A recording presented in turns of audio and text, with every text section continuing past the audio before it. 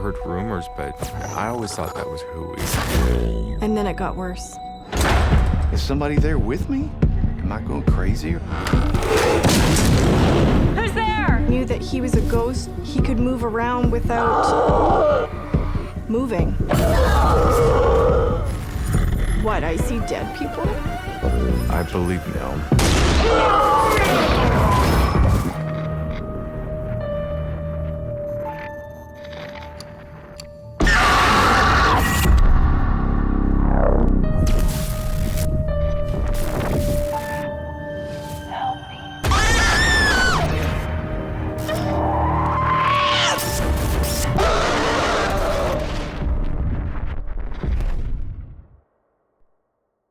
What you're about to watch is based on true events. Some details have been altered to protect confidentiality.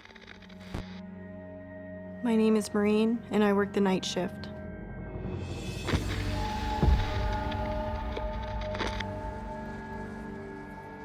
Forced to relocate to an unknown city, single mom Maureen must find work immediately. This was really a life-changing time of my life. I had just ended a 17-year marriage. I was really desperate, so I took a job as trauma scene cleanup. Maureen's first couple of shifts are quiet until tonight. She's tasked with cleaning up a tragic suicide of a wheelchair-bound victim. Maureen's boss warns that inside the apartment, the daughter of the victim must be removed. I was like, great. I put the suit on. The daughter, she was weird, and I thought it's just because she just lost her dad. She's traumatized by it. Maureen needs her to leave. You can't be here. He's my father. You can't be here. I just don't want you to see what's in there. Finally alone, Maureen begins the gruesome cleanup. My boss, he's like, yeah, the suicide, it was pretty messy. But that's not all that is scary about this house. I was having a hard time breathing. I can see the guy's wheelchair. And it's moving. On its own. All the hair stood up in the back of my neck. I was totally scared. And I take a deep breath and I go, okay.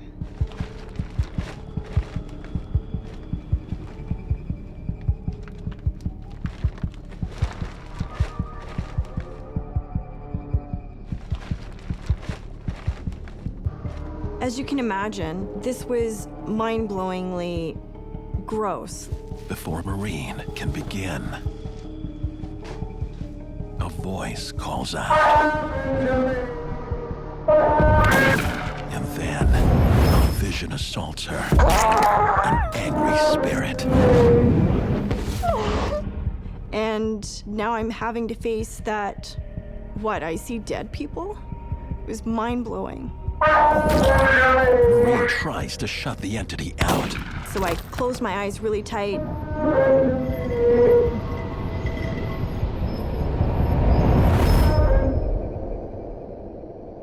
And he appeared to be gone. In shock, Maureen cautiously checks to see no one is there.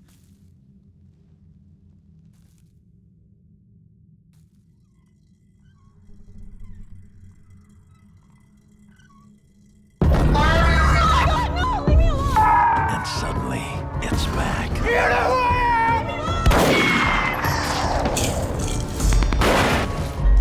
What are you doing here? It breaks through the door.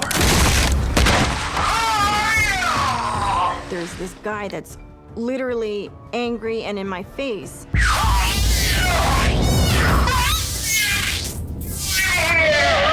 And he's looking like a wild man. That sounds awful. This unknown thing in your face? Yes, and I'm scared. I can barely breathe. Maureen's personal life has been in great upheaval for quite some time. This is one of the most difficult and stressful positions you can take, a crime scene cleaner. It should be no surprise that the energies involved are unlocking something within Maureen's mind. It is trapping Maureen, forcing her to see how he died.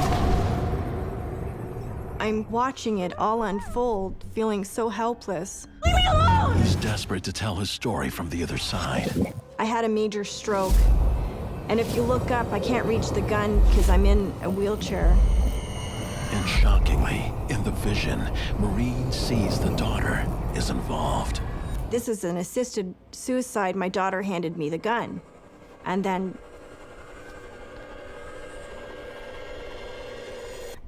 he blew his head off. Maureen doesn't want to see visions. I've got mediums through my family. I didn't want to be considered weird or strange or different. I did not want to be a medium.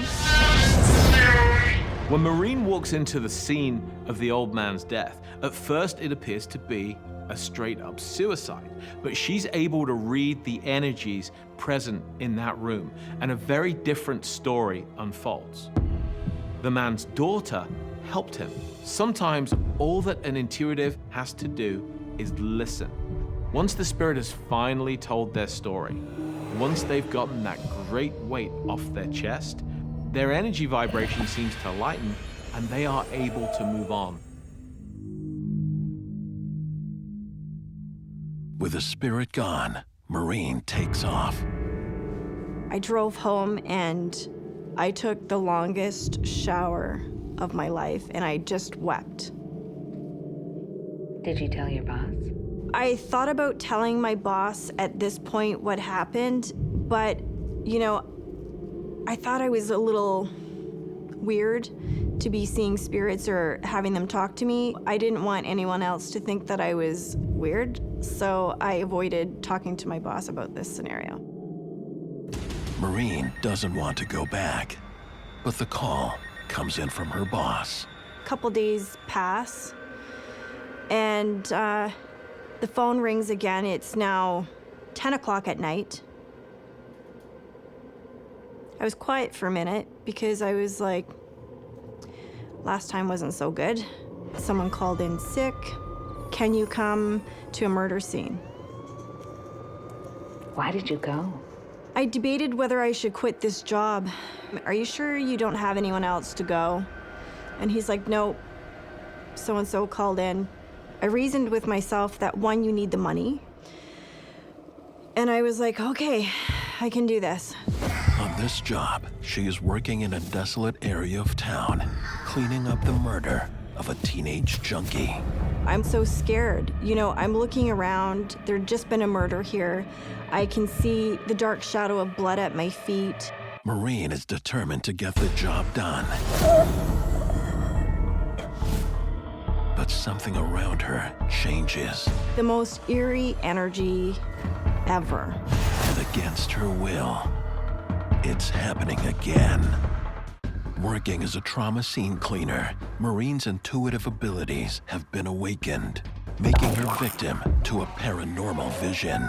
Alone at a murder scene, Maureen finds the courage to finish her shift. I just kind of focused on my kids and what I wanted to do for them, what I wanted to accomplish for my life, and this was temporary. Despite her fighting it, another terrifying entity has begun an assault. I kept saying in my head, this is temporary, it's a stepping stone.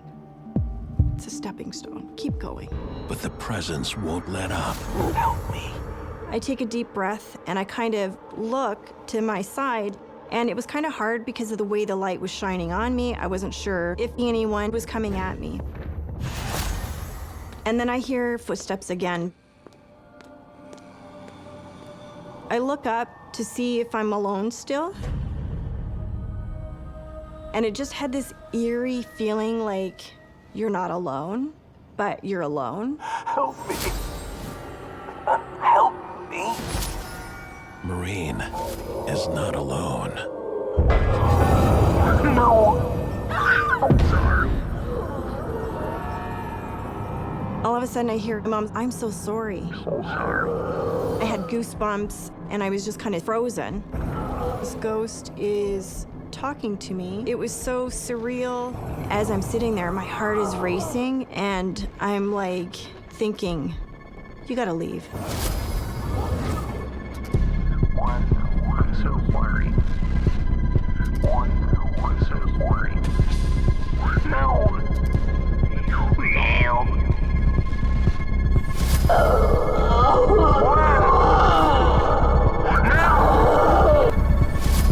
Leave me alone! Leave me alone! And I don't want to hear it. I just don't know how to stop it. She makes a desperate run to safety. Leave me alone! I knew that he was a ghost because he could move around without moving. Like sometimes he would be on one side of me and then the other time he would be on the other side of me. Maureen has lost the fight. Her ability to see dead people is opening. This is the spirit of the kid that just died. All of the stress that Maureen is experiencing seems to be unlocking her latent intuitive abilities that she never knew she had. He was 21. He said he was using drugs. And he told me the vehicle and the people that killed him. He's standing beside me talking, and I'm like, no, I don't want to talk to you. My mom is an intuitive, she was a psychic, but I wanted no part of it. I did not want to be a medium. The young man who was murdered met a sudden, violent, and tragic death. They weren't expecting to die. They may not even be aware that they're dead. And they're hanging out in that location, waiting for the opportunity to make his presence known to somebody. What's the one thing that he wants more than anything else? Peace, by telling his story to the one person that can hear him. And then I blink, and the guy's gone. I was like, what is happening? And I had goosebumps. The fear welled up in my throat, and I was just kind of sitting there, frozen. It was just the scariest thing of my life.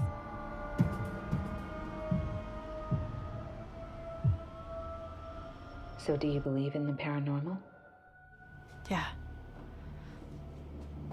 Yeah. I want it to end.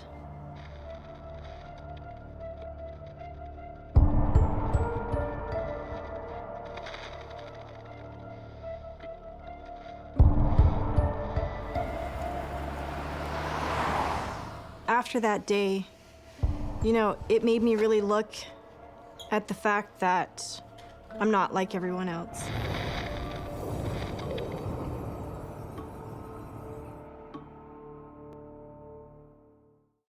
My name is Stacy, and I work the night shift.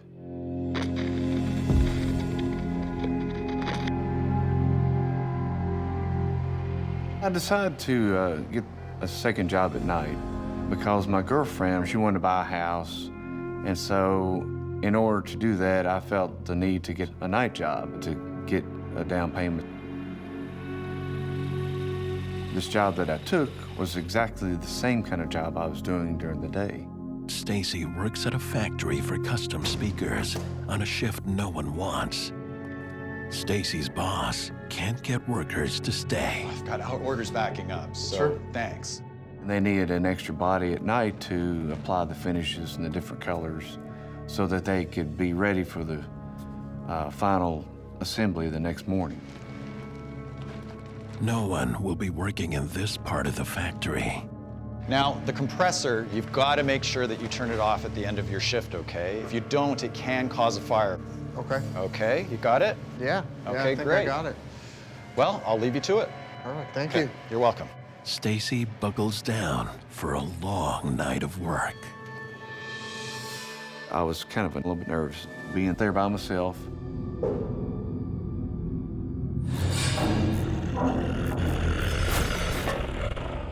but that was okay. But I didn't need supervision. I didn't need somebody to look over me and tell me what to do. I had to sand these large speakers, put some finish on them, and then push them out the door to dry. About 2 weeks in, things seemed to start to change quite a bit.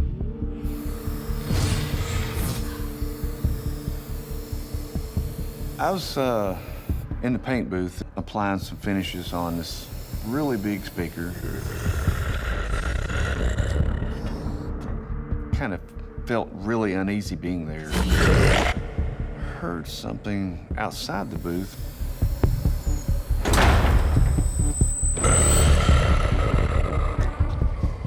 It sounds like it's outside the paint room. I didn't know exactly what it was. It's more like a faint, deep voice. Hello? Stacy hears it, but he can't see it.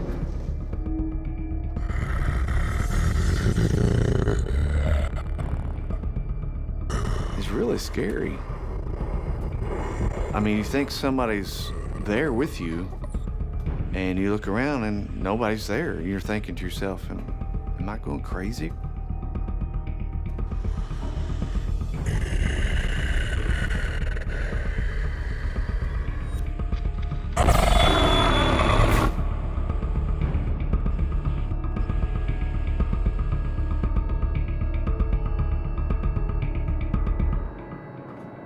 Something strange was going on.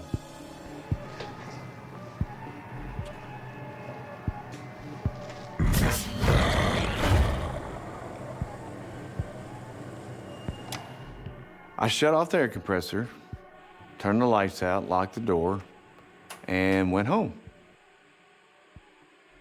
The next night, it gets even stranger. Stacy, what did I tell you about the compressor? What are you talking about? You left it on all night. And I'm like, I don't think I left it on. I'm pretty sure I turned it off.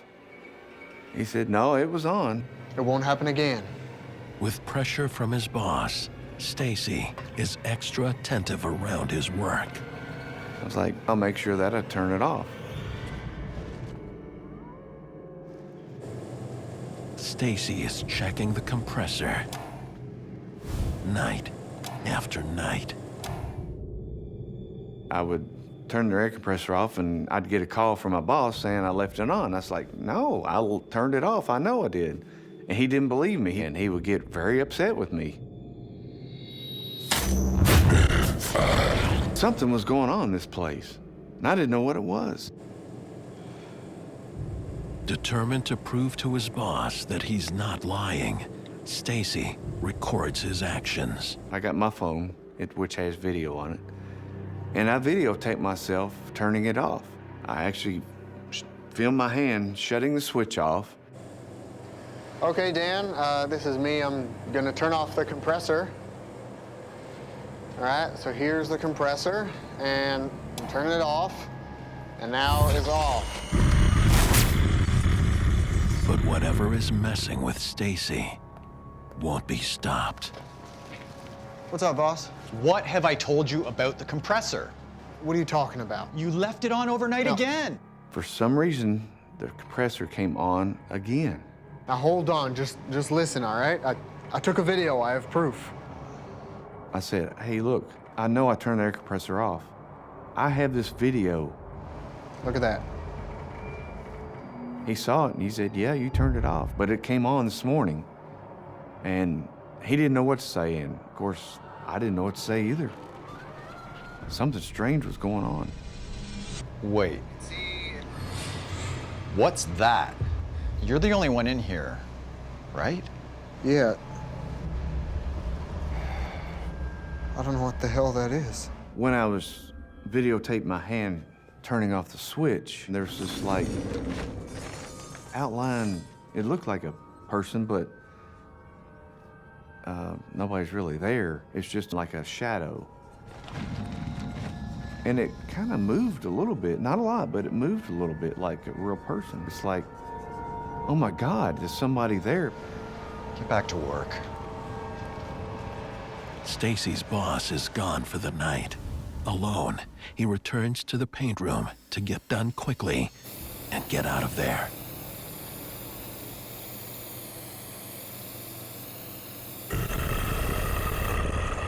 And it's back. I hear this really demonic growl. Is somebody there with me? I mean, I'm alone there at night. Is somebody there? I don't know. It's worse than he can imagine.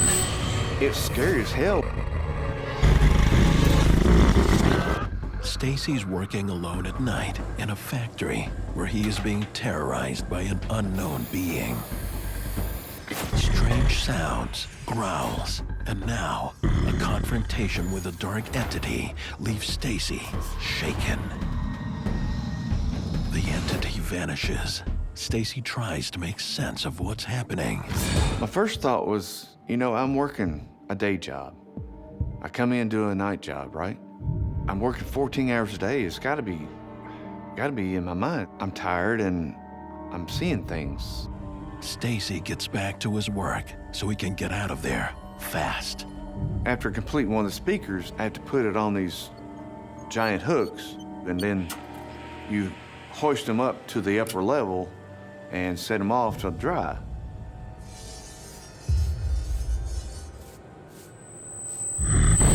But the presence is back. More dangerous than ever. I thought, oh my God, there's this giant speaker just fell right in front of me.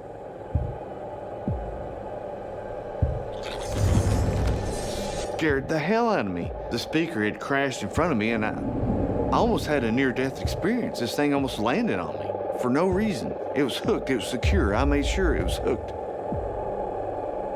Something was obviously in the room with me. Is this thing following me? Is it part of my life now? Cautiously, Stacy moves his work out of the paint room.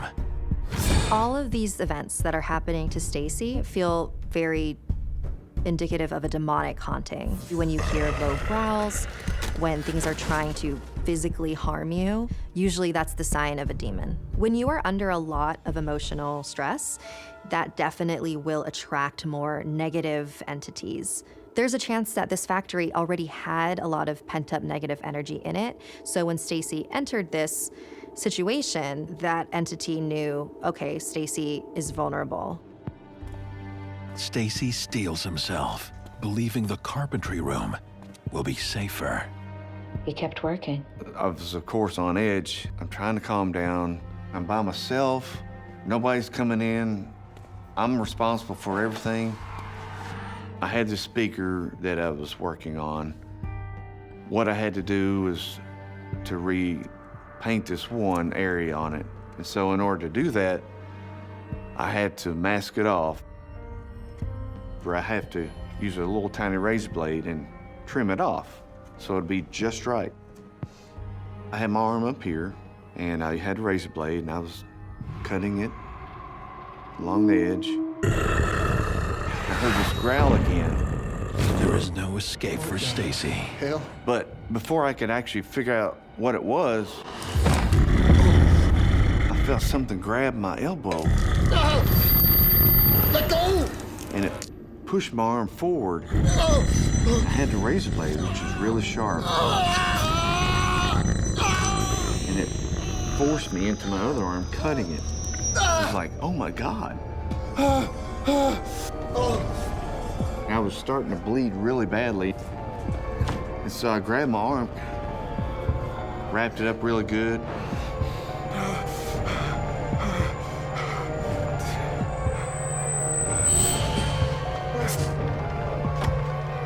Stacy makes a run for his life.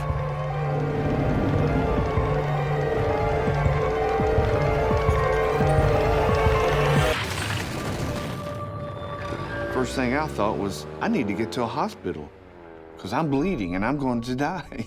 Losing control of your body is an absolutely horrifying feeling, and in this case, the demonic entity was so powerful that it was able to override Stacy's willpower and force him to hurt himself. After the violent attack, Stacy digs into the history of the factory. He discovers that he is working in the same place that an employee died, a tragic death. This factory is basically like a feeding trough of negative energy. Demons sort of just go wherever the negative energy is. So this demon is just gonna keep coming back for more. Luckily, the hospital wasn't too awfully far away. After all of that, what were you thinking? As I was sitting there getting stitches, I was thinking to myself, you know, I'm not going back there because I don't want to die. So you never returned? I did not go back and get my last paycheck. I didn't care. I didn't want to set another foot in that place, ever. I still got the scar on my arm, by the way. I'll carry it with me for the rest of my life.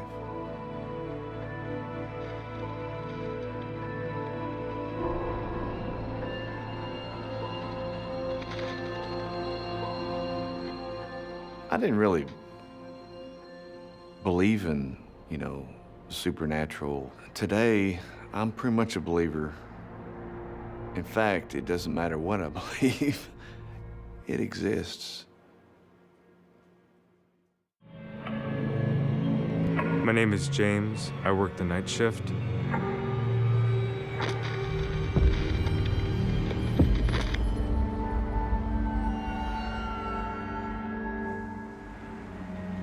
James has always been interested in helping others, so he's looking forward to starting his new job at a school for special needs students. I was hired as the dorm supervisor for teenage boys with special needs. This was a dream come true job for me. The building is a historic one, having stood at the spot for more than a century. And for a century, there have been whispers that it's haunted. I heard rumors, but I always thought that was hooey. I've been working night shifts for the longest time, but this was the first time I was actually looking after, students. I was certainly nervous because I hadn't worked with a lot of special needs before, so I was especially nervous about that. I wanted to make a good impression. His job is to keep watch over the children throughout the night as they sleep.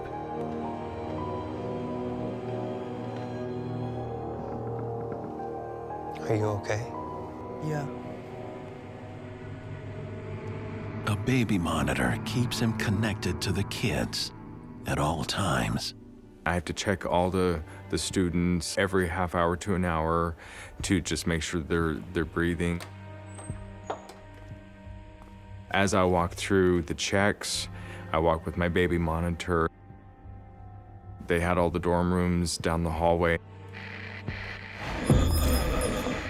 On his first look, everything seems normal. It was pretty dark. I was doing my checks and it was getting pretty routine already. I mean, all I did was walk up and down the hall, open the doors quietly and listen and listen. But just a few hours into the shift, James notices something out of the ordinary. At the corner of my eye, I see a shadow, and of course I have to look again. I thought I saw another person was in there with me, and he disappears. I'm thinking that I'm just tired and okay, my eyes are playing tricks on me. James brushes it off.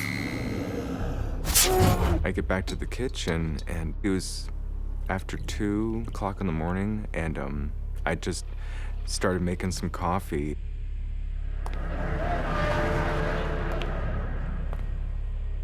All of a sudden, out of nowhere, I just feel like tapping on my shoulder. I thought, There's no way there's a child behind me. No, no, no, no.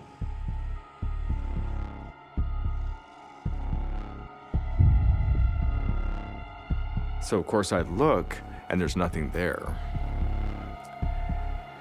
Trying to shake that off. And I got my coffee, and I sat down and tried to read a book. But this wasn't the quiet night shift he was hoping for. I happened to glance over at the refrigerator, and you know, before I noticed, yeah, there were refrigerator magnets with the alphabet, and I didn't think anything of it.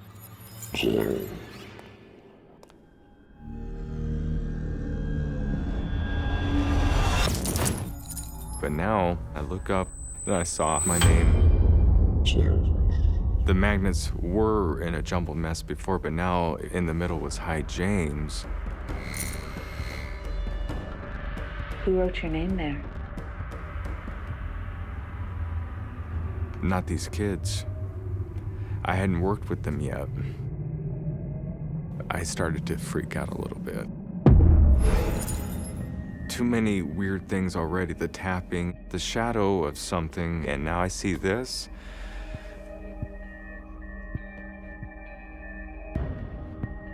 Those that work the night shift should be ready at dead time, ready between 2:30 and 3 to see paranormal activity, absolutely. That is known as a time where paranormal activity is amped up. The magnets are being used as a device to communicate with James. James has no idea who or what is trying to communicate with him. I was a little scared. There was nobody else in this building except for me. The kids sleeping. Nobody could get in. And nobody knows my name, and so I don't know why I would see something like that. I was a little shaky. I was just wondering what was going to happen next.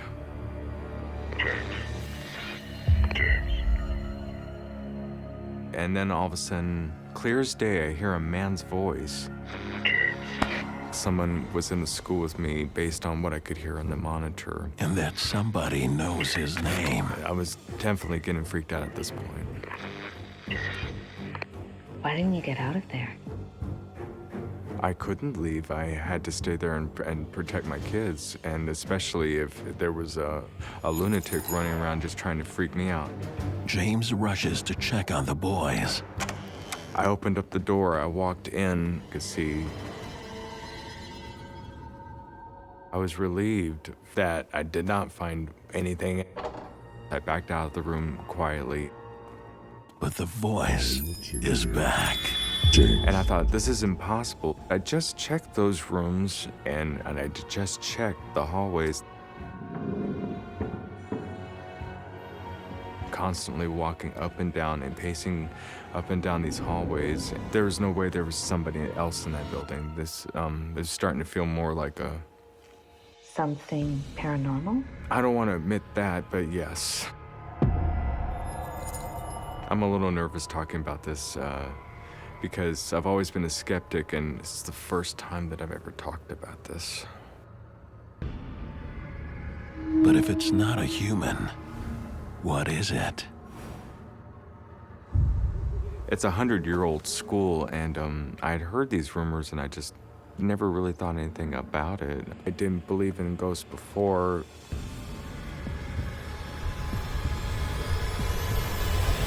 I was still trying to keep my wits about me. The entity is moving closer.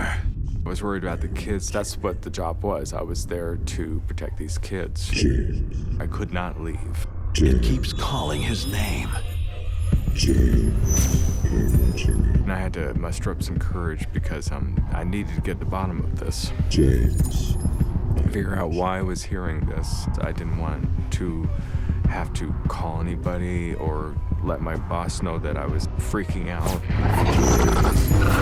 James dashes up through the stairwell, but something stops him dead in his tracks. James's first night as a dorm supervisor at a special needs school has taken a terrifying turn. All the students are fast asleep, but someone something is awake, desperate for James's attention.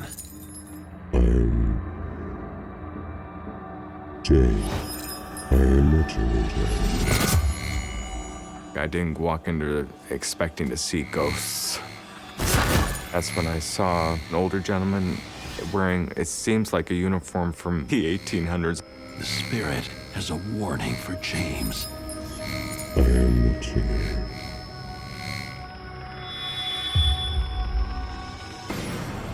And I'm, what the hell? And he disappears. And there's nothing there. It's just me. There's no way that just happened. I know I'm not losing my mind. I was getting pretty scared and freaked at this point. I heard there was a spirit of a watchman, but that's all I heard. Maybe the rumors were true. I just wanted to get out of there. But his duty to the innocent kids in his care keeps him there. He couldn't live with himself if anything happened to them. I didn't want that on my conscience, on my head. I can't call my boss. I didn't want him to think that I was crazy and fire me on the spot, so I was just really trying to take care of it myself. Listen to me, James. But I wasn't feeling like I was a skeptic anymore. Listen. James has no reprieve. The spirit is watching him. Listen to me, James. The specter keeps trying to get James to listen. It started to escalate. Things just seemed to get worse and worse and worse. Everywhere I walked around, I was starting to feel like he was there with me. I could feel his presence.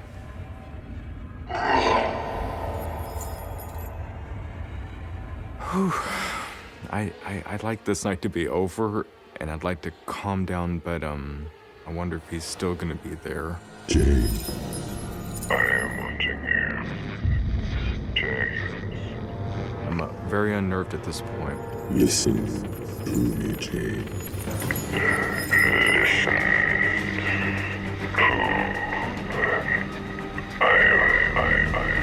James. I am watching.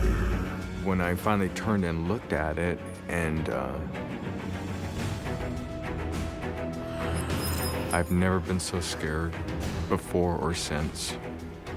The entity is now moving straight for James. Leave me alone. Leave me alone. I was getting panicky. I didn't know what I was going to do. What do you want from me? And the warning is terrifying. Protect them. I was really scared. And with a message of protect them, it disappears.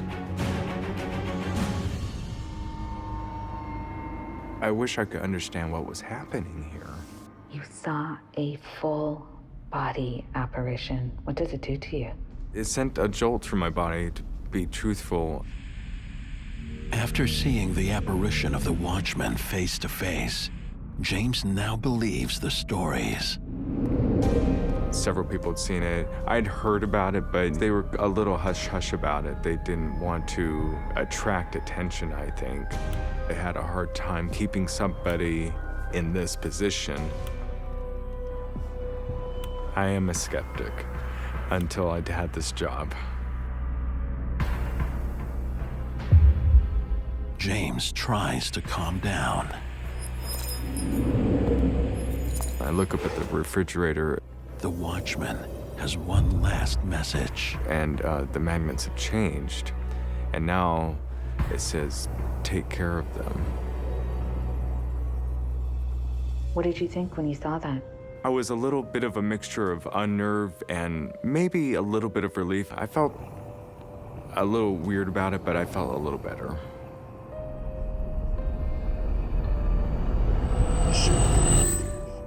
Take them. I don't believe the children or James are in danger at all. I believe that this night watchman took his job into the afterlife and really is concerned about these children and wants to make sure that James continues the tradition. At this point, I didn't feel that this was a scary spirit of the night watchman. I think he was there to help me.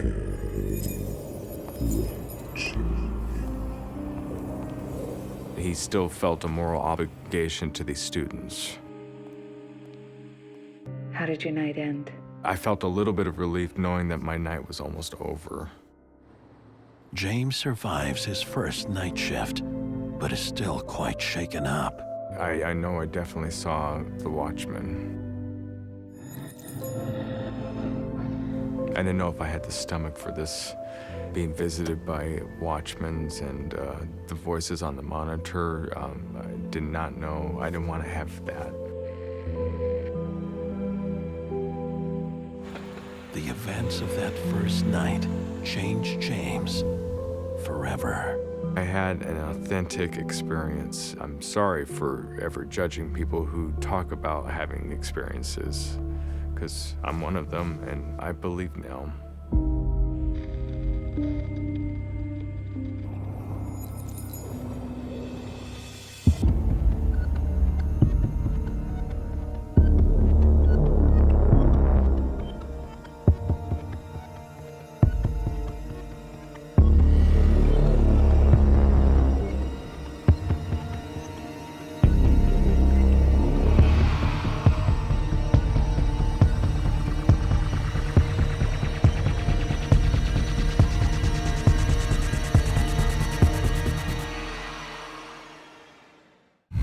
Officers' duties were to lock down and secure the building.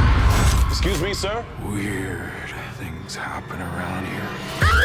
I felt this presence behind me. I felt trapped. This is not your home. You will haunt here no more. I have never been this fearful in my entire life. I don't care how tough you are. If something comes to you in the middle of the night, you're going to be screaming just like a little kid.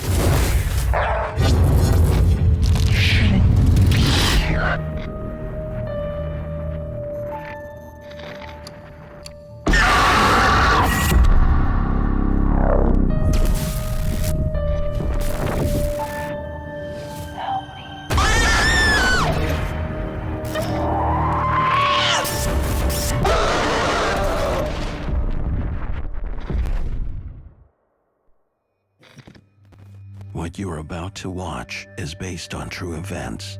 Some details have been altered to protect confidentiality.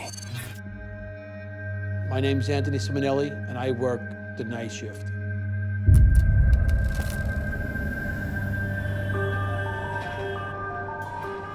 While attending trade school by day, Anthony takes a night job as a peace officer at the headquarters for a large metropolitan union. In 1997, I was a peace officer in a union hall. I needed this job to support my family, and I was also studying to become an electrician. Anthony works the overnight shift in the old union hall, 5 nights a week. Hey. I first walked in the building, I really didn't have any bad feelings or anything about the building. They seemed like a nice, normal place to work. The building's locked down and the custodians are gone for the night, so it's just us tonight. Got it? Got it. Most of the night I was alone, but I did work with another peace officer.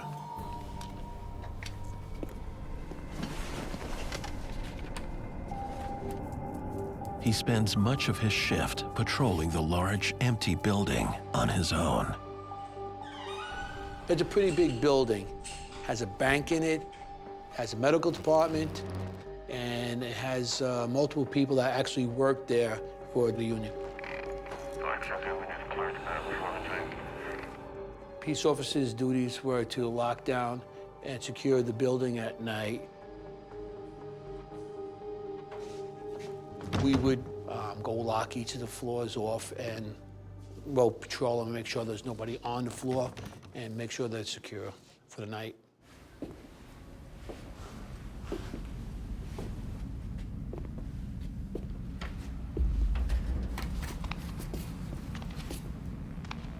On the medical floor, I was doing rounds, locking up, and I could hear footsteps and something coming up very closely to me.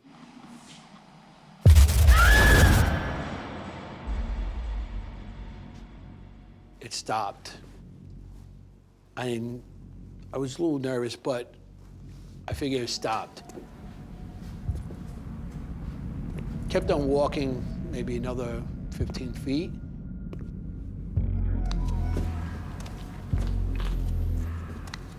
And I heard it again.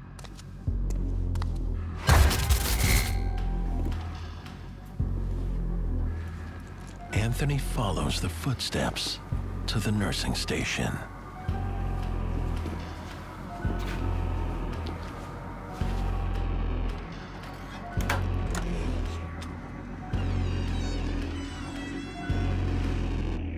Hello?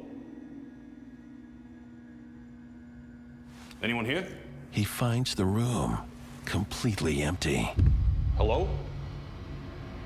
Just made me nervous. I was by myself with just a flashlight, looking in the dark.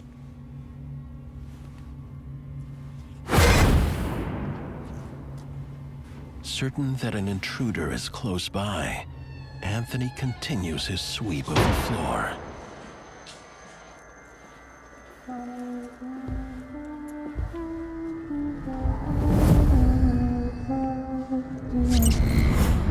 Who's there? I could feel a presence behind me.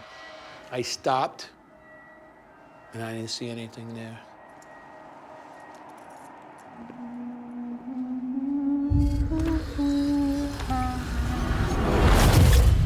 I said, who's there? I don't know what it was or who it was, but it felt like it was right behind me. If there's anyone here, show yourself. And I was very nervous. I was scared. Show yourself. I just wanted to get out of there, and I did that floor very quickly, and I was out of there and back to where I felt safe. Must be hearing things.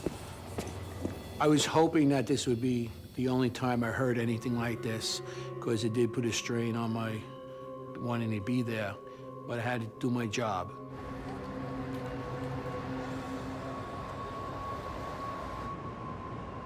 The following night, Anthony returns to the medical wing and resumes his patrol.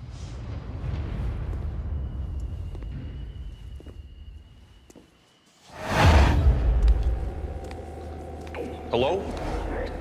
Ma'am? And I seen a woman walk by very quickly. What are you doing here?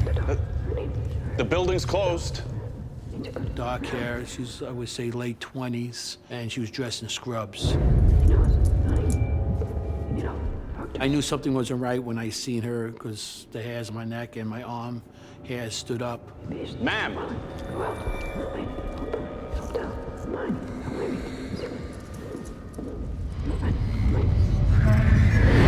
Ma'am?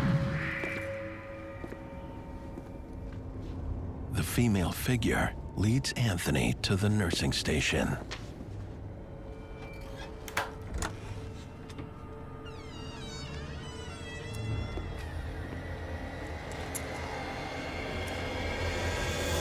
Hello? Once again, the room is completely empty.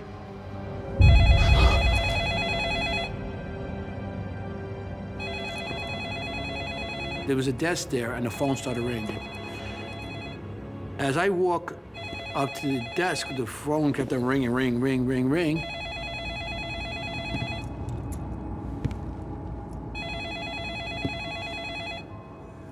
No one should be calling us up at that time. The office was closed many hours before. And I was hesitant to pick it up because I didn't know who would be on the other side. I reached out my hand, and the phone stopped ringing.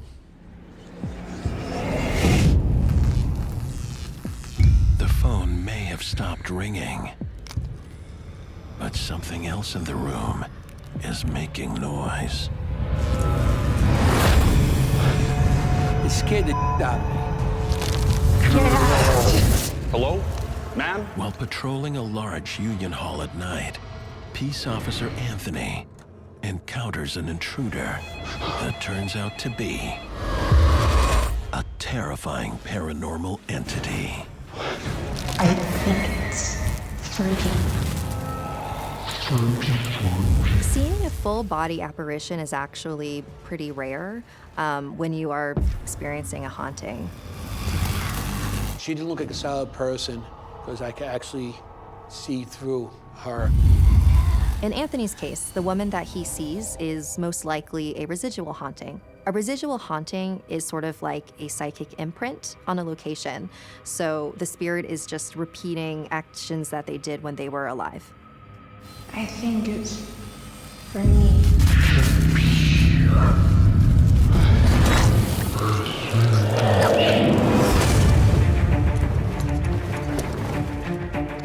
I had to get out of there quick. At that moment, I was scared. I didn't know what was going on. Anthony is determined to get some answers. I never experienced anything like what was going on in this hall. So I felt there was something more supernatural. The phone was right there. As soon as I went to pick it up, as soon as I touched it, it stopped ringing.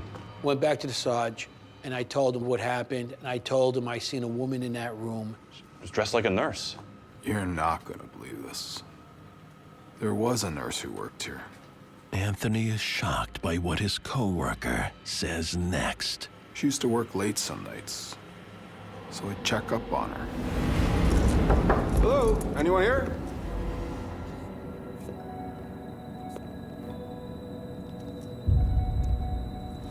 I'm the one that found her.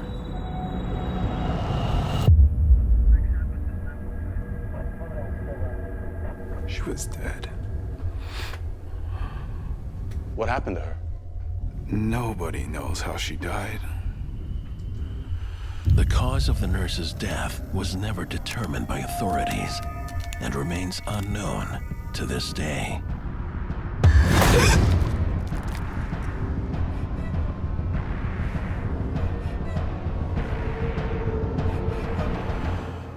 Weird things happen around here. Him saying that weird things happen didn't make me feel any better. It just got me more nervous. I just didn't want to do that floor anymore, go into that area. If this place is haunted, shouldn't we tell somebody? Listen, do you like working here? Just keep your mouth shut. Okay. I think he experienced things throughout the years he's been there, and I don't think he liked to speak about it because he worked nights and he didn't want to scare himself.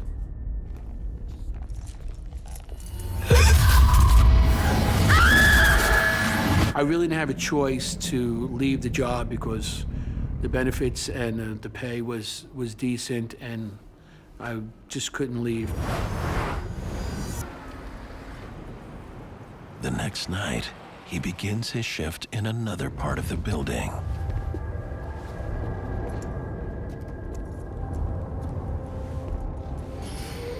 Constantly, as you walk through, you would stop, turn around, shine a flashlight in that area. You will actually walk around corners and check them again because you think somebody actually was there. And that was very eerie and, you know, disturbing at times. It got to a point that certain rooms and areas of the building, I would go in and get out very quickly because I didn't want to experience anything else that was going on there.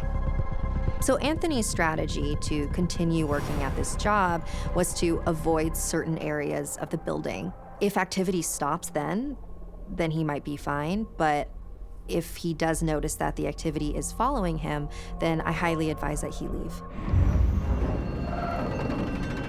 Anthony continues his rounds on the top floor. We used to lock the elevators off with keys on a panel that nobody could actually go up to that floor at night. Even though the floor should be secure, Anthony still has to check it. Excuse me, sir? Sir? Hello? Excuse me, sir? I looked and I seen somebody walk by. The building's closed. Sir? Sarge? Sarge, I just saw somebody in the upstairs hallway. Nobody should be up there. The floor's been locked off for hours and nobody should be there. We'll check it out.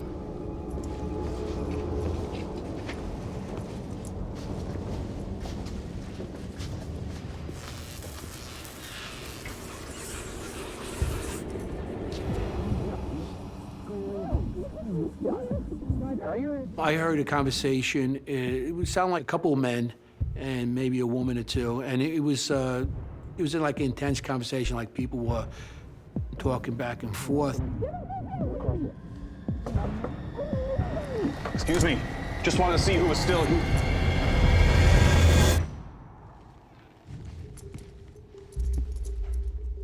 Swung my flashlight around to see if somebody's in the room or something.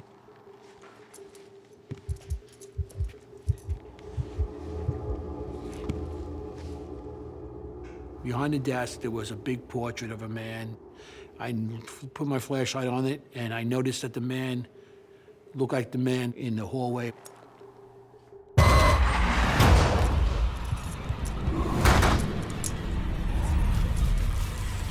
Who's here? Where are you? The hairs on my back and my neck went up, and I just got really nervous. I started sweating and everything.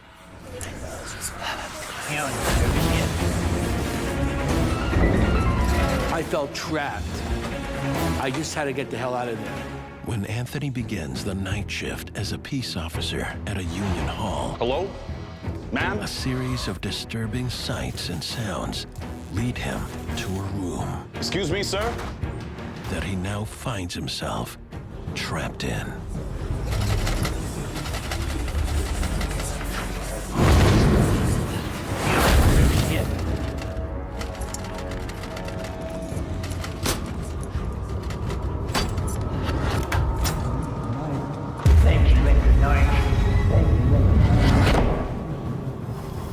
So I back out of the room, and I hear somebody say, "Thank you, good night."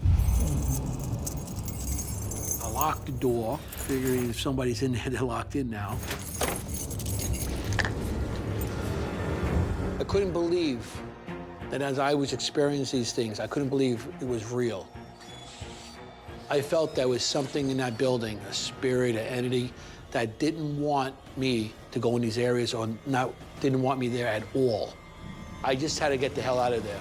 Heeding his co-worker's warning, Anthony tells no one about his terrifying encounter. I kept it to myself that I was nervous of doing these areas because, like I said, I needed a job. I had to go back and earn money to support my family. Fortunately for Anthony, the next several nights pass without incident. But it's just the calm before the storm. A few nights later, on the medical floor, I was doing rounds, locking up. I didn't want to be there because of what happened previously with the woman and the ringing of the phone. I heard a noise in one of the offices. The sounds lead Anthony back to the nursing station. I opened the door. The very room in which the nurse died. And this machine is moving on its own.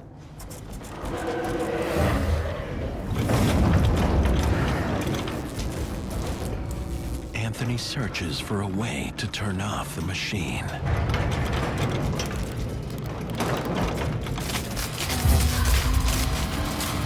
I actually looked for some sort of power source.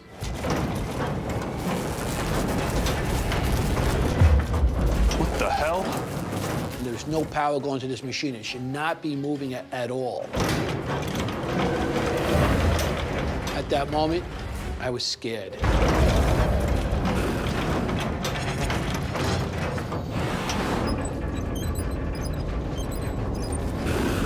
Whatever was manipulating that machine, it really feels like it didn't want Anthony to be in this building.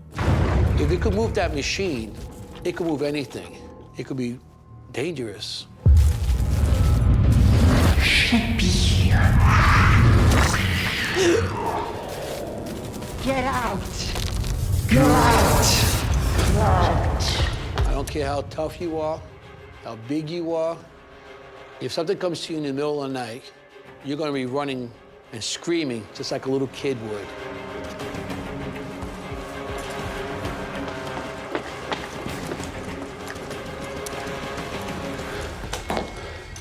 You gotta tell me what's going on. Why is this happening? People spent their lives working here. Some people died here. Maybe they're just protecting their turf. I thought we were the ones protecting this place. Maybe they think we're the intruders. A spirit might become territorial for a couple reasons. One reason might be that it simply isn't even aware that it is dead.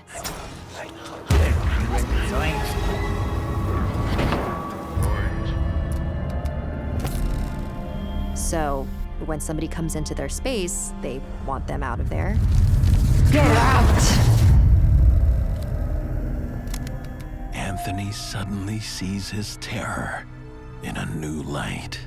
I felt that some of the spirits that I encountered, they were employees that spent more time in this building than actually in their homes.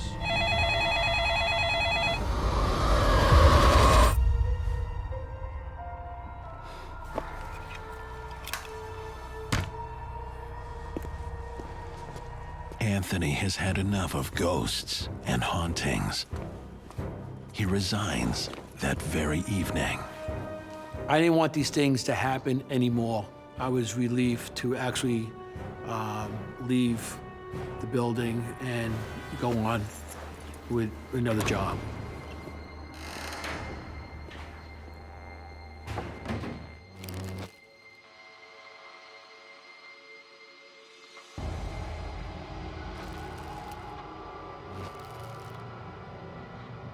After all these events, now I'm a believer. I believe in spirits and the afterlife. My name's Clark, and I work the night shift.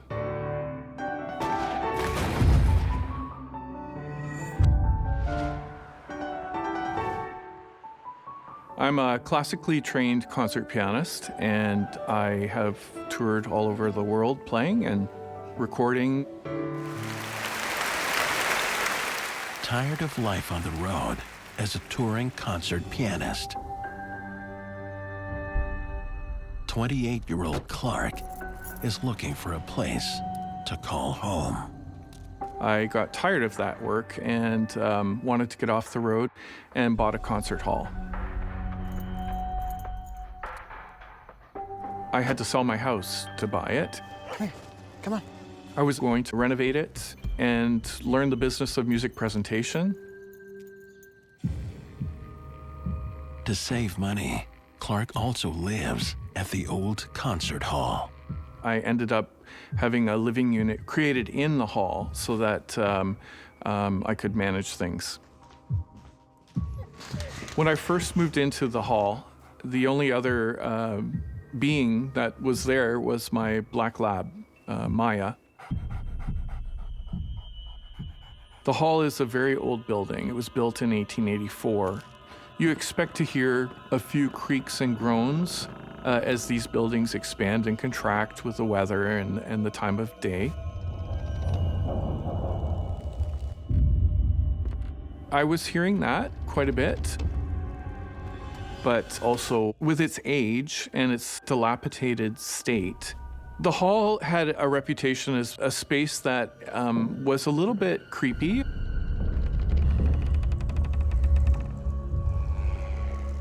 I always thought that when people came up with these stories that they were either just figments of their imagination or hearing the creaking and the groaning of old buildings. So totally non-believer.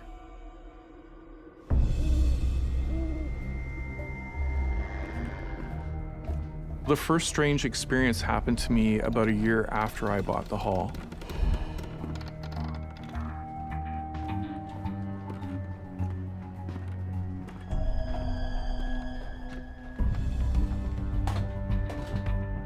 One night when I was closing down the hall, I felt this presence behind me.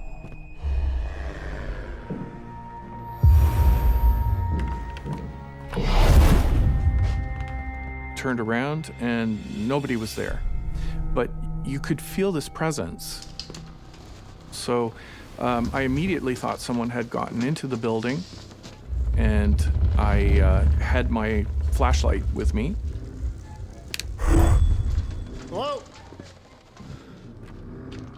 I had to look around every nook and cranny to make sure that nobody was hiding behind any of the spaces in the hall.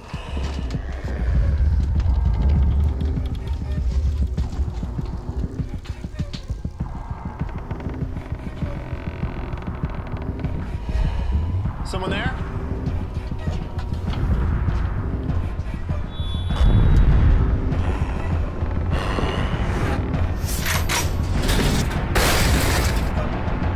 Hello? Hello? I yelled out, "Is anyone there?" And there was nothing. I went into this heightened state of panic because I'm the only one in the hall. We have a security system in the space, including motion detectors and door sensors, and the security system was on when this occurred.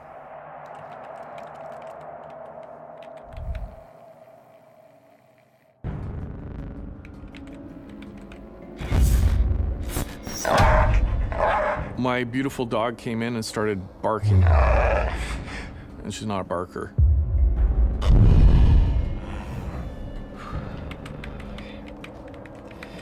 Get it together, Clark.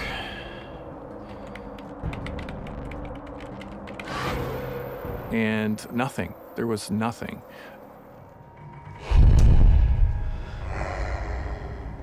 I knew there was no one else in that hall except me.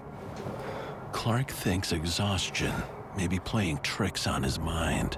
I've just been working so hard, 24/7, trying to keep everything together. I thought, oh, you're really starting to lose it, Clark. You know, the fatigue's taking over and you're seeing things. But what happens next cannot be easily dismissed or explained. Besides running the hall, I was still continuing with my career as a concert pianist. I would often perform there. It was a pleasure to play up there until things started to get a little bit creepy. One night, I was performing with a violinist.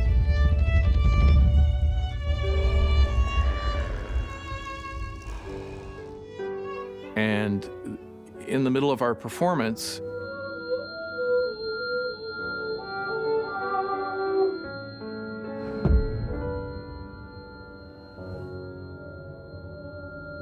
I suddenly could not hear that violinist. And that violinist couldn't hear me either. The two of us locked eyes and had a very bewildered look on our faces, not really knowing what was happening. It was a bit of a panic. It was the strangest thing ever, and we were only a very short distance from each other when it happened. In all my experience and understanding of science, it's just something that's totally impossible, and yet it happened. We were able to communicate with each other after a minute or so, and we restarted, and we didn't have that incident again during the performance. You could not put any logic behind this.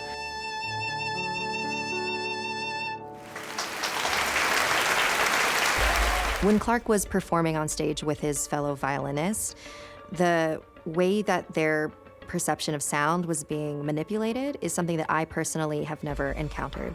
I believe that this sonic manipulation that's happening could be paranormal because of all the other activity that's been happening.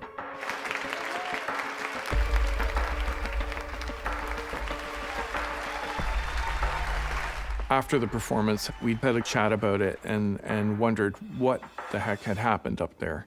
I gotta go, Clark. I'm done with this place. Please. Maybe you should cleanse this place. And then a number of other performances within the 2-week period experienced exactly the same thing. And we had some of the performers come to us and say, what's going on up there? Through all of these experiences, we were running the risk of getting a very bad reputation where people would not want to come and perform. We actually have had quite a famous performer who just said, there's no way I'm coming back there ever again. This is a nightmare for Clark as a business owner and as a resident in the concert hall.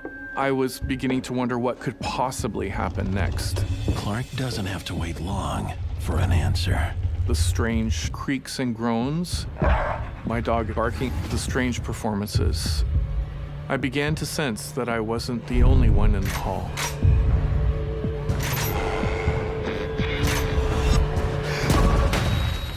Looking to escape life on the road, Clark buys his own concert hall. He begins to suspect the presence of unseen forces when strange events occur both backstage and on the stage. I suddenly could not hear that violinist. His suspicions are confirmed when he has a terrifying encounter. It seemed like a real person to me at first, and was dressed in this uniform that was red. So I thought maybe it was like a red coat from the War of 1812. My adrenaline just started flooding through me.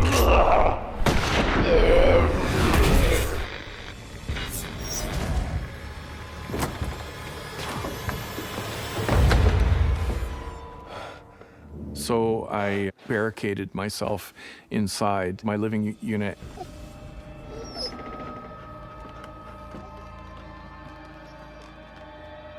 I was beginning to wonder if I was actually losing it. You know, I just really need to get some sleep. Maya, what's wrong? I saw this entity in the corner of the bedroom. I was absolutely paralyzed in fear. I have never been this fearful in my entire life. I would say on a scale of 1 to 10, I was at a full 10. I could not believe what I was seeing. When Maya started barking at this entity, it was affirmation that it wasn't just me seeing something, that this other creature could also see this strange entity in the corner of my bedroom. The hair was up on her back. She was frightened as well.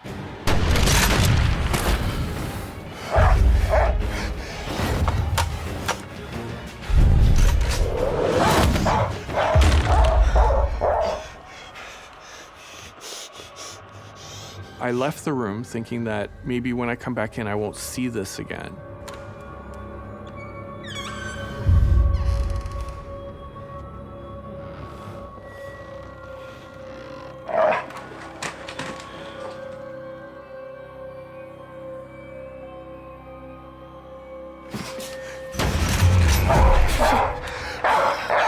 When I walked back into the room, I saw it immediately, still standing in the same place, right in the corner of the room. I never thought I'd be so scared.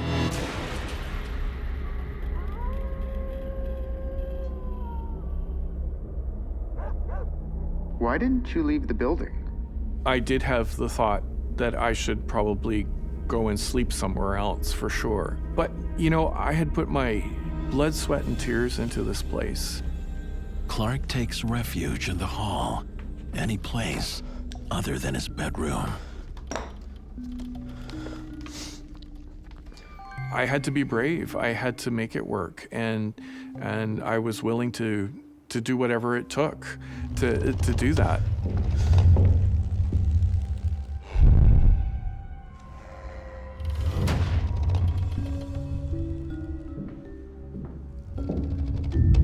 I thought, what should I do? I can't function. I'm not sleeping. This is freaking me out. Clark tries to make sense of what is happening. One of the interesting things that I discovered that may be related is the fact that right across the street from the hall, there used to be 2 graveyards. They were very old. These graveyards were moved in the early 19th century to another location. I feel that there's a good possibility that some of these spirits may be from these burial grounds, but I'm not sure. This spirit of the soldier that keeps reappearing to Clark is definitely an intelligent spirit because it is directly acknowledging Clark's presence and is trying to interact with him. A lot of the times with an intelligent haunting, they're a result of a spirit just wandering aimlessly, not really having a purpose. At this point, I was not sure what I should be doing or thinking about seeing these things. I felt either I buy into the fact that there's something very strange going on in this hall that I can't explain, or I just say, I'm exhausted. Maybe I'm done because I'm starting to see and feel things that don't make any sense whatsoever.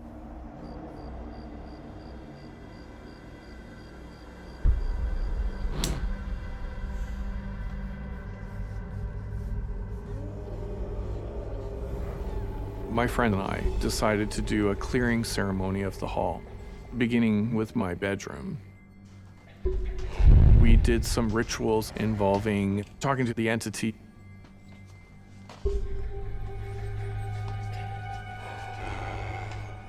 This is not your home. It is time to move on. One of them told me to give the entity some direction. This is not your home.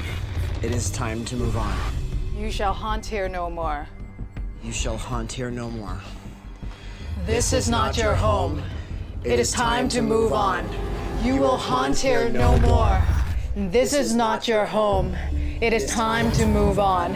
You will haunt here no more. This is not your home. It is time to move on. You will haunt here no more. I had this tingling feeling in my spine that I've never felt before.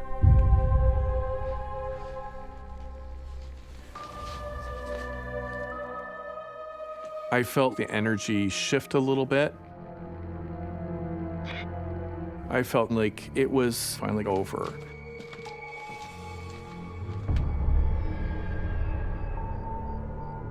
For the first time in weeks, Clark sleeps peacefully.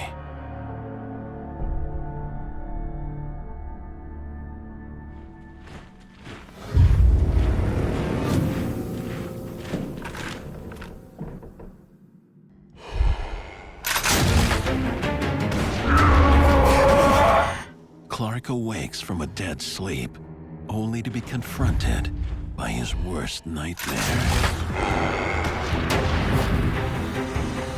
In the corner of the room, you could see this figure.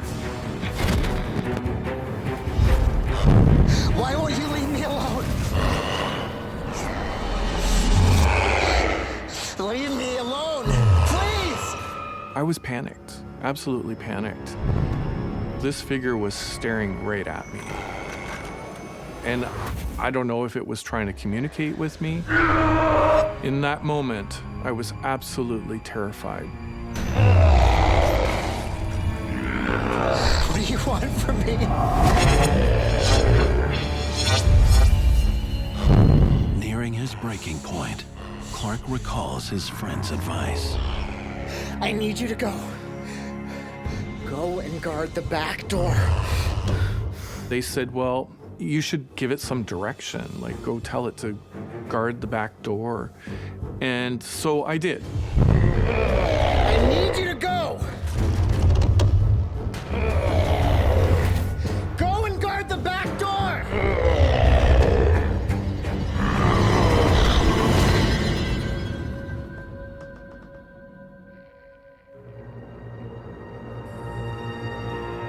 And surprisingly, the entity left.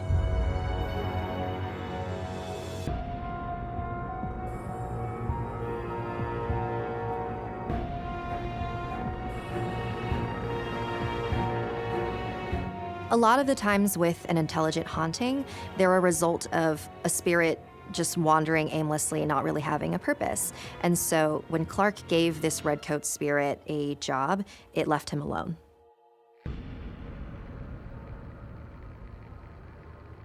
That whole fight or flight mechanism that they say people have, I can attest to. I was really torn between staying and running.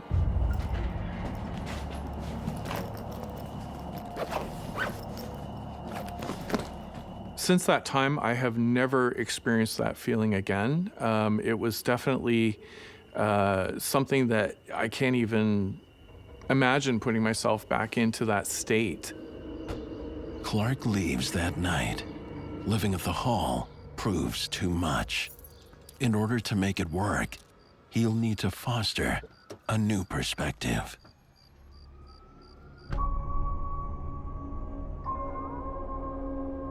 In 2011, I met the man of my dreams and I moved out of the hall, so I no longer live there, but I work there every day.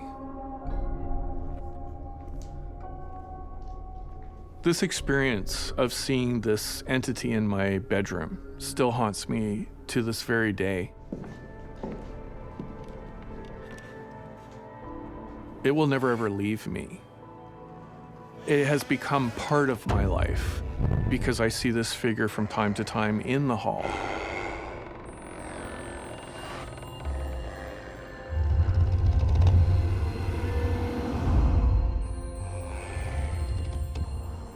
It's just almost a normalcy of something very abnormal.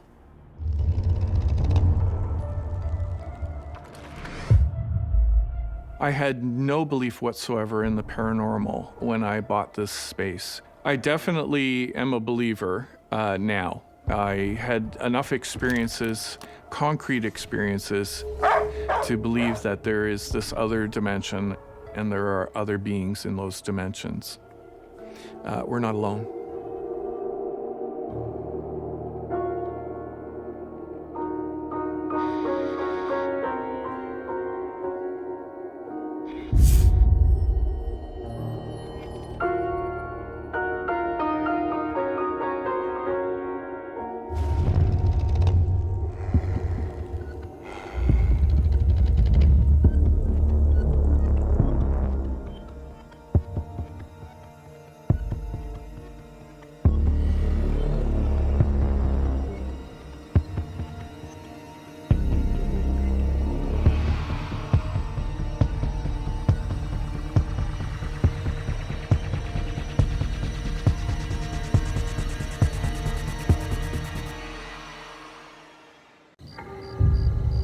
Have a good evening. You're left alone. It's not uncommon for you to be by yourself. I never saw it coming.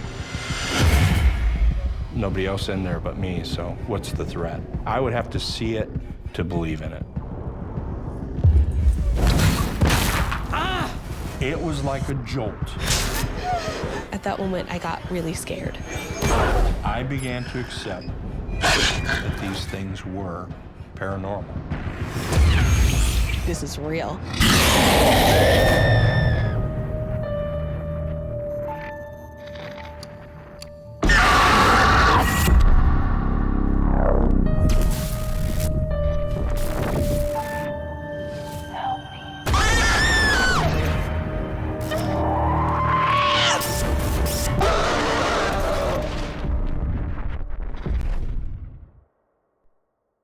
What you're about to watch is based on true events. Some details have been altered to protect confidentiality. My name is Troy, and I work the night shift.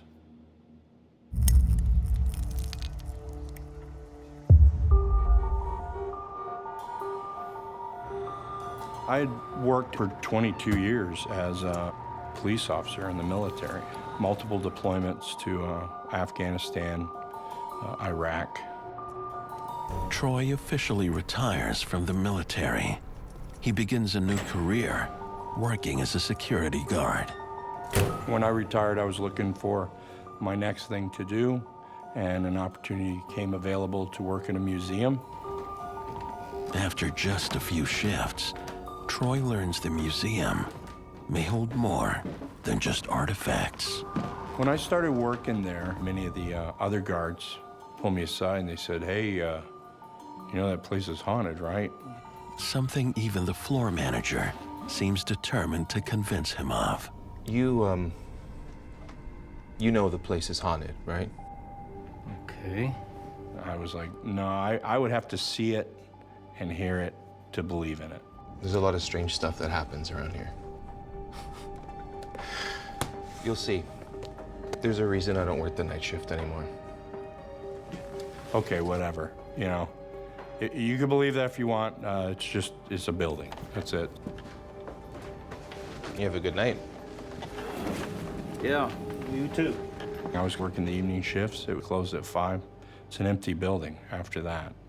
There's nobody else in there but me, so what's the threat?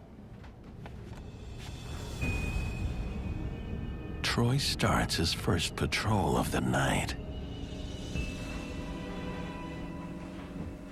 Our job was to go around, make sure all points of entry were secure, and make sure all offices and doors were secure.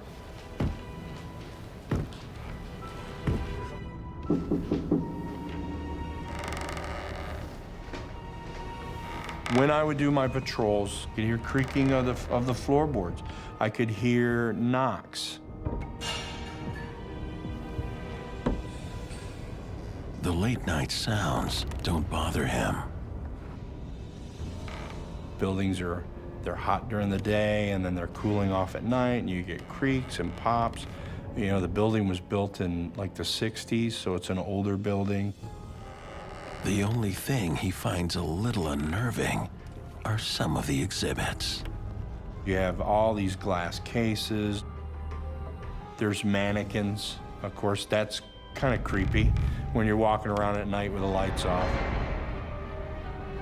A few hours in, he's satisfied. Everything is secure. No threats, no danger of any kind, you know. Just a building, and it's empty. It may not be as empty as he thinks.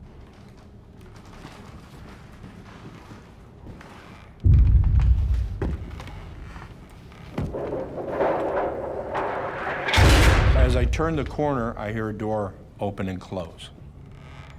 Troy finds the freight elevator door open on the exhibit floor.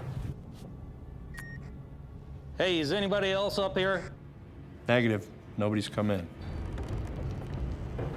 I'll admit, you get a little chills. It's kind of spooky, a little creepy. Of course, I continued my patrol, listening for any noise that didn't belong.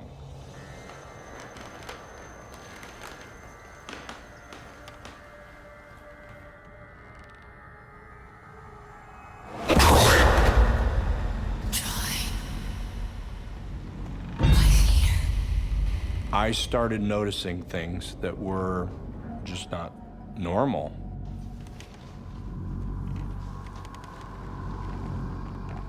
What the?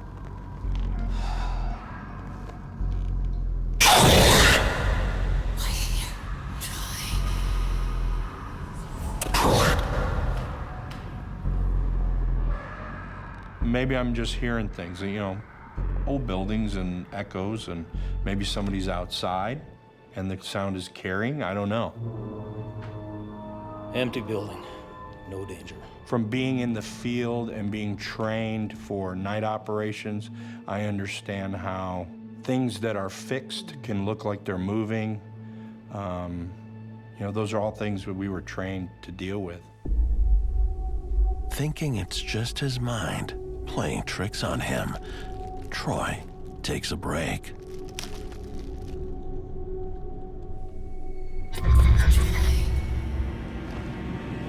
And out of the corner of my eye, I see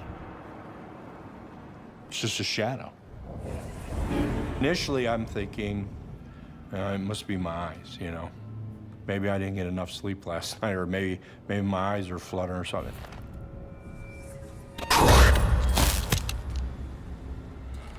And as I sit there further, it happens again. I see another flash in a different area. I'm thinking somebody's in the building with me, and they're not supposed to be here at this time of the night. Continue to scan the room. I continue to listen for any movement or noise. Is there anybody here? But there's nobody there. Maybe somebody's hiding. I'm a little bit on edge, a little bit more alert. I hear voices talking. Again, you could distinctly tell it was a male and female. The tone was different. One was a little deeper. It was almost like I don't know how to put it.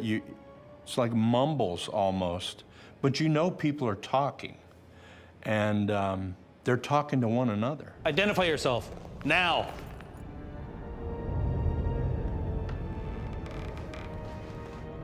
Nothing. But I'm not buying that it's a ghost. I'm not buying that it's just shadows. Somebody's got to be there. Be warned. Security cameras are transmitting live to a central security office. So I call back. There's nobody on the floor with me. I got movement on the exhibit floor. I'm seeing things. And the call comes back. That's a negative. You're the only one here.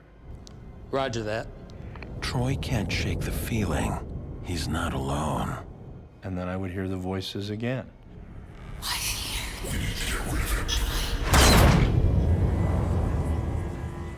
There's more going on here than I thought there was.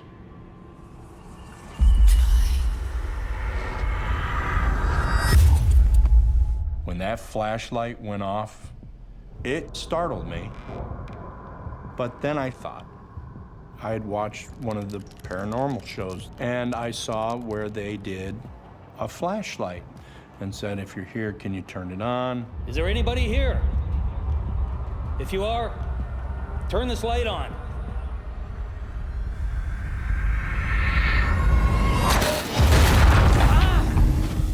It was like a jolt of electricity shooting through my body.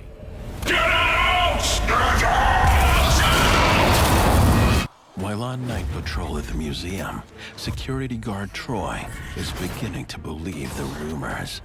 When his flashlight dies, he poses a bold question. Is there anybody here? Turn this light on. My heart started pounding.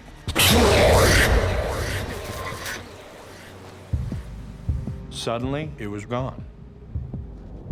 Museums become the collections of haunted objects from different time periods. Honestly, I think the apparition meant to communicate with Troy, to let it know that it was there, that it was part of the museum, and that it probably wanted to tell its story.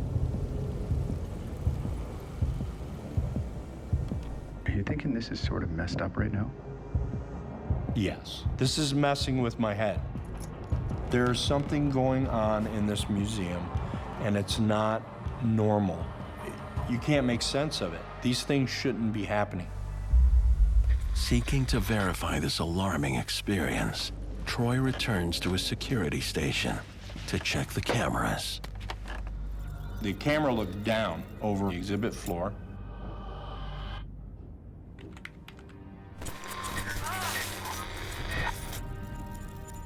That video was very perplexing. Identify yourself, now. camera flares and reflections and stuff like that. I can't find anything. There's nobody there. It's just me. I mean, let's face it, that's what paranormal activity is, right? It's outside the normal, and we can't explain it, so it's paranormal. These events, they were unnerving, and they were unsettling. For a split second, I thought about maybe I need to find another job. But I was a career military guy, and that stuff is not going to scare me off. I was going to do my job. The next night, he asks the floor manager. Hey, Troy. For some answers. What's going on? You gotta tell me. Why? I was alone here last night. I saw some really weird stuff. And I asked him, have you ever had people see shadows moving around? Yes. Has anybody ever heard their name being called? He did acknowledge that yes, in fact, other people had reported the same things. They say there are two spirits really attached to this place. I was here by myself one night. The manager then reveals his own harrowing experience.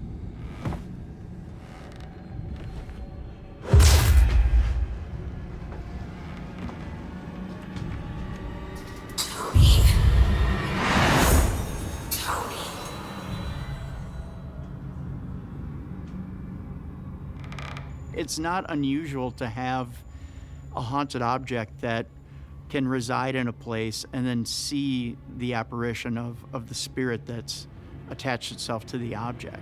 I truly believe that he's seeing the ghost of whatever it is that's attached itself to the object. And all of a sudden, I hear my name being called.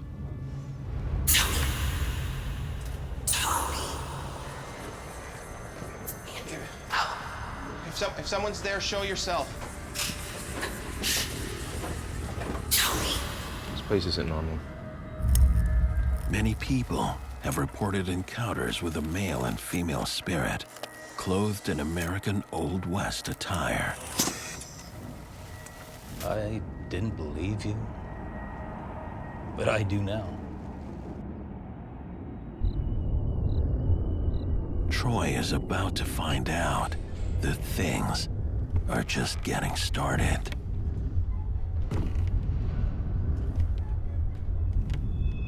Smells and noises and shadows and voices and people talking.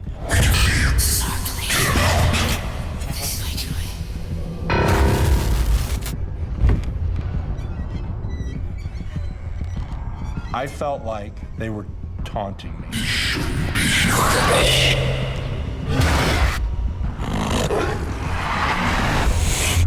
It was as if the artifacts themselves were coming to life. I will admit, in that moment, I was scared. The wee hours of the morning find Troy back in the main exhibit hall.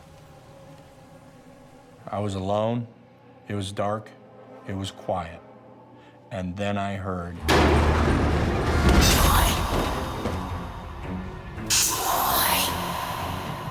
What's going on? You could distinctly tell it was a female.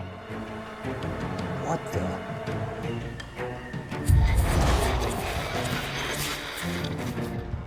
Nobody's there. Heart was pounding faster. You can feel it. It's a physical reaction to what's going on.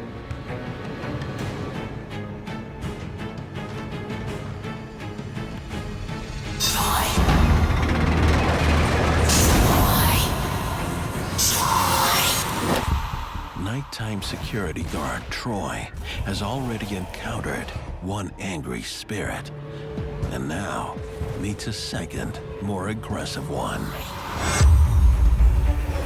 I'm scared. You see a figure. I couldn't explain what it was, but it did look like a person.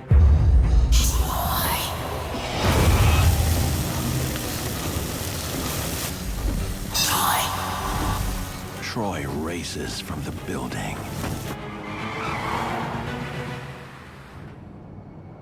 On the drive home, I would think of how to deal with what had happened to me, or what I had seen, or what I had heard. This is outside what I know, and I have to function within this environment and not take anything home with me. That was the big thing for my wife. Do not bring anything home. I think in this case that spirit is attached to the location. And I'm not surprised that the spirit connected with Troy. Troy is around all the time. Troy decides to take matters into his own hands. Okay, we're gonna get these computers set up over there by the TV screen. We're gonna use that as our security footage for today, okay? He gets permission for a paranormal team to investigate the museum. We're gonna set up cameras and microphones in places most likely the spirits are gonna congregate. That way. Follow me. It became more of a quest, really, to figure out, without a shadow of doubt, what was going on. Okay, just a little bit higher. It became my own personal validation. I needed to validate for me what was going on.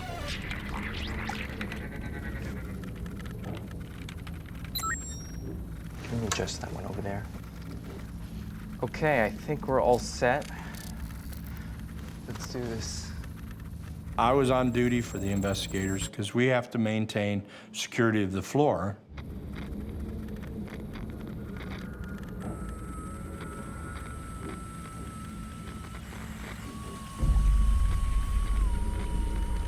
Is there a problem with the air system? I'm getting a whistling in the exhibit room area.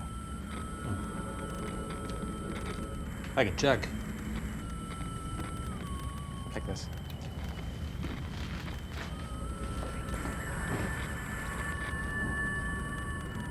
When the investigators came in, I didn't share any of my experiences with them. I was interested to see what they might find.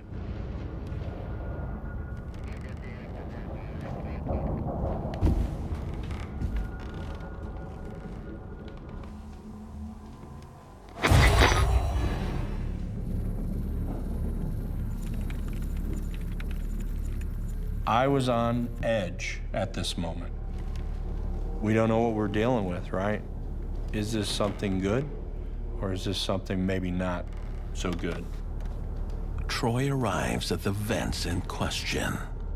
And there was no whistle, you know, no air, nothing with an air duct that would make a whistle or anything like that. It's all clear here. Roger that. It's all good here.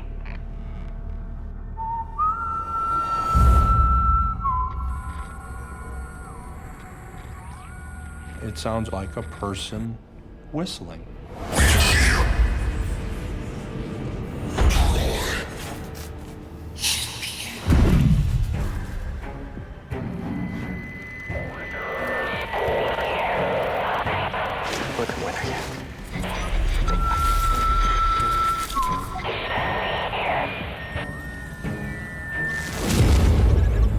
Troy, I just saw something move.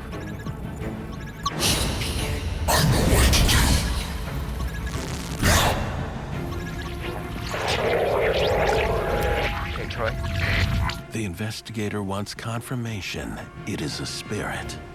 I said, whistle once if you want us to leave.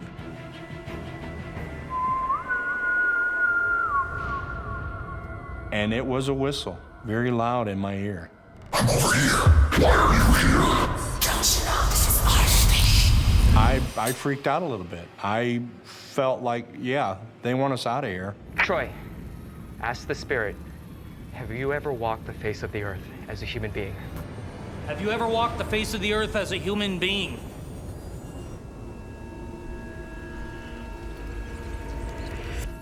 Have you ever walked the face of the earth as a human being? Nothing.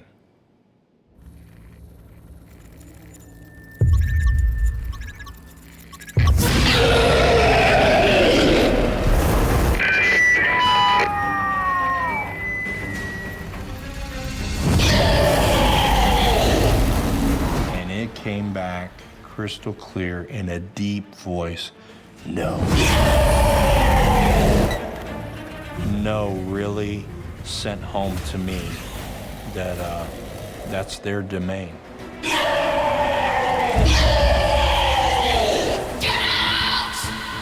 hair on my neck stands up. This was not a kind, warm, welcoming voice. It was a demanding voice. It was a powerful voice. I heard that voice. That scared me.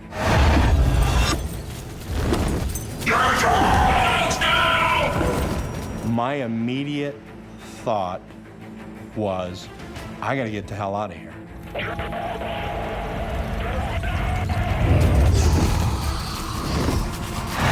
What are they capable of? What could they do to us if we intrude too much? Get out! I had that strong fight or flight, and I wanted to flight.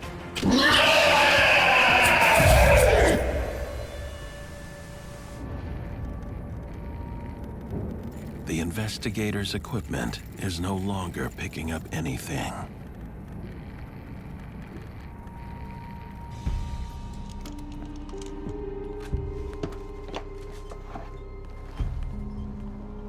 I think we got everything we need tonight. Thanks for having us. These events opened my eyes. My belief system has changed a lot. I think as you're younger, you probably don't tend to think about life and death too much. Obviously, as we get older, or as I've gotten older, I start thinking more along those lines. These paranormal experiences have altered my belief system. I've become way more spiritual, pretty egocentric to think it's just us. I think there are things going on in the world that we just don't have a clue. A short time after, Troy and his family move away. I wound up having to leave that job, but the museum's still open today.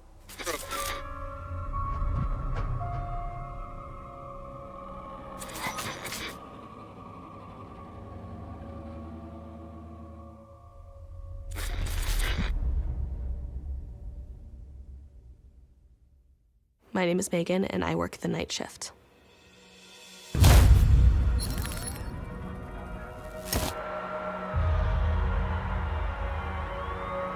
I worked the night shift at a fast food restaurant.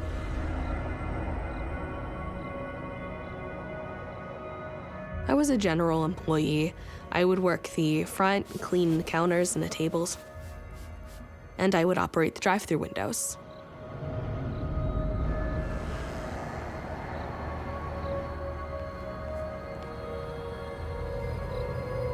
"18-year-old Megan works the overnights alone." We were in a pretty suburban area, so it was pretty quiet. Thanks. Have a good evening. At night, it's not busy, so you don't need that many people, particularly for overnight shifts. You're left alone at the restaurant a lot of the time. It's not uncommon for you to be by yourself. This doesn't bother Megan. It was a normal restaurant. People joked that it was haunted, but I never saw anything. I never expected anything to happen. I'm a skeptic. If I can find any way to explain it, I will explain it. Her shifts usually go by smoothly. I'm a very quick worker, and I'm very upbeat and positive, and I get things done very quickly.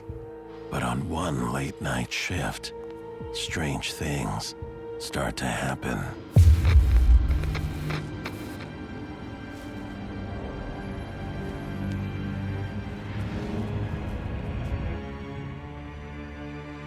I never saw it coming.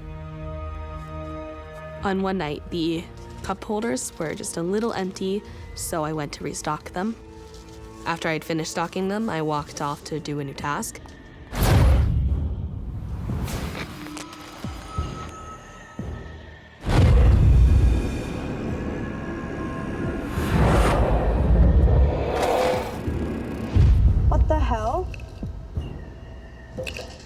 All of the small cups flew out of their sockets and made a huge mess all over the floor.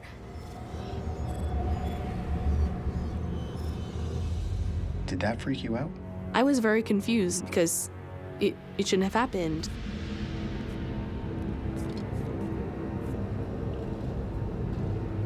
For a split second, I thought someone was pranking me, but I was by myself.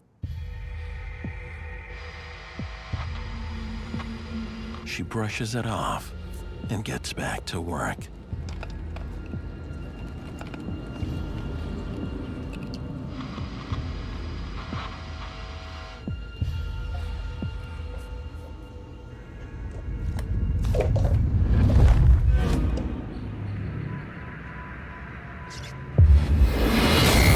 Suddenly, there were people in front of me. It startled me and it made me jump. Oh, I'm sorry. I didn't hear you guys come in. Would there be a noticeable noise if someone had entered the restaurant? You can hear the click as the door opens up from the doorframe. I didn't hear the click. 2 large coffees to go. Black. I'm gonna have to brew a fresh pot. Do it. Hurry up. Go ahead. They did seem unusual from most customers. He had a little bit of a scowl on his face. He was a little angry, and the women looked really nervous. We don't have time for this. With the woman being nervous and him being angry, it was freaky, and I was concerned that they were going to rob me. Why didn't you call your manager? The thought crossed my mind to wake up my manager, just in case they actually were going to rob me, but I'm too polite for that. I caught my composure and I brewed a new batch. The mysterious couple settles in at a booth.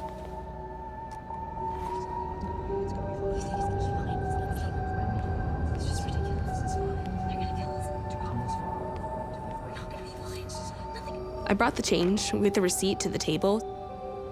So sorry about the wait, guys. Here.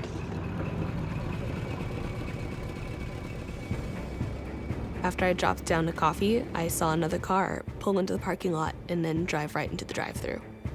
Something about it seemed off. They both had the same car. It was freaky. It's them! It's them! It's them! When she saw the car, she gasped with a whisper shout going, "Hide!" I was confused. Is this car following them or something? Where are they going? Looks like the drive-thru, but it's closed. It was odd that this car was going through the drive-thru. I had no idea why they picked drive-thru instead of just parked and came in, especially since we closed the drive-thru at night. Tell me what they ordered. Tell me what they ordered. The man told me immediately, "Tell me what they order." Okay.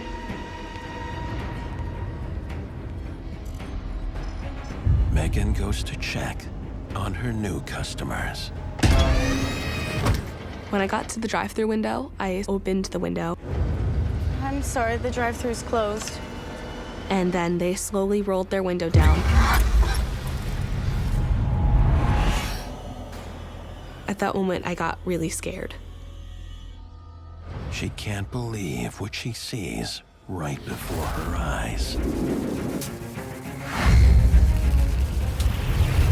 Megan is working the night shift alone at a fast food restaurant when 2 strange customers appear out of thin air. When I set the couple's coffee down, I can see another car pull into the drive-thru. And what happens next gives her more cause for concern. The people in the drive-thru car was exactly the same as the people in the booth. At that moment, I got really scared. I stood in a spot where you can see both the booth and the pickup window, and I could see both them and the couple in the car at the same time. I was thinking, could have been 2 sets of identical twins, but I realized there was almost no way it could be. There's no way I can explain that as just twins. This was too weird, and it confused me so much that I wasn't thinking rationally.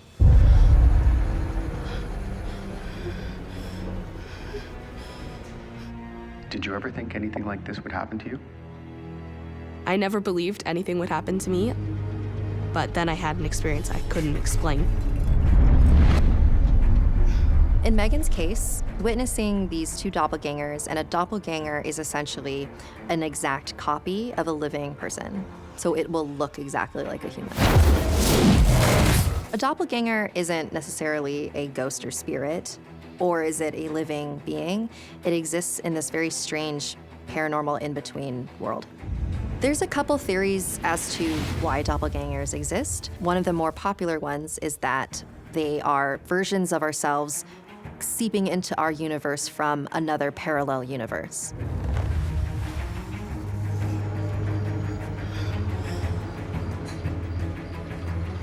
What can I get for you? 2 large coffees to go. Black. They ordered the same thing, 2 black coffees, and that also threw me off guard. Settle down. What are you looking at? Do it, will ya? There she is. What did they order? Two large black coffees, the same as you. Is that...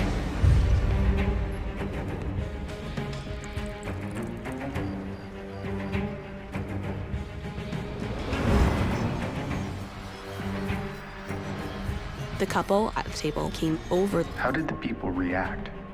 What did they do next? They tensed up. The man continued to be short with me and told me immediately, Give me their coffees. and I got confused. I can't give their coffee to them. Give me their coffees! I can't. Give me their coffees!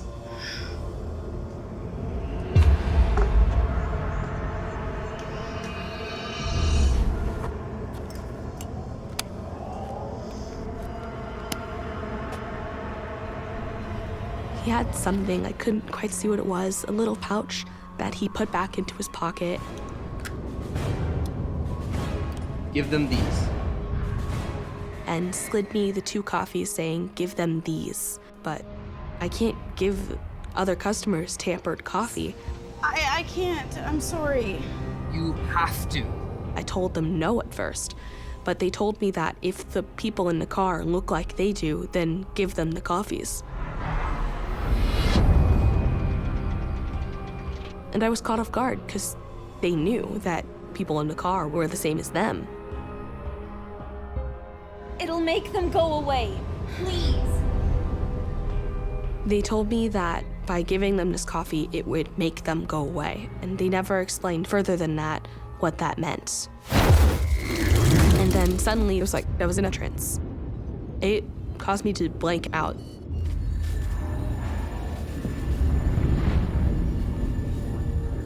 Bring them the coffee. Megan obeys.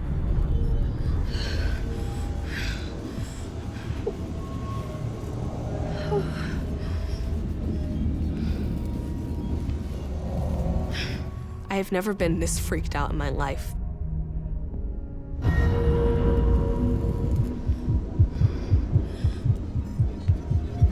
The fact that they handed over this substance to get rid of them is interesting because it makes me believe that this is not the first time that they have run into them. They were gonna try everything to get rid of them.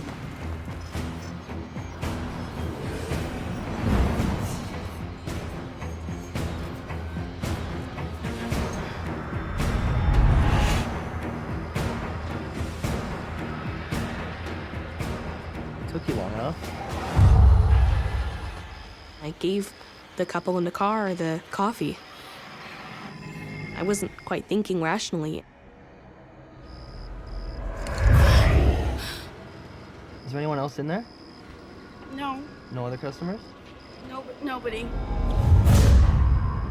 After I gave the couple in the car the tampered coffees, they took a sip.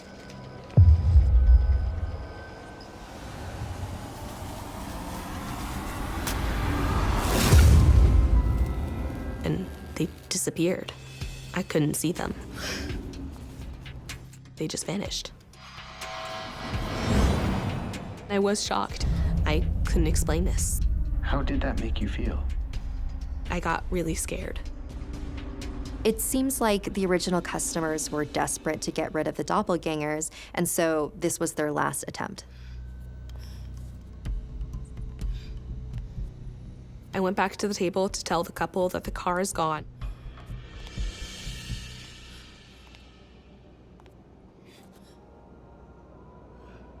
But they weren't there. It was just the receipt and a large tip.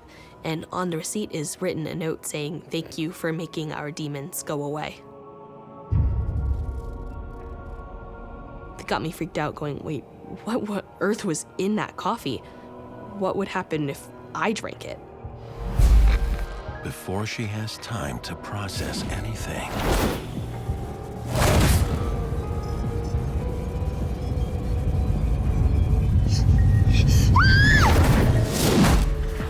There's the couple standing in front of me.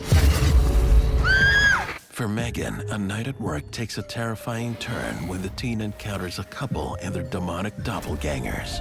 After I gave the couple in the car the tampered coffees, they just vanished. And when she looks for the other couple, they're gone too. Then suddenly, my stomach definitely dropped. My heart was beating so fast throughout the whole experience.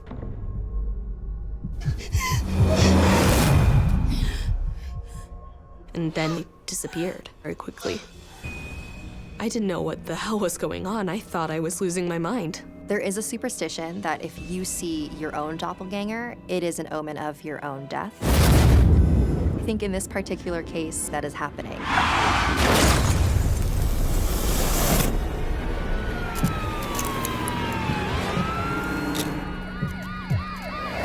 Megan? Megan? not a moment too soon, Megan's manager arrives. Are you okay? You look like you saw a ghost. I need to talk to you. Let's go to my office. I briefly told her what had just happened, and of course she did not believe me. So we looked at the cameras.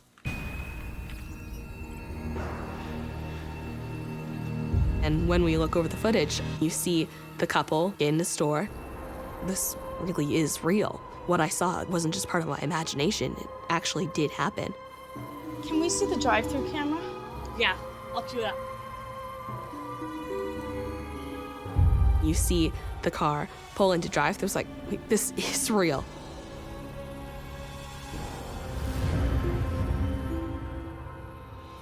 That's impossible. You just saw them disappear. She just starts getting just as confused as I was, going, wait, this is real. Megan was telling the truth. Yeah, I told you. I was still just as confused and nervous. This really frightened me. Are you feeling nervous right now? I'm getting nervous just telling the story back to you. None of this made any sense, and I still can't explain it. When you work a night shift, you are much more likely to experience a haunting. The fact that this happened very late at night when no one else was around, I think she was just in the right place at the right time to be there when these customers were running away from their doppelgangers. I think that she has something to be afraid of. Were you worried they would come back? I had no idea what to think. I didn't want to go through that again. The memories haunt Megan to this day, as does her decision to hand over those coffees. Which couple was really human? Which one was the demons? Which one was real? So that freaked me out the most, and it still freaks me out thinking back on it.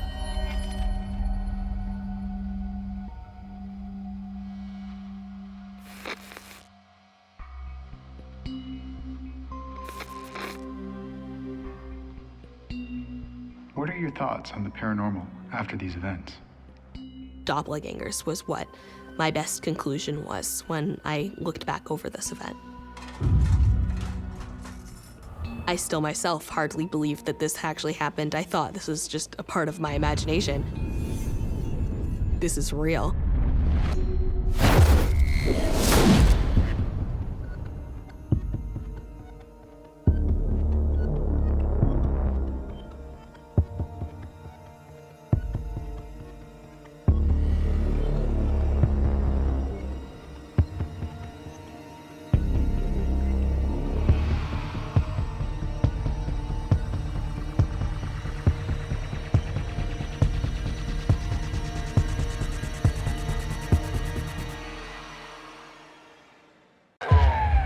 Sure you're ready for this? I'm ready.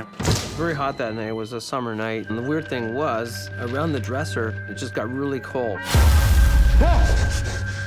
And I thought I saw something. I felt something grab my wrist. That scared me. These things were demonic. I don't think that I'm crazy. I didn't know what to think.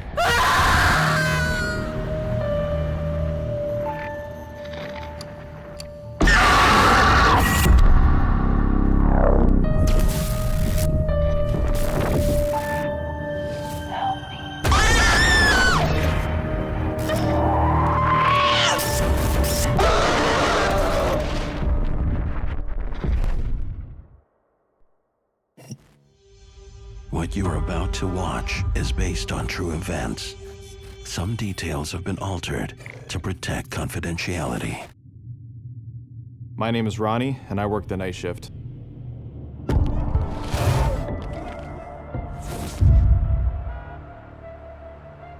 As midnight approaches, 21-year-old Ronnie makes his way to his job as an overnight support worker at a group home for adults with developmental disabilities.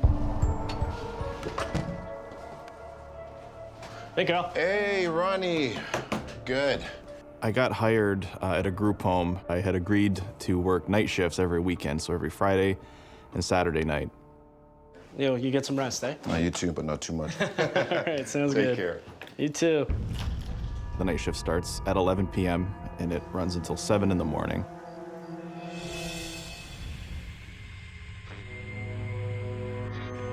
Until daybreak, Ronnie will be the sole employee at the home.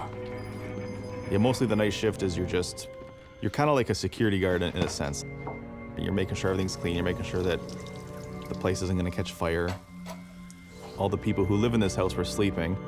I try to be as quiet as I can. I don't have the lights on, I don't wanna wake people up.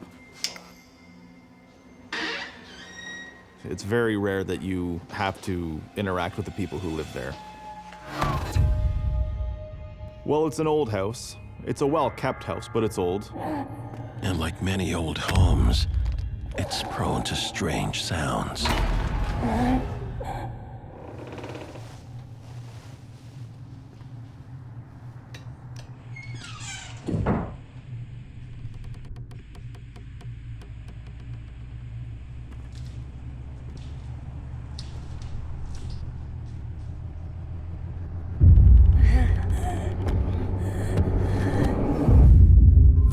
Are long and lonely, but Ronnie doesn't mind the solitude, and the pay is good. Typically, when you work a night shift, you get paid a premium, so it's definitely an incentive to want to work the nights. As Ronnie settles into his evening routine, things take a turn for the strange. I'm just sitting in the office. Suddenly, I heard this noise, this droning sound.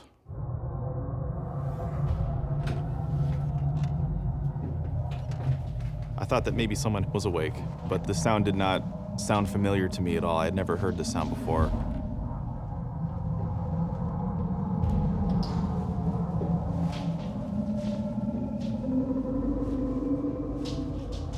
The interesting thing with the sound is anywhere that I was in the house, the volume remained the same. On the first floor, the volume was the same. The stairs, the volume stayed the same. Second floor, it was the same everywhere. It was just this sound that no matter where I was, I could hear it. What is that? The only time the volume changed was when I exited the house to see if the sound was coming from outside. There was no sound at all.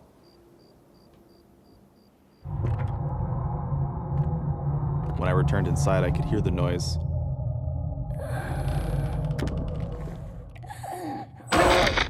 The noise stopped, and I thought I saw something, but I couldn't be sure.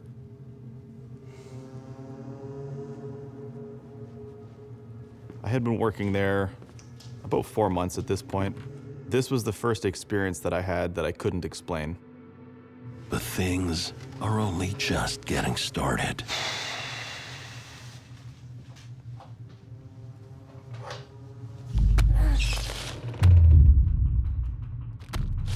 Out of nowhere, I just begin to hear crawling. And it's coming toward me, and it's getting faster and louder as it's coming toward me.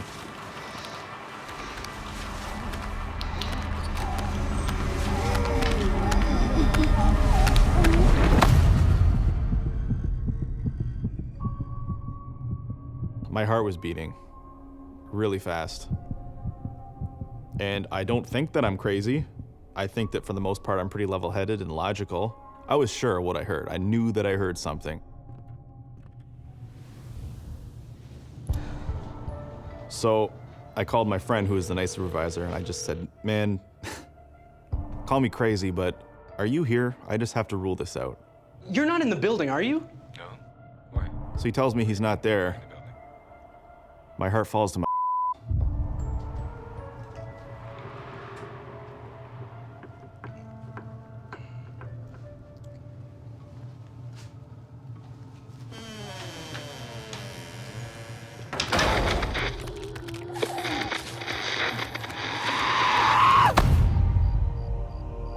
After an eventful night of mysterious happenings, Ronnie tries to get some rest.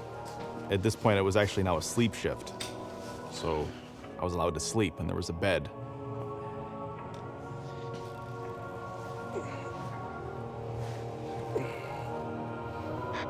But not everything in the house is sleeping.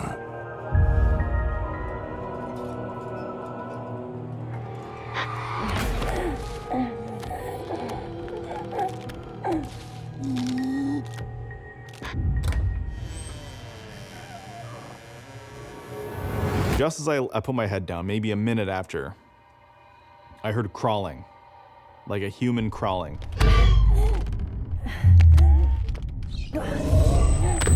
And I opened my eyes. And it sounded like it was coming directly towards me. But my back is facing it, because I'm on my side. So it's coming from behind me. And I could hear it crawl right up to my bed, and as soon as I got to my bed, it stopped. And it was the most scared I've ever been in my life. Like ever. Like, ever.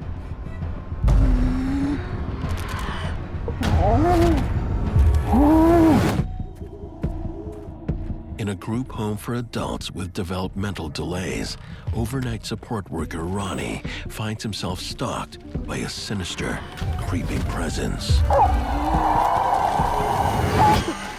And I sat up. And I looked around.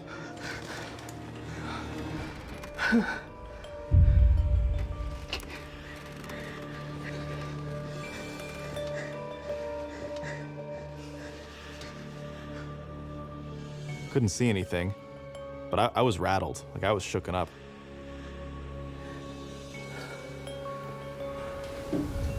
I've wanted to run away, but I can't leave. I can't leave this house. I can't run away scared. I'm responsible for people. But I knew I saw something, so even though I'm scared out of my mind, I have to check the house, make sure that people are safe.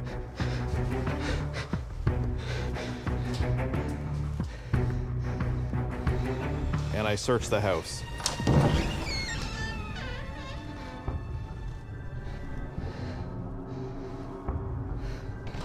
But there's nothing. People were sleeping.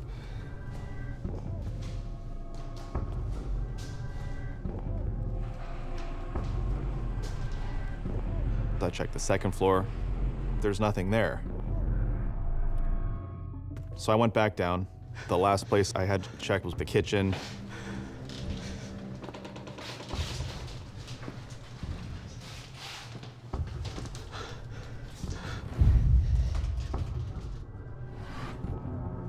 In the dining room, the lights are off, so it's very dim.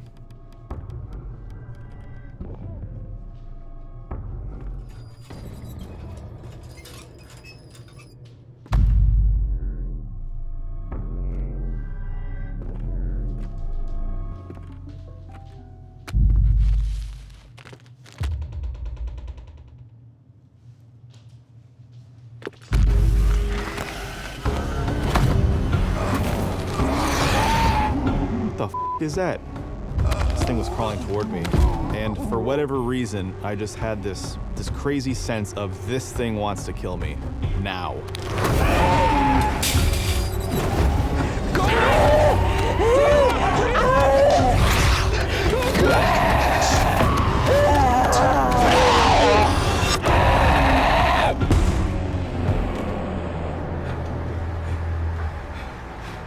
For all intents and purposes, I'm trapped in a house with what I think is an entity who wants to kill me.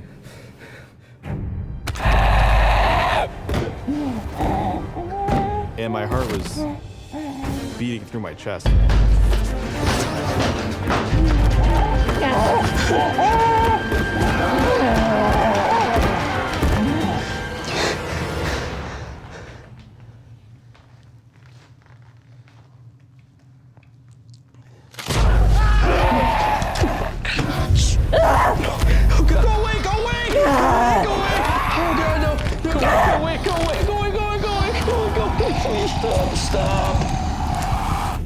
And when I got to right in front of my face, it let out this noise. And I actually yelled.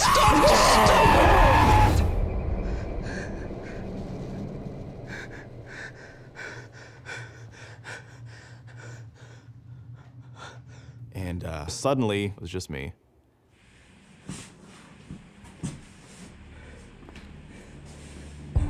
Ronnie did the right thing by shouting at the spirit, because what he did was he was focusing his energy to a point which repulsed the spirit, which caused it to stop. Morning can't come soon enough. When his manager finally arrives to relieve him, Ronnie wants answers. Hey, Ronnie, everything okay? I told my night supervisor about the entity crawling toward me.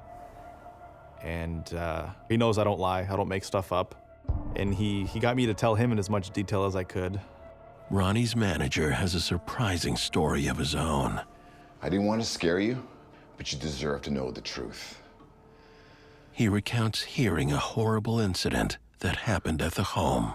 He told me that he heard a long time ago, when the day shift got to work, the night staff were nowhere to be found.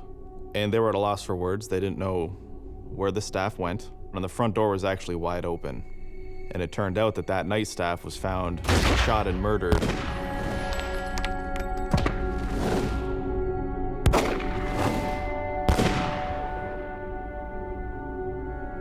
They found her body right over there, right beside the cot. There was nothing physical in the house, so I came to the conclusion that it must have been something not of this world, something from the spirit world, perhaps a demon, perhaps the spirit from the night shift worker. Ronnie's experiencing what I believe is perhaps a residual haunting or a spirit who died under very tragic circumstances and is simply trying to tell its story. It needs acknowledgement before it can move on. Ronnie is lying in bed and he's hearing the sound of something crawling towards him. This might be the spirit trying to show him what it was doing in its last moments before death. It also might be just trying to generate fear in Ronnie. Fear maybe is an energy which it can siphon, which it can feed from.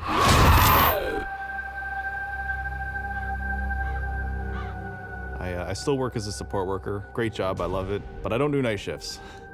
Don't do those anymore. As scary as I find it fascinating. Because I think we all wonder what happens when we die. And when you have experiences like this, I think that it paints a pretty clear answer for you.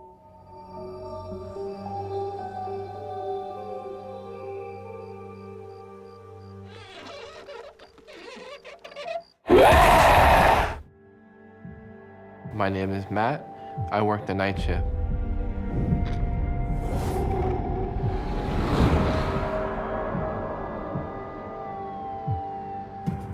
worked in an office building. I was a security guard at night.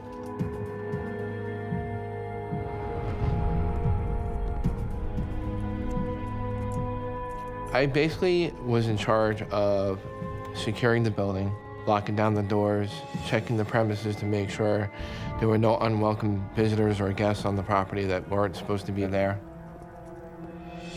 It was a really good job. I enjoyed working there, I have to say. My coworkers and the maintenance guys had some weird stories about the building. Still, I would approach things from a skeptical point of view.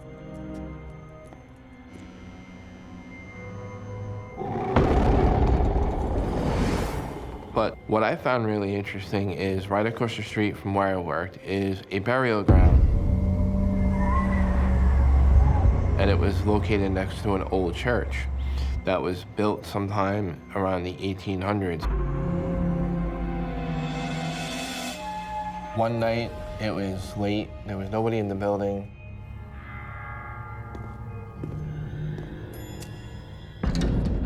It startled me. The only way these elevator doors were to open is if somebody pushed the button and there was nobody in the building.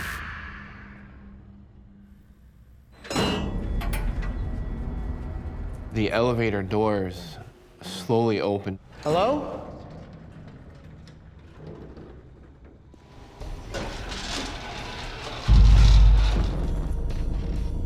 And they were just opening and closing by themselves. There was just no reason for that to happen.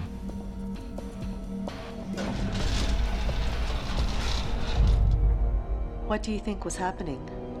I didn't know what to think. I was just so startled. I had to make sure there was no intruder in the building.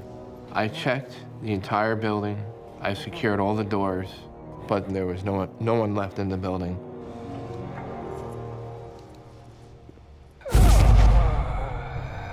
I thought I saw somebody. Hello? Hello? Can you stop? The person isn't stopping.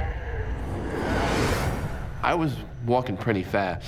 I should have caught up to the person. This thing just disappeared. I thought that was weird. Matt can't let whoever it is get away.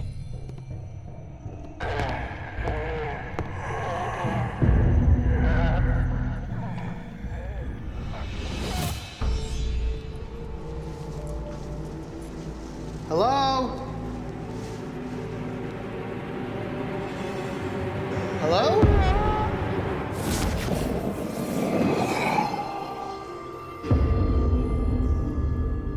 I don't know where they went, just vanished.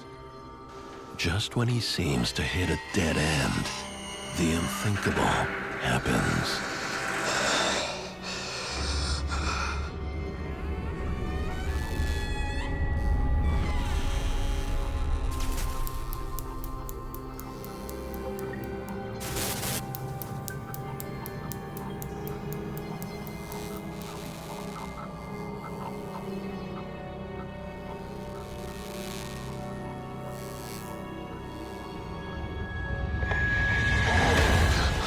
I saw somebody working at their station. It was more like a shadow figure in the shape of a person. I was so scared. He was just standing there staring at me, didn't say a word.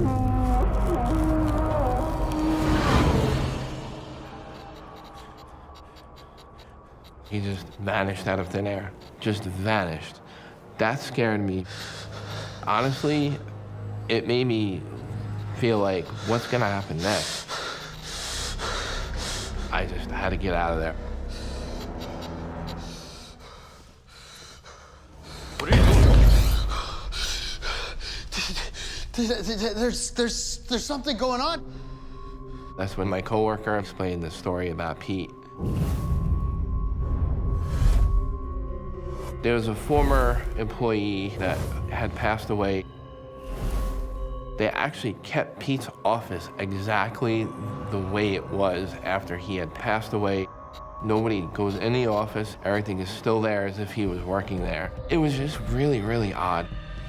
Matthew discovers that the custodian's office is left untouched since the custodian died. Maybe it's left that way because somebody tried to rearrange things and the custodian got mad, or the custodian is still lingering around because everything is still untouched. They thought if they were to mess with his office that maybe he would come out and maybe freak them out or scare them or something. Don't go in there. I just, couldn't wrap my brain around it. I said, what if I see him again? You just can't imagine the feeling that you have in your stomach. That is probably a residual haunting. A residual haunting is usually when a spirit is sort of just replaying itself on a loop because it's imprinted its memory into the location. Did you want to quit? I did want to quit, but then my wife, she didn't want me to quit. We had really good benefits there. I have to work, so I kind of just told myself to push through it. Matt returns the next night, but he's nervous. The only way I can explain it is that there's this fear knowing that something bad is going to happen to you.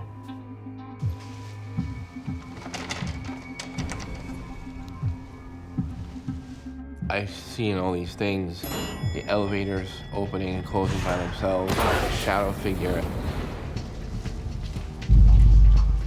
I was kind of frightened because I didn't know what to expect. And all of a sudden I look up, I see this crazy figure. No! Matt's job as a security guard has him feeling more scared than secure. While working the night shift, he encounters the ghost of a dead employee. And now, something much more terrifying manifests. All of a sudden I look up. I couldn't believe what I saw. I just stood there and I just said, what am I seeing? Am I seeing a real thing or am I seeing something supernatural?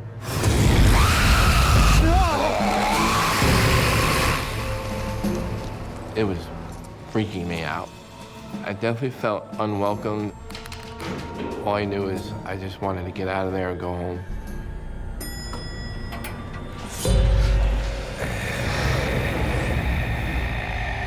I see this ancient warrior figure.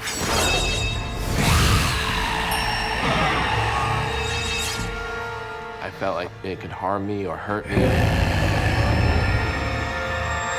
If a spirit is powerful enough and there is enough energy in the area to draw from, then it could very well hurt somebody.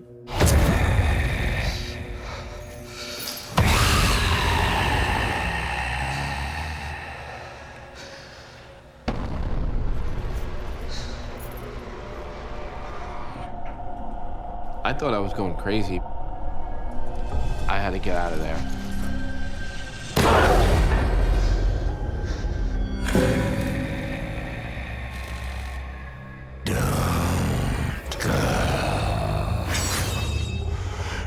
Thinking maybe I was hallucinating, but to me it's that's some hallucination to have such a vivid image of that kind of figure. And the ancient warrior figure just disappeared into nothing. And when he disappeared, what did you think? I couldn't wait to get home.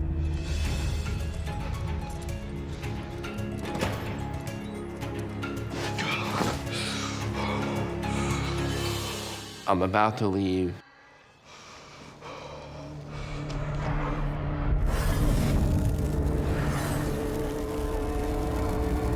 I just seen this black mass, darker than the shadows, and that's how I knew something wasn't right.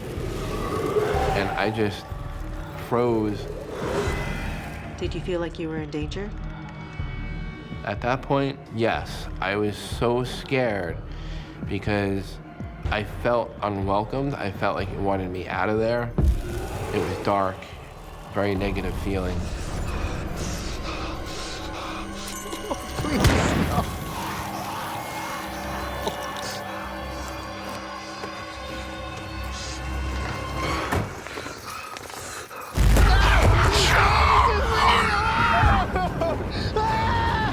saw what looked like creatures to me.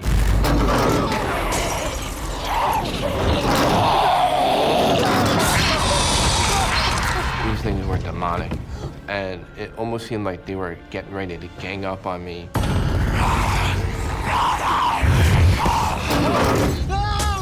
Demonic entities were nothing like I ever seen in my whole life. I was really scared. Please stop. I thought they were gonna hurt me. Can we stop for a minute? You know, definitely brings back memories. I don't want to have that feeling again of being apprehensive or feeling like I'm gonna get hurt. Leave me alone!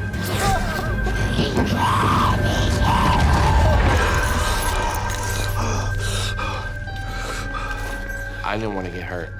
I just wanted to get the hell out of there and get home. All the different types of entities that can haunt you, a demonic one is usually the most malicious because they are made of just pure negative energy. The fact that the shadow figures were very aggressive, to me that means that Matthew might be in danger.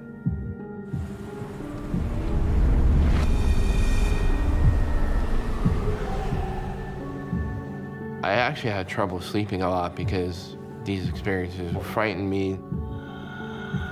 One night, I thought to myself, maybe these restless spirits had some kind of connection to the burial ground that's across the street from the building. The office where Matthew works could possibly be a spirit portal because there's so much activity happening. A spirit portal could definitely attract very different types of spirits. There is the more residual spirit that's in the custodian's office. We see the ancient warrior. We see the dark, shadowy, demonic entities. Your work environment should also be your safe place, but in my work environment, I didn't really feel safe. I had enough.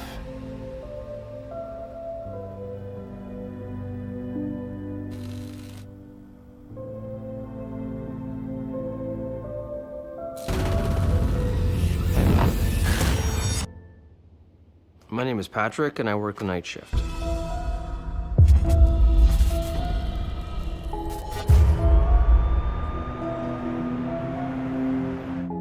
I was studying forensics, and I wanted to get some experience on hand. I saw an ad in the paper. It was an interesting job, and I thought I'd apply. Patrick lands the job. It's not for the faint of heart. I'm a trauma and crime scene cleanup person.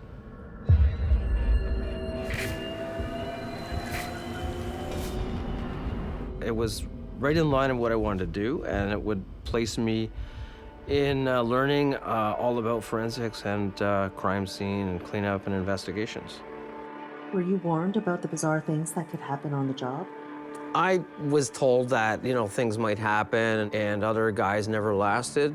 So a lot of people quit?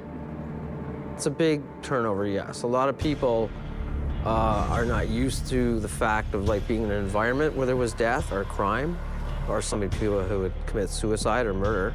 But Patrick isn't worried. Sure you're ready for this? I'm ready.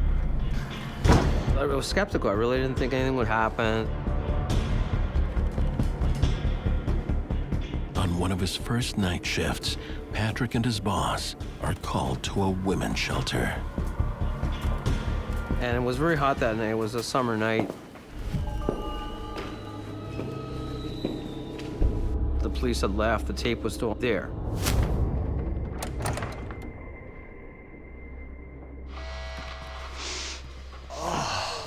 Something was really, rotten. Get the dragon's blood? Yeah. We're also given a fluid to put on our noses called dragon's blood. And it would actually stop any kind of things going into your nose so you wouldn't throw up or get sick.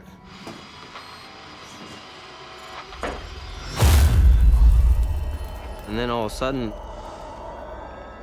I just felt a really heavy sadness, a really heavy feeling around me, almost like you wanted to cry or something.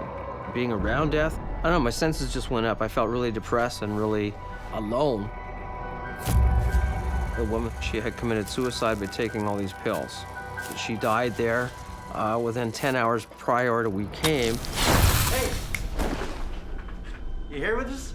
He tries to shake it off, but adding to Patrick's discomfort, the heat. The room must have been about 80 degrees.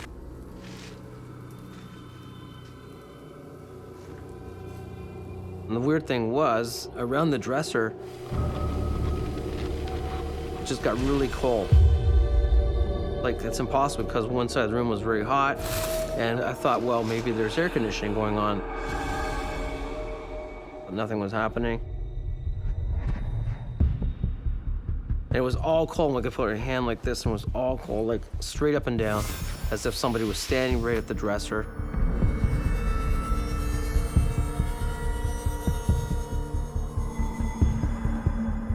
What was going through your mind? The more you dwell on something, the more things happen. So I stayed pretty well calm and tried to go through it and do the job. But as the night wears on, that proves to be easier said than done. And then all of a sudden,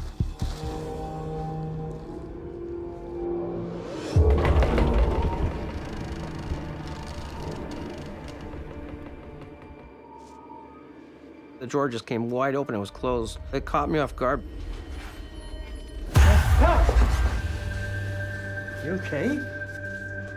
Yeah. My boss didn't see anything. He didn't believe a lot of it. So it wasn't like something was haunting me or attacking me. So I continue on doing the job. But a few hours later, something breaks Patrick's concentration.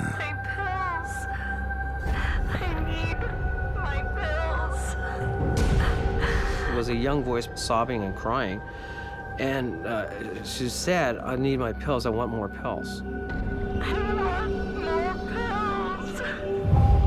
And my boss, he's heard it too. Must be coming from another room. Yeah. Patrick tries to focus on the job at hand. There were still pills on the floor and pills on the dresser.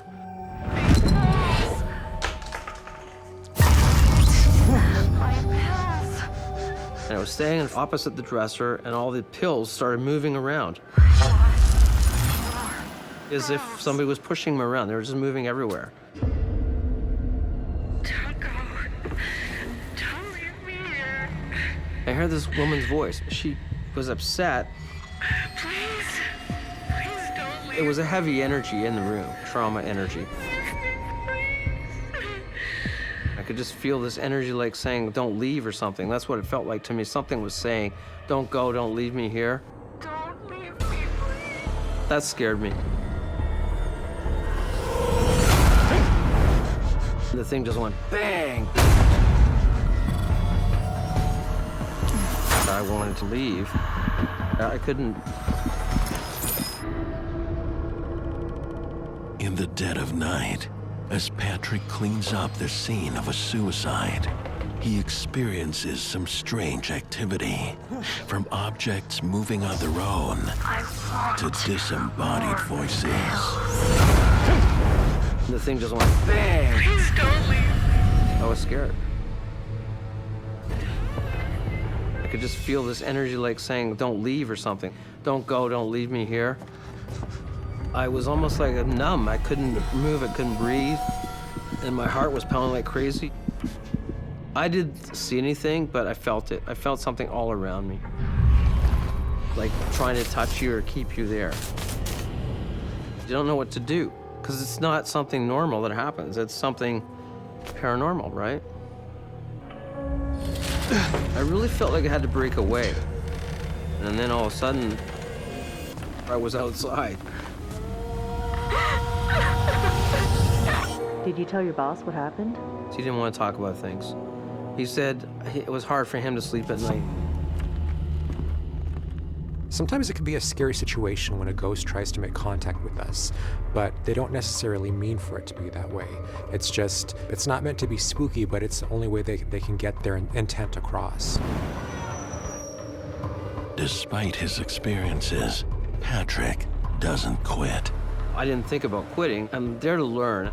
I was working for quite a bit now, for a couple weeks.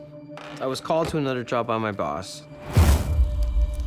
We got the details that this woman had killed herself and bled out, and all the blood was still on the floor. They had found a rope that she had tried to hang herself with. She had actually slit both her wrists, so she bled out before she tried to attempt hanging herself. Again, I just felt this like really heavy, bad feeling. It's traumatic when you're right there and there's a death scene and somebody died tragically, and you feel all the emotion, feel everything that was happening coming through.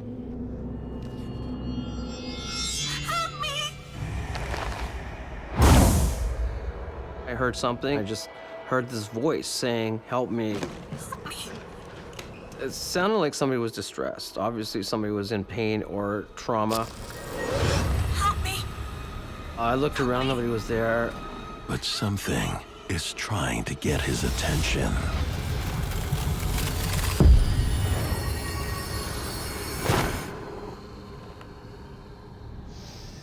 It just felt really, really bad energy. Like something angry, something upset, very depressed.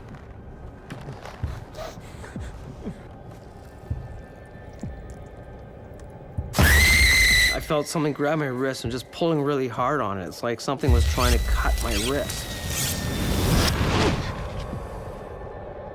It was like a razor blade, and it really freaked me out.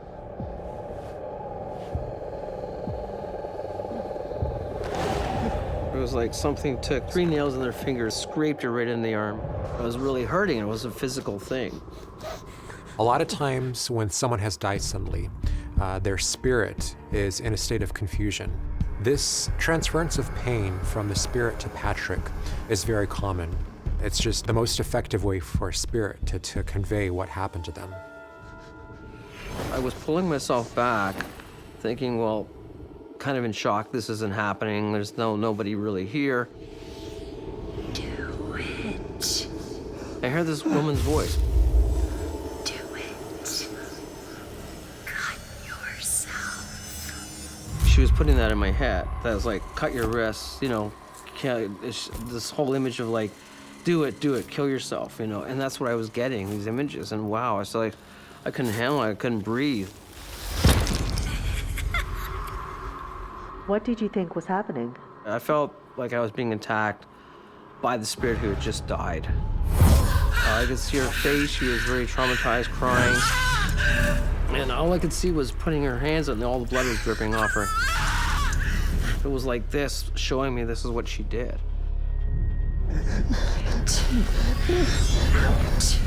Get out!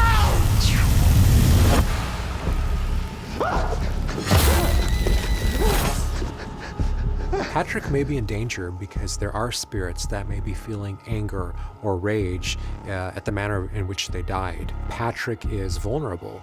He's taking these elements, this dead energy, into his energetic system. I really felt like I had to break away. I couldn't get the images out of my head, and the feeling of death and everything, and being around death. Did you fear for your life? I was scared. I really felt something was trying to latch onto me or maybe kill me. So it's pretty traumatic. Hey, buddy, why'd you go running out like that? What happened to your arm? Gotta take a picture of this. Okay. I gotta document any injuries on the job, okay? Hey, just hold it right there. What is that?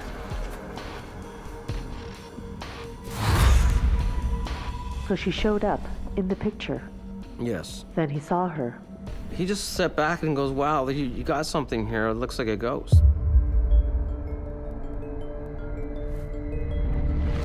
The spirit of the suicide victim might be making itself known to Patrick because it's seeking absolution, it's seeking confession, it needs a witness, it needs to confess its sins so it can eliminate its last earthly bonds and properly cross over. We're gonna finish up and we're gonna get out of here, okay?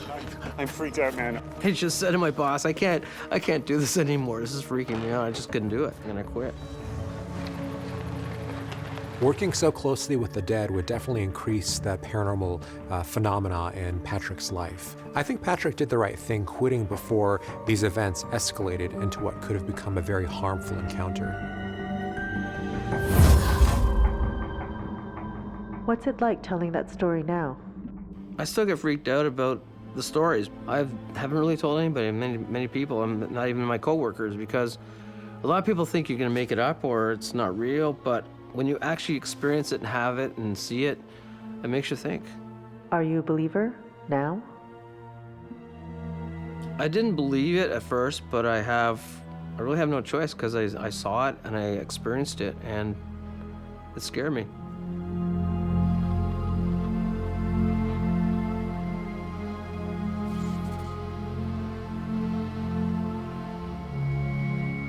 I never want to see anything like that again. I still have some nightmares about it.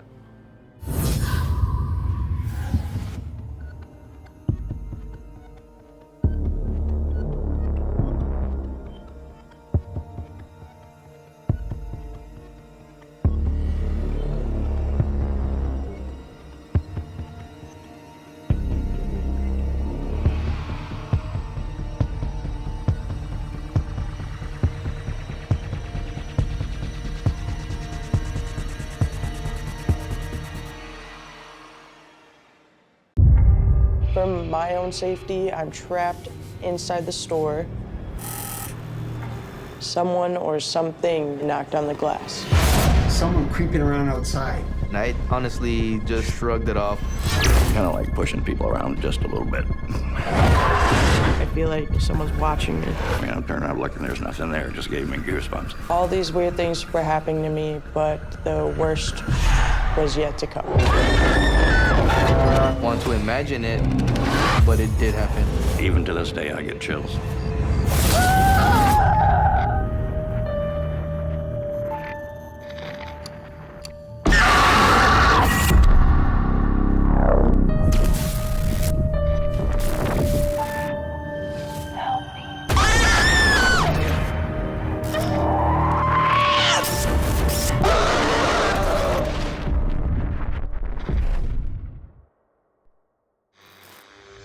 What you're about to watch is based on true events. Some details have been altered to protect confidentiality. My name is Lee, and I work the night shift.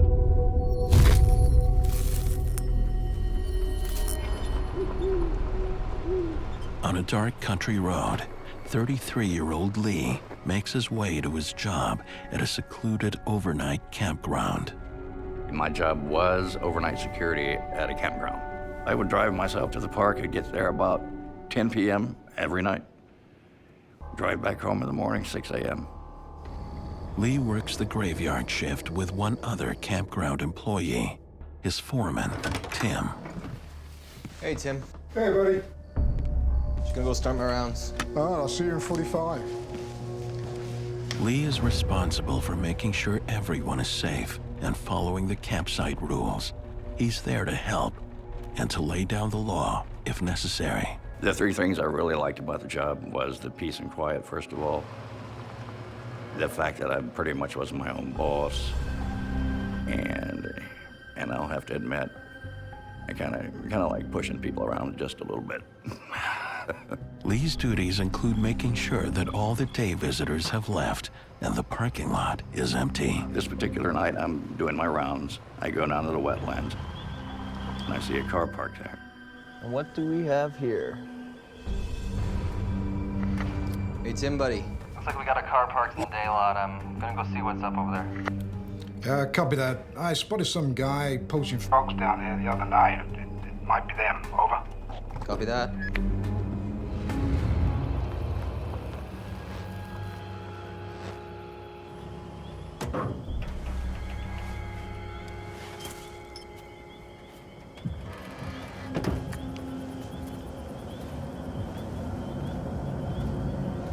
had to get out of the truck to go tell these people that they had to get out, they had to leave. They're not allowed in the case wetlands area after a certain time.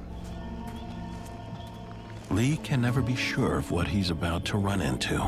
Partiers, poachers, or an amorous couple. I only carried a flashlight, but it's a big, long, black, heavy one. It hurts when it hits you.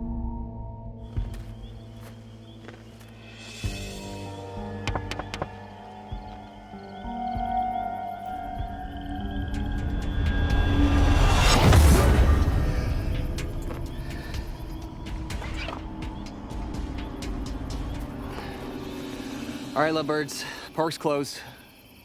Get out of here before I write you up.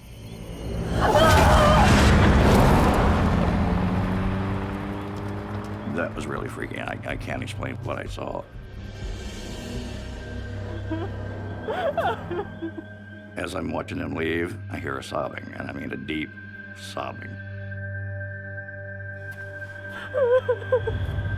Hello?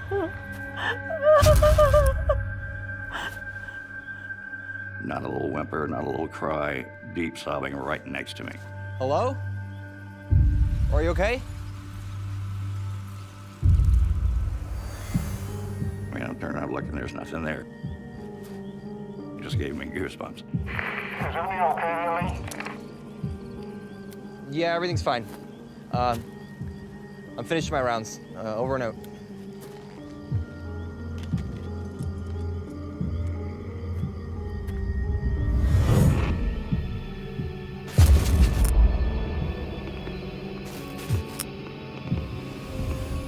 I didn't know what was going on. I heard that. I'm like, okay, I gotta get out of here. I gotta go. So I got in the truck and I left. The rest of Lee's shift passes without incident. But while on patrol the following night, he makes a surprising discovery.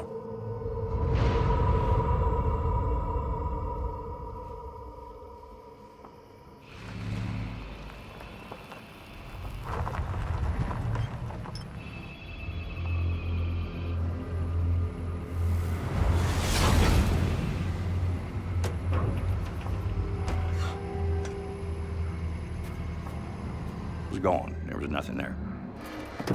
Hello? What the hell?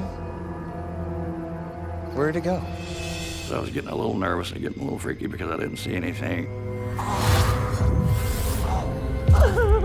My head started to hurt and I started feeling just really like a heavy pressure on me.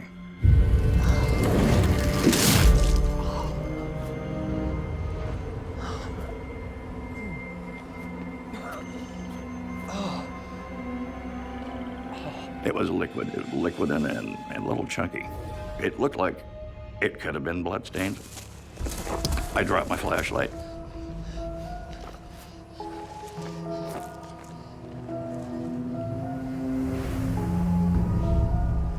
And it was gone. Again, I am starting to feel like what's going on.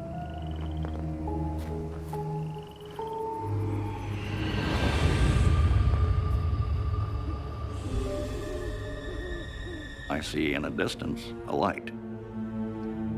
So I say, okay, what's going on here? There's no car here, so, you know, what do we got going on back here?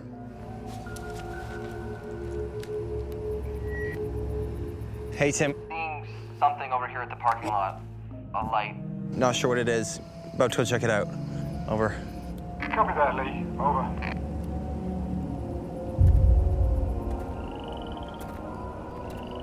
Lee makes his way into the dark forest that surrounds the wetlands.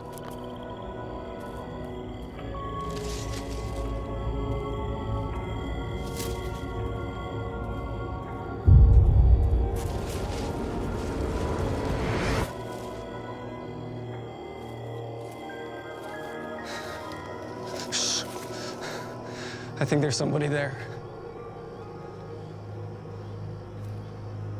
I recognized them from the campground. They're local troublemakers. Okay. I think we lost them. Howdy, boys. These guys were in there frog gigging illegally. Dump that out. All of it. Come on, man, that's hours of work. I don't care. All of it. I made them dump their bucket.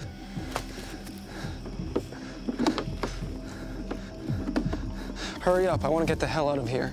I know they were nervous because I was there and busted them, but there was something else wrong with them, I don't know. So they were kind of freaked out. What, is something scaring you boys?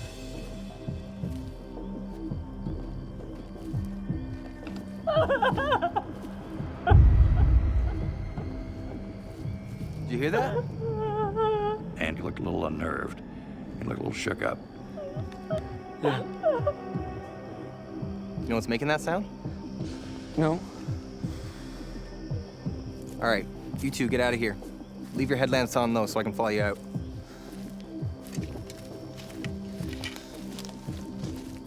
I watched him go. Tim, it's all good out here, just a couple of froggers. Tim, do you copy?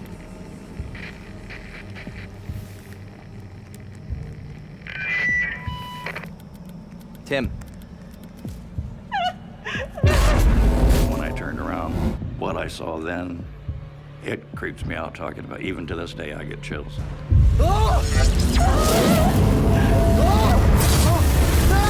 Overnight security guard Lee starts to believe the remote campsite where he works is haunted. After chasing away some poachers, he comes face to face with a terrifying apparition.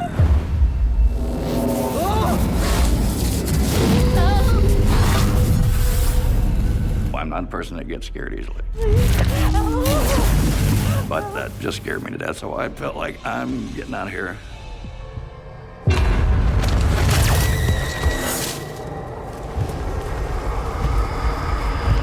Lee runs back to the parking lot, but whatever he saw in the forest isn't ready to let him go just yet. I began to get a headache. Then I heard the sob again. It was a deep, deep, disturbing like sobbing.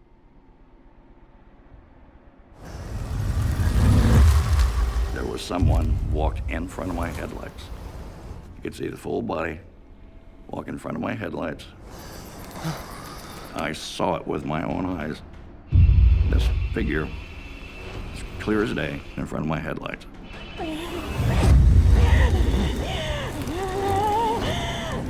I saw it, and I froze. What is this I'm seeing on the ground? A woman had her head blown off with a shotgun.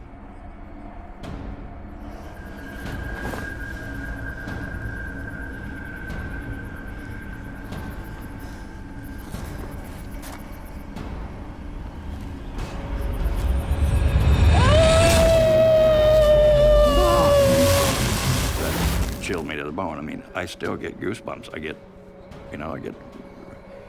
I have them right now. I've got a chill right up my spine just talking about it. And it's been how many years, you know? I turned around to run back to my truck.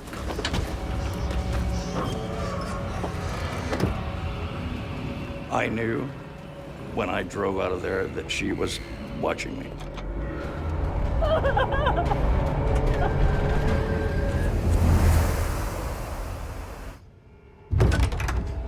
Tim, man, we got something we gotta talk about.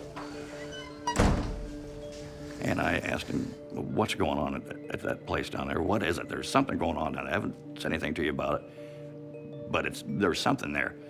And he just kind of stood there for a moment, and he said, oh, you mean the parking lot? You might want to sit down for this. No, thanks, I'll stand. Back when I was doing your job, there was a woman, she got murdered. She had her head blown off with a shotgun.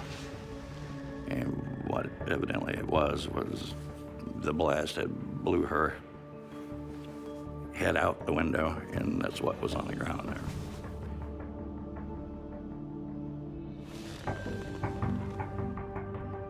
When Lee goes into this parking lot, he sees this car which disappears. He hears the sounds of crying, this stain which disappears.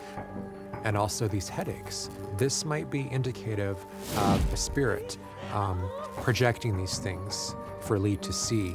I think that the spirit might recognize Lee as an authority figure, and it's simply trying to get help. It's trying to escape this trauma that it keeps living through. You think she was calling for help? I think so. I think that's what it's all about. I think that's why I think she's still there. I believe that. Why else? You know, I have no explanation for it. Despite what he's learned, Lee doesn't quit his job. I never did think about quitting. In the beginning, I was on edge the whole time. But the longer I went there, you know, it just got commonplace. It was just, you know, well, here we are again.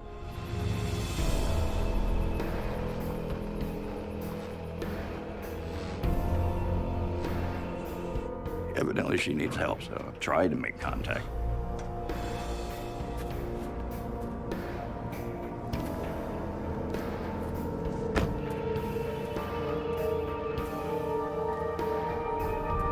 Hello?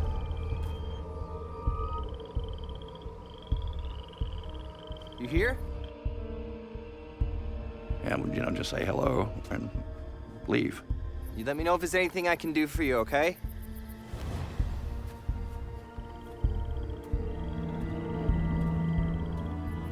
I know she was standing there. I know she was watching every time.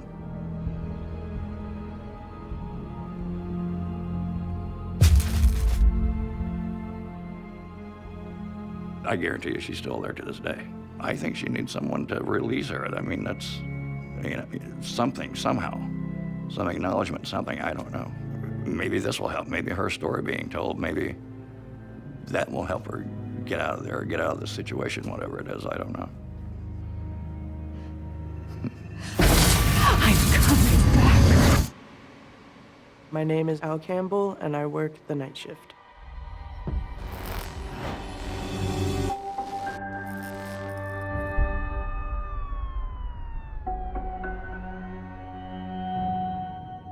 I work as a night clerk in a local gas station. I work the day shift normally, but I wanted to save more money for my wedding and save money for my son. So I asked if I could start working the night shift to get more hours. Al loves his job, but not the area it's located in. There's a graveyard about 2 blocks away from the gas station, so that freaked me out a little bit. And that's not all. This gas station is located in a very dangerous part of my town. I have no choice but to lock the doors at night. When a customer wants to come inside, they ring a buzzer, and I use a button to unlock it. For my own safety, I'm trapped inside the store. There are other security measures in place. We have 3 security cameras that look on our registers, and they also look out at the aisles.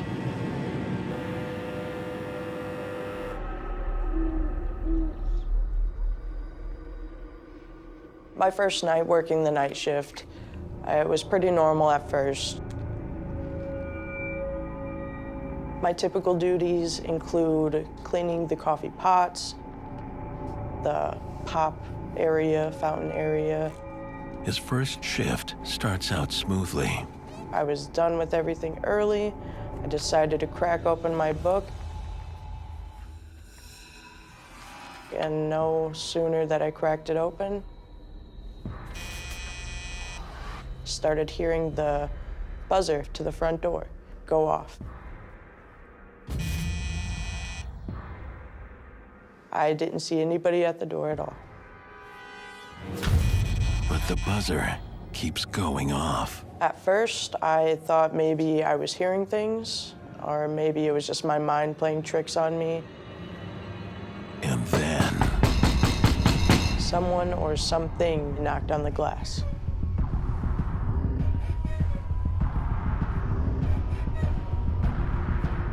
I just looked back and forth to try to see anything, and I saw nothing. He's nervous. With good reason.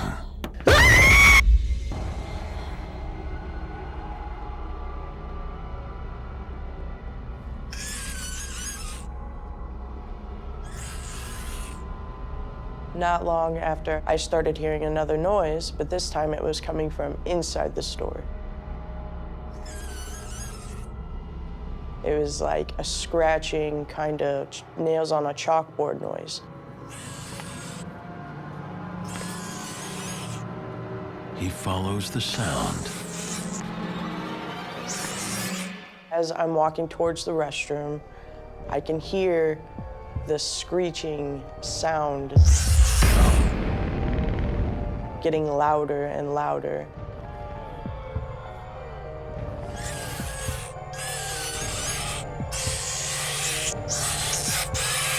I was a little freaked out, thinking there's something in here and I have to get it out.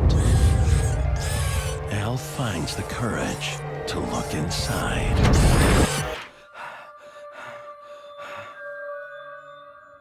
My first reaction was shock. I didn't see anything. As soon as I realized nothing was there, I just kind of stepped out of the bathroom and stared at the door. Like, what did I just witness kind of thing? Am I really going crazy? That's gotta be stressful to think maybe you're going crazy, right? It's very stressful. All these weird things were happening to me, but the worst was yet to come.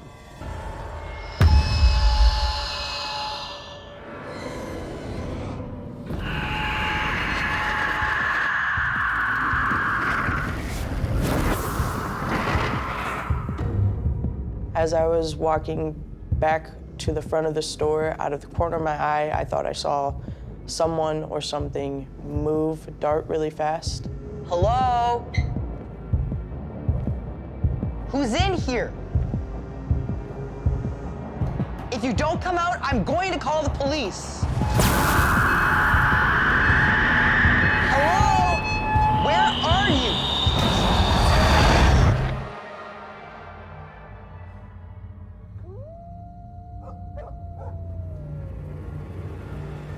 Al doesn't call the police, but decides to call his boss. It's Al. I'm sorry to bother you so late. My boss just brushed it off, really, like someone was messing with me. It's no big deal. After she told me that, I just felt like I was going crazy. Why didn't you just quit or go back to days only? I had a lot of financial obligations.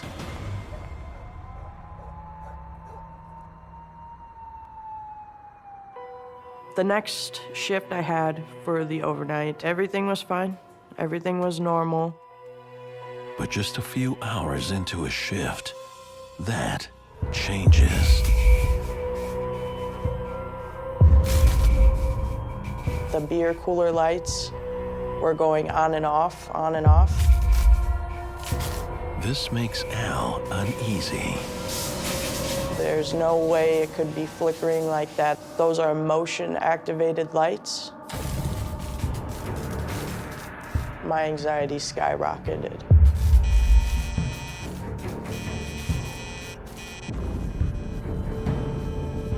I started to hear the buzzer go off and go off and go off, and it wouldn't stop. I heard noises on the glass doors.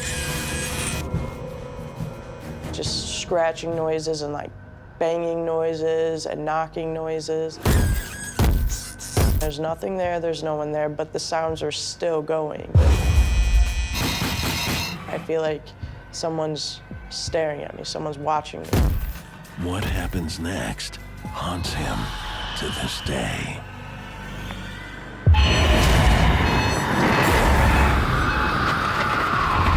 My eyes got big, and I just couldn't believe what I was seeing. It was absolutely terrifying.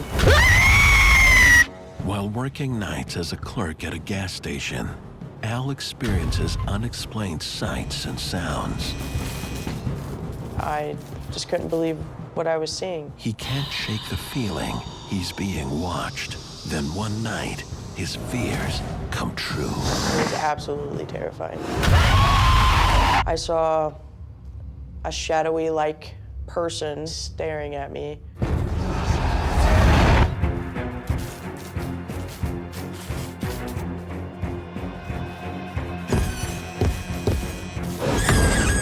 that point, I freaked out a little bit.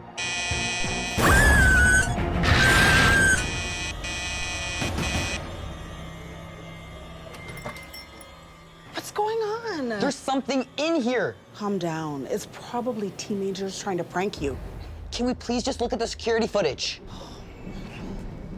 My boss played it down like it was nothing, but I knew it wasn't. As we were reviewing the footage, I noticed something strange. I saw a shadowy-like person go back and forth really fast, like they were pacing back and forth. The thing on the video was the same thing that was messing with me. The way it was walking was very aggressive. There's proof on the tapes that this is happening. It's then that Al's boss reveals a tortured history. She said the gas station that I work at is the site of the Trail of Death. In the early 19th century, the indigenous peoples of the Lake Michigan region are forced from their lands at gunpoint. An expulsion marked by starvation, disease, and suffering. The path they walked became the Trail of Death. I think Al is just in this vortex of this very great energy, this almost like a very highly charged ley line, where you have this very awful trail of death, where all these injustices were done to this people. Any place which has blood in the soil is ripe for paranormal experiences. The shadow figure or shadow person that Al sees, which appears very sinister, could actually be very sinister. Anything which needs to disguise itself, to shroud itself in a cloak of darkness, is something that is potentially very dangerous and malicious. I know it was something paranormal. Why did you go back to work? My main reason is because I need to make money for my son and for my fiance, and to make sure that we have a happy, healthy home.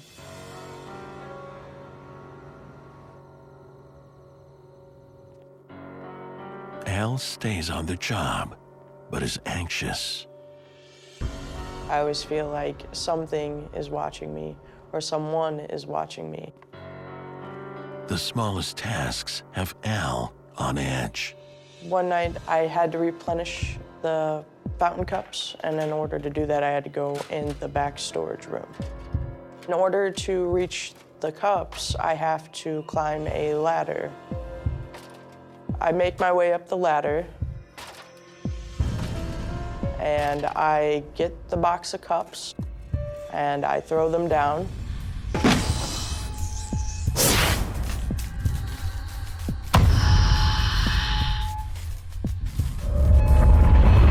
I started making my way down the ladder, and I started feeling a small shake, and the shaking got more intense. I was scared I was gonna fall. Whoa! Something just threw me off the ladder. I'm in a lot of pain, and I was just laying there shocked, like, what just happened? And then I look up, and the ladder started crashing towards me. The ladder smashed on the ground and made a really loud, deafening noise. And I just sat there with my knees to my chest, confused, scared, and I cried. And I don't cry very often, but at that moment, I was so scared, I didn't know what else to do. Al falling off this ladder and almost being struck by it, I believe, was a very clear message from Spirit that it intended to harm Al. I think this spirit who is interacting with Al could be very destructive and dangerous because it's kind of preying on his fears. It's manipulating on the fears there. I just wanted to go home. I got to leave early because I was traumatized. Why did this incident scare you so much? because I could have died. Despite everything he's been through, Al doesn't quit. I have a lot of anxiety to go back to work because I don't know if something really bad is gonna happen to me if I'm at work and I'm by myself. I don't know how to protect myself against someone or something I can't see.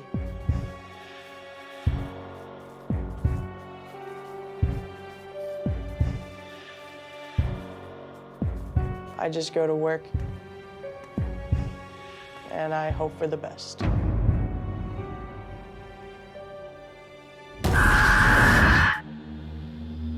My name is Renee, and I work the night shift.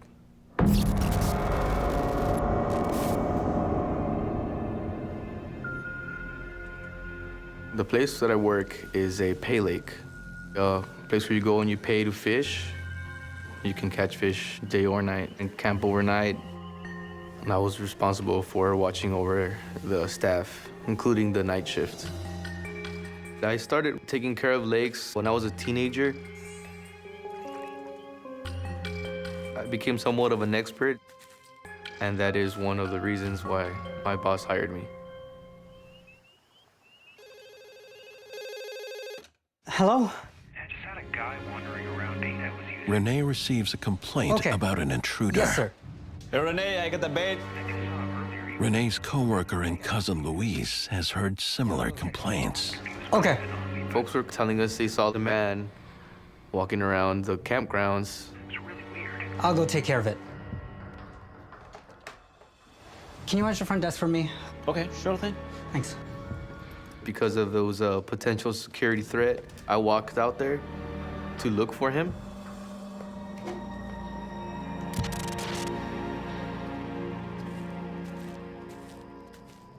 Nobody wants to walk the campgrounds at night.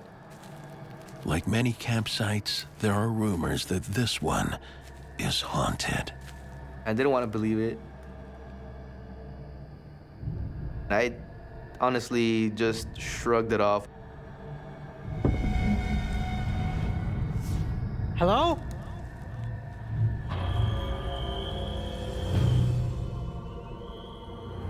Finding nothing, Renee returns to the bait shack. There was nobody there. Every night, folks were coming in and telling us they saw the man. This has the cousins on edge. We're both there just waiting to hear something, and suddenly,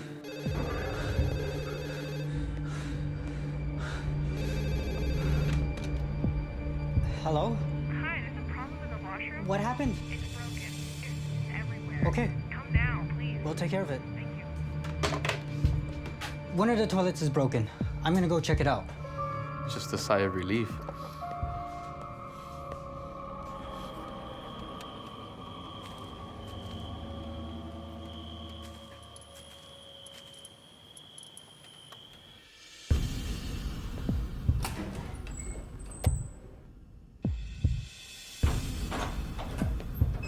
I walk into the restrooms and I see the busted toilet. And I go over there, I turn off the water.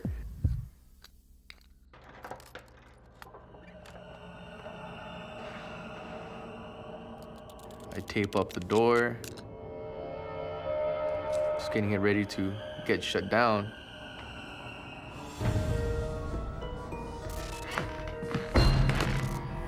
I start hearing footsteps. And I see a shadow coming around the corner. Renee goes after it.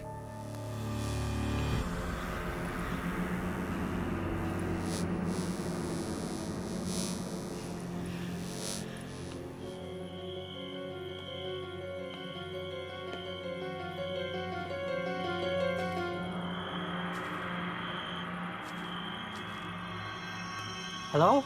It was really spooky. Someone there? Gave you that creepy vibe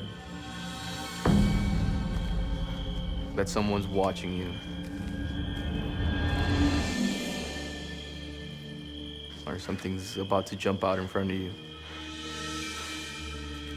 Whoever it is, whatever it is gone.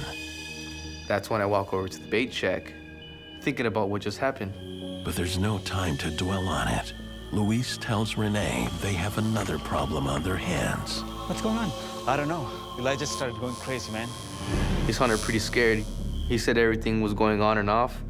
Okay, you watch the gate, I'll watch the shack.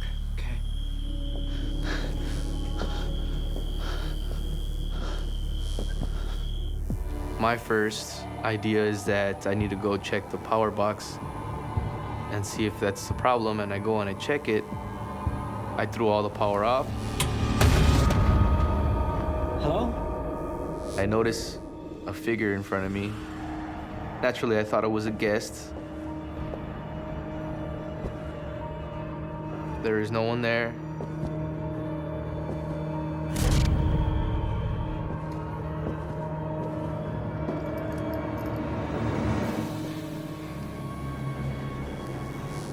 What the hell is going on?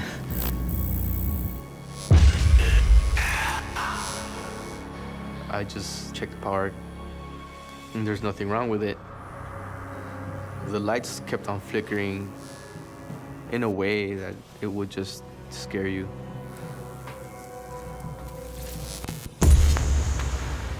The lights went off. It was intense. That's when you start freaking out.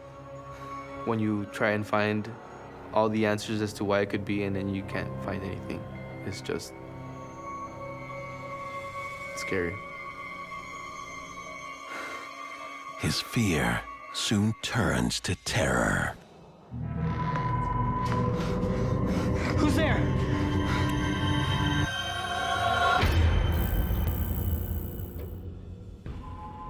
Luis?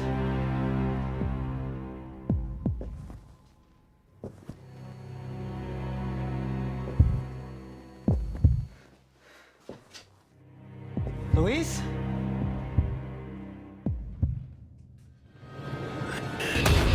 To Renee's horror, he discovers it's not his cousin at the door. I saw my boss standing there. No! It can't be you! You're dead! At a remote fishing resort, night manager Renee pursues an elusive trespasser. But once he realizes who it is, It can't be you! it shakes him to his core. You're dead! I saw my boss standing there. My boss had passed away many years ago. The day that my boss passed away, it was a very, very sad day for everyone who knew and respected him. The boss was tough, but Renee seemed to live up to his expectations. My boss was a retired Marine. I had just came out of the military myself, so taking orders from him was very easy. I always had a very strong work ethic, and he liked that. He liked that he could not have to worry about anything, that he knew that I could take care of it. But seeing his boss now, in death, terrifies Renee. A shiver just went down my back, and I did not know what to do. No!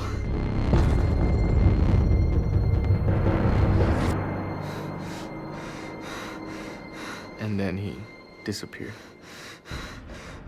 I think anyone would be terrified if they were faced with, a full body apparition of somebody that they knew had passed. So I think that's why Renee had that initial reaction of fear. I would say that this is an intelligent haunting because the boss was directly interacting. I saw the old boss. Your mind must be playing tricks, man. I saw what I saw. I know what had just happened. I didn't want to imagine it, but it did happen. That's impossible. Hey guys, I just saw something. Someone creeping around outside. The guy was wearing a cowboy hat. Someone comes up to us and tells us that they've seen this man lurking around the campgrounds. All we could think about is we know who they're talking about, and we don't want to tell them. It's okay, sir. We'll take care of it.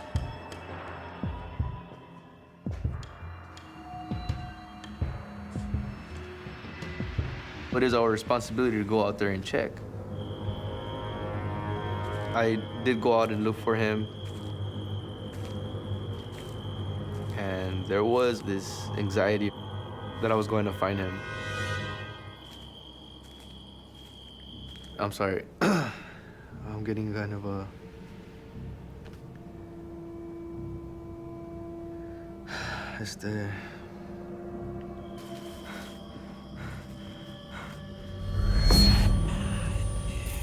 I did feel that there was somebody behind me. He turns to check. I had this sense of uneasiness, of uncertainty, of fear.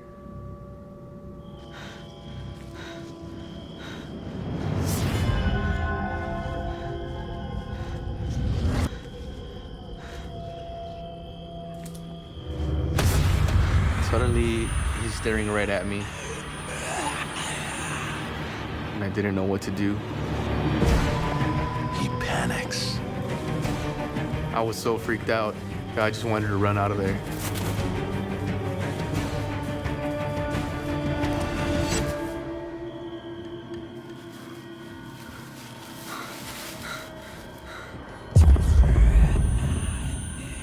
That shock. I mean, I could still feel like I'm seeing it today, like I'm replaying it right now in my head over and over again. What is it? What do you want from me?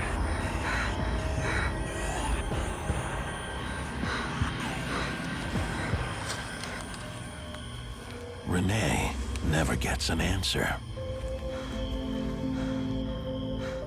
It disappeared after it made contact. It seemed like he just wanted to say goodbye. To me, that feels like a sign of closure. Renee's brush with the paranormal has left a permanent mark on him. After these events, I never wanted to work night shift again.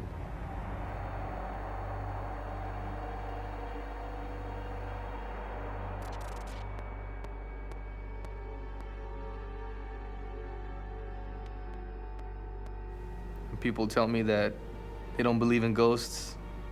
I always tell them, well, it's up to you to believe in them or not, but they're there. There's always something there. Remember, the old man is out there doing his rounds, so make sure you don't bump into him.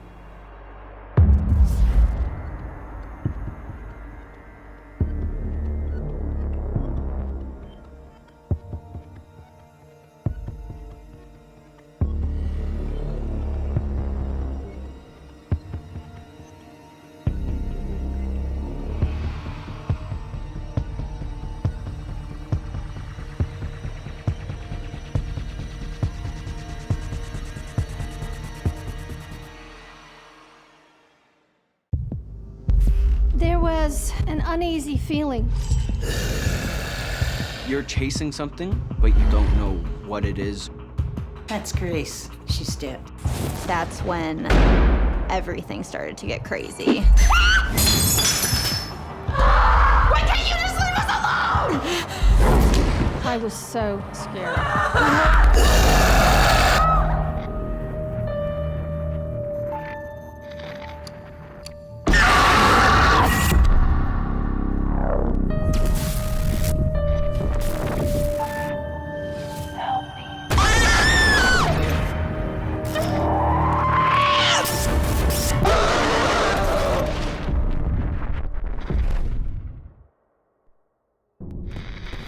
What you're about to watch is based on true events.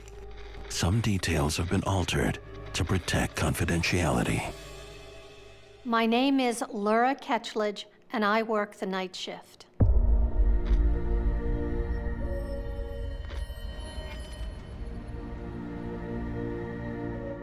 I was heading off to nursing school in the fall, and my mother thought it would be a really good idea to get some practice and helping an elderly couple that she knew through family connections.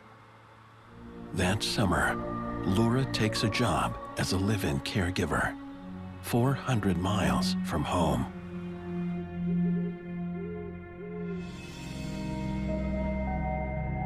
I was a teenager. I'd never really gone to somebody's home and lived with them, especially a home like that. This was a home that this family had lived in for 75 years. Hello?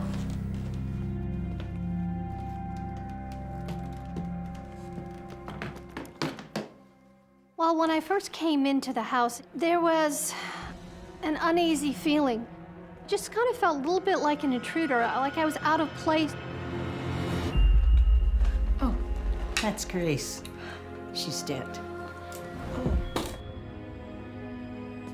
That feeling returned as I was walking up the stairs. Carol introduces Laura to her husband. Charles, this is the new girl. Laura, it's very nice to meet you. Laura, it's nice to meet you there. Welcome. Charles was just sweet and genuine. My job is to stay up all night, by his bed, turn him, give him medication, get him up to use the lavatory if needed, and to really make sure everything was okay. Stay alert, Laura. Carol was more reserved, and she had a worry, and she just wasn't straightforward with me. I suspected that there was a deeper story to this home. My official hours really started at midnight, but before that I would help make dinner. One night I had borrowed an apron out of the pantry. I had to give it a good tug to open it up. I was very careful afterwards to close the pantry door. Laura is sure it's locked. And I put on the apron and made dinner.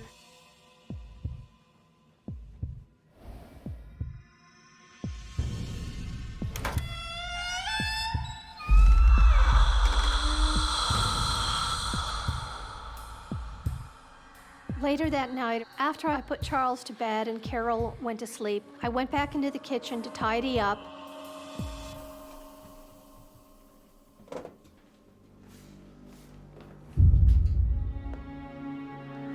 When I walked in the kitchen and found the pantry door wide open, I was very shocked it was open.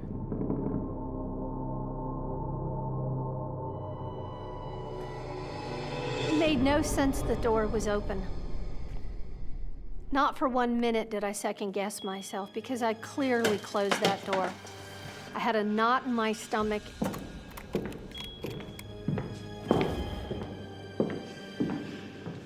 And then I heard footsteps and felt a presence.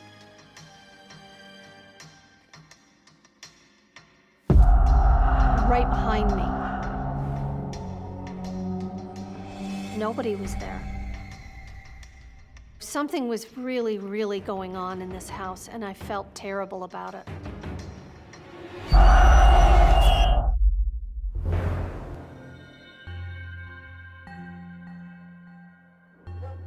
For the next couple of weeks, I was getting into my routine.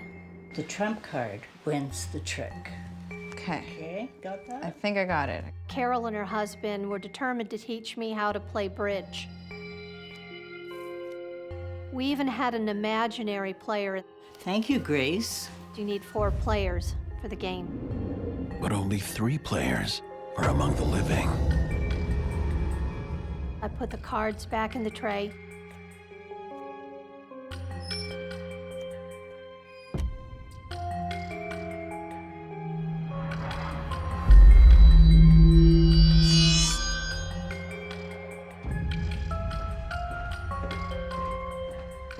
Later that night, around 4 a.m., I noticed something in the living room. I was taken back because all of the cards were out of the tray and scattered all over the room.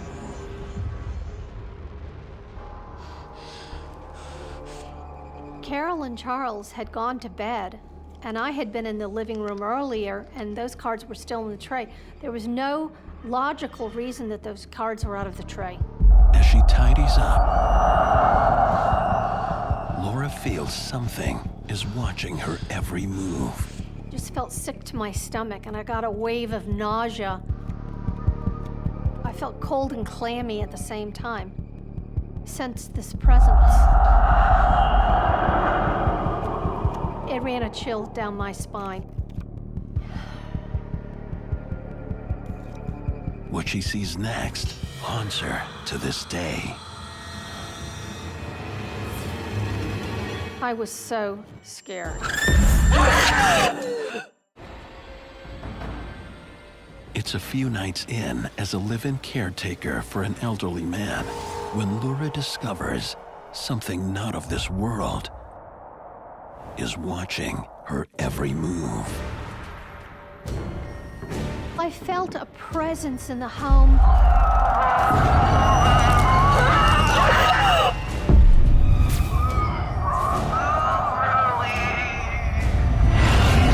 And then she just faded into nothing. I was so scared. I never moved so quickly in my life. What did you think was happening?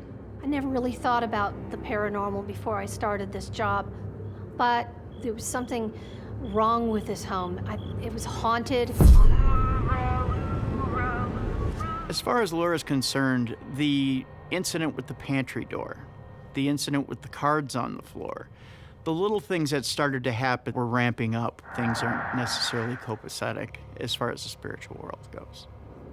Despite her fear, Laura keeps quiet. I felt bottled up inside. I didn't know what to say, and I didn't want to alarm these two elderly people. I was there to help them, not scare them.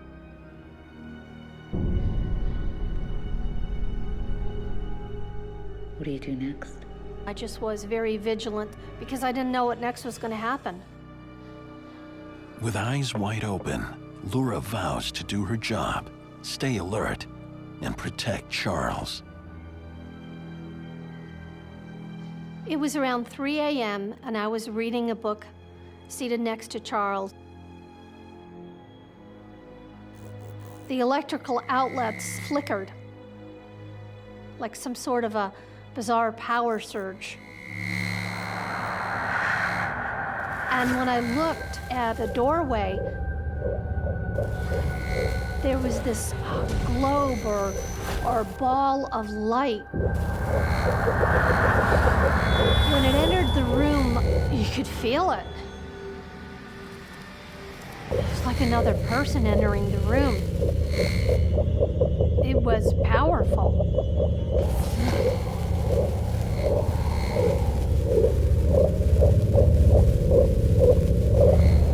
I wanted to yell or scream, but nothing came out. It was like my voice was stolen or swept away. It was the most unworldly feeling that I've ever had.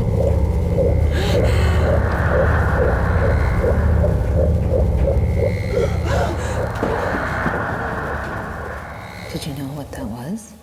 I think it was this orb or soul. It's not unusual to have a haunted object that can reside in a place and then see the apparition of the spirit that's attached itself to the object.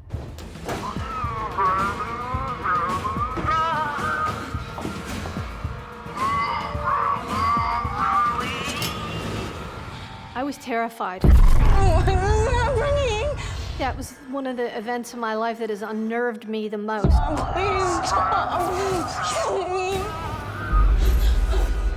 Carol came into the kitchen and she looked at me.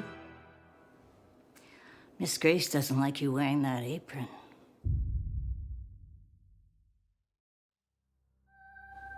I learned right then that this was Grace's apron and she was Charles's first wife. Charles had been happily married to his first wife for years, and she passed away, unfortunately, after a long, protracted illness. She died in the home, Grace's spirit still lives in this house. and Carol believes Grace never left.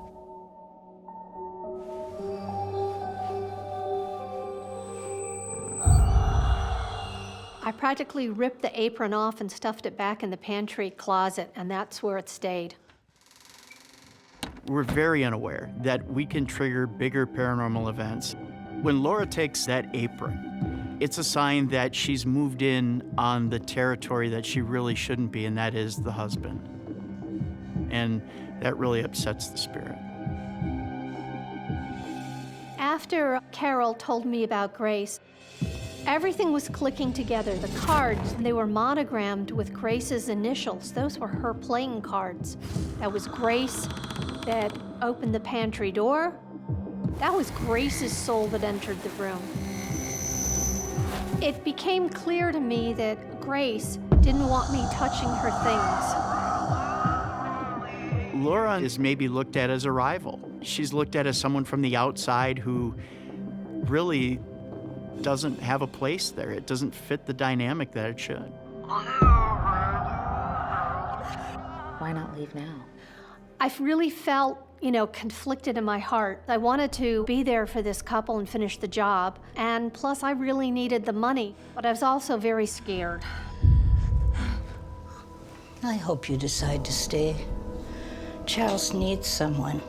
She sort of talked me into staying, at least for a little while longer.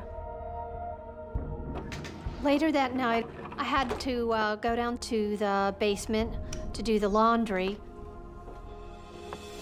And I was holding the handrail with one hand and all the laundry with the next.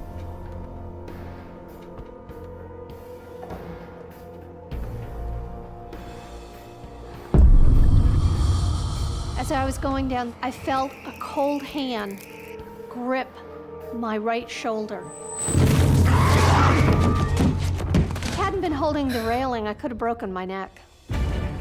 Laura is dead sure about who and what is attacking her.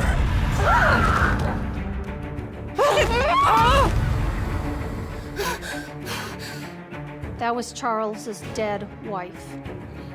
It was a terrible experience. It was so scary.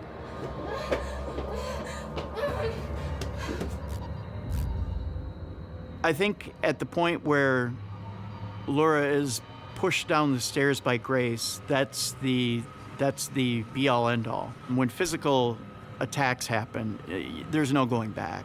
The violence pushes Laura to the brink. She cannot stay in the house. Charles, I have to go. I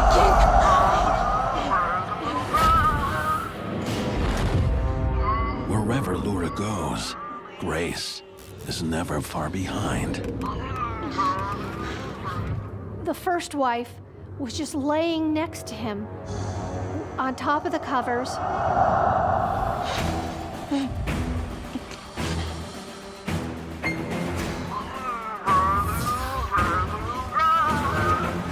Then she looked at me.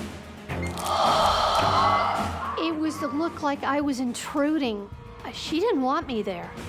Her eyes said to me, "Leave."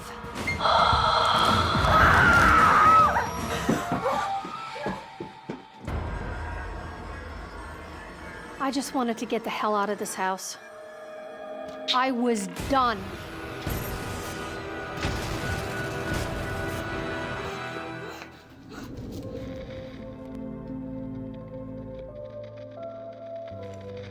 Charles died peacefully at home about a week after I left, and I don't think he was alone. I think Grace was with him.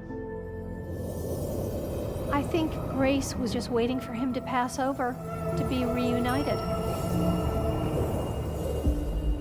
Because of what I've been through, I believe now. My name's Megan, and I work the night shift.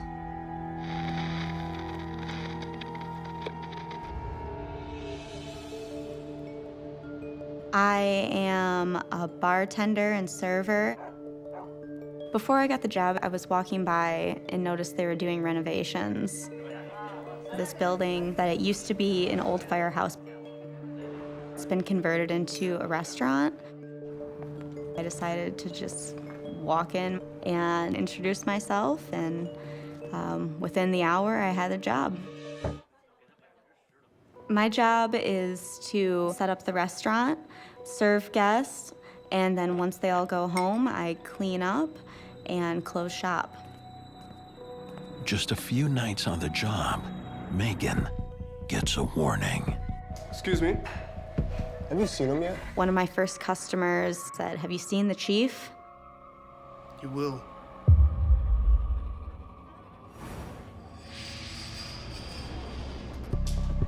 I was just too busy doing my job to really take it seriously. It was just idle conversation at the time. Megan has no time for idle conversation. I would have to close the building, staying there later after the other employees. I got this. You go home and get some sleep. Thanks. So I was there alone at night.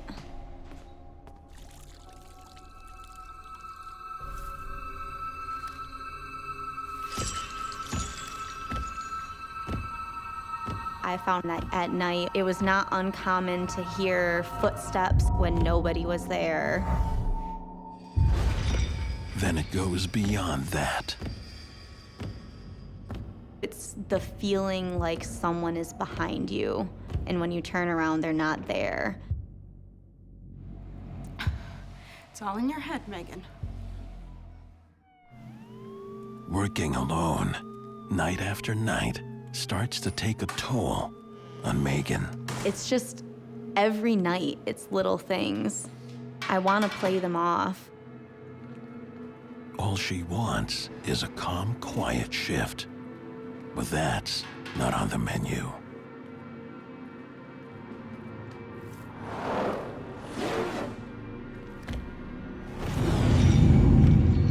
You want to ignore it, and you want to pretend that it's not happening.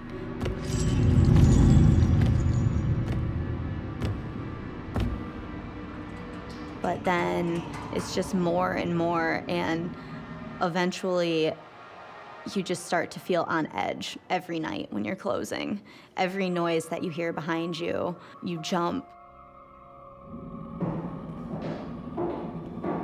About a week later on, it just escalated. I was mopping at the end of the night. I kept having this nagging feeling that someone was there. Megan leaves the floor to dry, but moments later,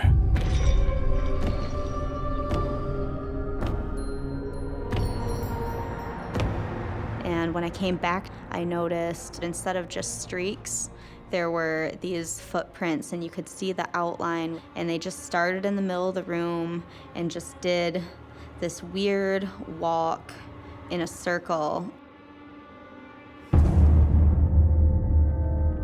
You couldn't see it enter the room or leave. They started in the middle. I honestly just start to think, am I crazy? Even after all that, you stayed? Every part of me wanted to just run out of the building, but at the end of the day, I still have a job I have to do. Megan's uneasiness grows. Eventually, you can't ignore that building sensation and the feeling of eyes on your back or the hair on your arm standing up, and you can just feel it start to manifest itself.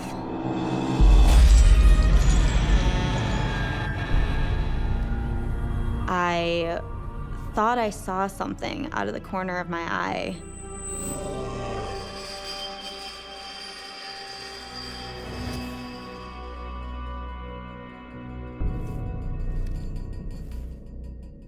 I could just hear this rattling. And as I looked over, I saw a wine glass on the shelf started to shake.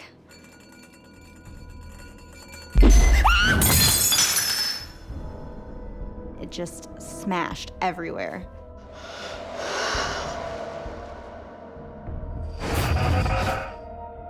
was scared. There's no way it could have just slid off on its own. It wasn't on the edge. It would have had to have been physically grabbed and then thrown. But there was nobody else in there. I'd have to really just try and tell myself to calm down.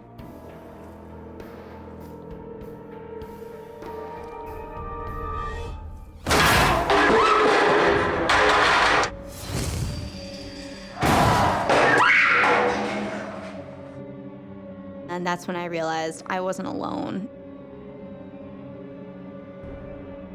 But then you blink and there's nothing there. But something is there. I heard right next to my ear. It was enough that you could feel it.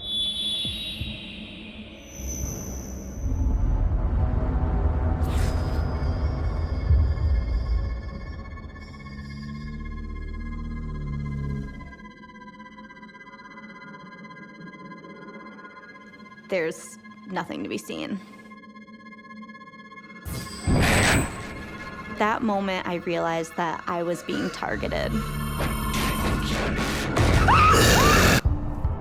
While closing the bar alone at night, Megan is being served some serious scares. I heard right next to my ear. I felt something next to me.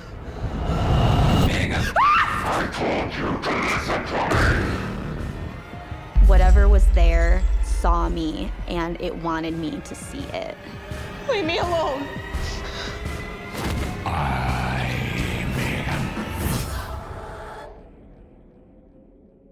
All of a sudden, there was nobody.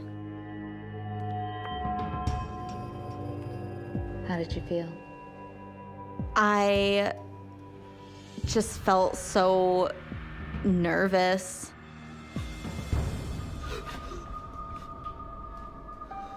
And then all of a sudden, just instantly felt cold. Megan fears the rumors about the chief weren't bar chit-chat after all. That was the first moment that I really felt panic. I booked it out of there. It seems to me like this spirit potentially could be harmful. If a spirit gets to the point where it can physically interact with you, then that's at a dangerous level because you don't know exactly how powerful it can get. Why don't you quit right then and there? I was in college and I needed some money. It's time to tell her boss about what's been happening to her. Let me show you something. He confirms Megan's suspicions about who is tormenting her. Find them all in the library. It was very tragic. The ghost from the old fire hall. He died on the job. The chief. He burned to death. It was a terrible story. He died in a fire just down the road.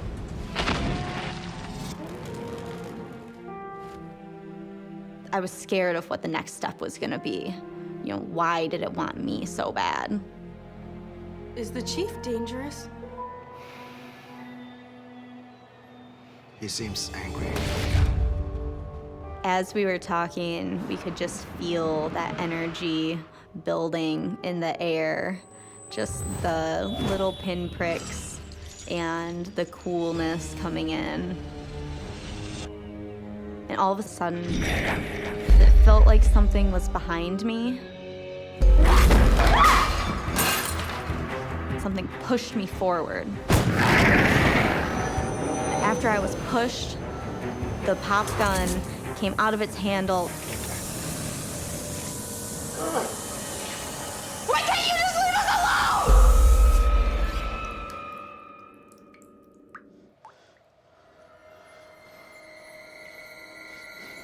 alone? At that point, I'm not having it anymore. I'm out of here. That's enough. When a spirit is able to get enough energy that it's able to physically interact with the living, that means it's at a level where you don't know how much more physical it's gonna get with you. So in this case, I don't think Megan is that safe. After that, I really contemplated not coming back. Megan finds the courage to return to work after an unexpected request. Out of the blue, a local ghost hunter came and asked if they could do an investigation. I wanted to be there because I wanted answers, and I wanted to see what they found. Is there a spirit present here?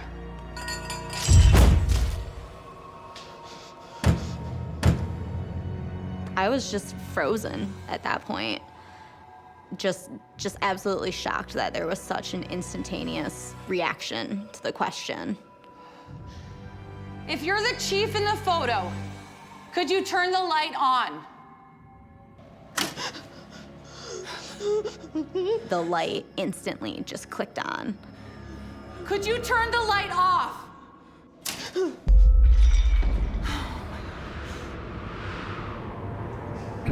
Megan.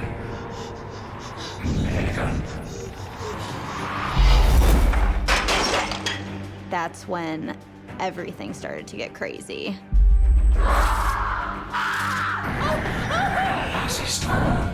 We started to feel our hair getting pulled and just coldness everywhere. The whole room started to feel electric. What are you doing? I've seen enough horror movies. I know that nothing good is coming after this. I was out of here.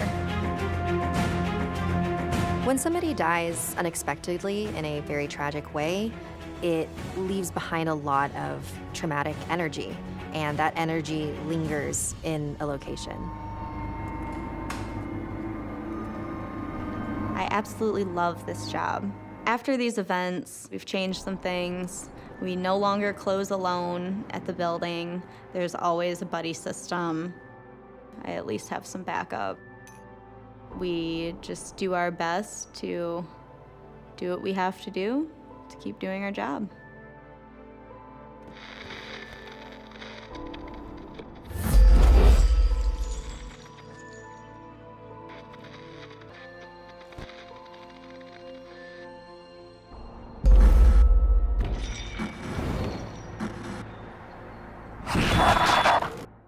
My name is Gerald, and I work the night shift.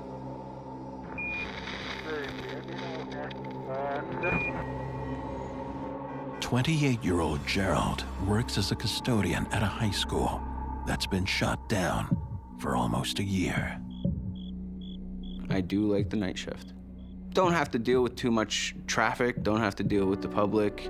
The main building of the school is very old. We do security, checking the exterior doors and making sure that nobody can access the interior. It's a little eerie to just be around the building itself, but it's not too scary. It's eerie. Gerald continues his duties inside the school. Clean hallways, maintain and fix up the classrooms that have been blocked off. Classrooms that are rumored to be haunted. My name's Kate, and I'm Gerald's wife. I do worry because he works the night shift all the time, and it is a late shift. You never know what could happen. Did you believe the rumors of the school being haunted? I do. I believe in the paranormal and the spirits. I did not believe in the paranormal. But the next night changes everything. I had just started working at the school. Call comes over the radio. I'm down this show outside the gym here. There's water just outside of the gymnasium. I'll go get another mop. Maybe it's a busted pipe. Maybe rain is coming from the roof, but it wasn't raining that night. So I started mopping it up. And it gets stranger. I noticed that there was scratches in the wax on the floor. What was odd is we had just worked on those exact same scratches the night before. Then suddenly, The lights above him start to fail. Hey, I'm gonna need a ladder and an extra couple of light bulbs.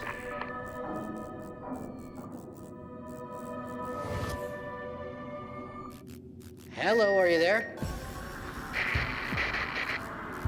Gerald for Ellen.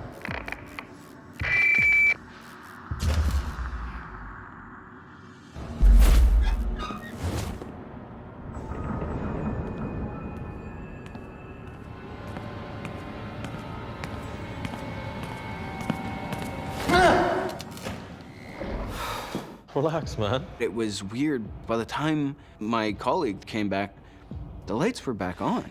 Do not sneak up on me like that. Look. I thought we took care of this already. Yeah, that's what I thought too. I'm wondering, okay, what's going on? But there's no explanation. So we mopped it up and we went on our way. The partners head out for a perimeter patrol. Most of our crew members were off. This night, there was nobody out but us two. Whew, I am freezing.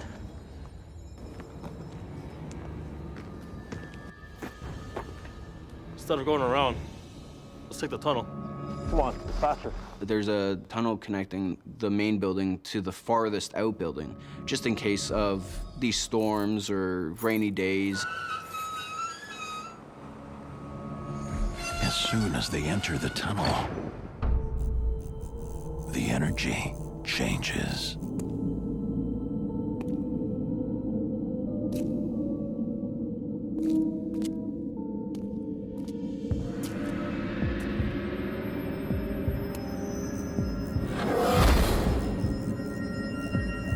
It's a little eerie, it's frightening.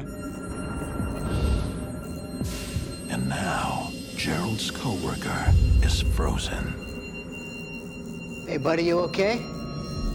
He wasn't hearing me. It was almost like there was something blocking my voice. Hey! So I got louder. Hey! Hey! And he's still giving me that blank stare. Hey, you okay? Hey. Yo, you okay? Why can't he hear me? And then I saw eyes beating on me. As I'm telling a story, I'm getting goosebumps, chills up and down my spine. Did you see that? Yeah, I saw that. He finally acknowledged me talking to him. I think it went this way. Come on. Are you crazy? Let's go. We ran towards it, but Why it was... would you run towards it? Well, because there's not supposed to be anybody in the building, and that's due diligence, is to make sure that there's nobody left in the building.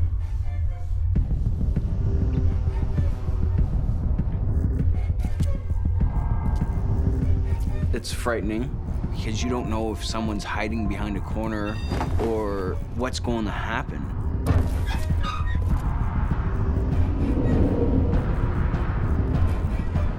It's the worst feeling that you're chasing something, but you still don't know what it is or who it is.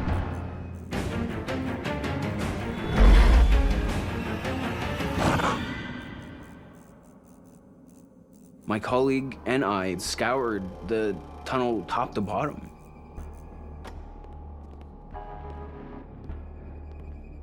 There was nothing in the tunnel. I'm out. I'm done. What do you mean you're out? What are you talking about? You be careful, Gerald. It definitely scared my colleague. He decided to pack it up and leave.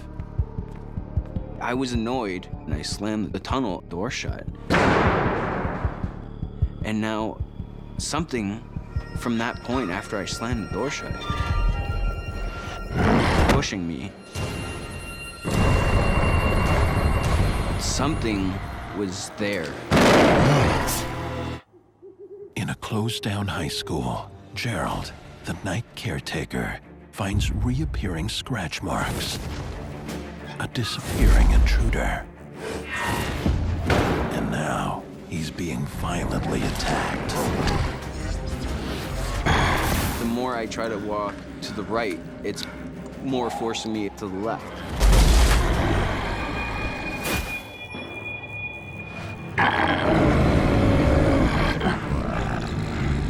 I couldn't move. I was scared. Something's pushing me against the wall, and, like, I don't want to face it. But I had to move. Because if he's able to force me against the wall, then he's able to do more. Gerald tries to escape, but is no match for this otherworldly force. At this point, I'm not calling out for help or anything because nobody's around to really hear me. I am trying to find any explanation not to panic because I'm in the school by myself.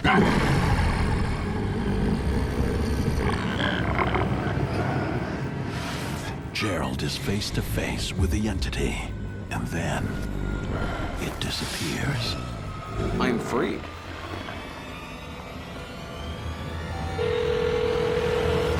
Kate. Gerald? Oh, I gotta listen. I gotta tell you something. I was at home with the kids, and he had actually called me and told me, like, you'll never believe what just happened. Something grabbed me. I don't know. Hearing the panic in his voice put a panic in me, like, oh my God, like, what's going on? And as he's telling me, I'm just getting complete chills through my whole body. I definitely believed him immediately. Gerald has no doubt that the school is haunted. There's no other explanation. At that point in time, I can honestly say I was scared. Gerald is experiencing what I think is a very territorial spirit. The living should be wary of angry spirits. They can harm us in several ways. Sometimes physically, sometimes mentally, sometimes emotionally, and sometimes spiritually. As his shift comes to an end, Gerald confronts the morning caretaker to find out more about who or what is in the building. I said, hey, we saw something. And he said, okay, well, what'd you see? I described him to a T. And he goes, there was a custodian that hung himself, took his life in the gym. Killed himself. Right over here. He worked at the farthest out building, and he would always use the tunnel. At that moment, I got the worst chills over my body. Now everything made sense. I now fully believe that I seen the spirit of the custodian that hung himself. There's definitely a paranormal spirit going around that school.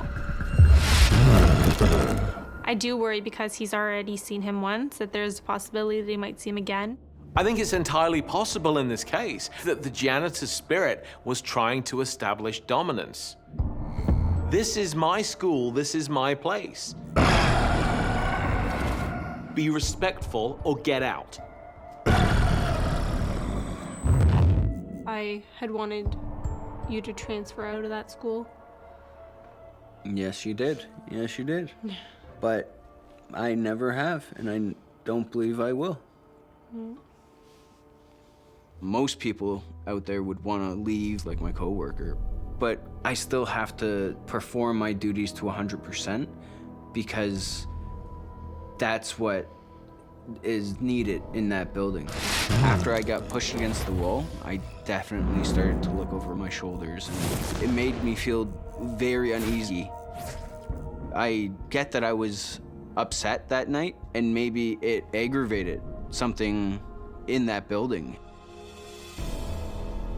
He's very nervous and scared to go to work sometimes, just not knowing if he can have another encounter. Gerald has found a way to believe he won't get hurt. I've stayed at that school for 2 years now. I have to respect the building that I am working in and perform my duties to 100% and be aware that I'm being watched. And not just by supervisors.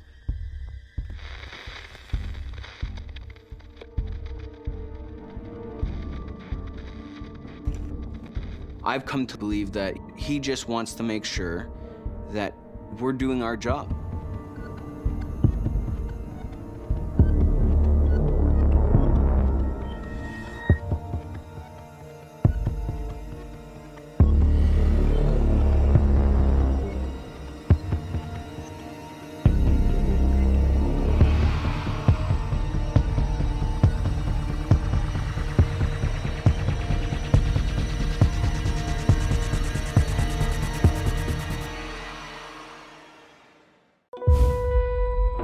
Thought that maybe that one of the guests was trapped. It was not a human being.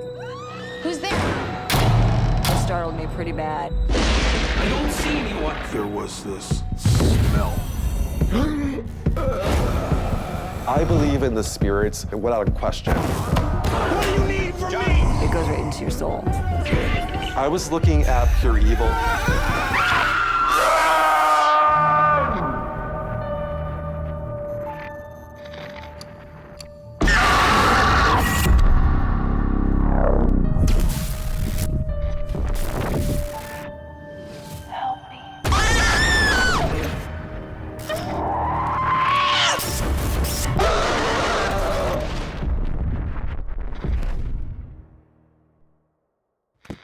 What you're about to watch is based on true events. Some details have been altered to protect confidentiality. My name is Sam, and I work the night shift.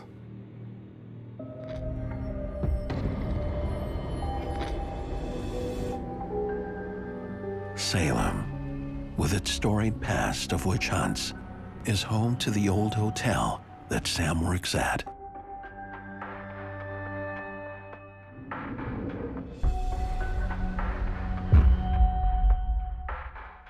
As a night auditor, you work a shift generally from 11 p.m. until 7 a.m. I have been fascinated with the witch trials history of Salem for years. In 1692, on the very ground where Sam now works, over 200 citizens were accused of practicing witchcraft. 20 were put to death. Working in the quiet on the night shift allows Sam to study the history of the witch trials for his book. It was a perfect job for me because it's kind of a slower job, and I was able to write while I was working. My first week at the hotel started off fairly non-eventful. And then, suddenly,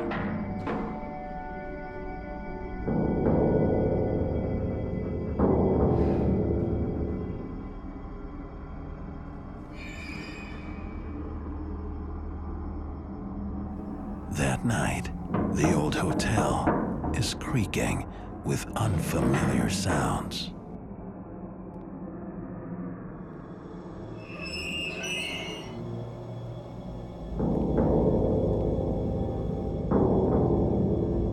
I heard what sounded like banging on the inside of the elevator. So I thought maybe that one of the guests was trapped.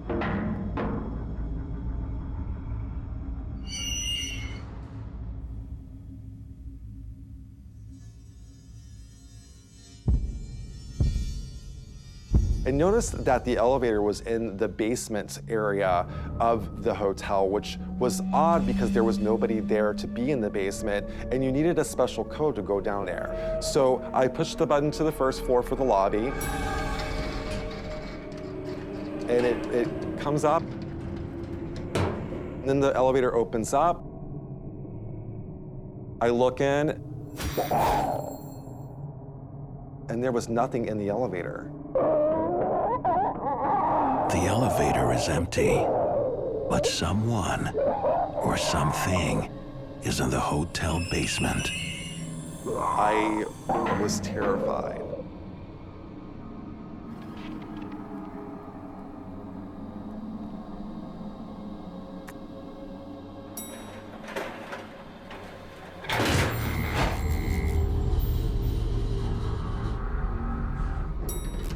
Sam has never ventured to the underbelly of the old hotel.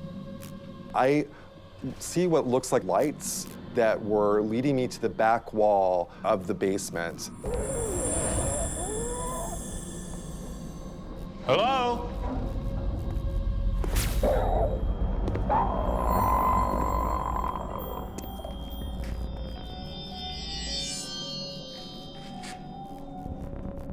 Looked like there were footprints, but the footprints were huge footprints. They were not my footprints on the ground.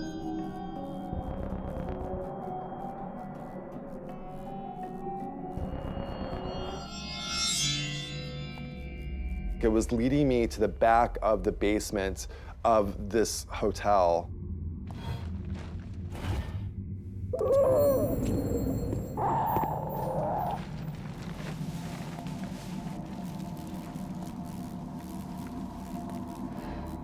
He's led to a dead end.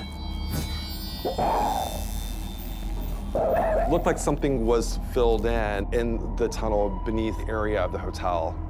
There is something unusual about the brick wall. The tunnel was bricked in, so I was not able to go inside. It made it even more creepy.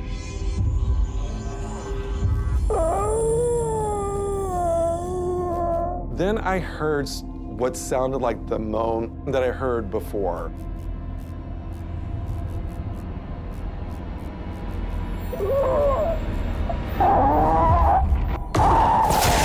Sam feels a presence behind the wall. I was terrified.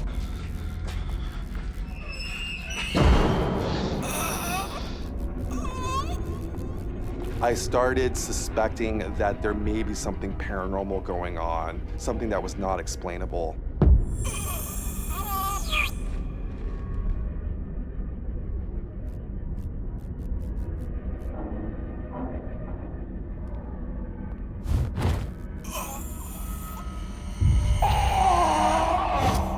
I was terrified. I felt helpless. I felt like that I was in a place where I couldn't get out because I was working. And I felt like my workspace was being invaded. What made you stay? What made me stay at the hotel was the fact that I was working on a book on Salem's history. We had very few people to work the hotel, especially working overnight. So I was determined to stick it out, even though things were getting progressively scarier for me.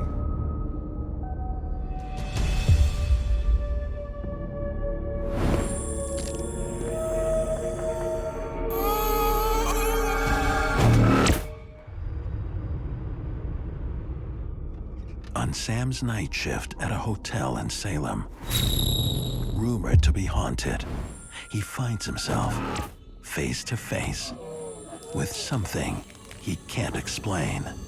I looked up and I saw what looked like a shadow coming from the back of the hotel.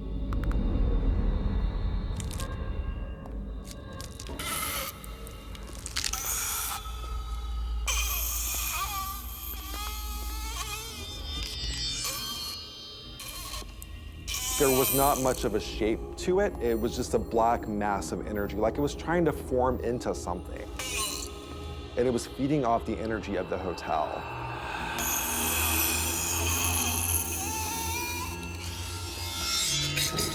The blackness came over, and then, to make things even more scary, there was nobody there. Nothing human.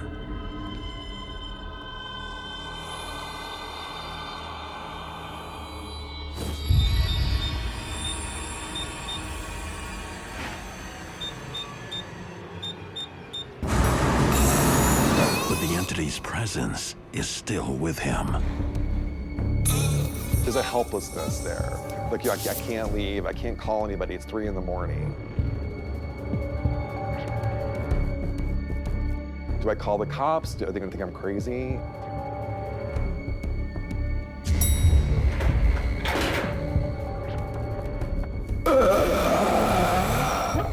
The moaning is now coming from outside. And it was kind of building and building, and whatever it was sort of revealing itself to me.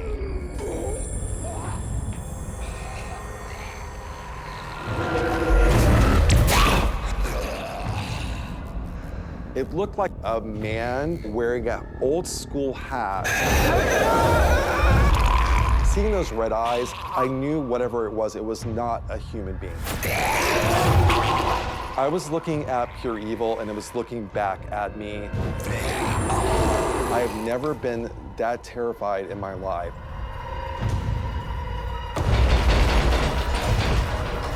When the spirit manifests in front of Sam, it has glowing red eyes. And in my experience, that is not a human spirit he's dealing with. He's dealing with something non-human. And he would do well to watch his back.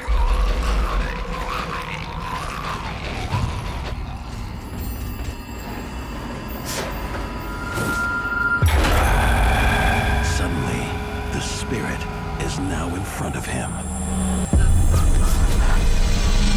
Sam seizes the moment to escape the entity.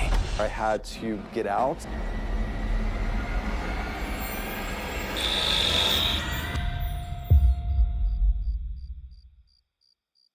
Sam, you seem very upset with the telling of your story. What's happening?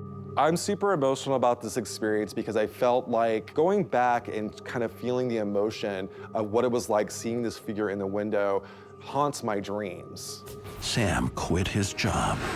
He's safely home in Boston. But the attachment to the entity was not over. I had no idea what that shadow figure was and what it wanted from me. Sam uncovers horrifying facts. It turns out that my family is related to the Putnam family. My cousin Ann Putnam Jr. accused 62 people and 19 of them were hanged for witchcraft. The entity could be a victim of Sam's distant cousin, one of the accusers. It's heartbreaking. It's heartbreaking realizing that I am descended from the bad guys. Sam has a very personal, familial connection to the Salem witch trials. And it's no coincidence that he has been singled out. We are talking about innocent men and women who were put to death in the most awful ways, crushed by rocks, hanged, all for something they weren't guilty of.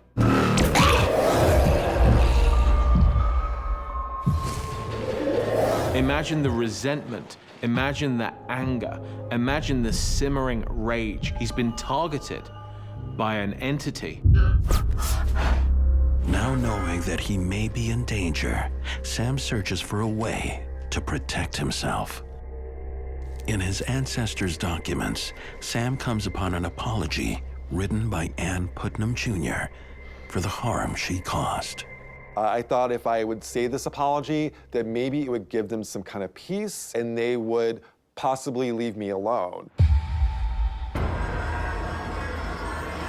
He returns to the hotel to deliver the apology.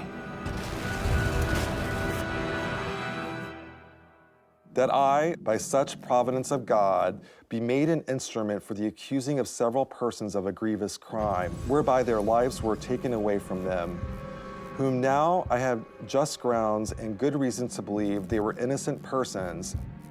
I'm sorry. I am truly sorry. I'm truly sorry. I'm sorry. Truly sorry.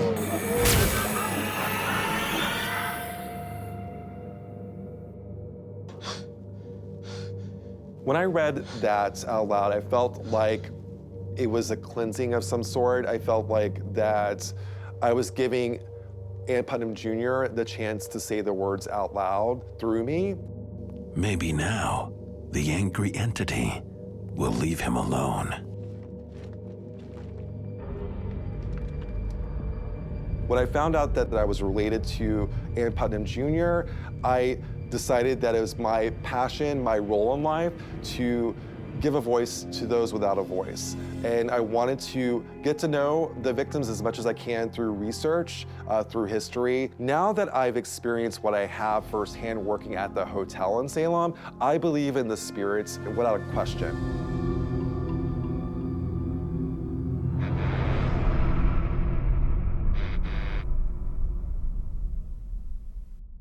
My name is Riley, and I work the night shift.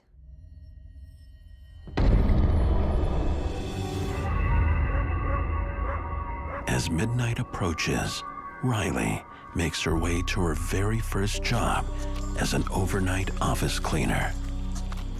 At 16, I have this job because I was starting to get into trouble. I was staying out all hours of the night. I wasn't, listening to what my mother wanted me to do. I just wanted to have fun. I was 16, and I was rebellious, very rebellious. Riley has been hired to help clean a building that's about to go up for sale. The job has been scheduled to last 3 nights. I wasn't thrilled, I'm not gonna lie. It's third shift. Nobody really wants to stay up until the wee hours of the morning unless you're having a party.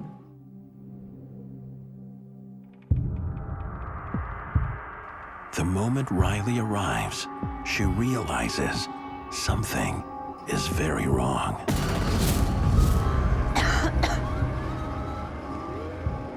When I first walked into the building, the air was very thick. It was hard to breathe. It was stale.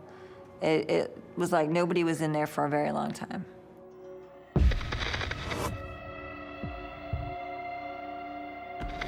Adding to Riley's apprehension are the stories she's heard about the building. There was rumors around town about the things that went on in there and how nobody really liked working in that building at all. Hello? They would hear whispers, they would hear footsteps. You're late. Now stop standing around and get to work. Sorry, okay. Jeez. In the building that I was cleaning, there was only one other person that was working with me, this old woman. Riley sets to work on the near impossible task of cleaning the office.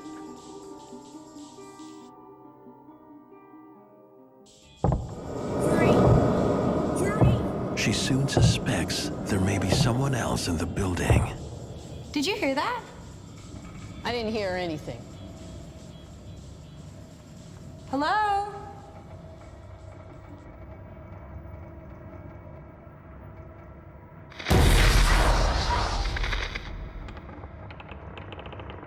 I had stuck my head out in the hall, look and see who was in the building at 2 o'clock in the morning because nobody was supposed to be there. Hello? So when I looked up and down the hallway, there was no one there. They were running. The footsteps were running down the hallway. Who's there? I can hear you.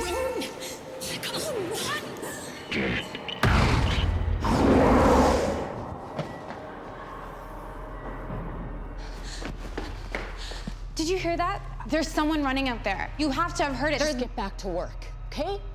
Take care of that carpet. She played it off like she didn't hear it. I told you I didn't hear anything. But I know she did. Riley returns to work, but what happens next is impossible for her and the coworker to ignore. A few minutes later, as we're vacuuming the floors, we heard this huge door slam coming from the hallway. Did you hear that? I don't know.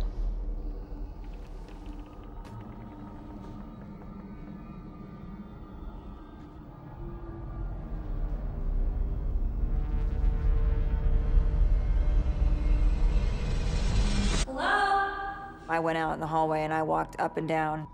Hello? If you don't show yourself, I'm gonna call security. And I didn't see anybody at all.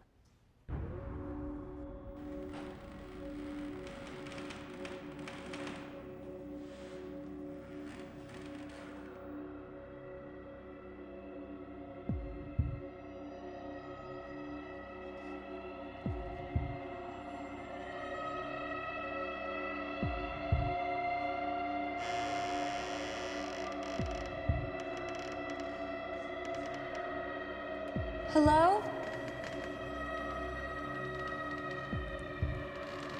Is anyone there?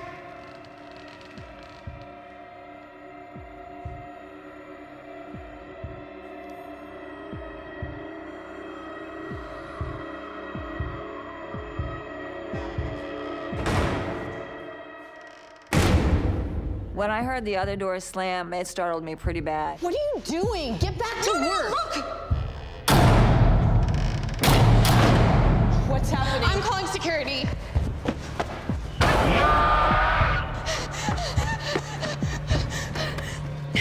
Hello? Hello, security? Hello? Hello? How do you work this thing? Overnight office cleaner Riley discovers the building where she works is home to terrifying paranormal entities. What are you doing?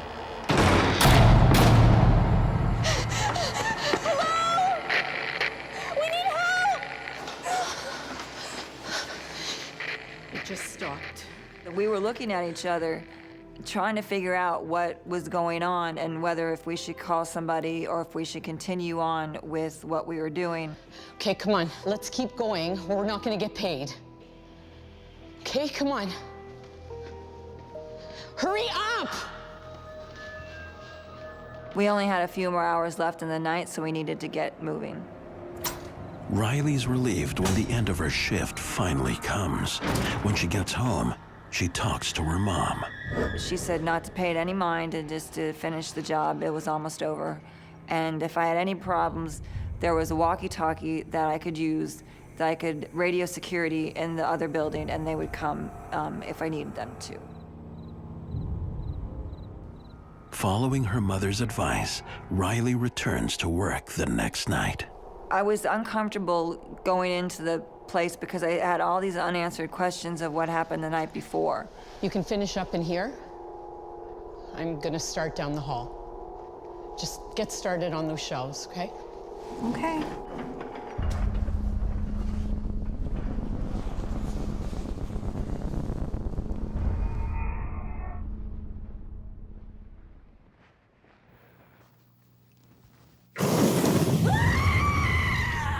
Suddenly I heard this cry somewhere in the building. Please, hurry! Hello? Are you okay? I never forget that woman and the way that she had cried out. It just scared the hell out of me. It goes right through you. It goes right into your soul. Are you okay? Is anybody in there? So I had walked over there to see who it was who needed help. The cries seem to be coming from the kitchen. Is that smoke? I was looking up at the vents to see if the smoke was coming out of there.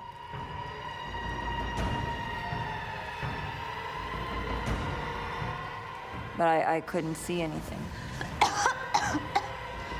Louisa!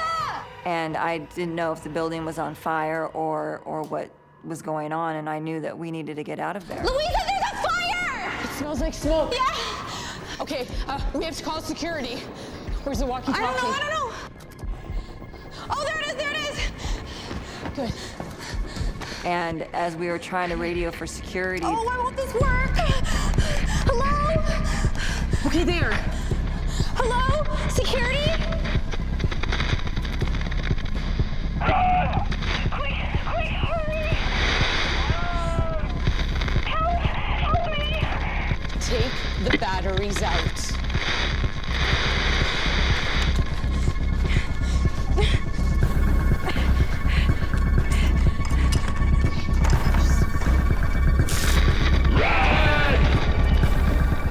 And the next thing you know, it said it again. We have to go. Go. The voice on the walkie-talkie to me to this day, I think it was just something to try to warn us that something that is in there does not want us in there. As we ran past a side office, There's a fire, sir! I saw a janitor standing in there cleaning with his back facing me. So I stopped. Sir, we have to get out of here. There's a fire, sir.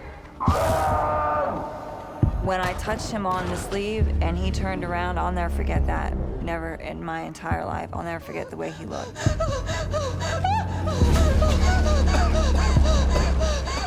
Half his face was burned. I looked at him. right into his eyes, and his eyes were dead. I couldn't even move. I couldn't breathe. I had to look like a car accident. You can't look away, but you have to keep looking.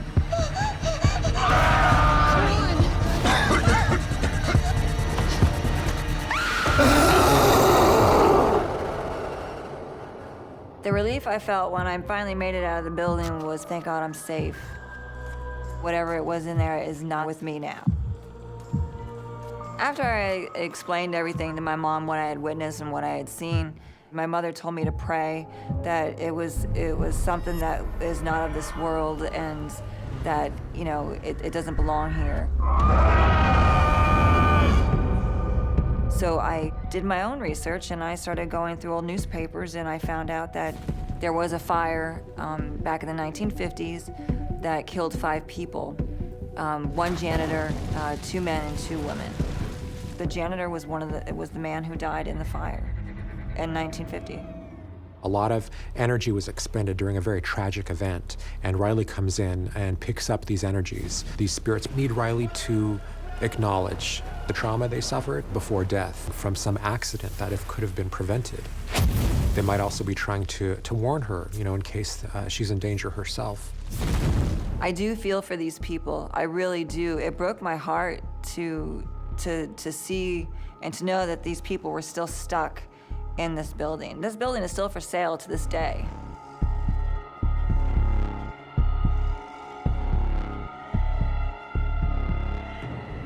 What I've learned from that event is that if they want to show you how they died, they will show you how they died. My name is John, and I work the night shift.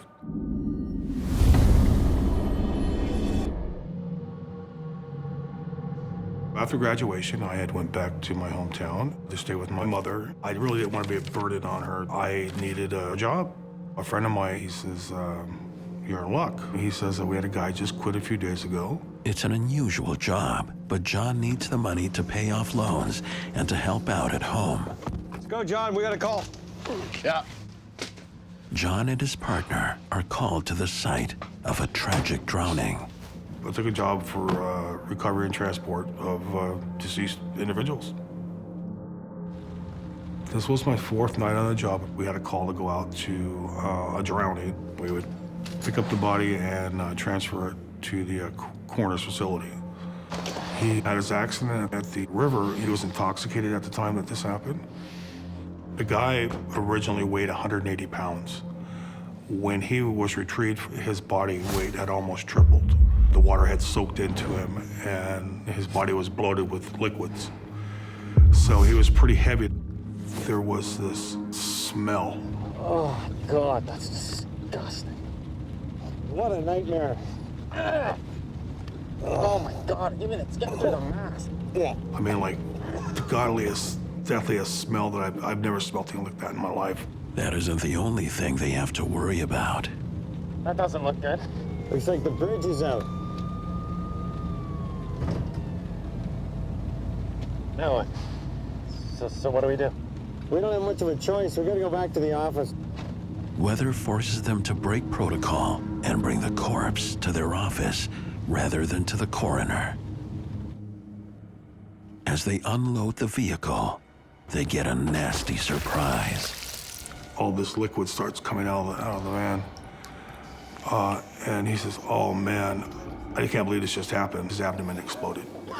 It's where all that's coming from, his stomach area. Got it. What are we gonna do, leave him in the van? And he says, no, we have to take him into the office. Regulations state, as long as we have custody of him, we cannot be no more than 50 feet from him. I was thinking, like, where are we gonna put this guy? You know, because he's leaking these fluids still. Where are we going? Out of the end there. That room's got a drain in it. My partner says, well, he says, there's only one place that we're gonna be able to put him, and there is a janitor's utility closet. Great, there's a drain over there. This'll work, all right? It's gonna have to set him up and let him drain, because we can't put him anywhere else. 1, 2, 3. Stop! Turn. Took us a minute, but we got him off the gurney. We sat him up. made sure he was secure, that he wasn't gonna fall.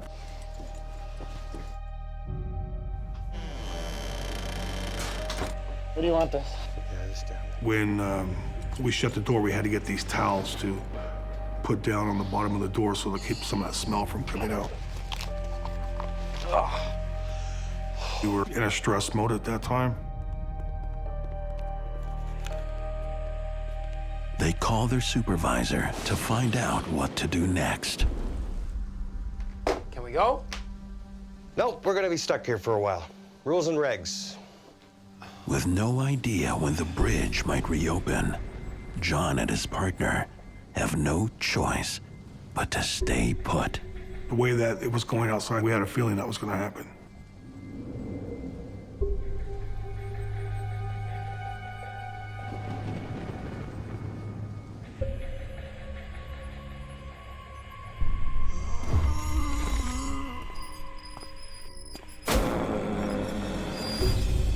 John hears something move in the hallway.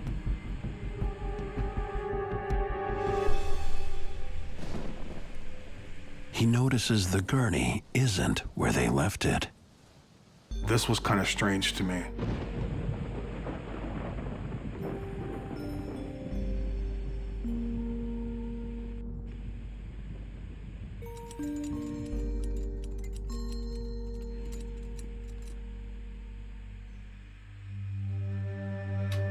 He shrugs it off and locks it back in place. The onset of a haunting, you can often see small acts, the kind of things that you may not notice at first, and they are the onset of bigger things to come.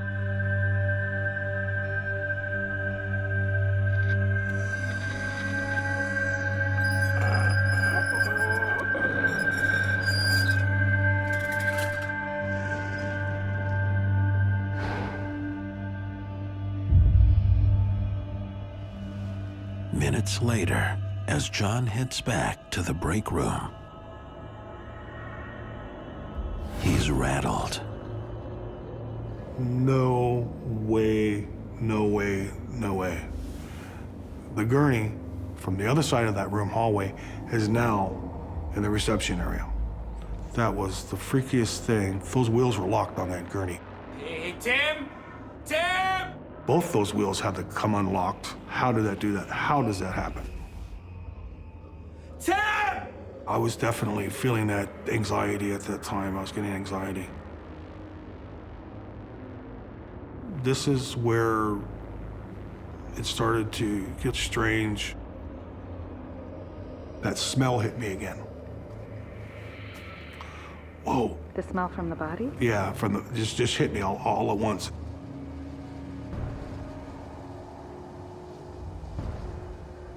And as I took a few steps, I noticed these two towels that we had laid in front of the door were moved out into the hallway like something went over and moved them. We were the only ones there. You know, who else moved them? That's what got me thinking, you know, there's got to be something else going on, something of the supernatural type of thing going on. It gets stranger still. I notice the door is cracked open about 6 inches. Now I know this door was locked. And so I kind of like walked up to it, trying to see what was going on. John makes a terrifying discovery. While stuck in his office overnight with a dead body, John experiences some unexplained activity. And the door he locked that contained the corpse is now somehow opened.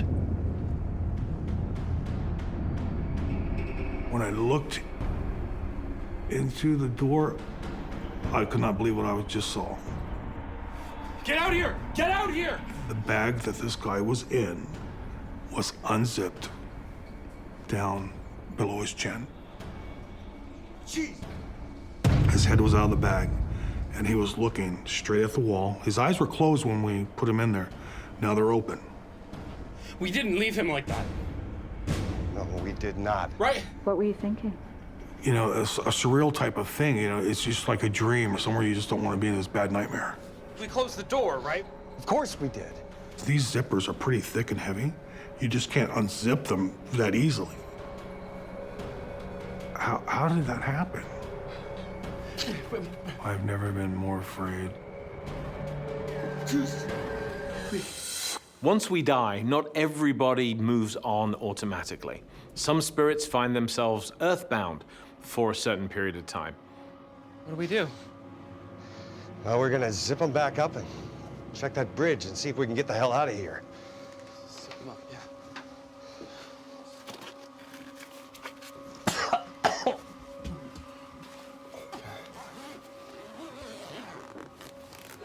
We re-zipped the bag back up, and we shut the door.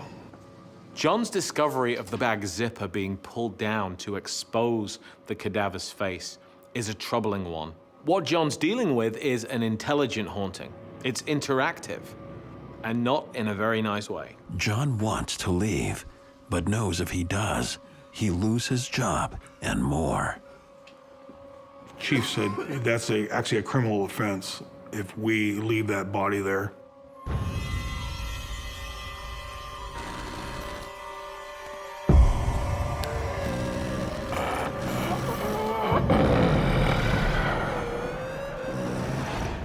Before they have a chance to regroup,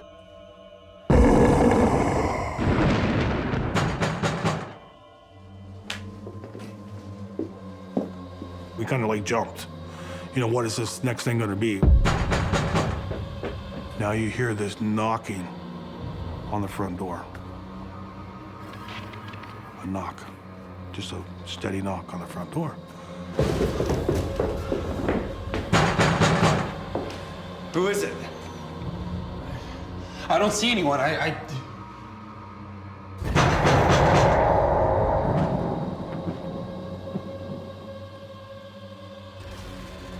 don't see anyone. All right, I gotta go around and take a look. My partner said, I'm gonna go out around front and see who it is. And you just wait right here, I'm right back.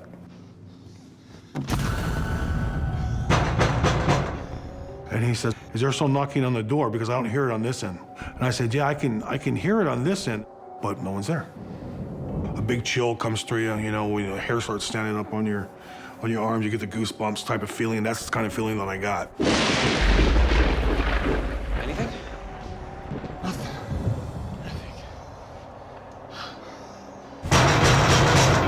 This doesn't feel right, man. Let's get out of here.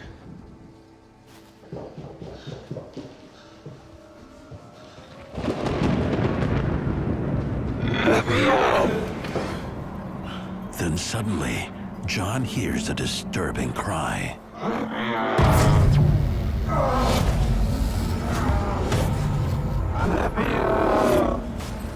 It was a scream, but it was a low scream, but I can plainly hear it saying, "Let me out." And I turned my head like that.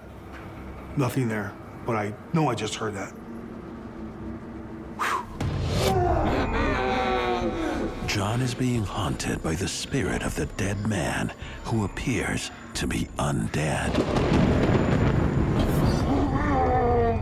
That guy, when that door was open earlier, I think he came out. He's trying to get our attention. I wanted to be out of that building. I wanted to be back home, but you can't leave that body there. You know, I mean, that's a felony.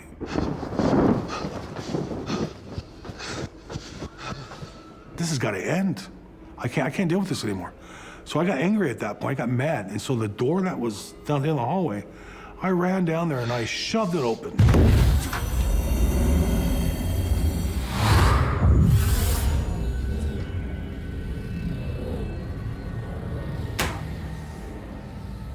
The corpse is showing his face again. But something has changed. When I looked at his face, his eyes are open. You can see like tears coming down his face. And that was very, very strange. This guy was somehow still attached to his body. I was very upset about it. I can help the living, but I don't know how to help the dead. Leave me alone! John? What do you need from me? John! Leave me alone! John! Leave me alone! John! No, buddy. Calm down. Come on. You leave me alone! I told this guy or whatever was in here, I said, you want to leave? Now leave. You don't belong here anyway. John's plea is answered when help finally arrives. The medical examiner's office was able to come across the bridge. They came out to retrieve the deceased person that was in the room there. It was a big relief when he was out of the building. I mean, I felt this, oh man, like you can breathe again type of thing. We're just happy that this is all now over, and it's time to go home. As John heads home, he tries to shake off the night, but he can't.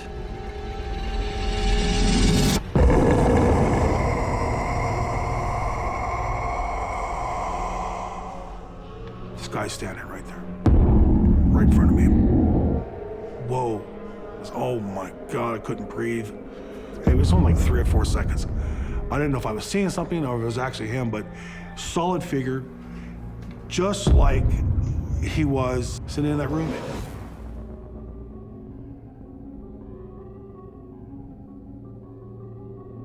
Do you believe this was paranormal? Yes, this was just one of the most remarkable things that has happened to me. In order to understand it, you have to experience it.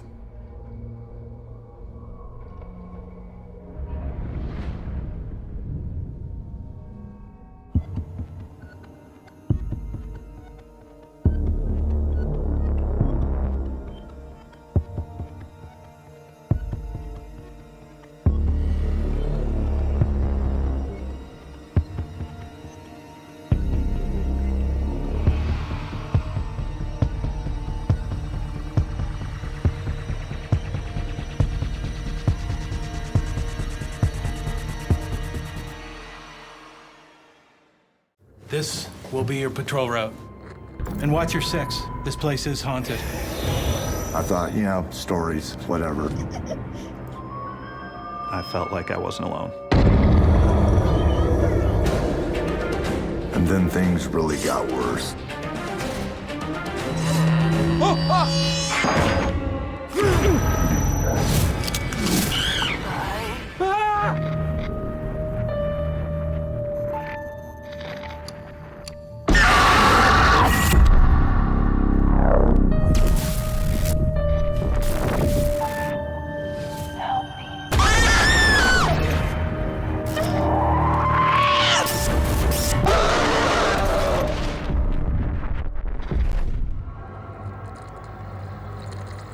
What you're about to watch is based on true events. Some details have been altered to protect confidentiality. My name is Grayson, and I work the night shift.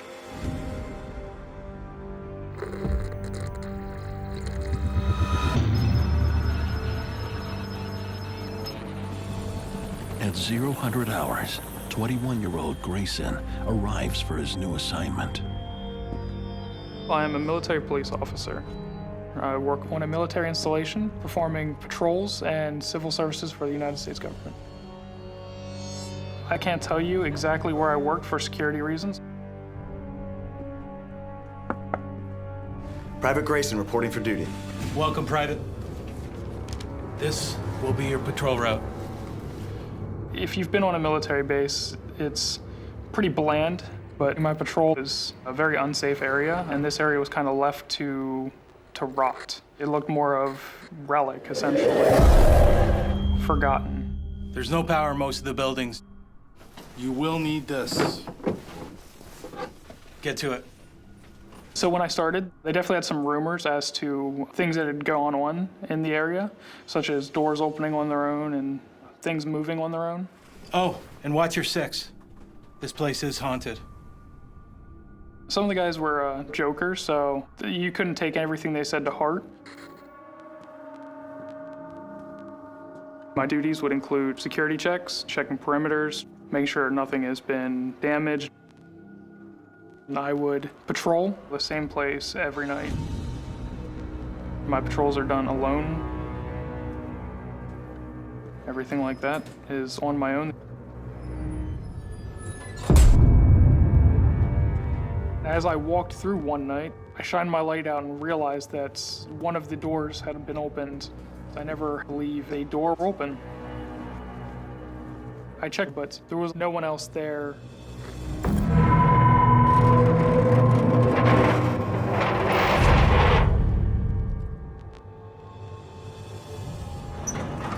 And then the door opens again. Had to do a double take just to make sure that there was no one there. You know 100% that there was no one there. To move these doors, you had to actually physically push with a lot of effort, and at that point I was in complete disbelief, complete shock. What the? As I'm standing there trying to figure out what is going on, I have no way of leaving. I have to just continue on what I'm doing. I continue, I push that door closed. The wind couldn't move the door shut. The area was so still.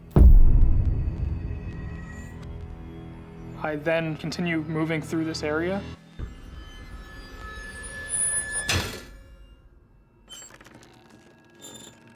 And I stopped dead in my tracks and I just stood listening.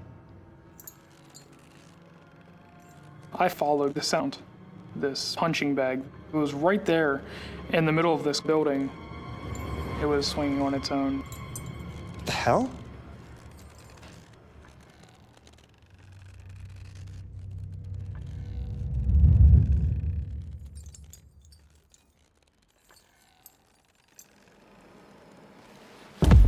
I just give it a nice little jab.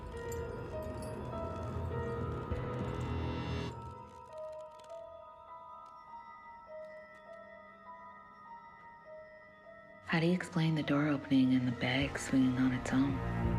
Walking through these buildings alone, it's very dark, plays tricks on your mind. But what happens next isn't a trick.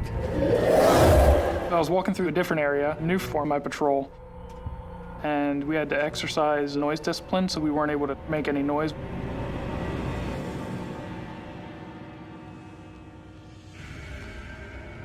You're not used to this area, it's your first time out there, and you still don't know what to expect.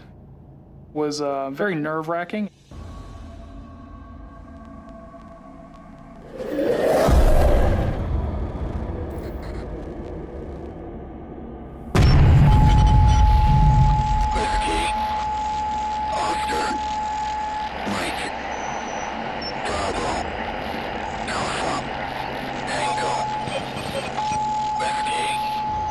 All of a sudden, this radio turns on by itself on full blast, scaring the out of me.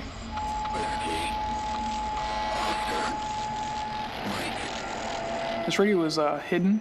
It had not been touched for a while. It was covered in dust and dirt and debris. And when I lifted it up, there was no plugs for this radio to even be turned on.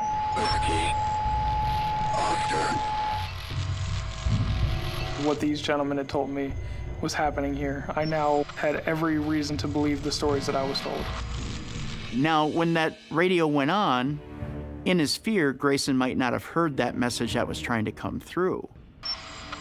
A lot of times in EVP, electronic voice phenomenon, you really have to listen to the message in order to discern what it is that's there.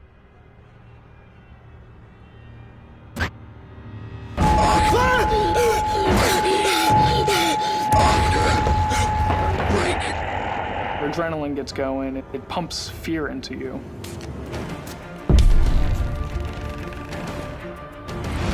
I could not understand why this was happening. It's absolutely terrifying. I feel like every moment I was there that something was watching, every move I made.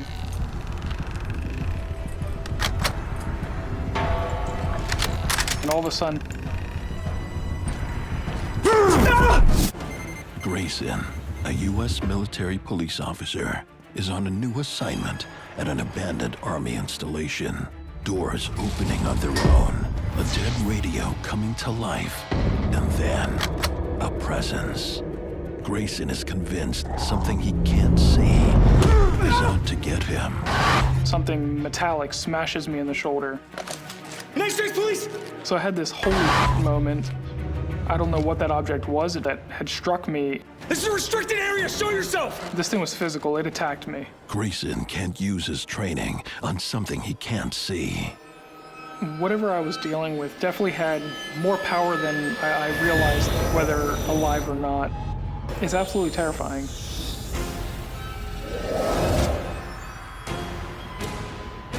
I'm looking around and I can't find anyone there. There's no one there. And my heart is actually racing thinking about this experience. Man, I can't speak now. You guys got me nervous now. Sorry. When you're younger, you're wide open. Spiritually, you're wide open. I believe at Grayson's age, he's very vulnerable to interacting with the spirit. I was not alone in the human sense. Grayson runs away from the sector he was attacked in. There seems to be a presence following me everywhere. Show yourself! I hear these footsteps moving towards me, and I shout out, "What the f***? Who's there?" The entity is following him. There's a noise behind me.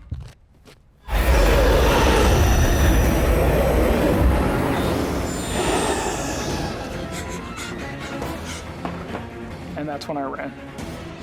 I didn't want to be there. I ran as fast as I could to get out of that area. At that point, I realized I was dealing with a paranormal experience.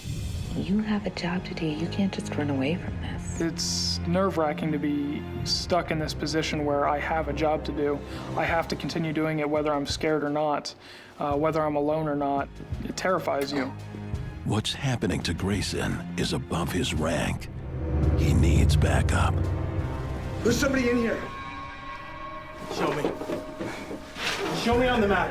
This sector. Here.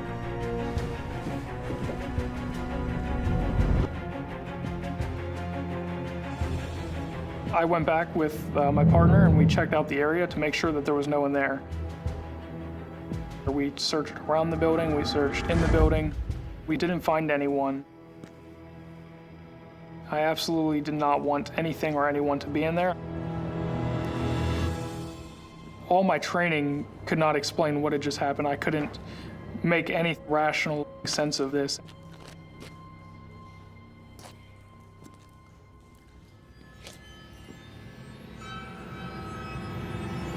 I'm aggravated. I was pissed off, but I'm also scared.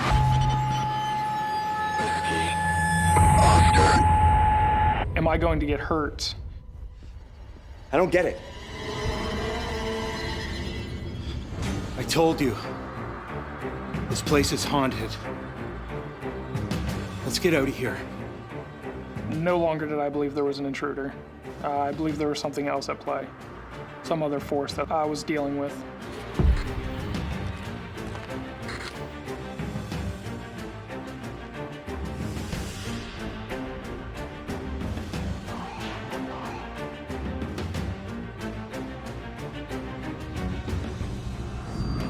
Grayson wants the truth. You gotta tell me what's really going on here, Sarge. Another military police officer, long before your time, was killed in this building. In my opinion, Grayson's run across a soldier that's passed on. When an earthbound spirit stays on this plane, your personality doesn't change in death. Getting hit with something is a little extreme. A dead soldier didn't like the cut of Grayson's jib and went after him. So in this case, you just have a bad seed. The so-called bad seed steps up the violence. One of the cups fell off the shelf. It fell straight onto the floor. What the hell was that? As these objects start falling off the shelf, I'm in a full-blown panic at this point because I'm stuck in this office. I can't move. There's nowhere for me to go at this point. What's happening? You brought it back with you!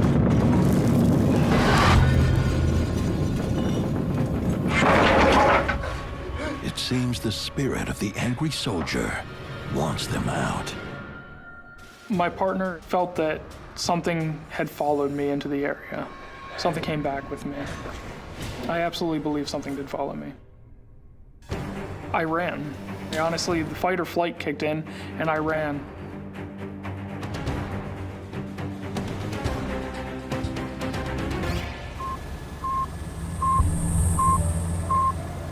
After these events took place, it definitely opened up my mind to a whole different world that I had no understanding of. Something could be there and just harm you. This place is creepy. It is beyond evil. I do have my fears about the things that these spirits can do to us.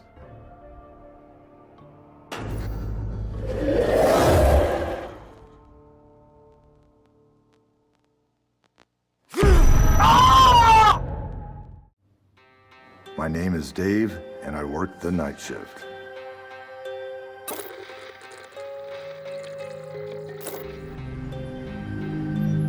Dave takes a new job at a large convention hotel in the downtown core. I was the operations director for the hotel. My general manager, who's also a dear friend of mine, she asked if I could step into that role. Working the night shift in the off-season gives the hotel an unusually quiet feel. Dave's job entails everything from overseeing the housekeeping staff to setting up conference rooms. Just check the list. 408 needs to be prepped for a late check-in. Okay, I got it. He's been in the hotel business for more than 30 years and knows that most places come with a rumor of at least one resident ghost. I had heard stories from some of the other employees there about this little girl they would see on occasion. And I thought, you know, stories, they're whatever. Then a few months in, some strange things started happening. I was working night shift with a young lady. She was pretty new. She'd been there maybe a month.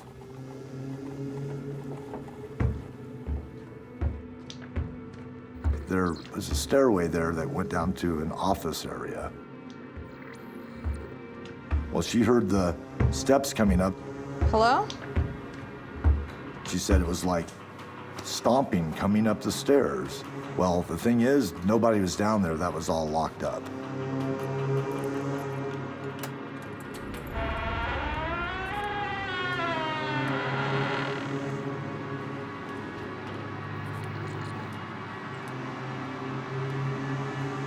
Hello?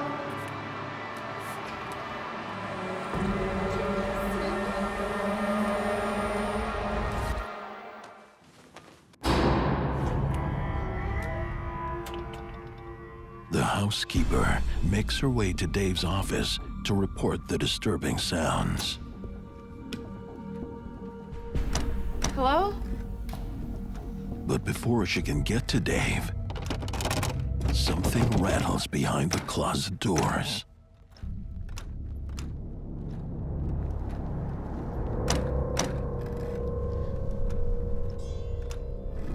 Hello?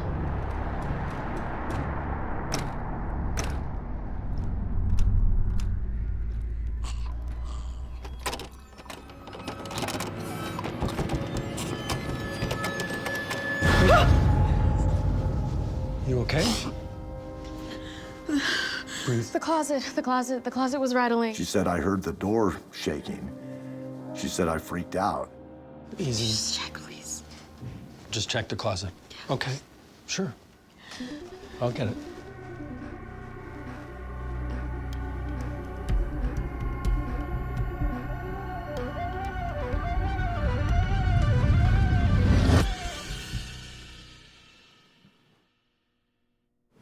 There's just boxes and stuff here. I didn't. I heard noises in the stairwell, too. Okay, we're going to have a look at that, too. It's okay, we'll check it out. Come on.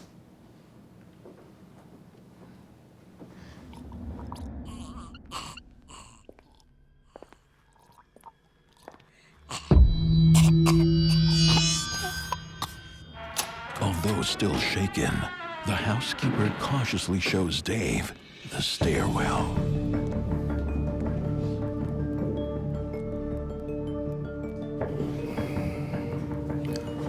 I don't see or hear anything. There was someone here. I heard it.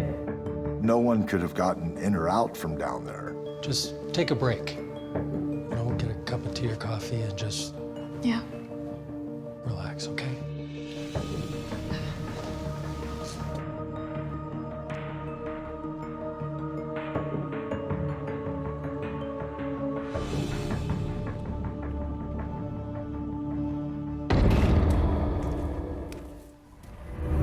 Dave doesn't have to wait long until he has his own strange experiences. I went back to work the next day, just everything is normal, and I was setting up for a convention. And I thought I heard something like a thumping. Well, the thing is, the room was all locked up. Nobody had been there since about 4 o'clock that day.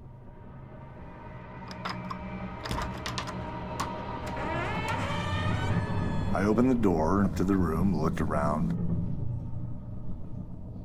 There was nothing, it was just an empty room.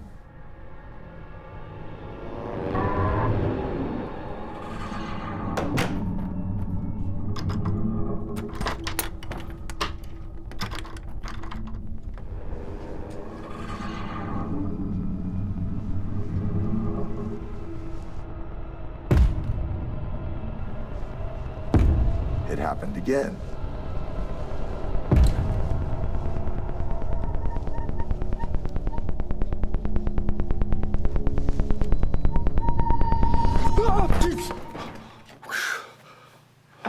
I put in your inventory request for the conference room. Are you okay? Dave returns to his office to check the surveillance cameras.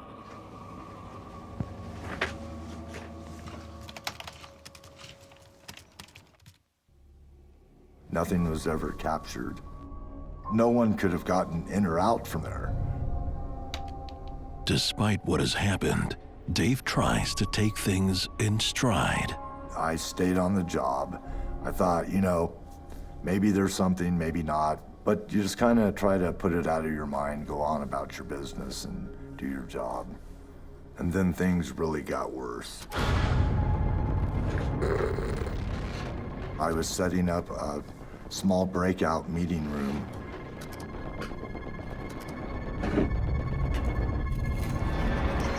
And something caught my eye. I looked over towards the doorway and I didn't see anything. I thought,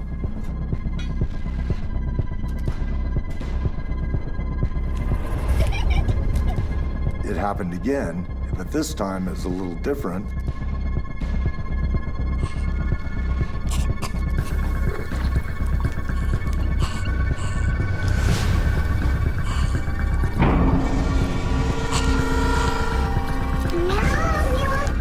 During the off-season, Dave is working as an overnight operations director at what appears to be a normal hotel.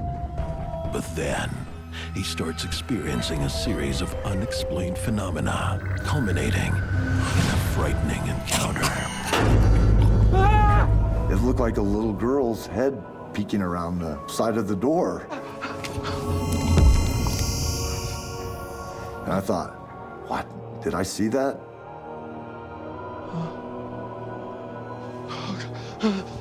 I freaked out. I just hightailed it out of there. I was so startled and just beside myself. Dave starts questioning the hotel's history and learns a little something about the mysterious entity. One of the rumors at the hotel is that a small child had drowned in the pool there.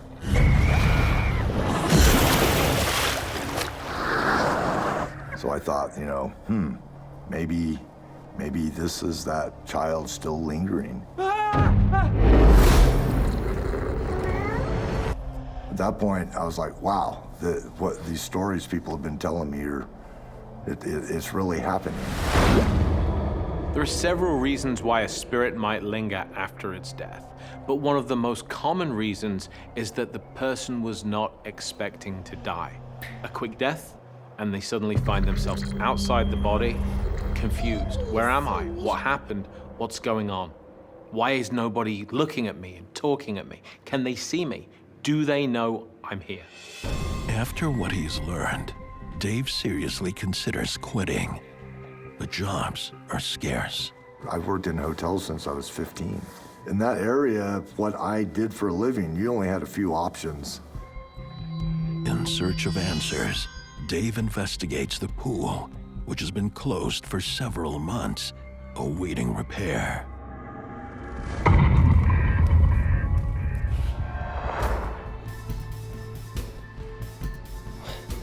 There's the water on the floor on the pool.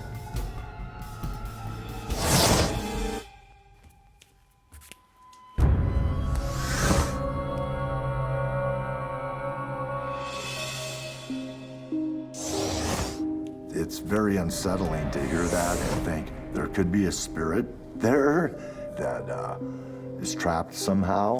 And I mean, that's very unsettling.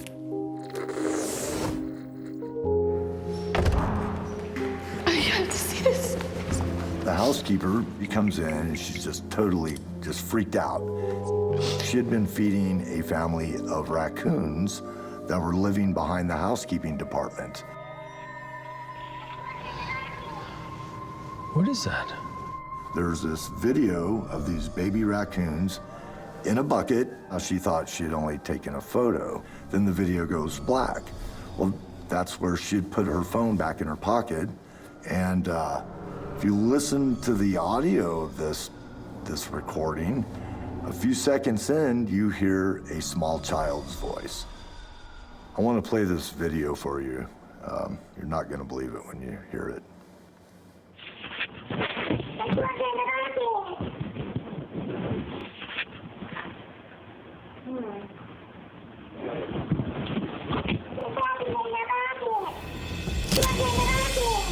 There were no children present on the property, and to pick up a small child's voice on some random recording, that is remarkable. I mean, it's just amazing to me.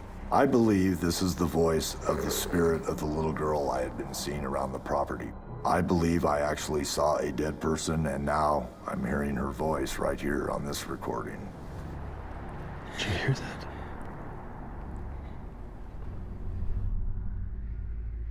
And she was very frightened, and I told her to go home. I heard the voice again. I looked.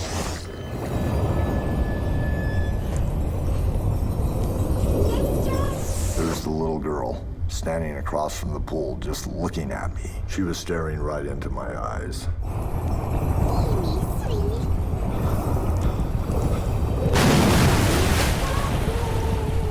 My heart about pounded out of my chest just like instantly. Every hair stood up on me. I just got that fight or flight feeling. I had to get out of there. I was gone.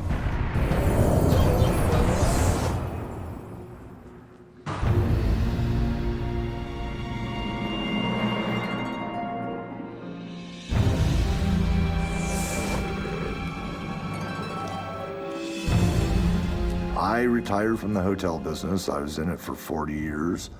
I now work for a big box home improvement store. Any ghosts? There are no ghosts at my new job, at least not yet.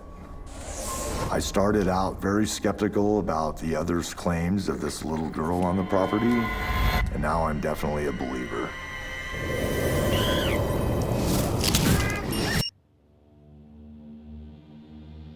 My name is Michael, and I work the night shift.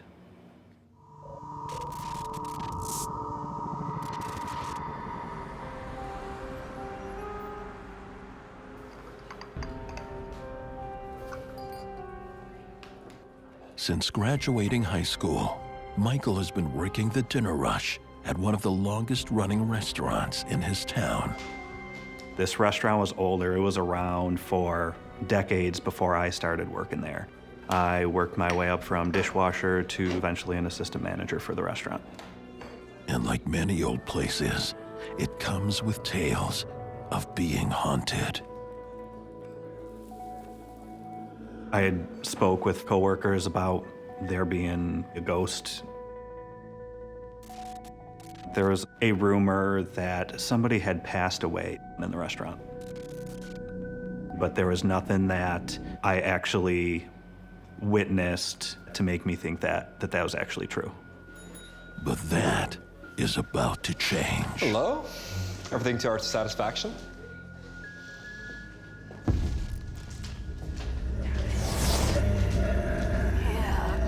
There were some sounds that I couldn't explain, and sometimes customers heard them as well.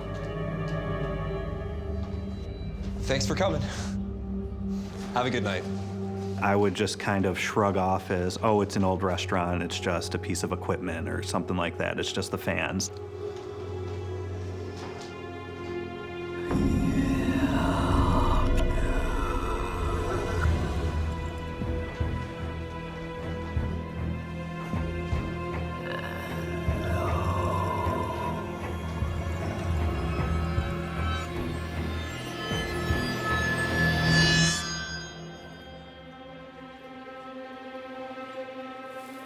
It was just something that I took as part of working in this building.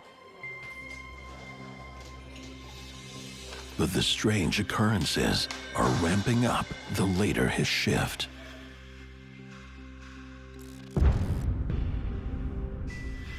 There were also definitely times where I felt like I wasn't alone. One of the first times I can remember feeling like I was being watched, I was in the office in the basement by myself. The time between 2:30, 3 in the morning is generally known as dead time, when paranormal activity is supposed to be at its heaviest.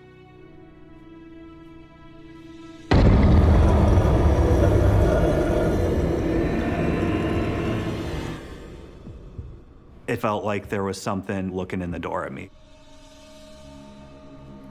All the cooks, the dishwashers, the bartenders, they had all left for the night, so it was me by myself in the restaurant.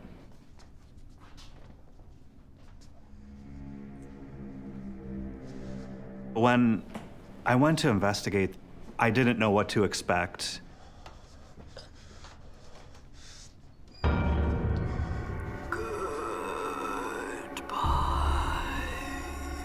I could feel the hair on the back of my neck stand up.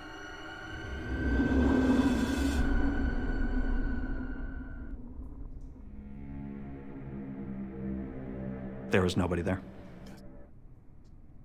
He returns to the office to finish his closing duties. It was just something that I had to put in the back of my mind. Michael gets back to work and keeps quiet about what's happening. You went back?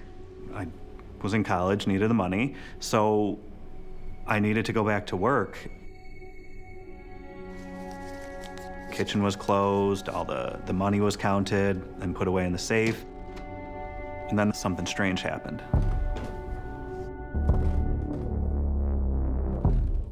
I could hear clear footsteps above me.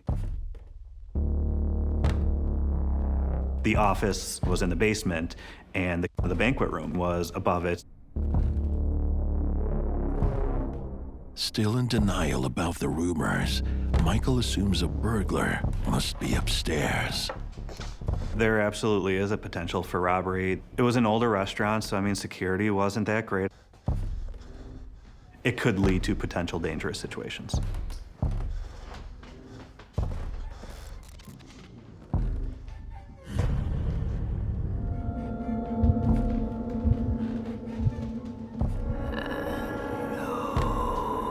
I peek around the corner to see if anybody's there.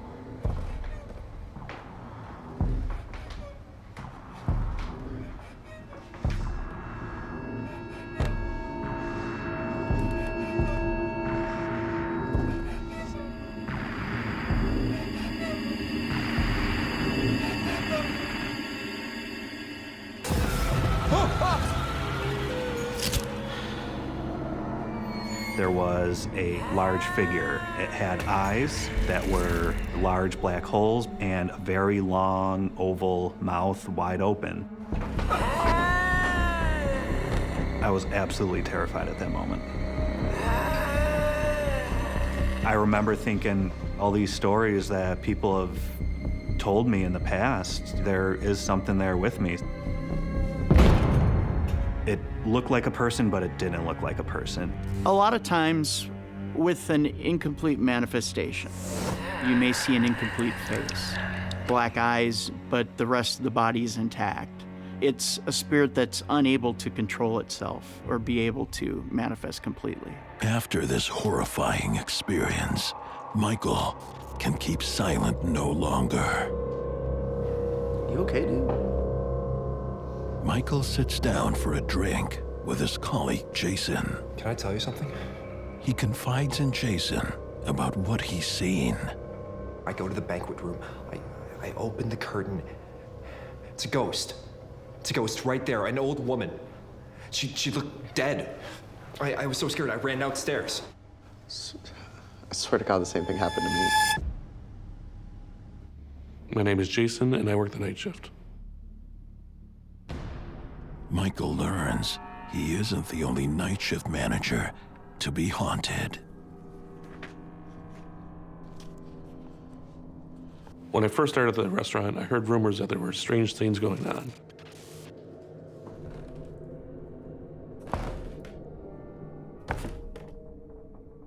And I heard footsteps. Jason ignores it and gets back to work.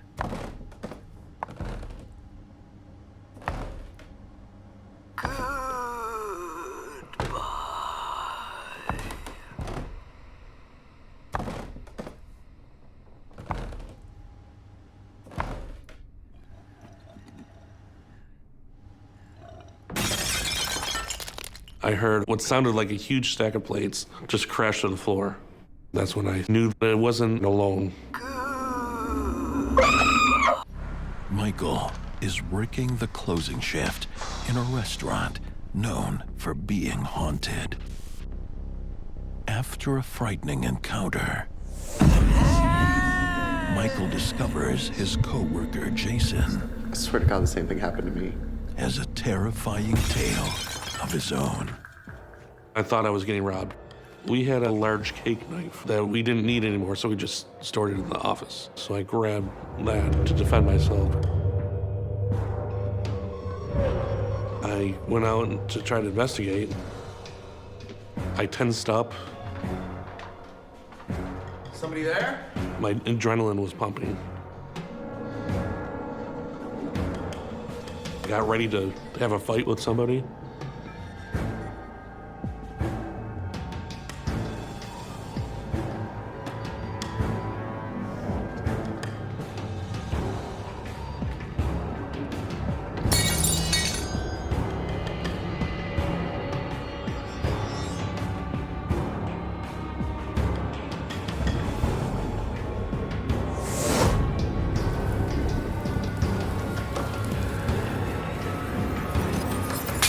Jason searches everywhere. No fallen plates, no anything. I could not find a single thing wrong. Not one thing was out of place.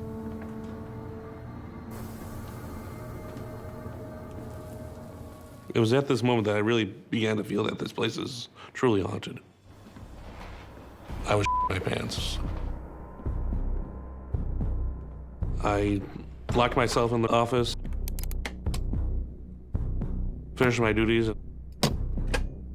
and got out of there as fast as I possibly could. Jason's story confirms what they both suspected. We looked at each other instantly and knew the rumors were true. I have no problem admitting that it scared the out of me. That's really weird. But who or what is haunting the restaurant? There was a story of this one elderly woman who, during a baby shower, had a heart attack in the banquet room of the restaurant. That could have been the source of this paranormal activity. If that did, in fact, occur, then that would, in my eyes, lead to some paranormal activity there. We all have a choice when we die. We either go to the light or we choose to stay. I think the old woman stays at the restaurant and remains at the restaurant because that's where she was happiest. But for these managers, the nightmare is about to get worse. And there just happened to be a lull in the conversation.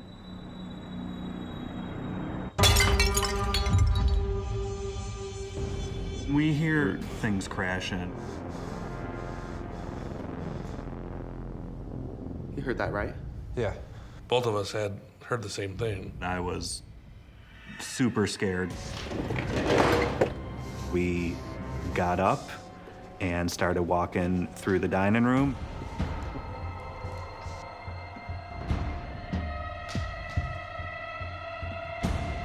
Let's see if we get the hell out of here. Yeah, I'm with you.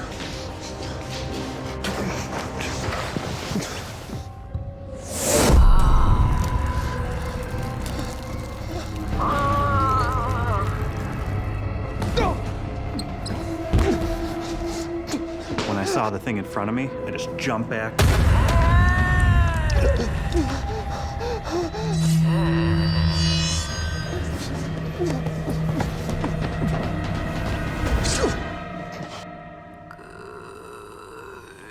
I could hear somebody say goodbye. I was absolutely terrified at that moment. I literally ran out of the restaurant. Jason is long gone. Michael makes a run for his life. I just drove and I got the out of there. Normally when you whisper goodbye to someone, you're telling them goodbye because you're leaving. But I think she's finding it harder and harder to keep herself around. And that maybe she feels she just needs to go to the light. It's very real still. I mean, to this day, I can picture this figure as if it happened last night. It wanted to make itself known to me, and it looked like it was trying to scare me, and it worked. I've never been that scared in my life.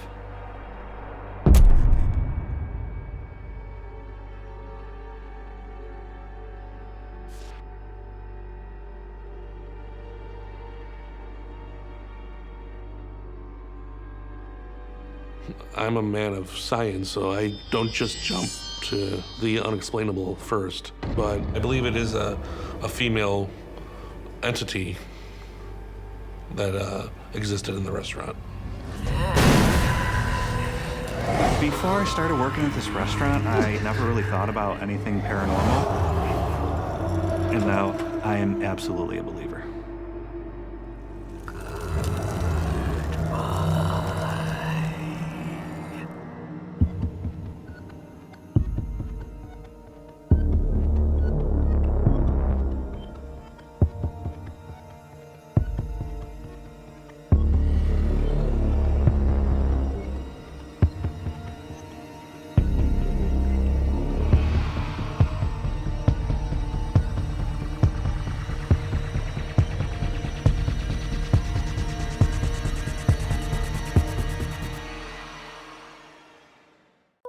They said there were spirits. I didn't take it that serious. It's just us. That can't be. I know you're here! There was a presence there. Please help me. It was real. I was dead wrong.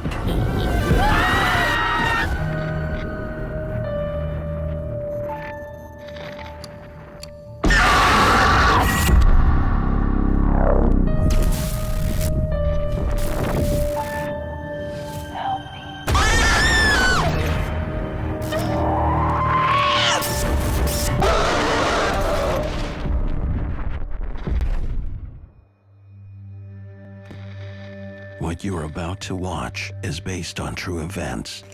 Some details have been altered to protect confidentiality. My name is Alex, and I work the night shift.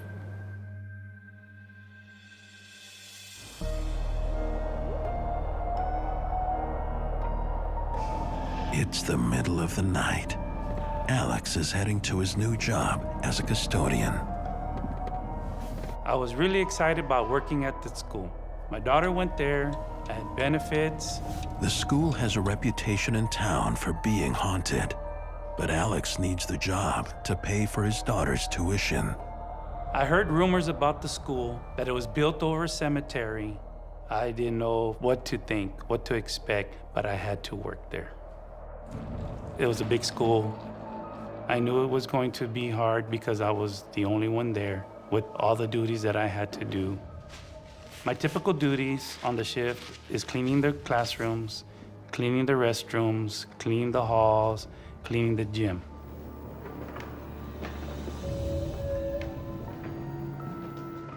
On my first shift, it is very quiet.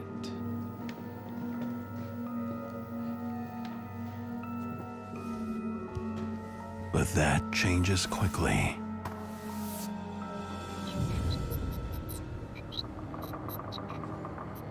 The environment at the school at night is very eerie.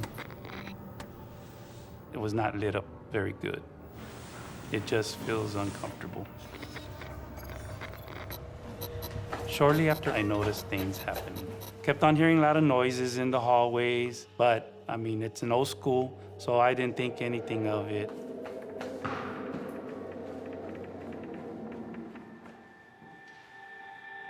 It's getting too strange to ignore, especially the eerie footsteps echoing from the hallway. Hello? Throughout the night, that was happening. There was nobody else around. How could that happen? Hello, somebody there? I heard what sounded like someone whistling. Just like that. It's like if somebody was trying to get my attention with that whistle. Hello? I hear giggling along with that whistling. It was real creepy. What's going on? Hello? The doors are locked to the school. The gate is locked. This was not making any sense. I know that I'm alone in that school.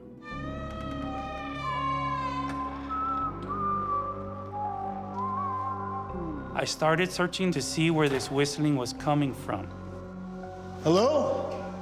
Somebody there?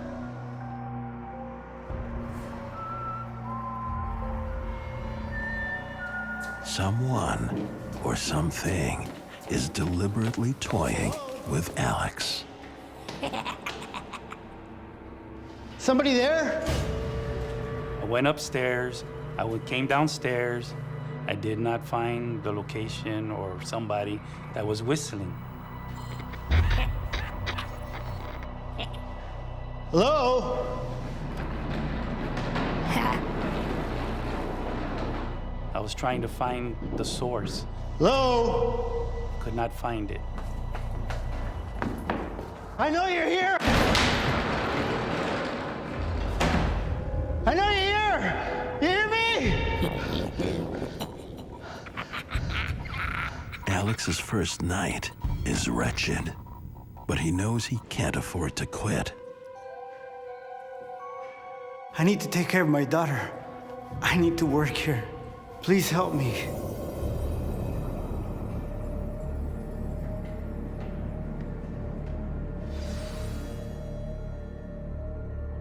Over the next few nights, Alex's uneasiness grows. As time went on, things started to get worse.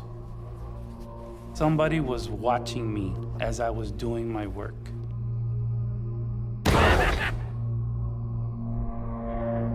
And then I just heard that whistling again.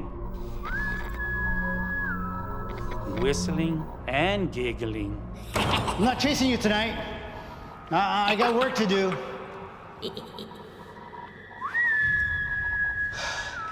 Not gonna happen.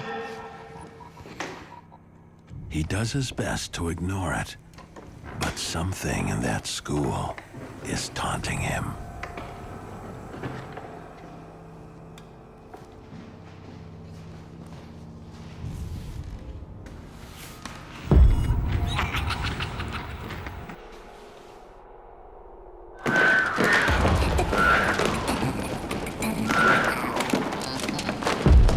As I was cleaning a classroom, I saw books fall. The books started to shuffle by themselves. There's no way that these books can shuffle by themselves. Something had to push these books and make them shuffle. It seemed like an unseen hand moving the books. In Alex's case, when you see something with textbooks go flying, when you see objects moving, that's poltergeist activity.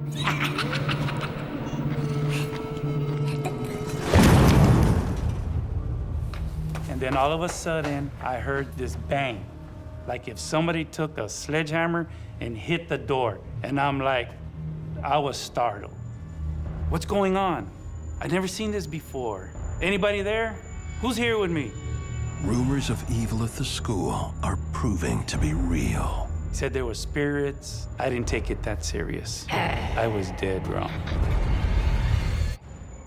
While working as the night custodian at his daughter's school, Alex is repeatedly disturbed by objects moving on their own and unexplained sounds that follow his every move. I need to take care of my daughter. I need to work here. I could see something was there. And now, a glimpse of some kind of entity. I was terrified. After I got my composure back, I went to look.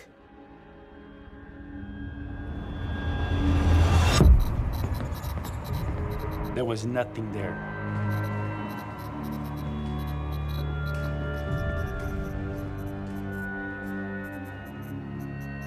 I'm wondering what is going on. There's something going on here.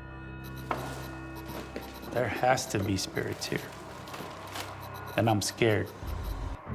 Shaken to his core, Alex turns to school officials to help him understand the strange late-night happenings.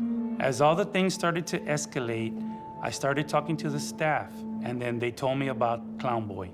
He was buried under the school. A little dusty, but they found it. I want you to see this.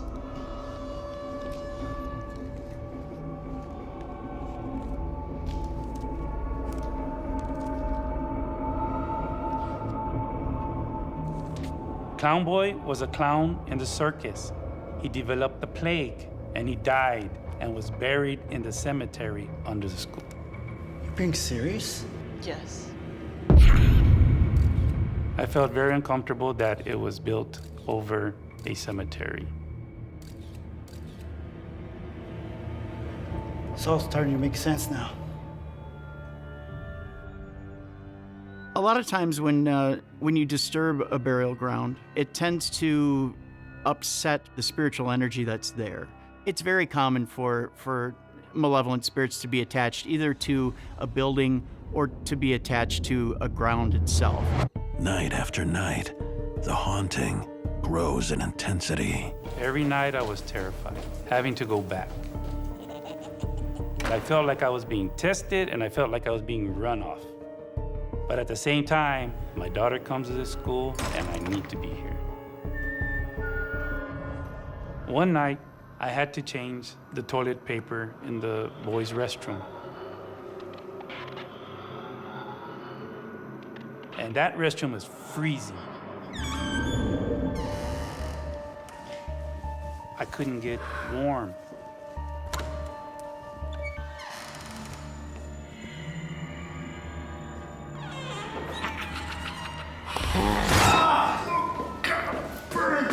I felt a scratch on my back.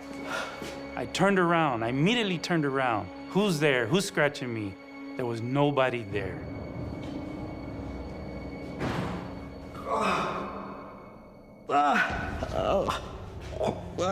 I saw the red scratch on my back. I couldn't believe it. and it hurt and burned. This is violent, and I'm scared, really scared. It's about to get worse.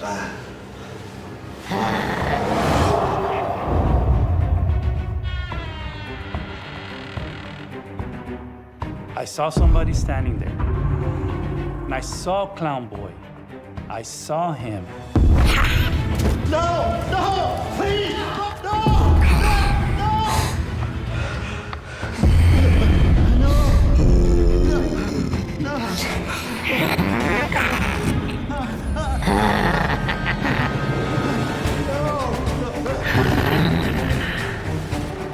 It was aggressive. I was terrified. I didn't know what to do. He was laughing, evil laugh. I didn't know what his intentions were. None of this made any sense.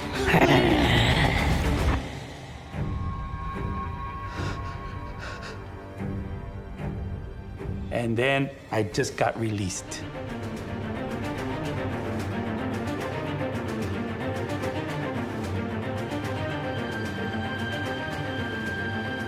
I ran back into the classroom. I was terrified.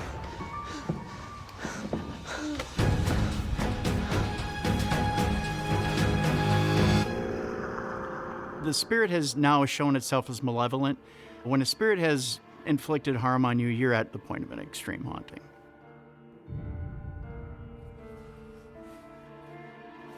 Hail Mary, full of grace. I waited in that classroom for a while. I didn't want to go back out there. I didn't want to see Clown Boy again. What's next? What is he capable of doing next?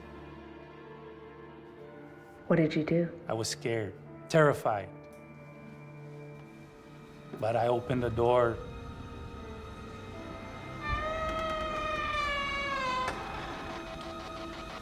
And there was nobody there. I left that school, never went back. I had enough. I got a new job, paid her tuition. Years after leaving the school, Alex has recurring nightmares where the buried spirits are calling him back. Because of these events, I know that there are good spirits and bad spirits in the world. This just solidifies my belief. I felt like I was targeted for some reason. I am so happy to be away from Clown Boy and that school.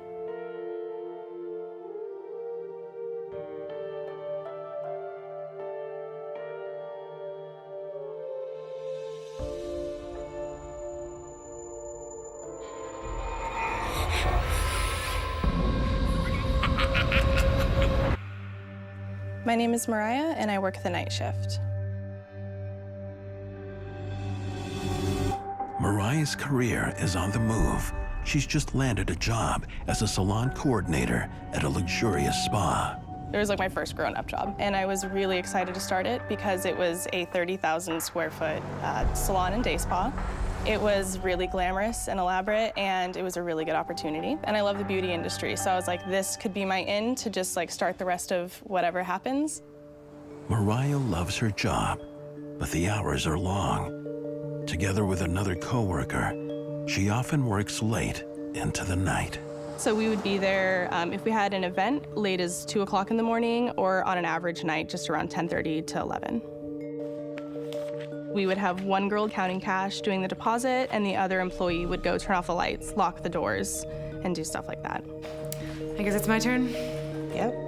Mariah heads to the hallway in the back to shut things down for the night.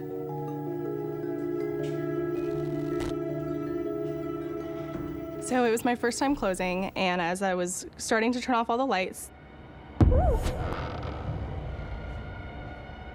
it feels as though there's someone walking out of the room behind me. I was concerned that maybe there were still clients in there, or employees, or worst case, someone had gotten into the spa that wasn't supposed to. Despite no one being there, Mariah feels a presence. It is following her. When I would leave each room and start walking down, it almost felt like it was a couple steps behind me everywhere I would go.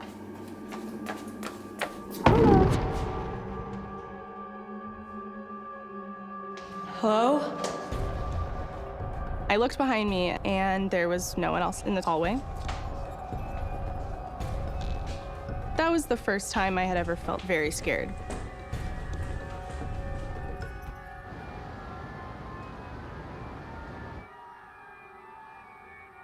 The next night, Mariah cautiously returns to the salon. It actually started getting a little bit weird and uncomfortable, and just like the feeling of someone behind you when you were alone at the desk. While doing front desk duty, Mariah hears someone walking. Hello?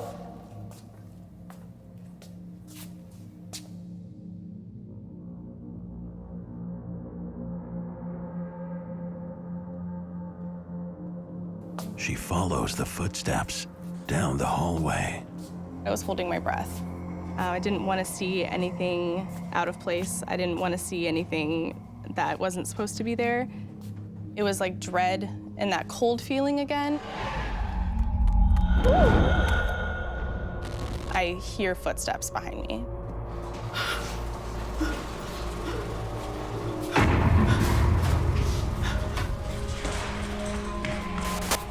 At that point, it was more than just like a feeling. That's what made me start to freak out a bit. Mariah is relieved her coworker has arrived. There's someone in the massage rooms. What do you mean? I felt someone. I saw someone move past me. I explained to my coworker what had happened, and she was newer too. We had both kind of started together, and we were just like, again, this is our job. We have to finish what we need to do. She implores her colleague to go back with her to check out the hallway. Neither of us wanted to go in there. We didn't know what we were gonna see. Clipboard. You're that scared, huh?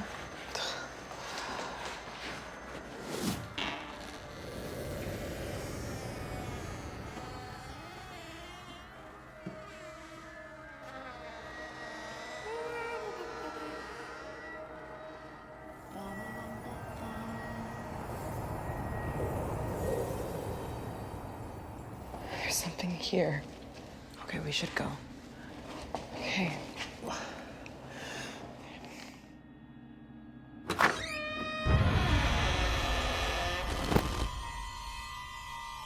There was a noise of the door opening up.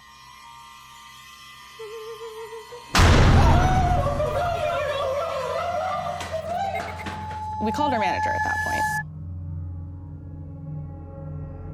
I just wanted to let you know that we were just closing up the spot and a door was just slammed shut and we just don't feel safe here anymore. So I think we should just close up for the night. I think we would feel much better if... It was just kind of silent on the line for a while, and she laughed. No one really took us seriously. We kind of felt that they didn't want to listen to what we were saying. Right. Have a good night, thanks. What'd you say?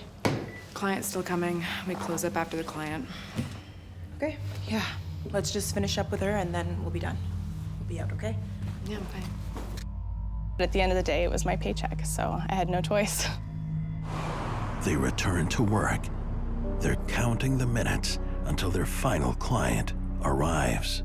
As I was pulling files, I had that same electricity in the air feeling.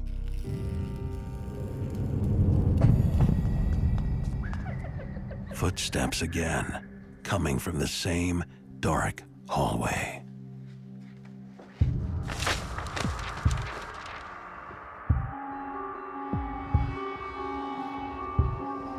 I could hear folders falling, and you could hear the papers scattering out onto the floor.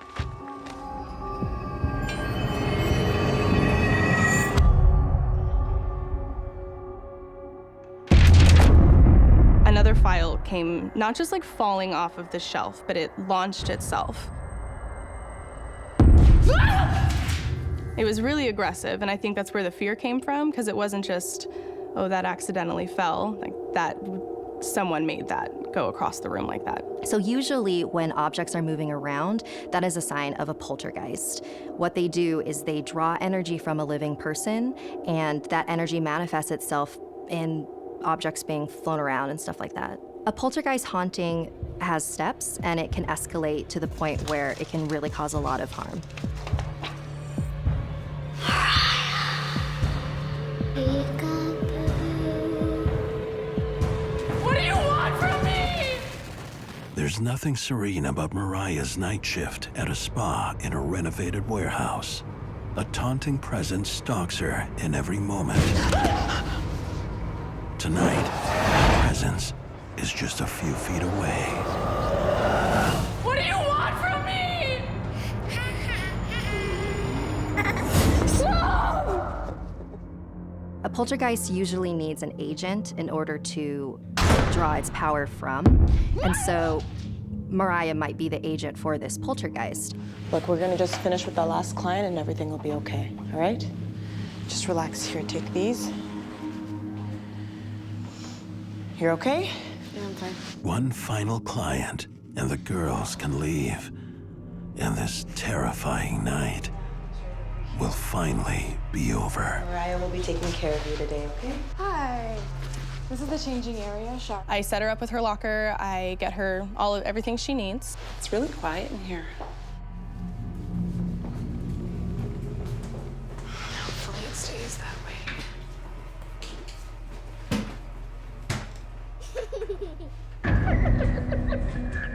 But the poltergeist won't leave Mariah alone.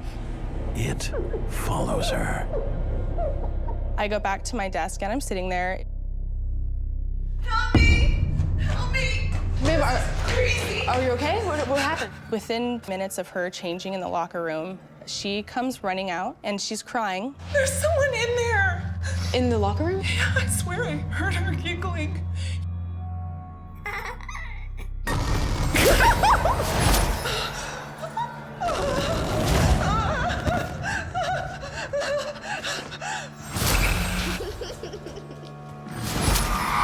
She says to me, I don't want to be here. Someone tried to get into my dressing room, and I swear I heard someone like giggling. I didn't know how to respond to that.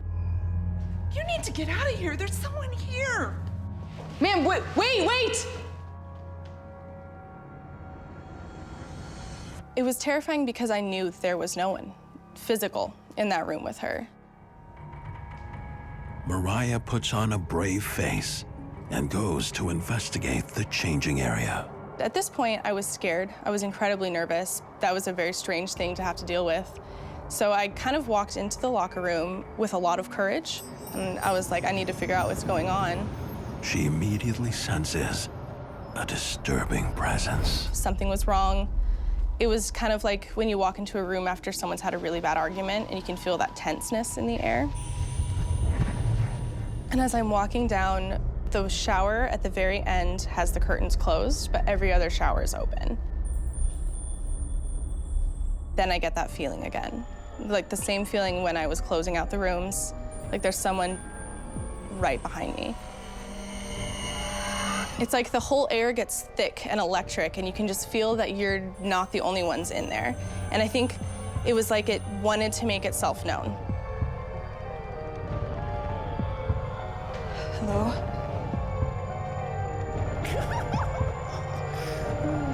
Is somebody there?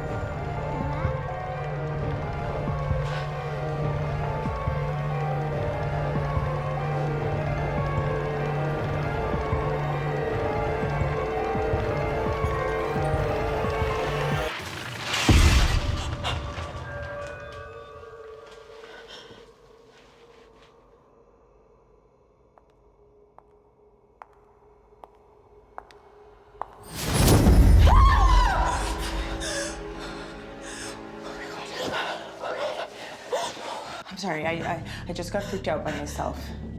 There's someone in there. Come on, Mariah, let's just go.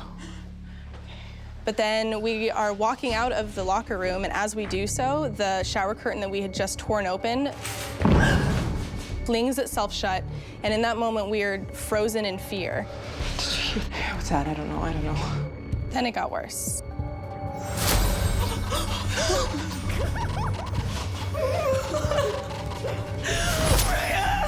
We were scared. We were very scared.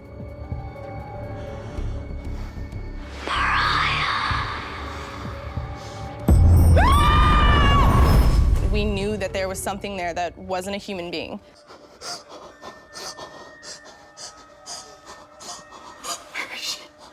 I don't see. Come on, Mariah, let's go, come on.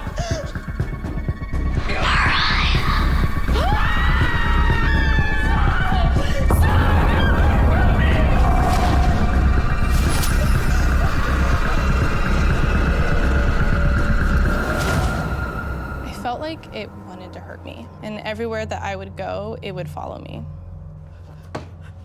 So there's multiple reasons why a spirit might attach themselves to a person. One is that the person is experiencing a lot of stress. In Mariah's case, she is working at a spa late at night, and she's young, and she's afraid of all of these events that are happening to her. And so if there is a spirit in that location that is looking for somebody to attach themselves to, Mariah is a perfect target.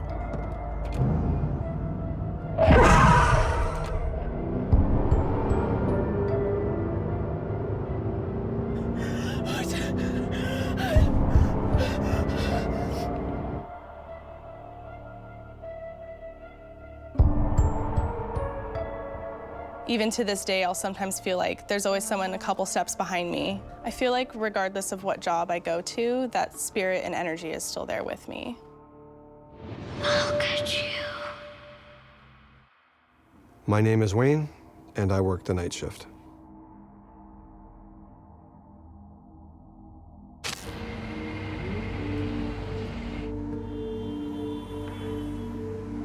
Every evening after 11, communication technician Wayne and his partner start their graveyard shift in the downtown core. My job entails going to the various offices that provide customers with internet service. And I do this primarily in the evening because that's off hours. That's when people are not using the services. And we carted in the building and nothing seemed out of the ordinary.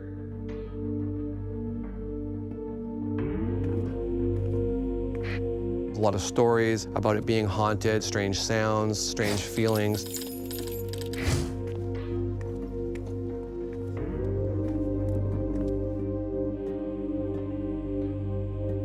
There's a lot of uneasiness about the building. When you look at the building from the outside, there is nothing that would suggest that there's anything haunted. I just blew it off as stories. We went into the floor that we had to work on. My partner and I are in the process of starting to do the preliminary installation work for the following day.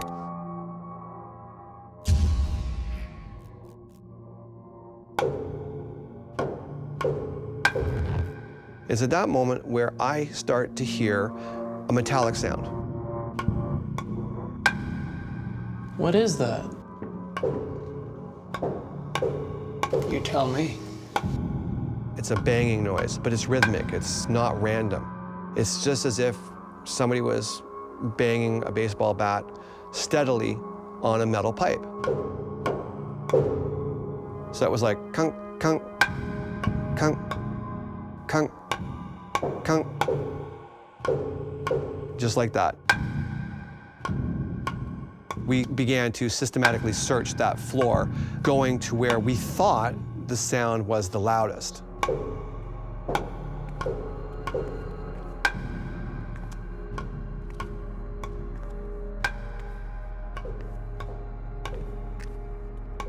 The sound didn't get any louder. In fact, it just kept getting progressively quieter until it just didn't exist at all. What now? And I just said, I don't know, I've got no answer. Wayne's colleague isn't satisfied. He takes a look on the factory floor.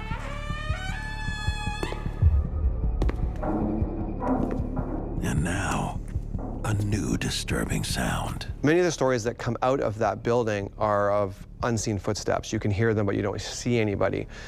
I had never experienced any of that. But Wayne's colleague is hearing them.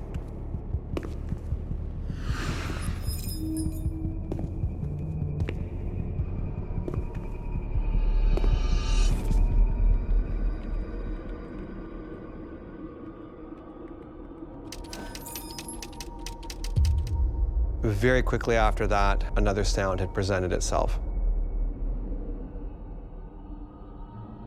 At first, I didn't know what it was. It was out of character for the building, and it was a clicking. It took me about 10 or 15 seconds to realize what I was hearing was an old school typewriter. The sound was so very close. It was not more than 6 feet away from me. But it sounded the same as if someone was actually typing a letter or something.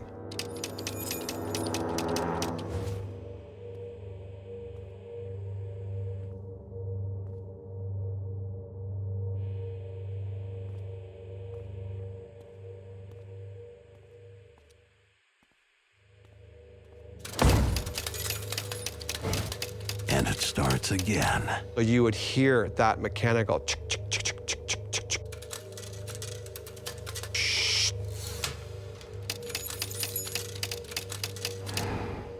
And just like the sound, it just disappeared, altogether gone. Meanwhile, Wayne's partner senses something in the elevator.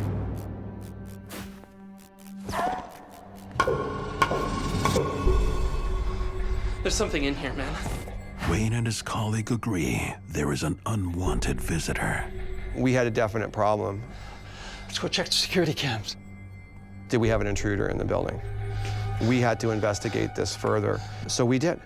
If there's someone in here, we can see it on these cams.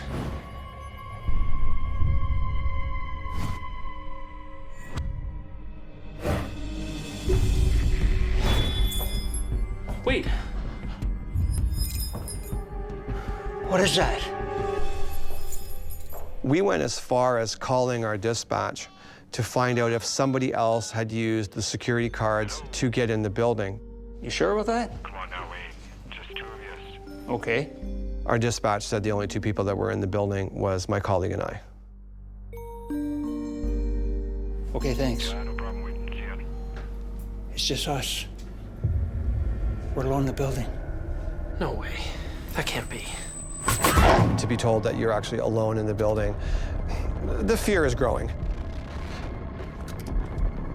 This is not normal. We both got back to work, but there was a feeling that this wasn't over yet. It isn't over. It's just begun.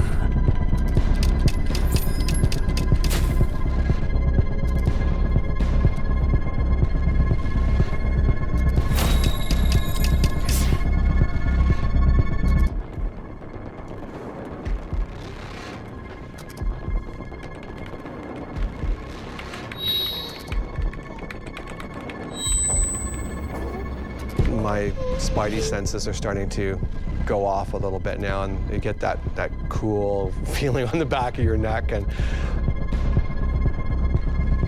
in my right ear, I hear a woman whisper, "He's coming. He's coming." What made it more real for me was I could feel the exhale on my skin. It was real. There was a presence there. He's coming. Communication technician Wayne and his colleague are working in a building rumored to be crawling with spirits. Wayne can't deny what he's experiencing. In my right ear, I hear a woman whisper, "He's coming. He's coming. I heard it clear as day. There's no women in the building, and we are alone. I was terrified. It was real.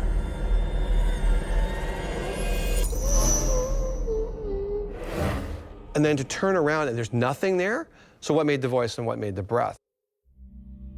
In some ways, spirits are like unruly children who don't get their own way. They crave attention. It has to be extremely difficult to be around the living and none of them can see you.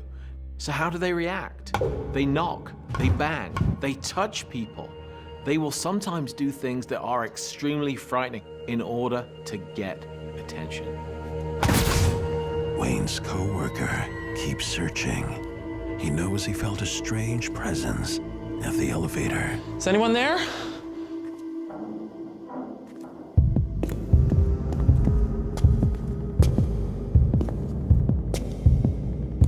Wayne? He heard disembodied footsteps that he thought were me. Were you thinking maybe we should just leave?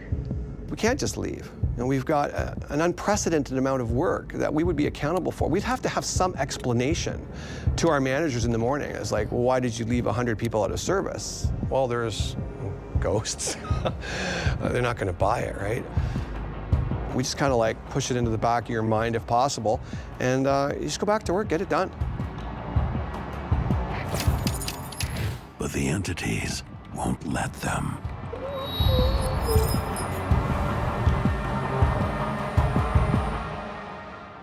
One common aspect of hauntings is that we see different layers. We might see spirits from the Prohibition era existing in one part of the building, completely unaware there is a more modern entity, layer upon layer upon layer, all independently of one another. And now, there is a tap, echoing from the abandoned elevator. But there's more than strange sounds waiting for Wayne. I'm waiting for stuff to clear on the computer screen.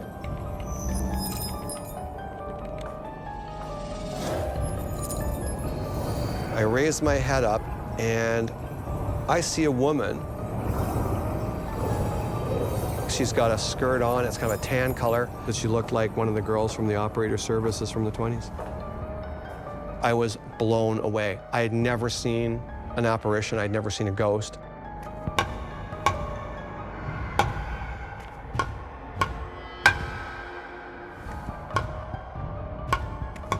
The tap continues. It's coming from inside the elevator.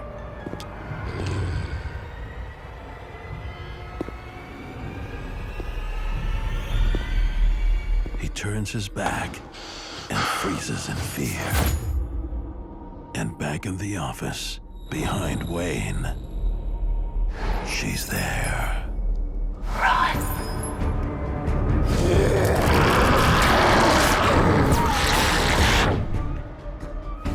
He's coming.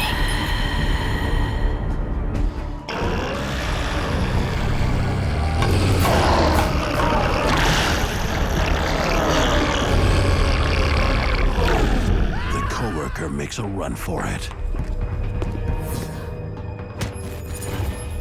She was there and then she was gone. The lull is temporary. Wayne! And that's when I hear him call my name. Wayne! Top of his lungs, just screaming out my name.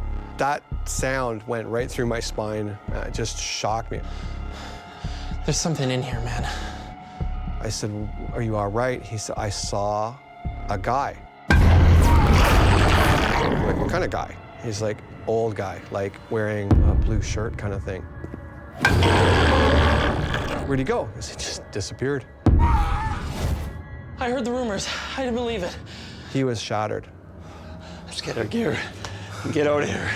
We've had enough, like just enough.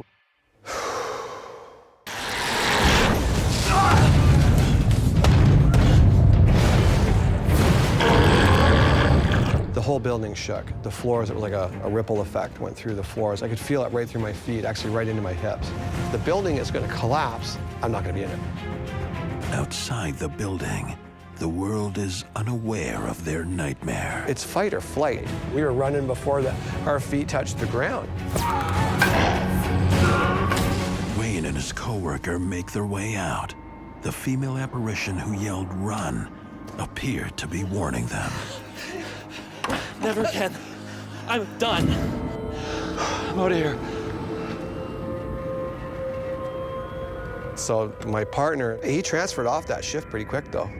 He was done. Wayne tries to make sense of what was terrorizing them. There was a rumor that during the construction of the building, the first elevator death recorded in the city was during the construction of the elevator where a gentleman fell from the 4th floor.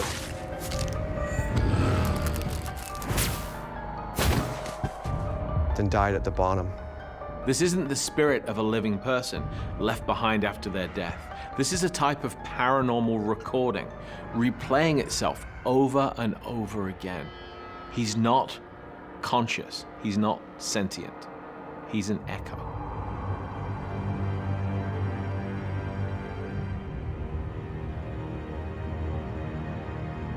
It blew my mind.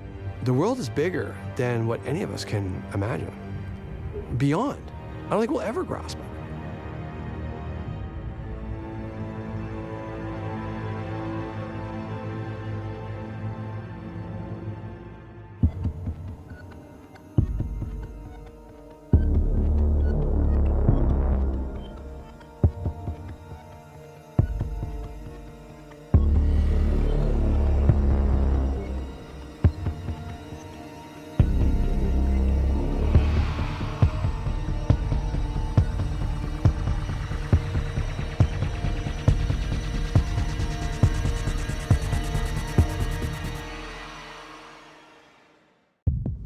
Working by yourself is not easy.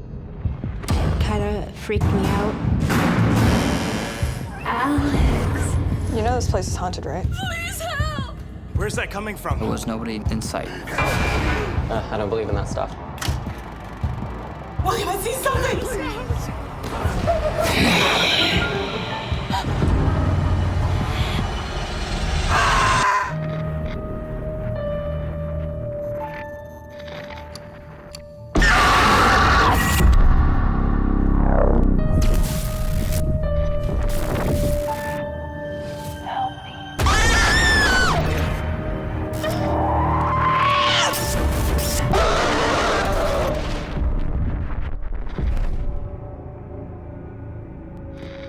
What you're about to watch is based on true events.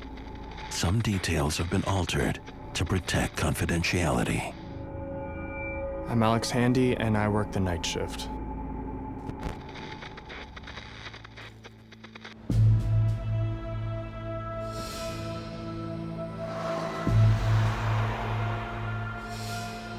In a small independent theater, night manager Alex begins cleaning after the last customers have gone home.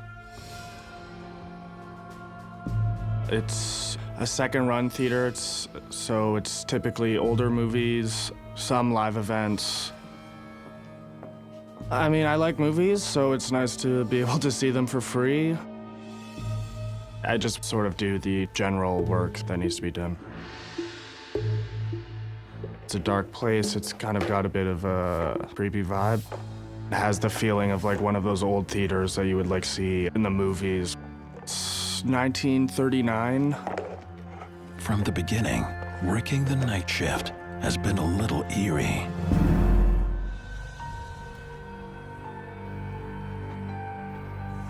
A lot of the times, at the end of the night, especially working in the theater, when you're walking around, it can kind of feel like someone's watching you.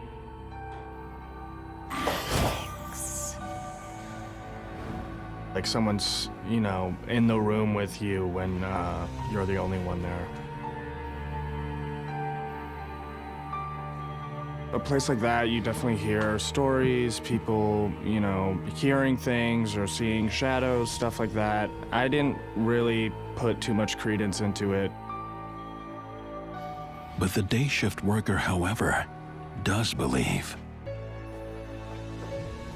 You know this place is haunted, right? I don't believe in that stuff. She told me that she was cleaning the bathrooms. And she was hearing like these weird noises, like banging sounds.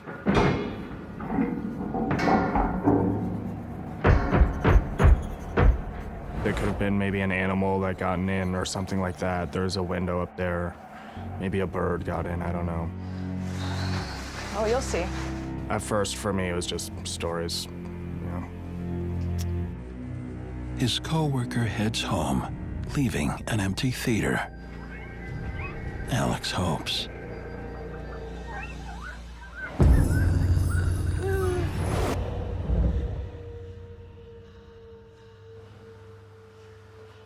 I didn't believe fully in the paranormal before I started working at the theater. I just wasn't fully convinced.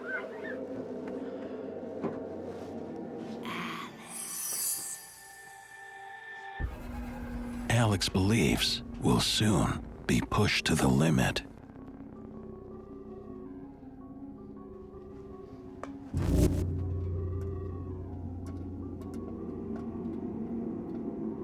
So I was cleaning up the concession stand. And I start to hear noises coming from inside the bathroom. It's an old theater, so like noises from pipes and stuff isn't uncommon, but this was something else. It sounded like someone was like banging the stall doors like with their full force. We have had people linger in the theater before, but we had checked and everyone had left at that point. The same type of unexplained banging that had haunted his coworker. Hello? Someone in there? This was loud. This sounded like someone intentionally making noise.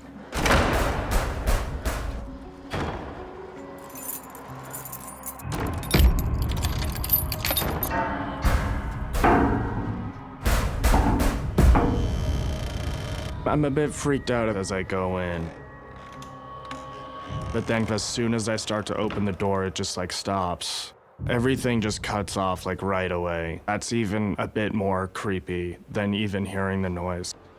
I go in and I'm looking around the bathroom. I don't see anything, but there is this fog.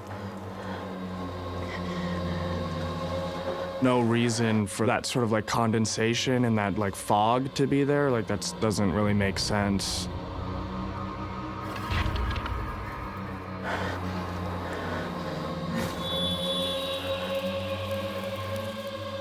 On the mirror, there was like kind of a foggy handprint, as if like, I don't know, like when you get out of the shower, if you were to like press your hand against the glass. Alex discovers this chalky handprint in the mirror of the woman's bathroom. A spirit might mark its territory with a handprint if it was very territorial and protective of the space.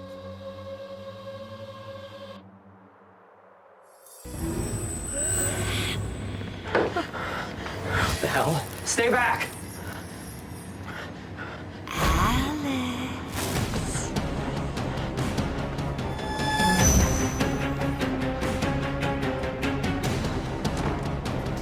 My adrenaline is flowing. I'm totally freaked out at this point. Alex runs as far away from the disturbances as he can. At that point, was able to sort of tell myself, like, okay, like, yeah, maybe you just heard something and it wasn't, like, it was just sort of in your head, was my way of sort of rationalizing my way out of it. No one's in the theater at that point. The doors are locked. Suddenly, the projector is on and playing an old-timey soundtrack. The projector behind me just turns on.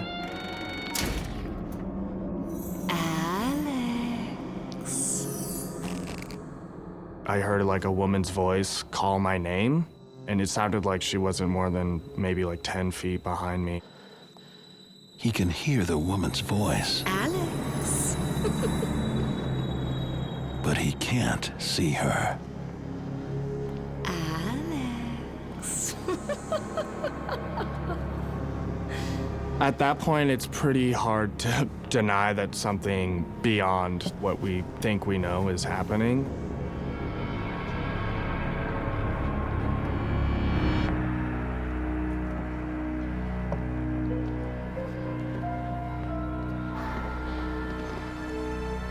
Alex.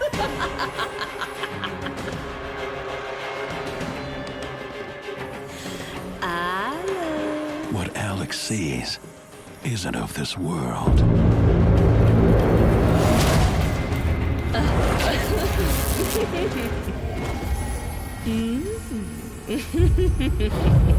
I'm sort of frozen in place. I'm completely terrified.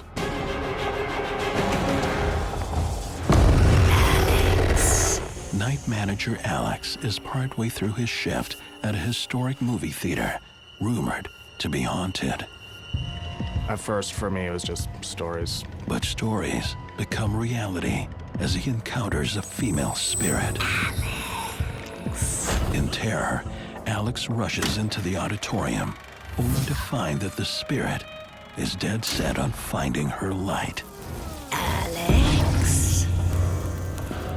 I just see this figure standing right across from me, and she's just standing there still. Totally freaked out at this point.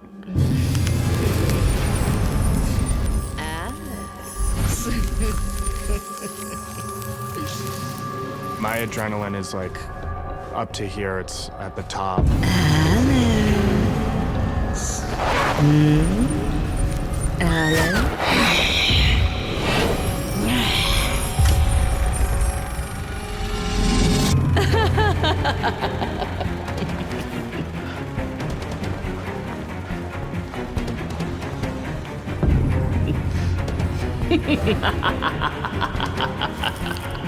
Leave me alone! Alex. At that point, it's like, well, either I'm completely out of my mind or this is something paranormal has happened. After coming face to face with the apparition, Alex now believes the tales about the Empress are true. The Empress was an actress and the former owner who died in a tragic fall. And it's rumored her spirit won't leave the cinema. I don't really know how to process it at that point. The spirit that Alex is dealing with is an intelligent entity, which is an entity who is aware of the living, who is able to manipulate objects in its environment, electronic devices, lights, make sounds. There's potential for danger depending on the frequency and the escalation of these spirit experiences. What looks like a woman might actually be a wolf in sheep's clothing. It's trying to manipulate us, to entice us to come closer so it can absorb our energy. That energy still has a hold on him. Start to hear noises coming from the bathroom again. I have to check this out now.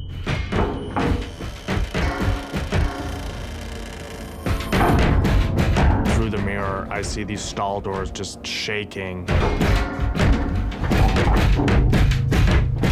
There's no one there. I don't see anyone's hands. I don't see anyone's feet. No one is moving these doors. They're just shaking by themselves. And then I hear this bang coming from the projection booth, and the door to the projection booth is right beside the door to the bathroom.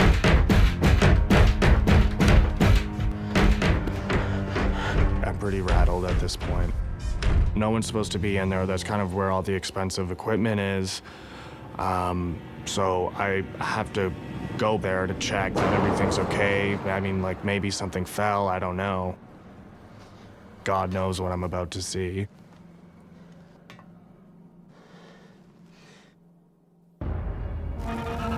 It's as though the Empress is luring him to go upstairs. Alex.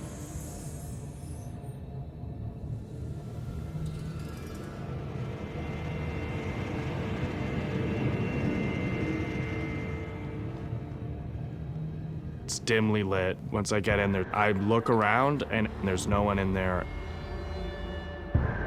As I'm sort of have my back turned to the projector, all of a sudden it just shuts on.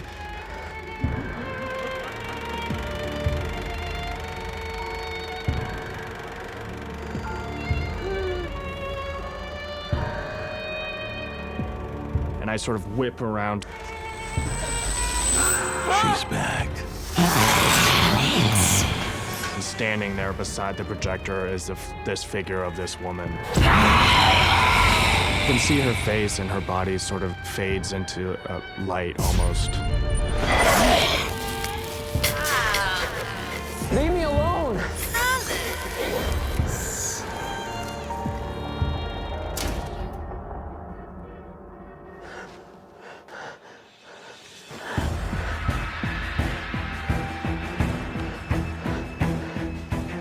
That scared the living hell out of me.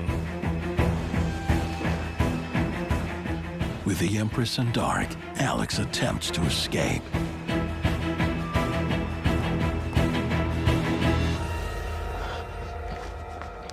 I'm in flight or fight mode. I'm ready to just leave the theater.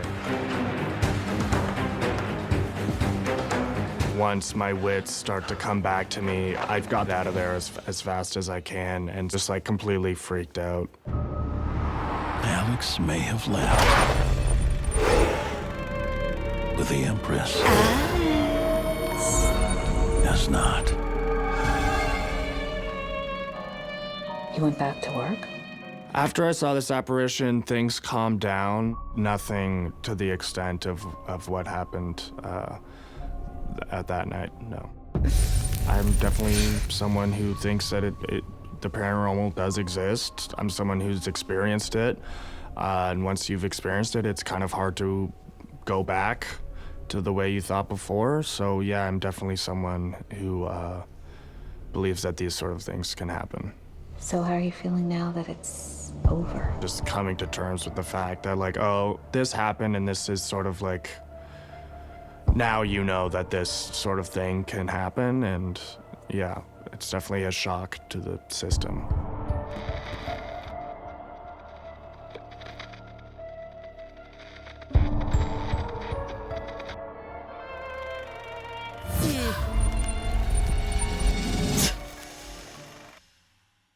My name is William Hartman. I work the night shift.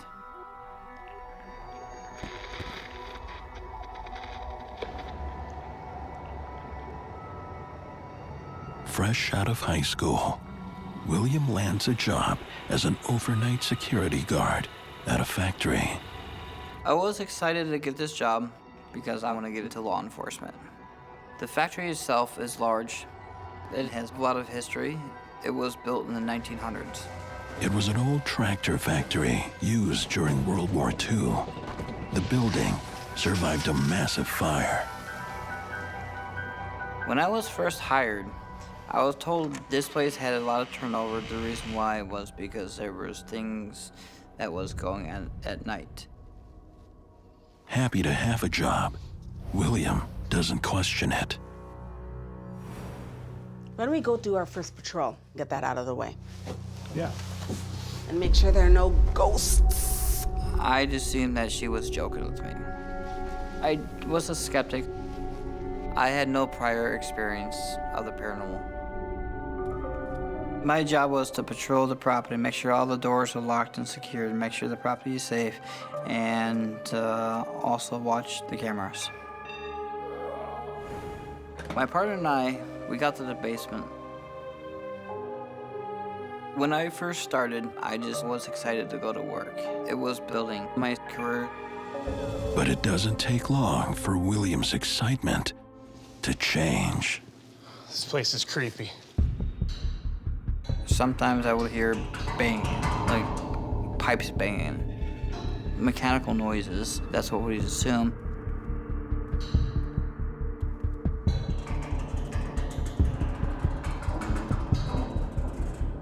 But then, we noticed that the lights were flickering. I just assumed that the power of the place is just bad. Hello?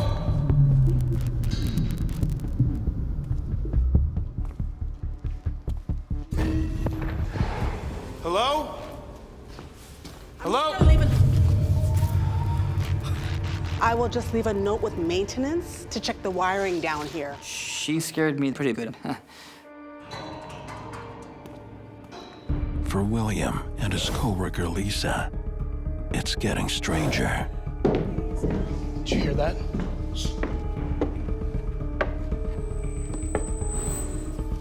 Strange stuff started happening.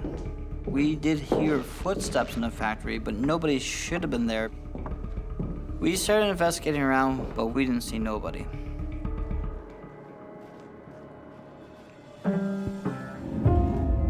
What's that? Suddenly, I heard this piano playing.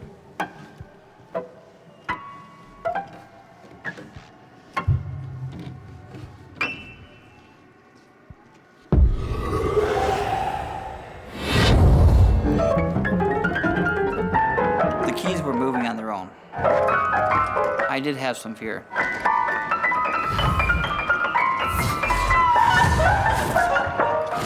is there a piano in a factory? I don't know. It was an old piano. Nobody's sure why the piano was there.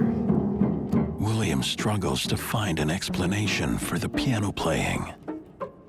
I'd assume it was rats or some type of rodents going inside the back of the piano. And then when I opened the back of it, there was nothing in there to make the sound of the piano. I was shocked. It stopped playing. And then we continued further down the hall, and then it started playing again.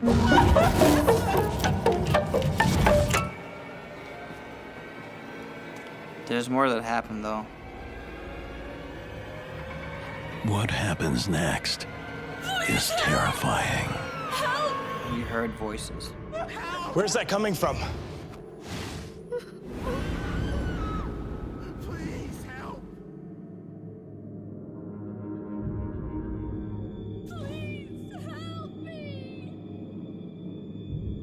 We can faintly hear someone screaming, "Help!" We looked at every spot, and there was nobody in sight. Please! It scared us both. Help, please! Help! The cries that William and Lisa hear in the factory are spirits that are just trying to reach out to somebody. Please! Help me! They're basically just saying, we're here and we don't know why.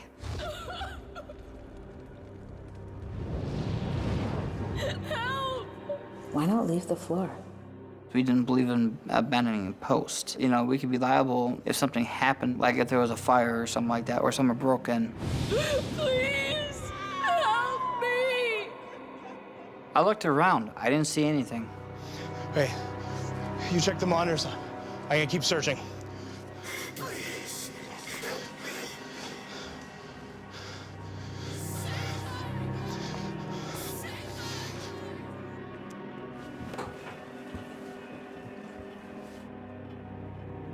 There was nothing on the monitors.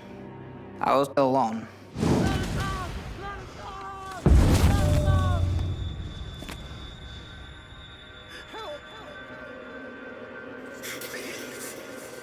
I can feel a strange presence. Suddenly, the voices were coming from everywhere.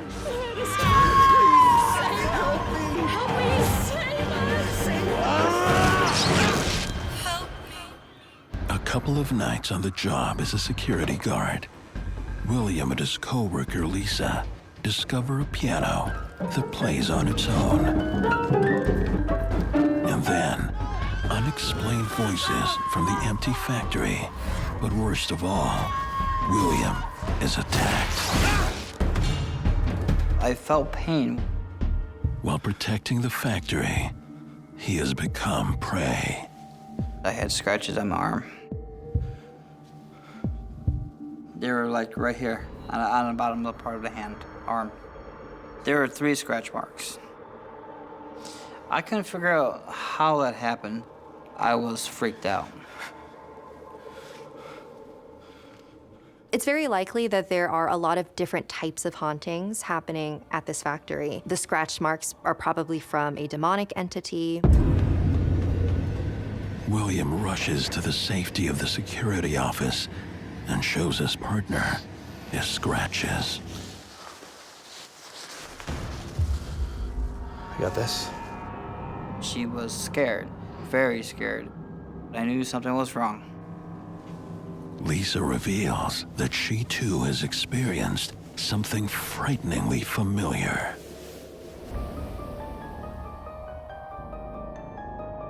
She got scratch marks actually on her back. There's no logical explanation. Something paranormal was going on in this factory. We were scared. We were frightened. Both of them were scratched. When you see 3 scratch marks on your body, it's the sign of a demonic entity, because 3 is seen to be mocking the Holy Trinity. It could simply be that whatever entity is in that location wants them to leave. What the hell is happening? That's when William learns the haunted history of the building, which began after a deadly fire. People had died in the facility back in the 1900s after World War II.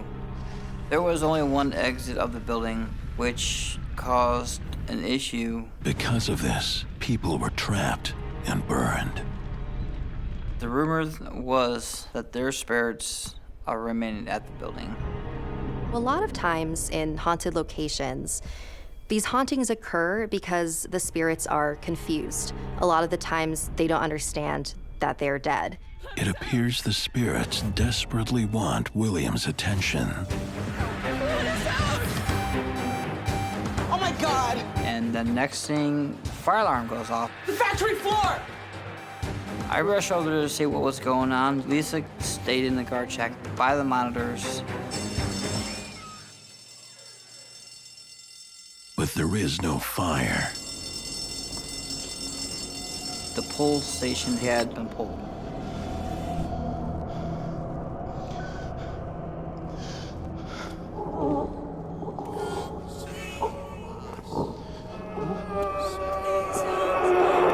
I radioed to her. The voices were back. I can hear them, but I can't see them. I can't see anything. William, I see something! I turned around. I didn't see nobody. There's nothing here. There's something. There's something behind you. I know she's not gonna lie to me, so I was freaked out. William! I felt there was very, very high energy there. The energy manifests into something beyond belief. What I saw scared the daylights out of me. William, get out! I got out of there as fast as I can.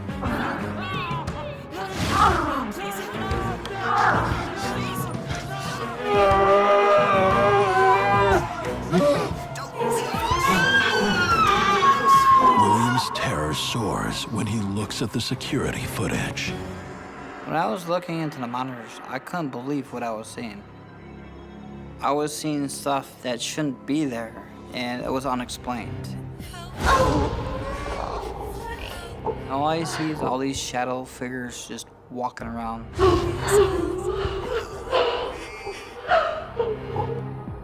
Who do you think those shadow figures were? I believe these people were spirits of those who died during the factory fire. I was terrified. William can't protect himself or the factory from the paranormal. Me and Lisa just left that place.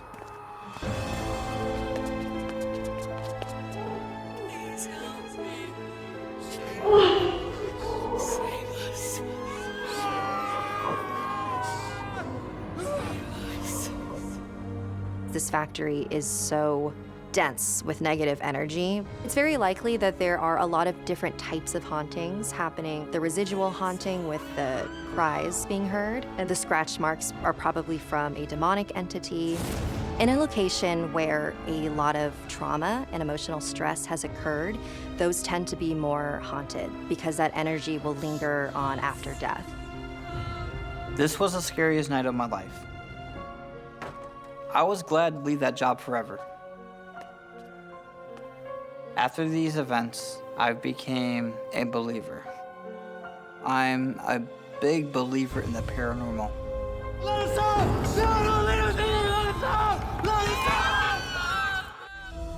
My name is Tanya, and I work the night shift.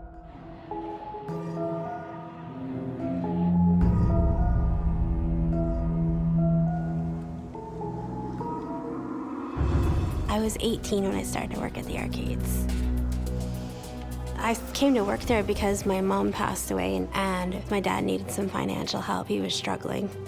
The arcade is in a historic building that's been around since the early 1900s. There are rumors that a female spirit lurks in the shadows. Like most people say, seeing and feeling it for yourself is like believing. And I was the same way for a long time until activity started happening.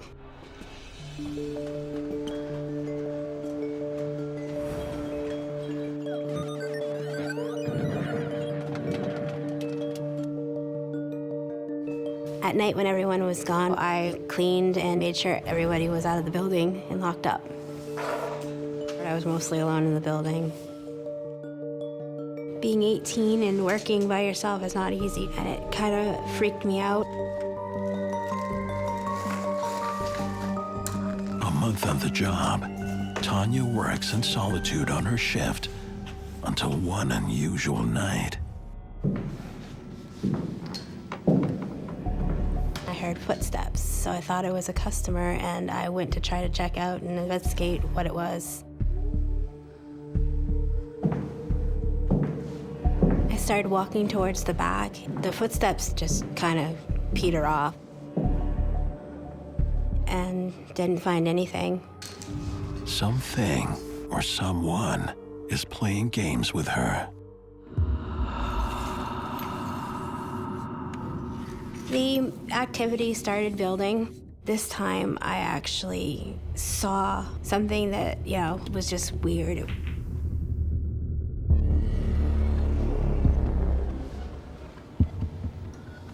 There were 3 of the balls stacked in the pyramid. How did that happen? Was that unusual?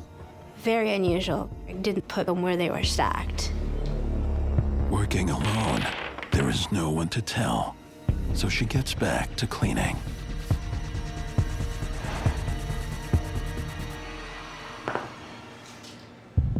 They were stacked again. I was like, what is going on? Was that freaky? Yeah.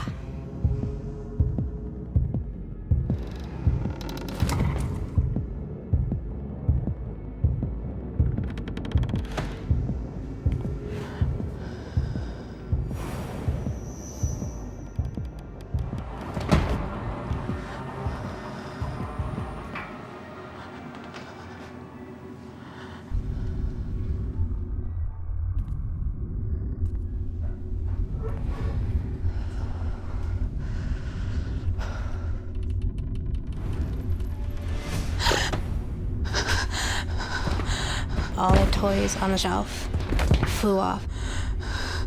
At that point, I definitely thought something was happening.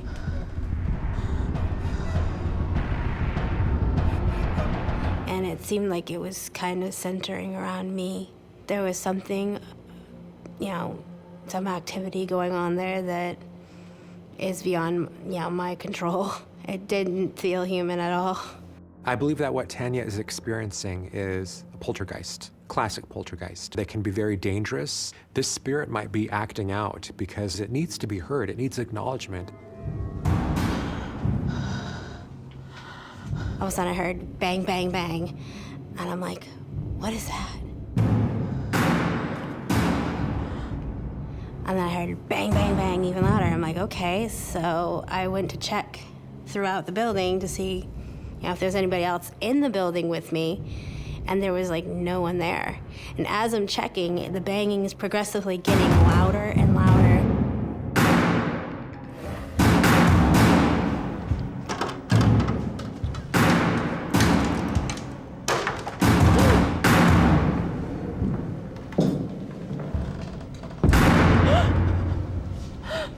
I didn't know what to do. I didn't know what to think.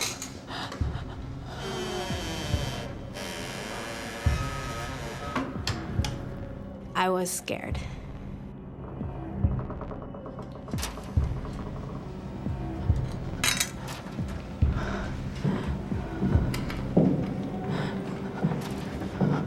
It sounded too loud to be an intruder to me, so I had no idea what it was.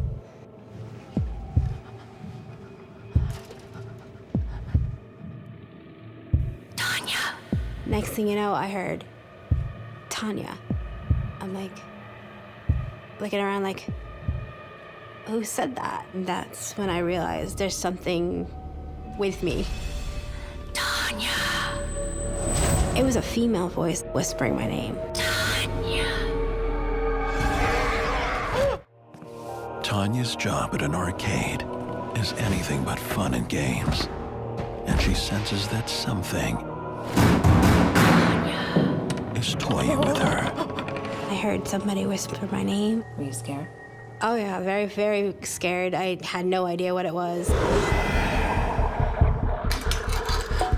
Tanya locks the attic door, hoping to trap whatever it is inside.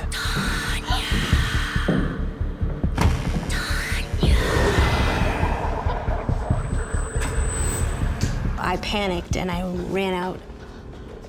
I was scared. So I called to my dad.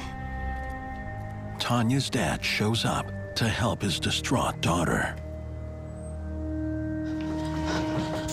Dad! There's something up there. Okay. Calm down. We'll have a look around.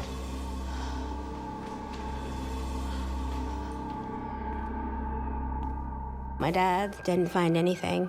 Look, Tanya, you don't have to stay here. It's okay, Dad. I just got spooked. Tanya puts on a brave face for her father. She knows the job is too important to lose. She can't resist the rumors about the building and its former owner anymore. I did some research, and I found out that the former owner did not want the present owner to have the building. After her death, against her wishes, the sale went through. The manager did a lot of renovating in the building. Anytime there's a renovation or a restoration of a property, there is a lot of psychic residue that's being stirred up. The former owner loved the way that the building was the way it was, and I guess with all the upgrades probably upset her. I believe something awoke. Tanya's experiencing a lot of emotional crises. You know, her mother just passed away. She's expending a lot of emotion that a spirit might see as a source of energy it could feed from. After my mom passed away, I think my ability to see and sense things became stronger. Tanya returns to work, but she doesn't feel too safe. I was very, very scared. You went back? Yes. And things started getting even more worse.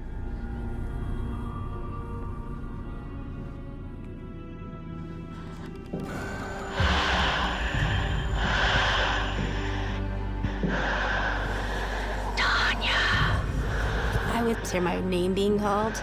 Tanya. And I heard it again. I was like, Tanya. Like, almost like they were like trying to whisper in my ear, but they weren't close enough, but I could hear it. Tanya.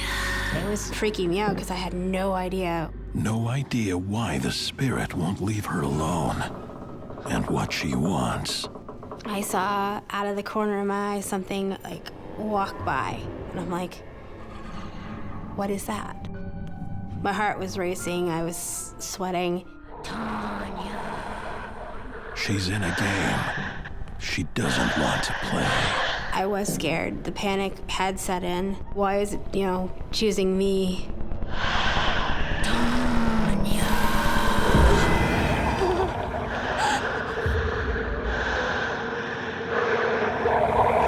I saw a full-figured apparition. She was wearing a black dress, and she had gray hair. She was just really upset and didn't want me being there. The lady that I saw was the former owner.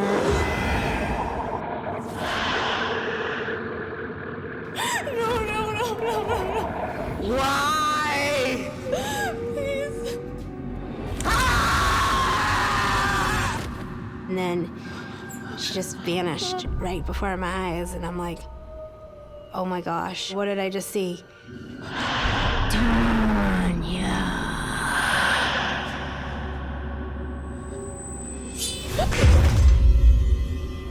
All of a sudden, I heard this sound go like whizzing by me. And at first, I didn't know what it was until I looked on the floor, and it was a knife about like that big. It flew by my head. If I had been standing a little bit closer to the left, it probably would have hit me. Thank God it didn't. she was trying to hurt me. That knife came by. It felt like it was threatening my life. She was like mad at me. I don't know why. Don't know what I did to her. Leave now!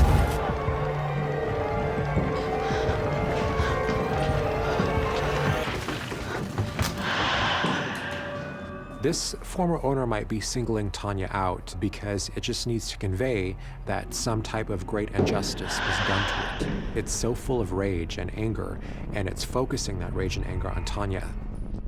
Tanya is in danger.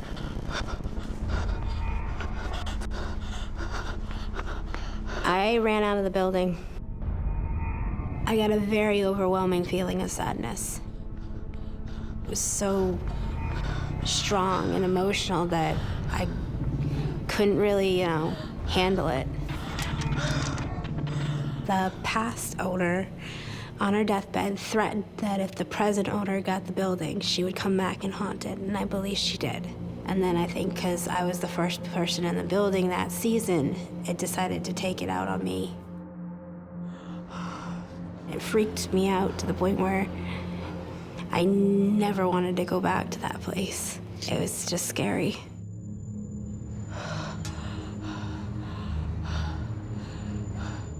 I can tell you're still shaken up by this. It just brings back a lot of, memories of the place. The fact that that ghost threw that knife at me, it literally gave me that feeling that I should not be in the arcades anymore.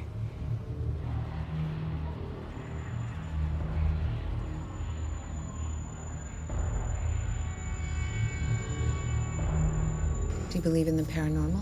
I definitely believe it now. I definitely don't want to go through that ever again.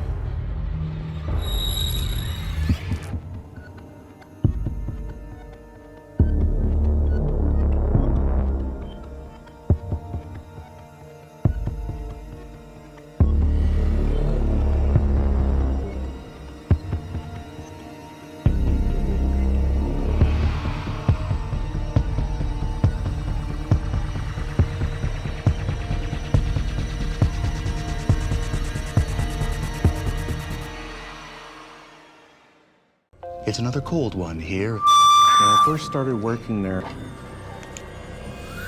I felt like I was in danger. Whatever was in the building put their hands on me and pushed me over. It scared the crap out of me. Knowing that there's a spirit in there that has taken on your shape. At that point, I got scared. These incidents made me a believer. Does she want to kill me?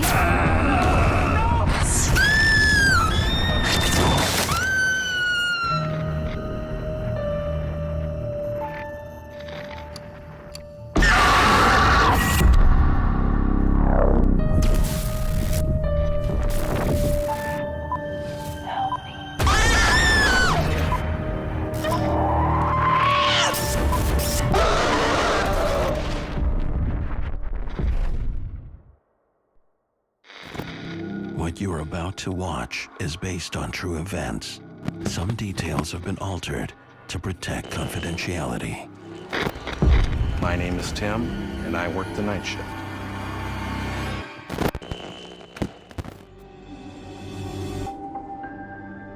As midnight is about to strike, radio DJ Tim arrives for his first night of his dream job. He's finally hit the big time. I worked as an overnight DJ and morning show producer, doing multiple duties. As a new employee of the station, Tim will be working very hard during the off hours. It was my job to prepare not only a radio broadcast after midnight, but news for my sister radio stations. I was very excited about the job. It was dark at that time, and so I made sure to flip on all the lights when I came in. Working alone in a popular radio station, Tim has plenty to keep him busy on this long, lonely night. Literally, I was on my feet and moving most of those hours between midnight and 6 o'clock in the morning.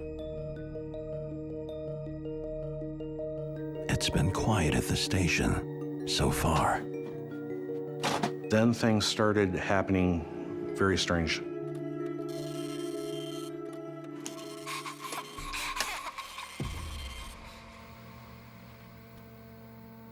I thought I heard a giggle.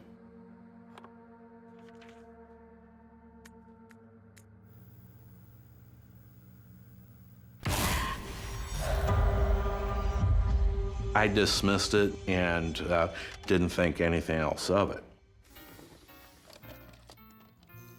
And this one's for all you night shifters out there. Friends, I feel you. It's a lonely job, but somebody's got to do it. As I'm broadcasting for that short break, I hear somebody knocking at my studio door. It was kind of a nervous knocking, very insistent. I was a little bit put off by that because you can hear the knocking sound come over the air. Hey, I'm on the air. Hello? There was nobody there. What do you mean there was nobody there? I could see all the way to the end of the hallway. The source of the banging can't be explained. I thought I was, fooling myself or hearing things.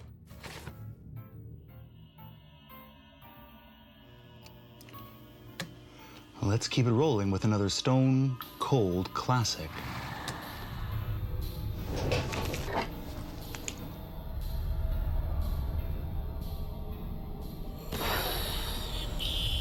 Something just won't leave Tim alone. I thought I saw like a 10-year-old child. And I realized, wait a second, something is not right here. I was seeing something that shouldn't be there. Tim goes searching for that something.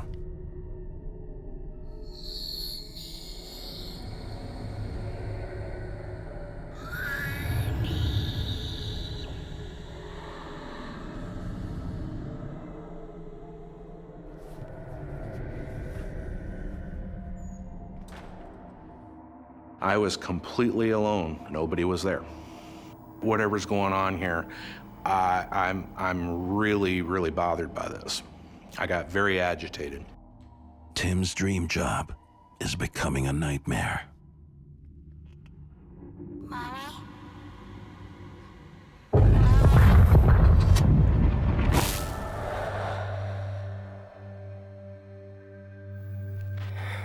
It's another cold one here, so make sure you crank that heat. And for those of you without any heat, here's another hot little tune. The disturbances are coming from all over the building. It sounded like someone pacing above my studio. Whatever it is, it's coming closer.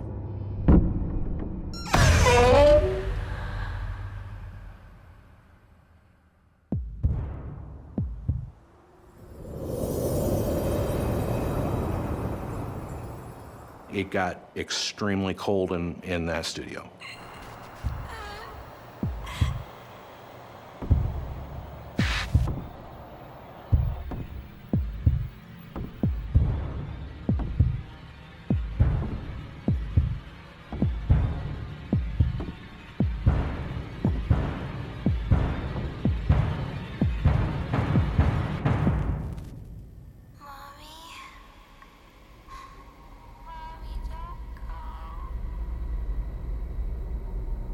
I thought I would see somebody in the hallway. I could see nobody there. Finding nothing in the hallway, Tim braves the stairwell.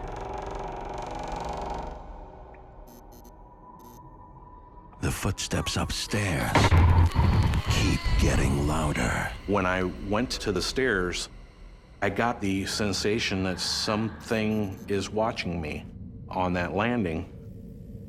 Hello, is anyone there? You can come out now.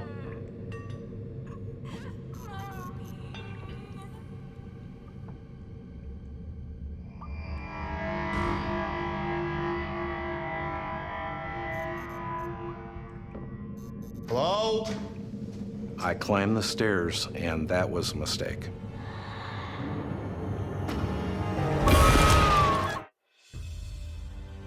There, friends, I feel you. Alone on the night shift. At one of the top radio stations in the U.S., DJ Tim tries to hold it together in the face of unexplained disturbances. Hello?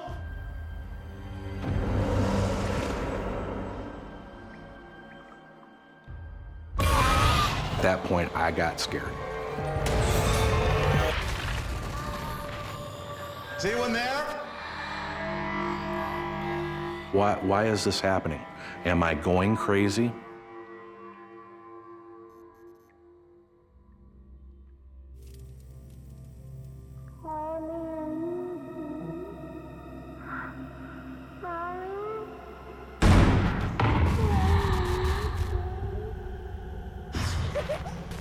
Tim tries to find safety in his studio.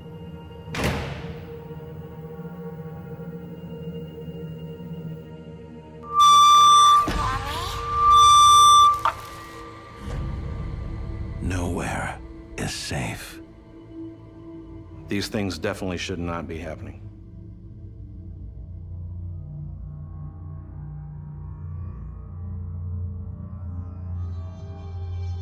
He presses on. Tim can't leave dead air. New details in a police investigation where police report that a homicide is expected to... Pardon me, homicide is suspected in a... Hey, Tim. How was your shift? Hey, this place is more than a little weird. Yeah, well, it has a history. He let me know that this building had been a funeral home at one time. A lot of death happened in this place. Which could explain what Tim has been seeing. And he says, probably this is one of the kids that passed away. You've got yourself a ghost. I don't know if I can handle this. I go, that's insane. That was not the explanation I was expecting.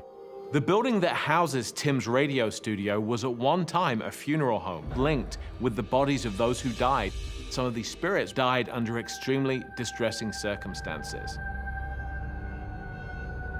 No wonder that if they still linger on this earthly plane, they are confused, they are troubled, and in some cases, they're angry.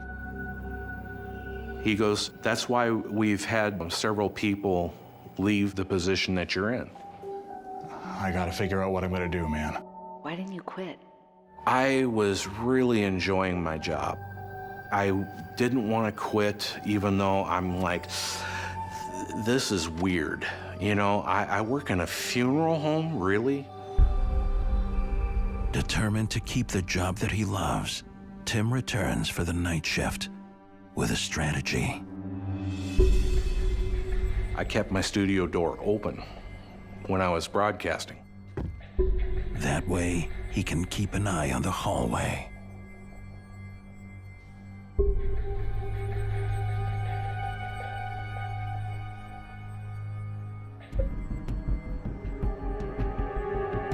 It was a busy night in sports last night with the Blue Jays taking on the Yankees. And then it started up again.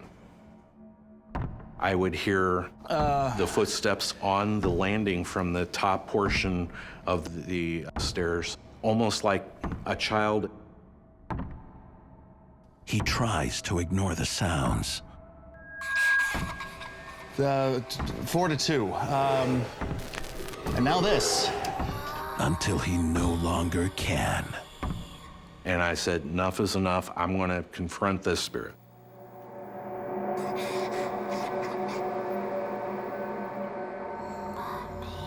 Tim is convinced she's in the stairwell. Opened up that access door to the stairwell, and I heard a giggle.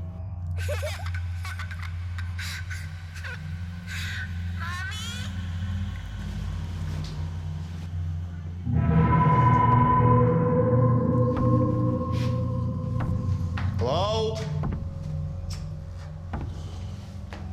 Nothing can prepare Tim for what he sees next.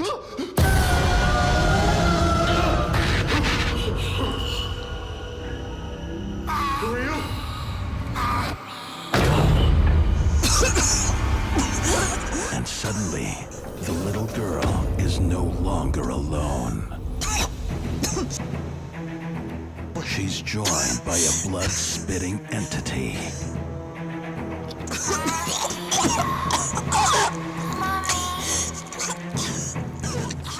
She looks at me in a very, very strange way. Stay back. What do you want? Stay away from me! Come on, Mommy. Come with me. Mommy, are you okay?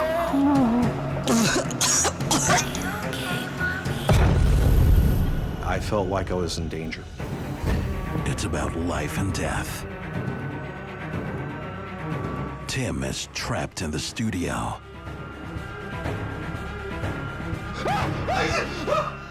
Tim, whoa, Tim, what's wrong? Calm down, big guy. Everything's gonna be okay. But Tim knows that nothing here will be okay unless he can come up with a plan. I didn't want to quit my job, but I had to figure out some way to deal with these spirits. In cases like this, where we have victims dying under tragic circumstances, those spirits can often be confused. They can be sometimes aggressive in trying to communicate with the living. As night returns, Tim does as well. Drawing was a way for me to make sense of something that was beyond what I was able to experience before. The lady in white was a figure I could not get out of my head, so I drew her. He has a unique way of calming himself and the spirits. I was a skeptic, and these incidents made me a believer. Thanks for a good night. I would thank them, the entities, when I left, and for a while, that would work.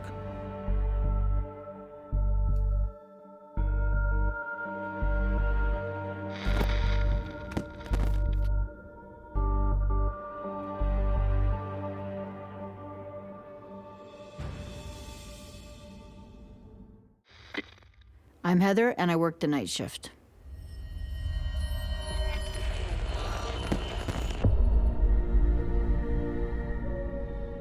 In one of Canada's largest cities, Heather, a restaurant entrepreneur, is about to unveil the city's latest fine dining experience against all odds. It had been abandoned by the last people that were in there. Nobody could make it work for longer than 2 or 3 years, and everyone went bankrupt, and it just had a bad reputation for business. It also had a bad reputation for being haunted. I knew the rumors that it was haunted, but I wasn't ready to believe them. Thought people were just making stuff up about ghosts and spirits. Heather needs to succeed where others have failed. I invested a lot of my own personal money, so I risked a lot here. I had a lot at stake for sure. I took it upon myself as a challenge to prove them wrong, that I could do it.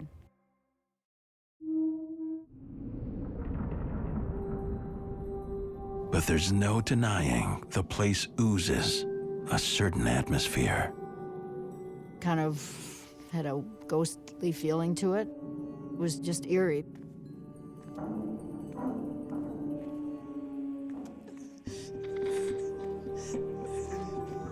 With a grand opening set for tomorrow, Heather's burning the midnight oil. I worked long hours because I just am that kind of a person. I wanted to make sure everything was done perfectly.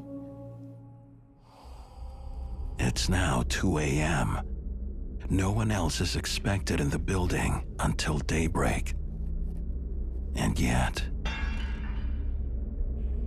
I would hear banging on the air conditioning furnace, the heating and cooling system, basically. hardly unusual for an old house. I just kept trying to ignore the sounds and keep working.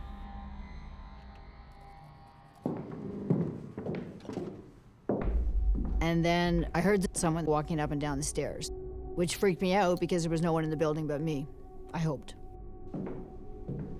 I looked around, there was nobody there. I'm not someone that scares easily, so I went to investigate. Got myself a baseball bat, ready to go, just in case, and I was ready to swing.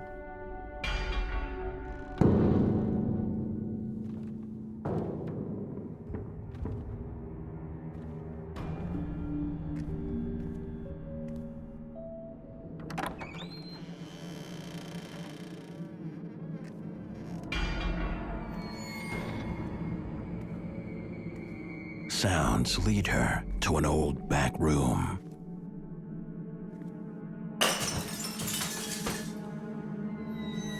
I could hear glasses breaking.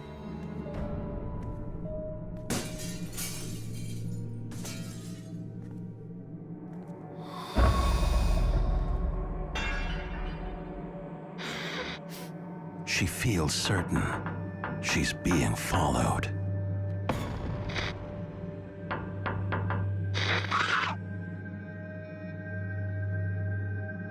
I did see a vision of somebody. Well, when I turned farther to look at who it was, there was nobody there.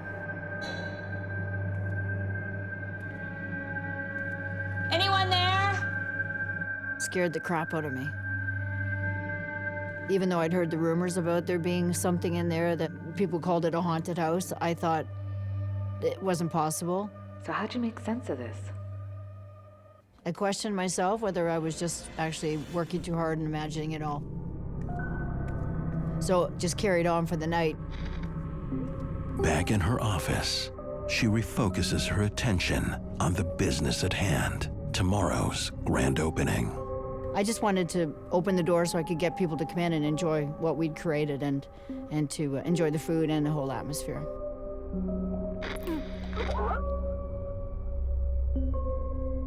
Day comes and goes. Heather's opening night is a rousing success. We had a really busy night and the waiters were all swamped. So it was highly exciting for everyone and all my staff.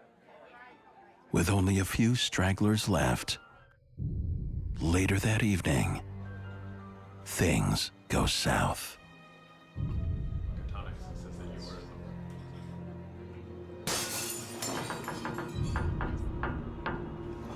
What was that? Strange noises coming from somewhere.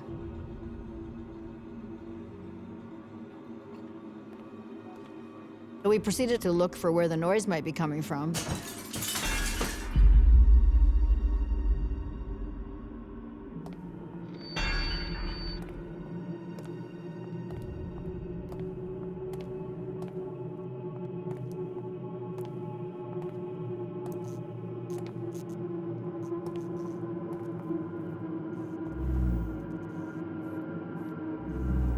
Those noises beckon them back to the old room, where Heather had felt a strong presence the night before. To a doorway leading to the wine cellar. Why it's unlocked is a mystery. Only Heather has a key. We listened outside the door and we could still hear noises, things crashing. It was very frightening.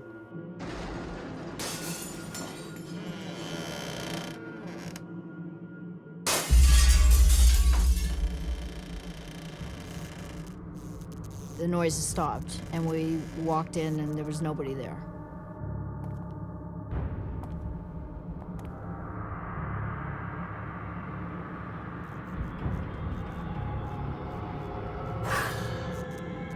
I felt something near me that wasn't tangible, but I knew it was there.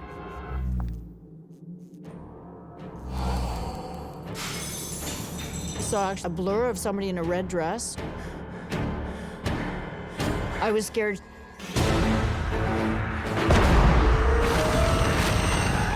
In the middle of her restaurant's grand opening, Heather and a coworker suffer a terrifying encounter. I did see a vision of somebody in a red dress, but when I turned to look at who it was, there was nobody there.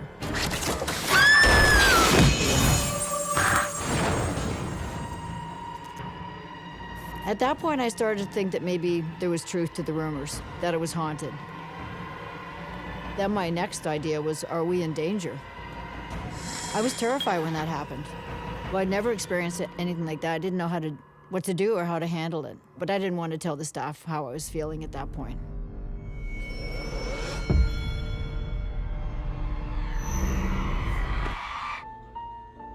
Heather's sole drive now is to see her last customers off, close up, and go home for the night.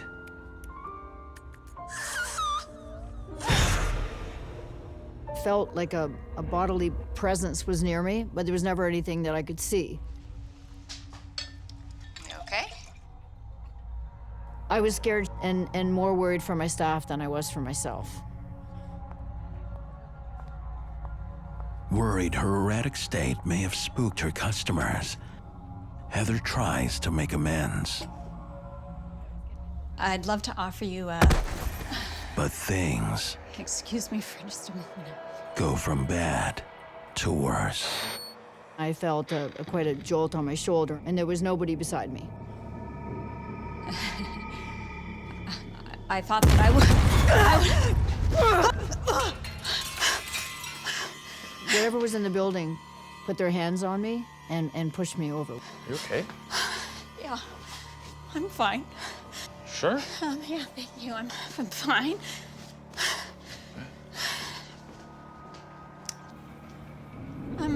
I'm gonna get you something really special, okay? I'll be right back.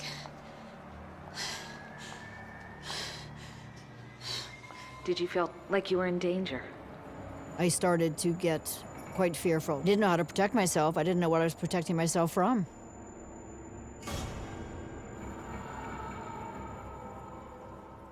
With Heather's last customers out the door, a deep chill fills the room.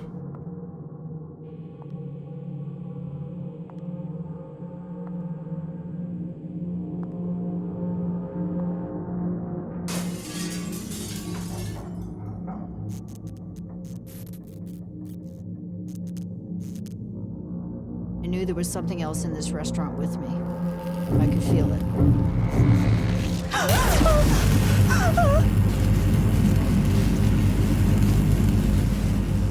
I saw this woman in a red dress that looked like me. It's like looking into a mirror.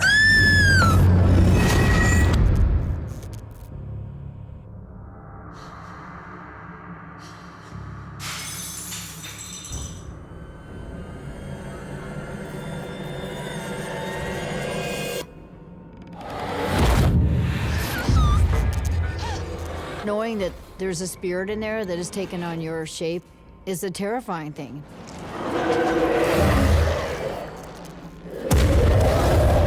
This could well be a phenomenon known as the doppelganger, where an entity takes on the guise of a living person.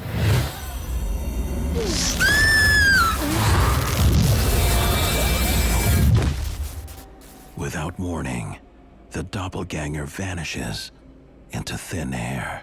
I didn't know then if she wanted me to be her friend or whether she wanted to kill me. Absolutely terrified. I was afraid for my life. This entity is engaged on what appears to be a prolonged psychic assault on Heather. It's making her life hell. Why didn't you just leave? I didn't want to run away because I had a lot of money invested in this project. I mean, it was $500,000. I was determined to carry on. Once I came to the conclusion that there actually was a spirit in there, I wanted to do some research and see if I could figure out what happened here. What spirit is in here and where did it come from? She uncovers the dark and twisted history of the mansion. I found out that it was owned by a wealthy family, and they had a daughter named Sarah. The tragic story of their daughter Sarah was that she was stood up at the altar, and she came back to this beautiful mansion, and she went up to the 3rd floor where my office was, and hung herself there in a red dress. I realized then that what I'd been seeing around the restaurant all this time was actually Sarah. And I believe that that was her spirit that was still in there. Why do you think she was coming after you? I have a great life, and maybe she was jealous of that because she never had what I have. One thing's for sure. Sarah isn't leaving anytime soon.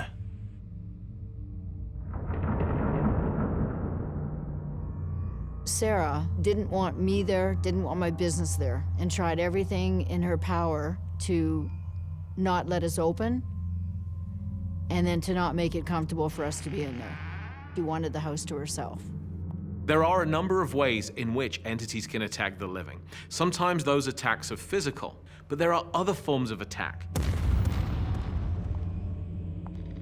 I was feeling Sarah's presence more than anything. We can see psychic attacks in which a spirit wears down the psychic defenses of its target. Those people can be at risk of many behavioral crises, up to and including taking their own lives. I heard her coming down the hall.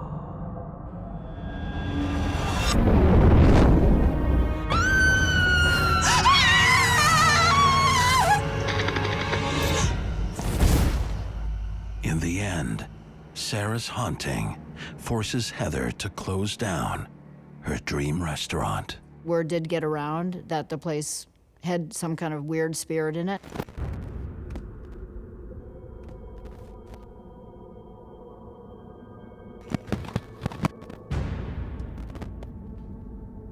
When Sarah comes into the room, I get this tingly sensation and short of breath, and I start to sweat and shake, and my face goes ashen white.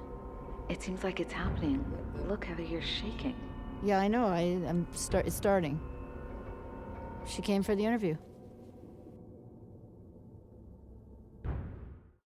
My name is Dan, and I work the night shift.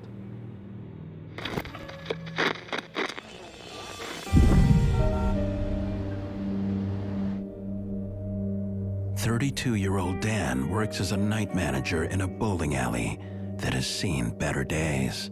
I was super excited to use my marketing degree to go into a bowling alley and try to revive kind of a dying sport. Dan's shift begins long after the customers have left. Part of my job before starting to count the money would be make sure that there's nobody left in the building, so I would actually have to do a walk around.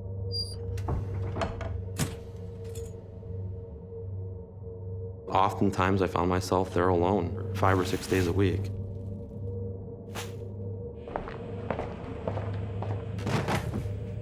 He's not long on the job before he realizes there's something unusual about this bowling alley.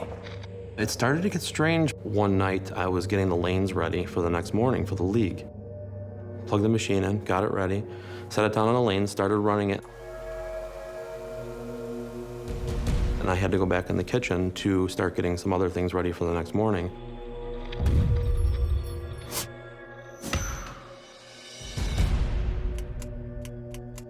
I came out and it was unplugged. There is no explanation for the heavy-duty plug being pulled from its socket. There was nobody in the building. I had made sure that everything was locked up. It was just me.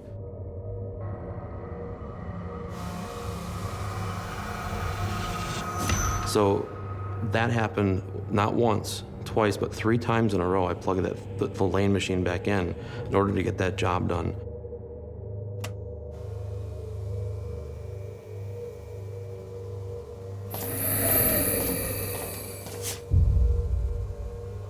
I knew something was there. Something that I couldn't see with my own eyes. I couldn't wait to get out of there.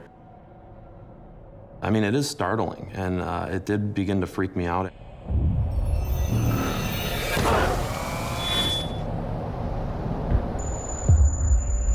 Night finds Dan making his way back to the bowling alley.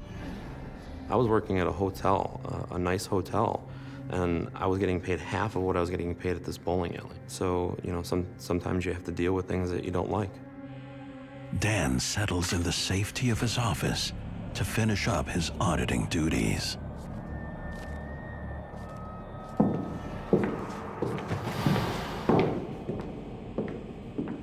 I would hear what sounded like thuds, footsteps, coming from the basement. He checks the surveillance screens. No one is in the building. But Dan isn't alone, hearing strange sounds. Well, I was a maintenance man on the automatic pin setter. I hear the same thing. One day I followed him downstairs. Hello? Anybody here? Just slowly, just like somebody, boom, boom, boom, walking down the stairs, and then it stops. I was working there for 15 years before I saw anything happen like that. Dan had also followed the footsteps Someone down there? to the bowels of the bowling alley. Is there someone down here?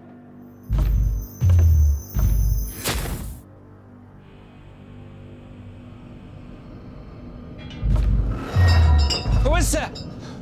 See, and I didn't even know that you had heard those. Yes. You'd look over your shoulder, knowing that there could be something possibly watching. What he's describing exactly what I saw. Come on, man, who's there?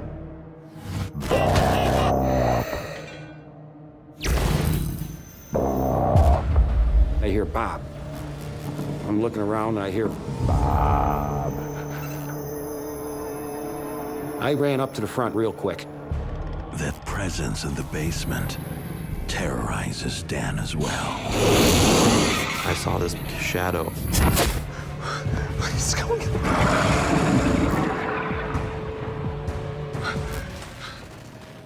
Like Bob, Dan races away from the basement.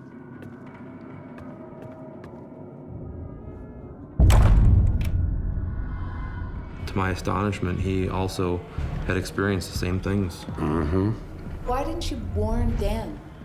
I didn't think anybody would believe me. I kind of felt the same way. Yes. Like when things were happening to me.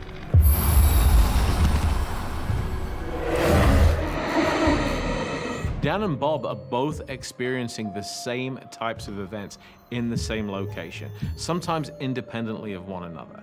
That makes their evidence, in my view, more compelling.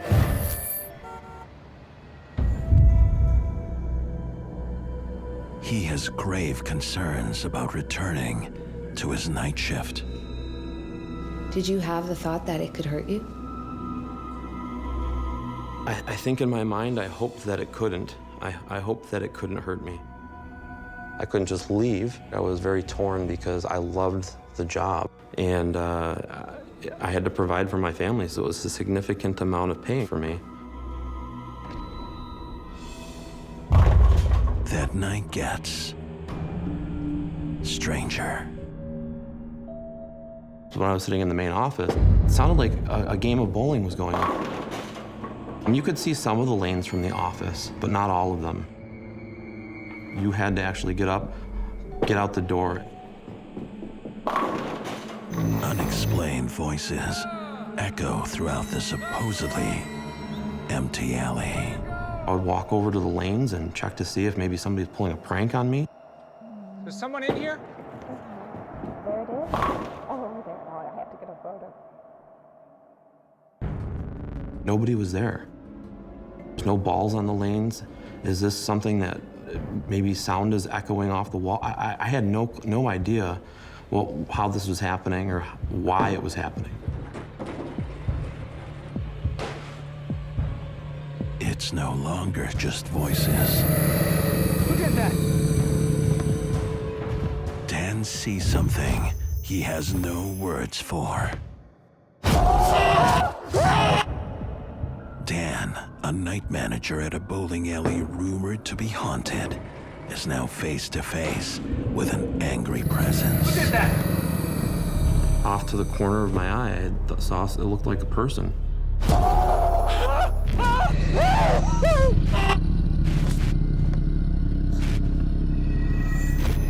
No! No!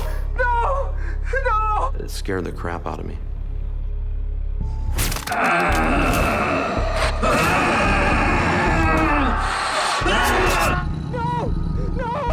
That's what I saw. Bob has also been frightened by this terrorizing entity. What did you think it was? A ghost? An apparition? Couldn't see through it. It was just darker than the background. It was darker than dark.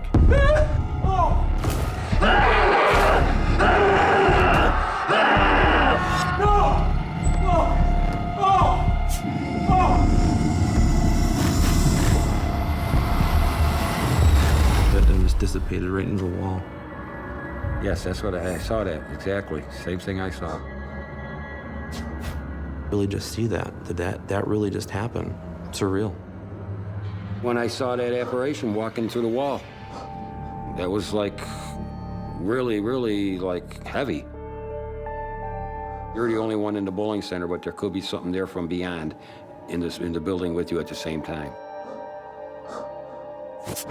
At first, it seems as if what Dan and Bob are witnessing is a residual haunting, a type of paranormal recording mechanism. But as things progress, they soon begin to realize they're dealing with something far more intelligent. That was the thing that made me know there was some kind of spirit in the building. Freaked you out knowing that something was there. It was scary. It was definitely scary. Knowing that the bowling alley is haunted, both men try to make sense of their otherworldly encounters. Well, there was another employee named Michael, the late maintenance guy. He worked there since he was a very young man till he was about 62, 63 years old. He passed away unexpectedly at home. And me and Danny suspect that he never passed on to the other world. The mechanic, this was his thing. This was his job. He loved this place. The bowling alley has no history of tragedy or violent death. So the spirit of the old mechanic probably has lingered there because he was very affectionate toward that place during his physical lifetime. It was somewhere he found comfortable. He was familiar with it. It was probably his happy place. And therefore, some part of him either returns after his death in spirit form or has lingered behind. I did end up quitting that job. I was scared. A little skeptical before this, and now I believe, really believe.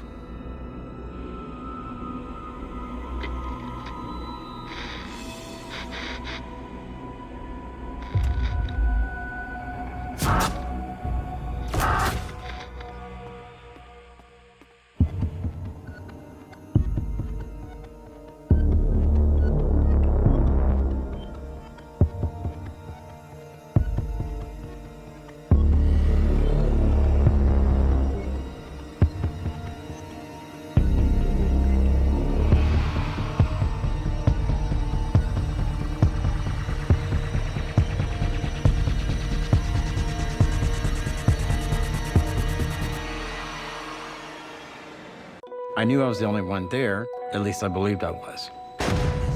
I could feel a presence. There's something in this house. I was terrified.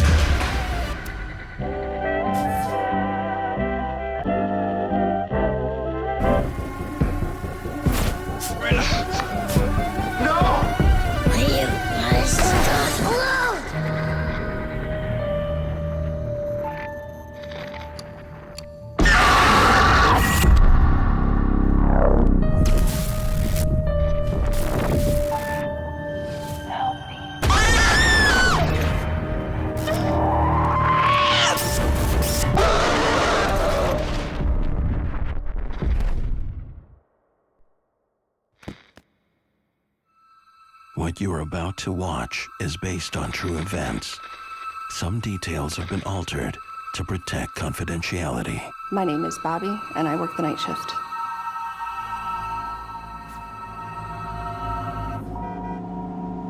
Bobby lands her ideal job at a doctor's home from the 1800s.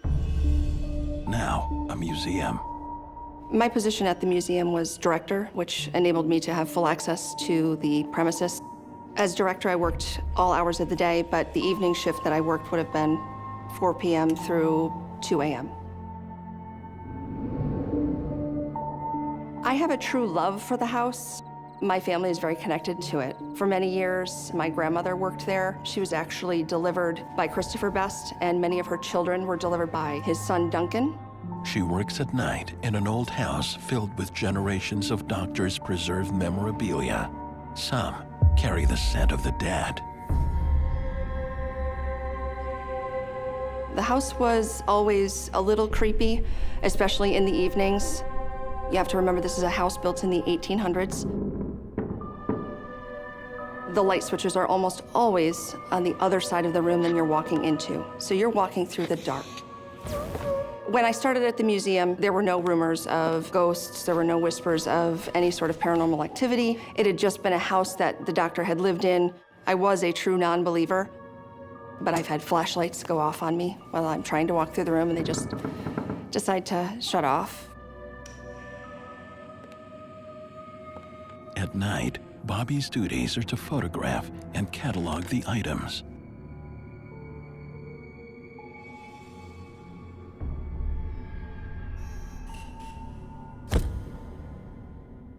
Only a few nights on the job, and the atmosphere in the parlor changes.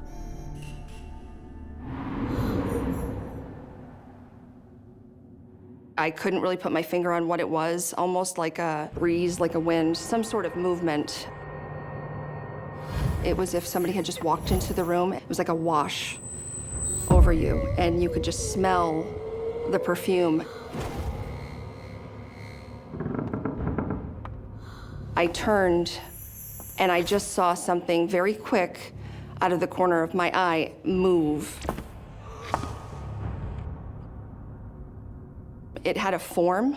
I couldn't tell you what it was. And by the time I tried to focus on it, it was gone. But I said to myself, I was not gonna let a little apparition scare me away. Undaunted, Bobby continues that night with her coworker to set up for an upcoming public talk. This talk got some buzz. Hope we have enough chairs. Yeah, it's gonna be a great one.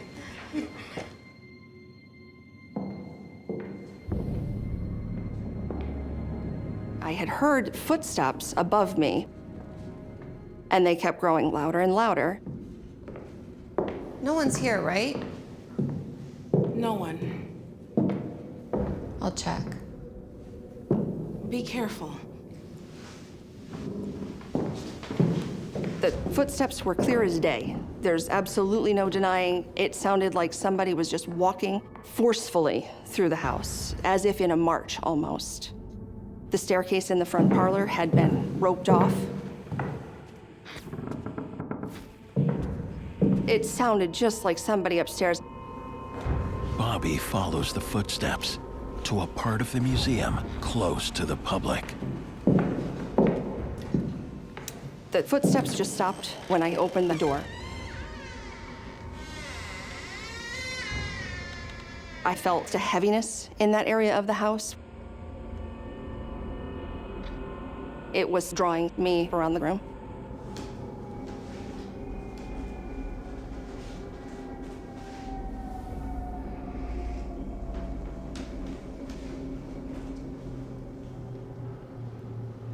And that feeling of somebody watching you.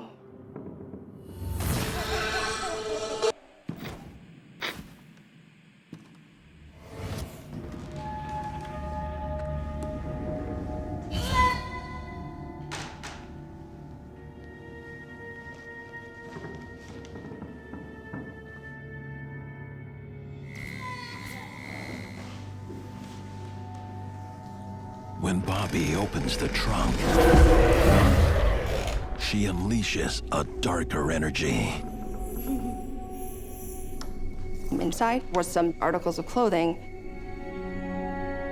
In particular was a small suit. Would have been what you'd wear on a Sunday. That was when I really noticed just the heaviness in the room, just the sorrow in the room. I feel maybe like I've crossed a line with that. I can't even explain it any other way. I immediately let go of the suit. Stop. But it's too late. It's as if in that corner, in my mind's eye, I can see a little boy kind of squatting in that corner. Leave my stuff alone! Alone! Alone!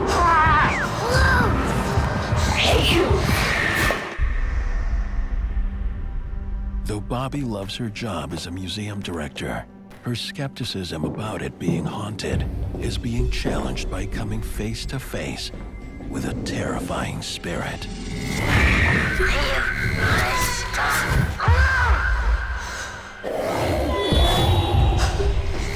When I saw that apparition, I had kind of focused on it. It was immediately gone. Bobby knows without a doubt who is haunting her and that room. It was the little boy's room. James was the first son of the doctor. He had passed away in the house. It took 2 weeks for that little boy to die. Tragically, very sad situation. James died as a young child of undulated fever, a disease causing a painful death. I don't know if that was the suit that he was laid out in. It very easily could have been what he was wearing for that. Spirits are very possessive, and if we handle or disturb what was once theirs, it can generate a lot of activity. These are very clear examples of spirits saying, "Don't touch my stuff." There are many reports of paranormal activity being generated when the belongings of a former owner were disturbed or handled. I want to be respectful, and the suit is still on the bed to this day. It took a moment for me to just kind of reset myself and carried on with my job. Just kind of put it in the back of my head and pretended it didn't happen and continued that evening. Bobby? Yeah. You okay? What was up there? Oh, it was no one. I must have been hearing things. I'm a deny kind of person, but that was the first instance that I had to deny. We have a lot to do to get ready for tomorrow. Yeah. I'll get to it. Continue over here.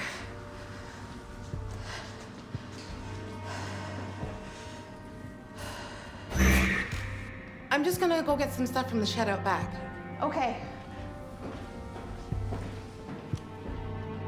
Bobby distracts herself by preparing for the lecture. I love my job. It was more of a suck it up, you know? It's a great place. She prepares to catalog the perfume bottles.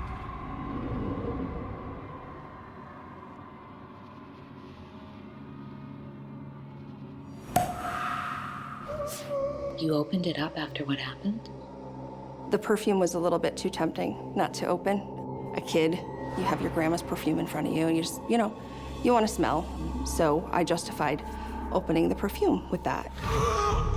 It was such a light and pretty scent. I believe it was violet.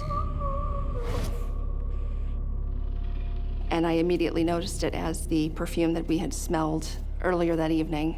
And then the smell was everywhere. Do you smell that? Yeah, perfume. Yours? No. It was like somebody had squirted perfume and walked into it.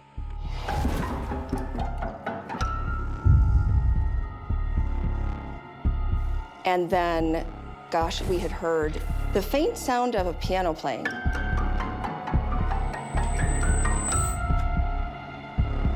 This is too weird. I'm right behind you. I'm gonna lock up.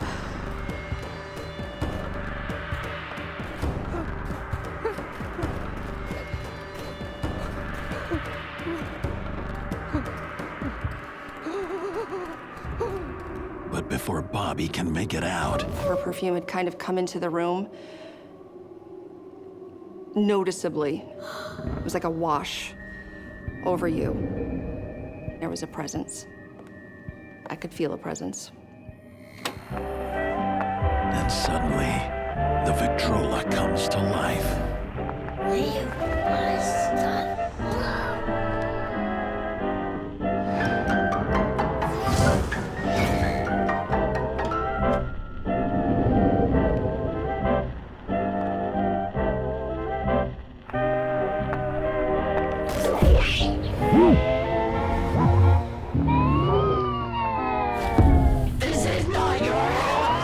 It had to have been levitated off the ground probably 6 inches while playing.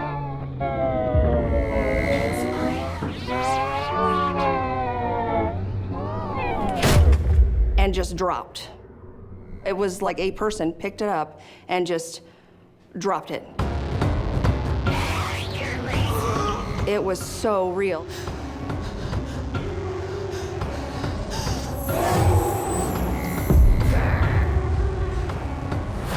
Leave our things alone. I remember it like it was yesterday.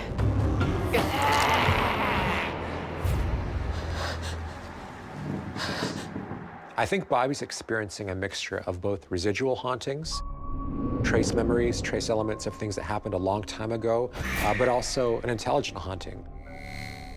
It can be common for a house to be haunted by an entire family, an entire generation, even though they may have died at different times. It's simply their home, the only home they've ever known. They want to be there, and they plan to remain there. I do believe it's the family. I don't believe they mean people any harm. I think that maybe I just happen to be connected in a way that they're familiar with. Maybe they were trying to make contact in a friendly way, but it's just scary as hell. After seeing the apparition clearly, Bobby believes she knows who it is. There was a very clear outline of a shadowy figure. I believe this to be Emma. Emma is Christopher Best's daughter, and she lived in the home until she was in her 80s. She was actually the last person to live in that house. Emma taught piano lessons out of the house. 2 of my aunts took piano lessons from Emma. The eerie part was, when I looked at that photo, I realized that that was where I had been standing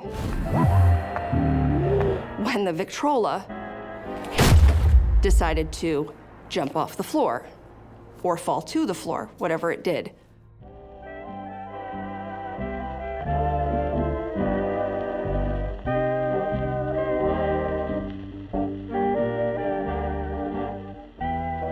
I'm surprised I lasted as long as I did.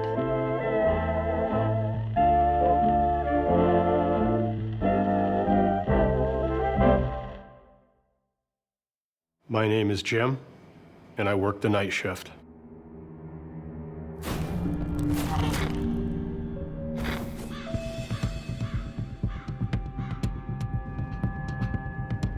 "45-year-old Jim starts his first night shift as a care support worker at a residence for intellectually disabled adults.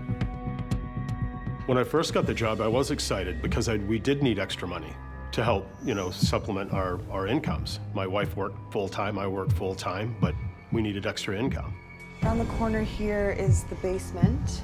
The day staff have gone, and Jim finds his duties are shared with just one coworker. Who's that? Oh, that's one of the former owners of the place. This is where the residents sleep. Together, they'll work long into the night, standing watch over the house and its sleeping residents. Why are all the doors open? The residents feel safer with them open? The gentlemen that live there, they like their doors open. They don't like to have their doors closed. It reassures them a little bit that they know somebody's there to help them and protect them. After the residence floor, the next stop is the basement.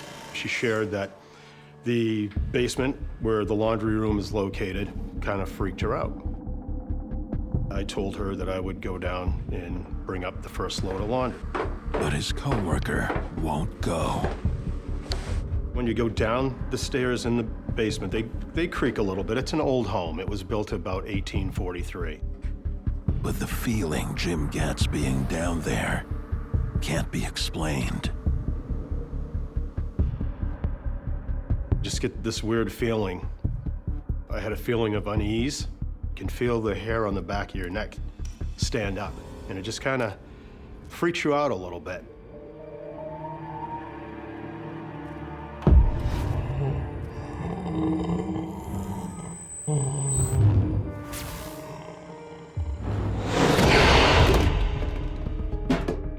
The water pitcher flew right off the shelf. Dropped the laundry basket, and I stared at it, which felt like forever.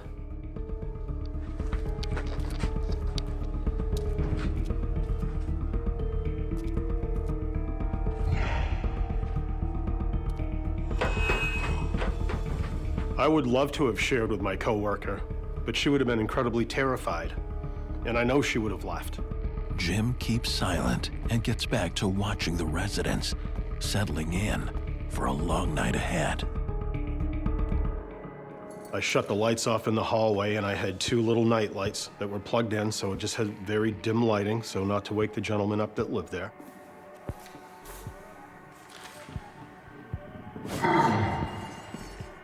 As I was sitting there, I kept thinking I could see something out of the corner of my eye. And I'd had this feeling like a little bit of a cold sensation. I looked again when I saw it, and I saw this black. It was out, I'd liken it to like a cloud, which was outside the bedroom at the end of the hallway. And then in a blink of an eye, it was gone. It just like, it didn't go through anything. It just disappeared right where it was. I couldn't believe it. You see stuff like that on TV, and you think, oh, that's not a big deal until you actually witness this for yourself. You have all these thoughts going through your mind of like disbelief. Oh, and you're just trying to figure out what is it and where did it go? And then I was thinking, I gotta go down to the bedroom. I gotta just check on that guy.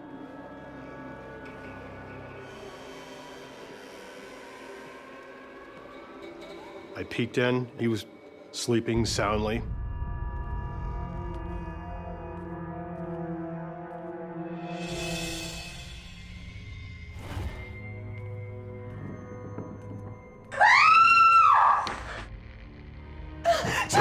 What's wrong? Something just grabbed my hair. My shift partner, she said it felt like somebody had pulled the back of her hair. All right. I'll go check, okay? Her eyes were huge, and her hands were shaking. I knew right away things were happening in that house, but I wasn't really sure why they were happening. Into the basement again to make sure there is no intruder. My senses, I'm very heightened to everything that's around.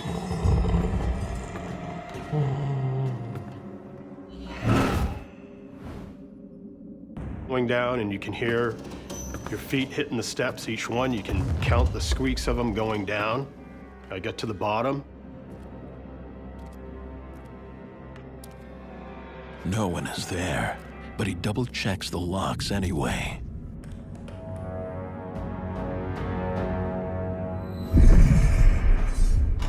So when I was down in the basement and I was bringing a load of laundry to fold, I had this sense that I was being watched.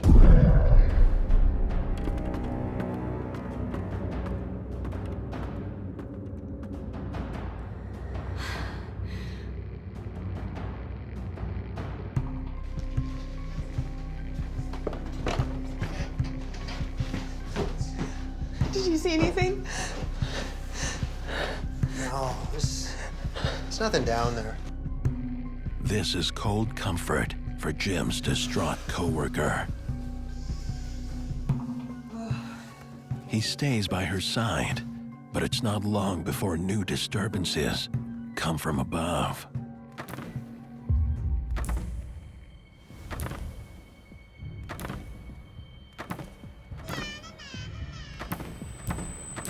There's something in this house. Jim's first night working at a resident home begins with strange occurrences and a spooked coworker. Something just grabbed my hair. And now, noises from what should be an empty attic. Did you hear that? Do you see what I'm talking about? I heard noises in the attic, which is just right above the second floor where I'm sitting. It was like a rhythmic pattern of like when a child is skipping.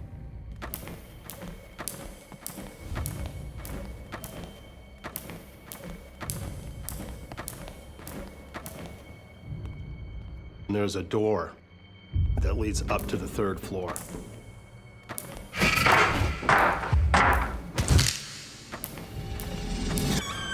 As soon as I opened the door, the noise stopped. Hello? Hello? There's nothing there. You didn't see anything? I'm just kind of thinking to myself, you know, old homes have a lot of personality. They make strange noises sometimes. It could be the heating. But Jim's coworker isn't buying it. I have to go. I'm done. I'm sorry. She quits, leaving Jim to complete his night shift watching over the house. Alone. You didn't go? No. I definitely couldn't leave. I'm responsible for them being safe and taken care of. And I wasn't willing to not do that. Jim is left with the laundry to finish, so he heads back down to the basement.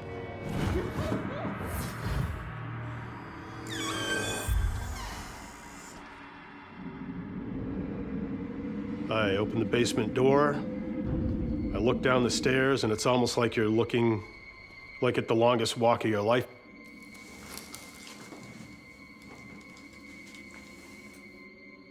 So as I'm getting the laundry out, and I just had this constant feeling of being watched,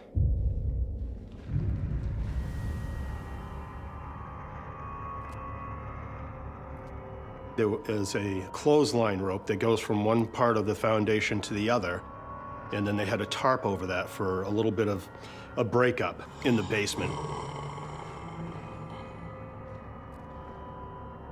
For some reason, I decided I was going to walk over to the tarp and look behind it.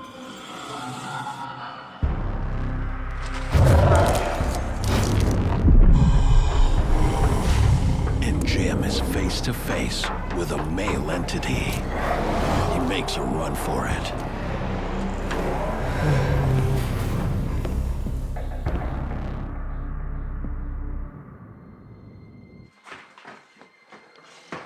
After the encounter, Jim shakily returns to his second-floor watch.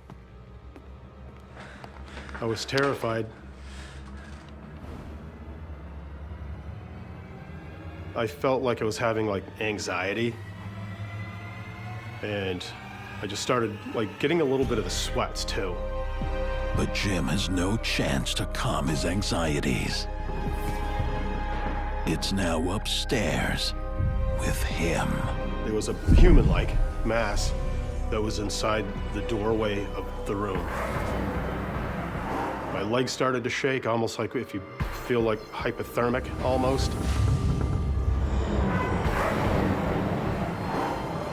And the figure just kind of like floated straight back into the room until I couldn't see it anymore. I just couldn't believe any of this was really honestly happening. I had to muster up enough courage to go down and look inside the room for the safety and well-being of them guys. I just took one step at a time. My heart was racing so fast. Nothing prepares Jim for what awaits behind the door. No! It's hard to really explain if you've never seen anything like that before. Just stay back! Stay back! I didn't know what I was seeing. Get away from me! And then the entity vanishes. Like my heart rate was just pounding. So you couldn't leave? I know I couldn't leave because I'm responsible for these guys while I'm on shift. But it's not gone. It's changed form. I'd almost hear like a guttural sound that it was making, as though it might have been like gasping for a breath over and over until it disappeared.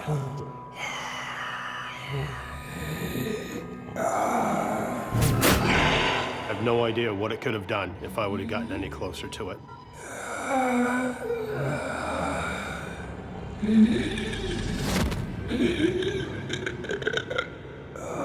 Jim assumes that the dark, shadowy mist that he encounters in the doorway to the residence room is evil, that it means him harm. That may be the case.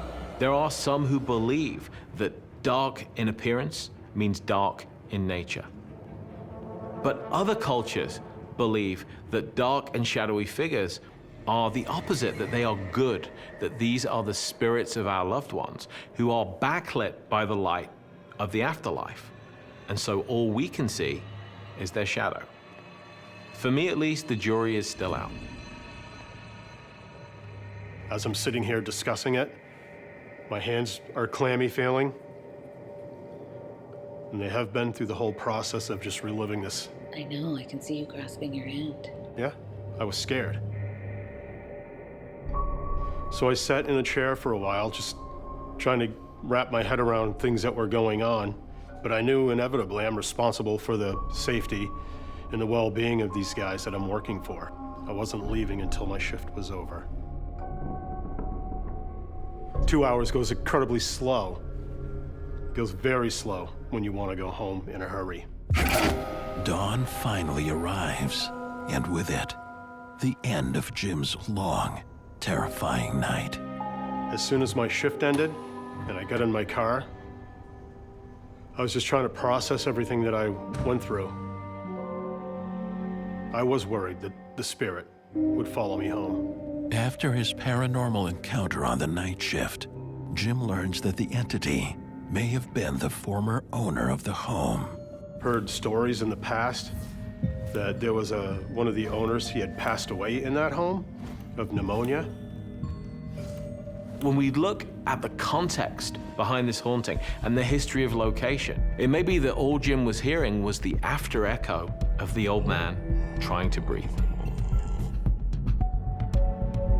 This event has most definitely changed my belief in paranormal. I believe that when you leave this world, you are part of a universe, per se, and that you are potentially always around.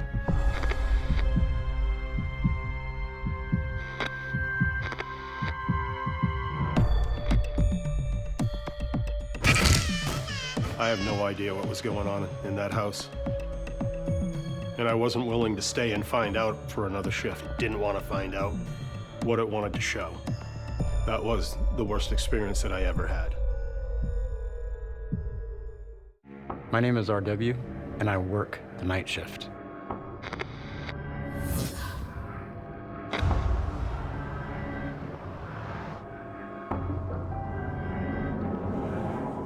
"22-year-old RW returns to his old high school to work as a custodian on the graveyard shift. I really needed this job because my wife left me and I became a single dad.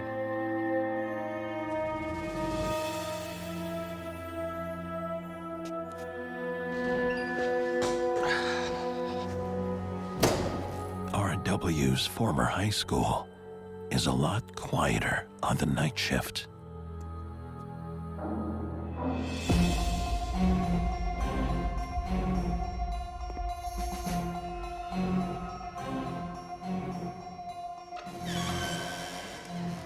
Did you hear any strange things about this school?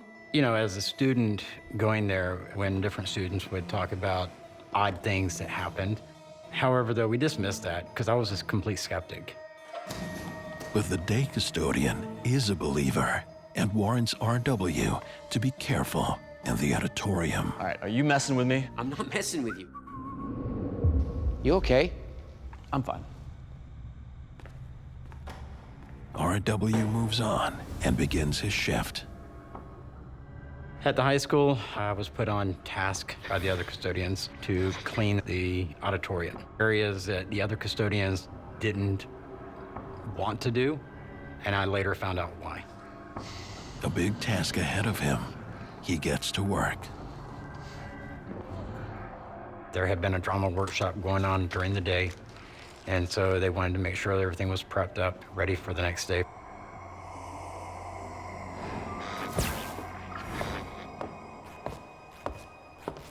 Not long on the job, it begins to get strange.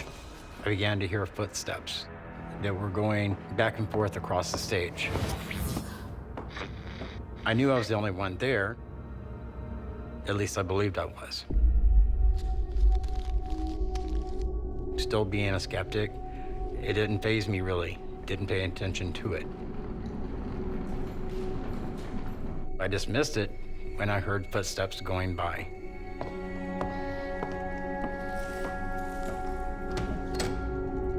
I was told to prop one of the doors open so that it helps to dry the floor.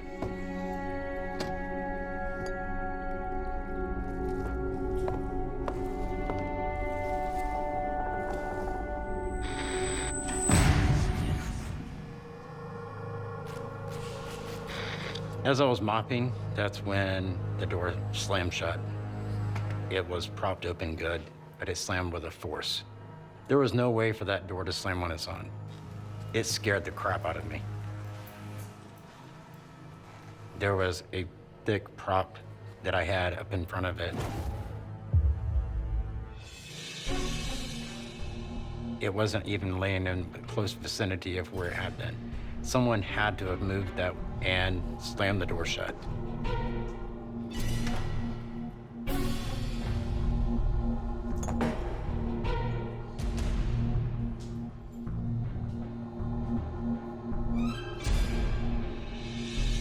He has no explanation for what is happening.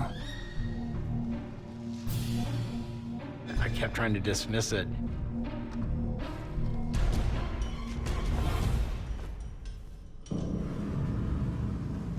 Hello?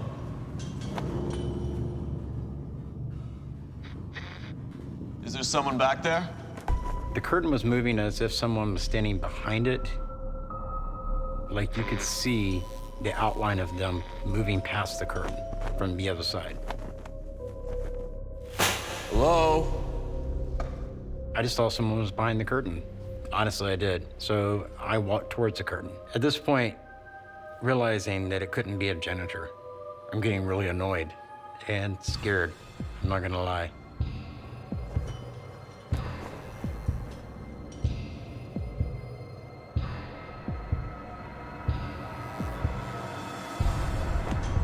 When I went up the stage left entrance, there was a stairwell there.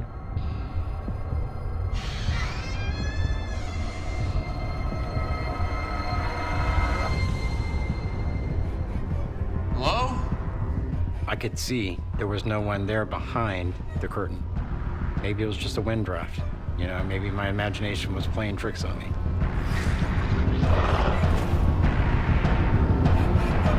Get it together, man.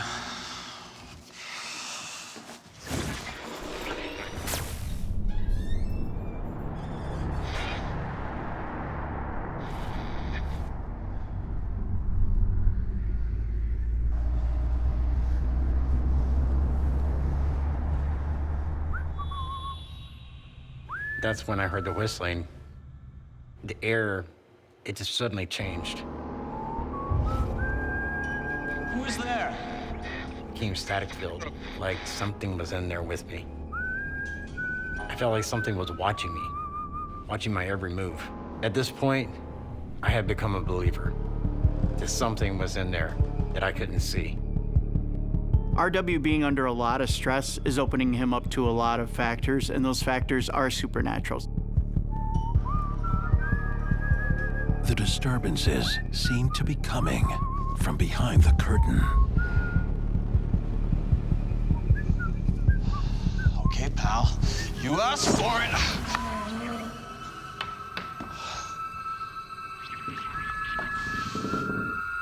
Someone was behind me again, and I couldn't see them.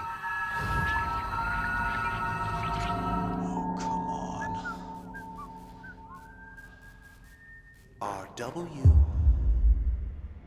I hear someone call my name from center stage. I was terrified. The whispering of RW's name is an immediate way of saying, I'm here, don't doubt that I'm here. But I'm here, and I want you to address me. It's time now for us to communicate with each other. Who the hell are you?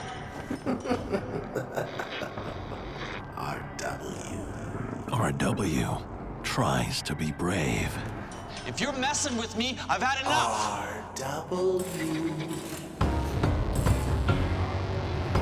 Man, it ain't funny anymore. That's when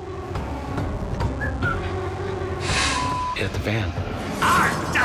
What should have been a quiet first night shift for RW as a custodian has spiraled into a terrifying evening. Something was in there with me. That's when I heard the whistling. The presence that RW feels has now become aggressive. That's when at the van, the props fell. I felt like it wanted to kill me. When the prop almost kills him, he reconsiders rumors about the haunted auditorium. This Mr. Rainier was a teacher who had been killed back in the 70s, and a prop had fallen on him when he was there working late one night, and no one was there to help him, and he died. It's a violent movement of an object to get something to drop to show RW, this is how I died. I also think the drama teacher is maybe being a little forceful with this message too, which is driving RW's fear. It's kind of spiraling a little out of control. I heard him call my name again. It gives you the creeps. The entity's targeting of RW intensifies, trapping him now in total darkness. Not only did the center light go out, but all the lights in the auditorium went out. Now I'm in the darkness. Didn't have a flashlight, but I did have a lighter. The problem with the lighter was every time I would walk, the flame would flicker and it would go out. So I would have to re-flick it again. It was as though someone was in there with me. I needed to find the light switch.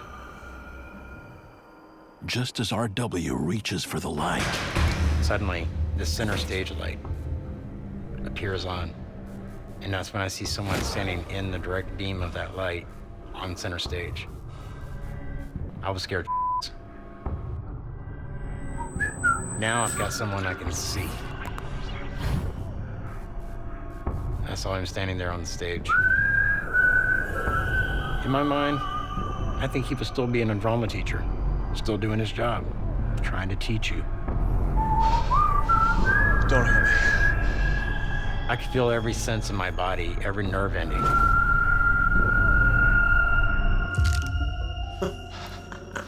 What do you want? RW. Get out of here!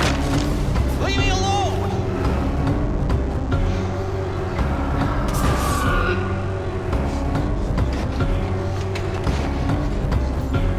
I did an about face, and I ran out of that auditorium as fast as I could. I was gone. RW bails on his first and only night shift at this haunted school. I told them that I couldn't come back. They understood why. Why do you think the spirit of Mr. Rainier targeted you? I started replaying it in my mind, thinking of all the incidences that had happened. And if he had really wanted to kill me, he could have.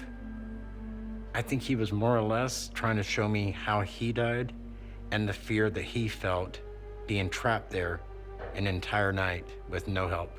This was my old high school. Plus, I had been a student who had been in drama.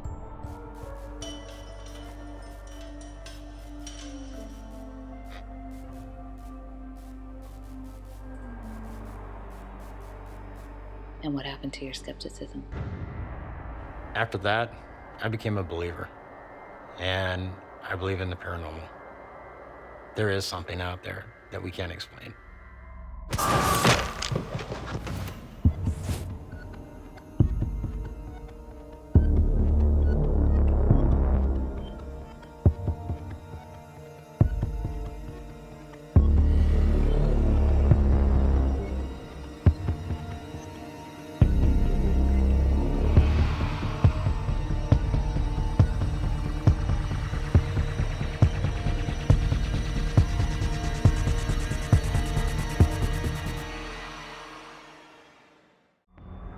I don't see it. I don't believe it. You saw it, didn't you? Things are happening. You hear that? That should not be happening. As they say, curiosity killed the cat. I couldn't scream. I was frozen.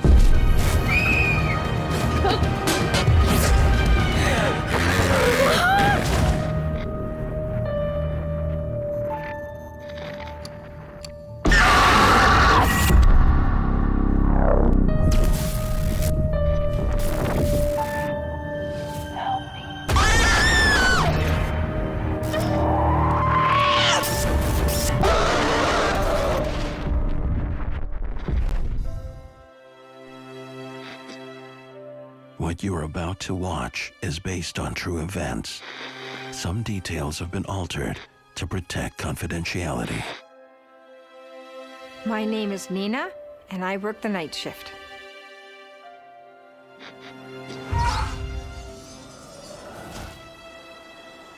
After a career in law enforcement, Nina returns to her hometown to fulfill a lifelong dream. I'm the owner, manager of a historic inn located in a little mining town. It was a vacant building. It used to be a mine office for one of the local mines that closed. But it was originally an inn. I renovated it. I took it back to the early 1900 period, and I financed it with my own personal savings. This is a big gamble. The once thriving mining town of Nina's youth isn't what it used to be. It became a ghost town. All the businesses went out, and it's just your old-timers still living there. The property Nina owns has a history. There were so many ghost stories always being told. Many, many accidents in the mines, many deaths of people. I was well aware of it. It was a risk, but I believe in the town.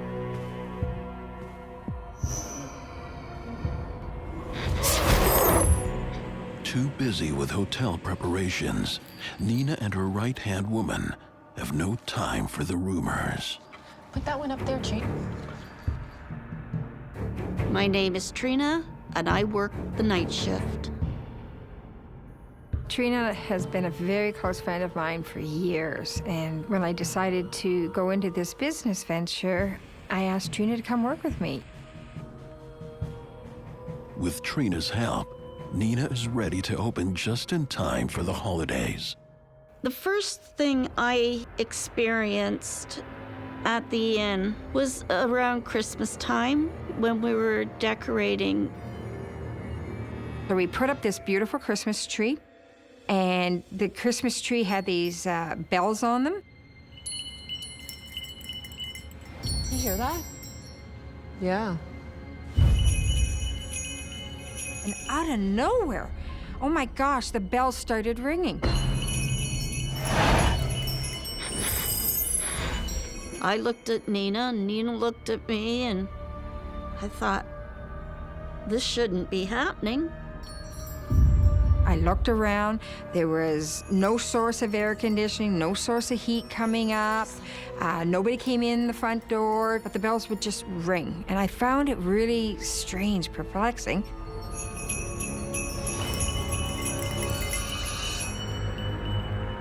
And then they just stopped out of nowhere. But then, something else grabs their attention. The garland on the stairs that we just put up 10 minutes earlier It started swaying in, out on the balustrade.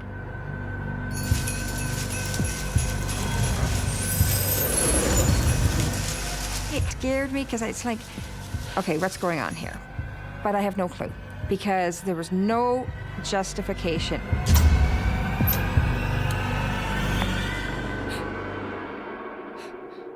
It was the first experience that something just wasn't right in the building or something just wasn't right, period.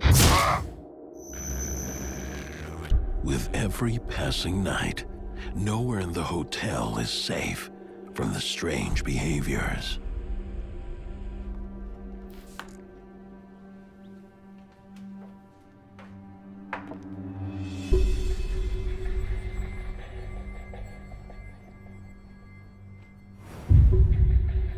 Things get moved around a bit. We sometimes put things down and turn around and they're not there when you go to pick them up. This is getting weird in here. Things are happening that should not be happening.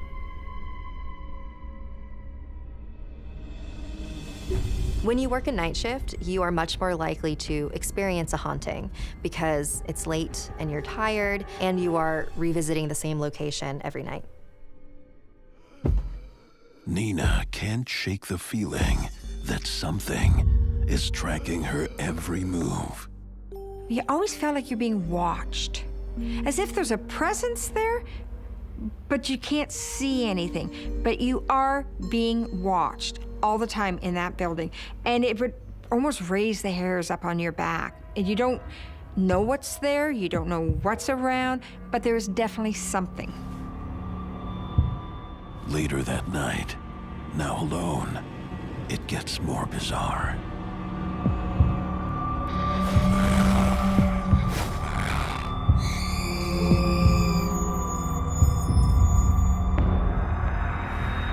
Hello?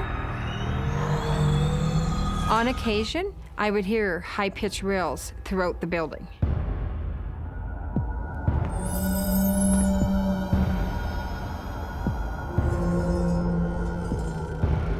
Hello?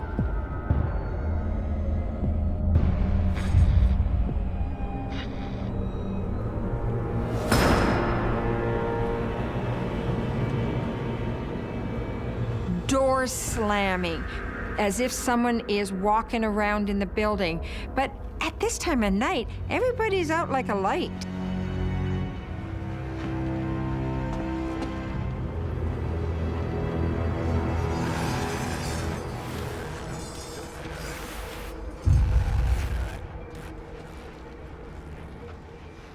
There's no excuse, no logical explanation for doors slamming, sounds like walking, screaming. How did that make you feel when you heard them? At night, and when you're by yourself and you're working a night shift, it scares you. Nina can't find a rational explanation.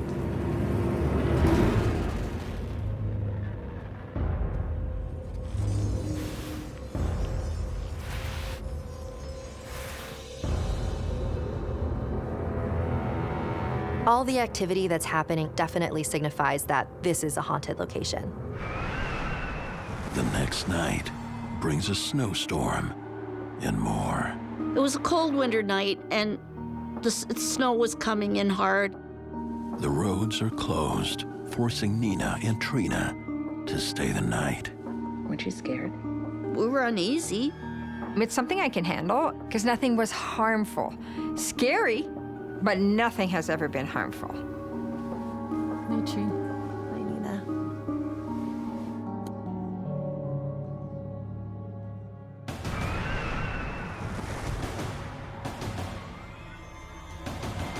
I'm in a sound sleep in the middle of the night.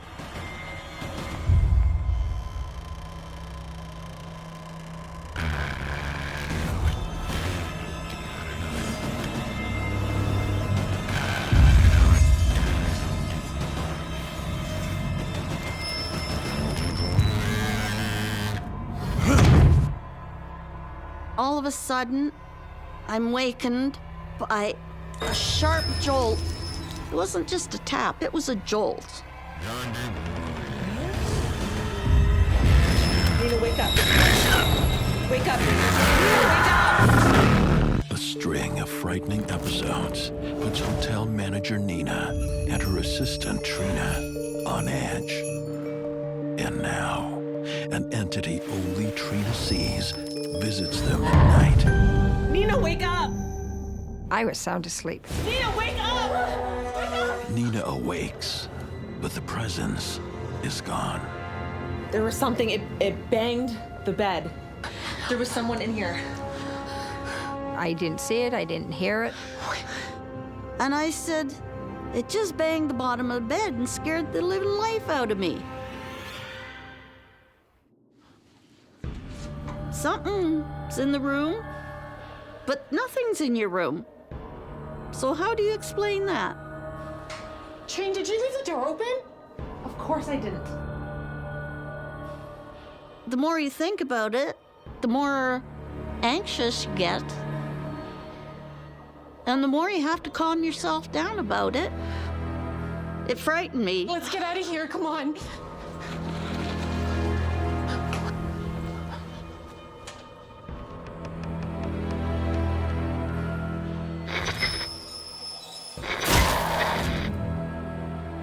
Nina believes her friend, so they search for an intruder on the security cameras. I told myself that there was logical explanation. But after reviewing the security footage, Nina doesn't know how to explain it. When I watched those videos, nothing. Nobody entering, absolutely no movement of anybody coming in or out. I don't see anything. I can't justify what was going on.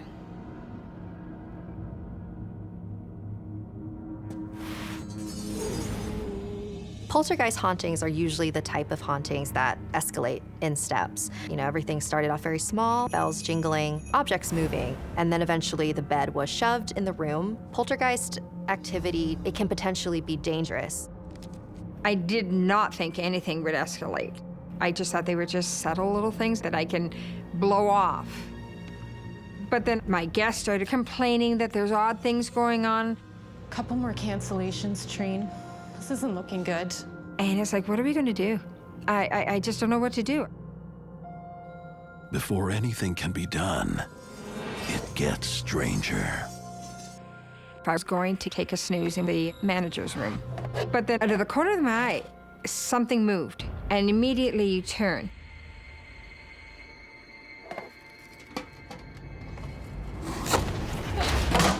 I saw the tin fly right at her head. It frightened me because I didn't know what was coming. I just saw something come flying past my head. I felt like I was a target.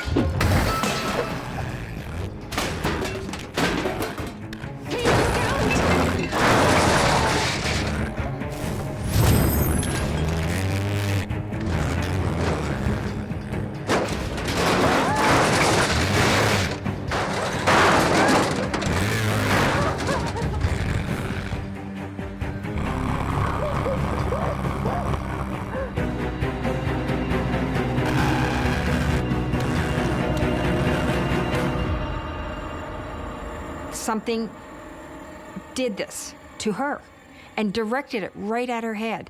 And it freaked me out. I'm telling you, it was like, oh my God, something's going on here.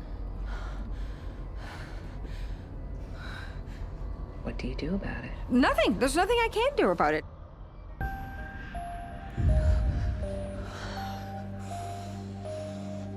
When Trina has tin cans being thrown at her, could possibly be a combination of an intelligent spirit and a poltergeist in this inn.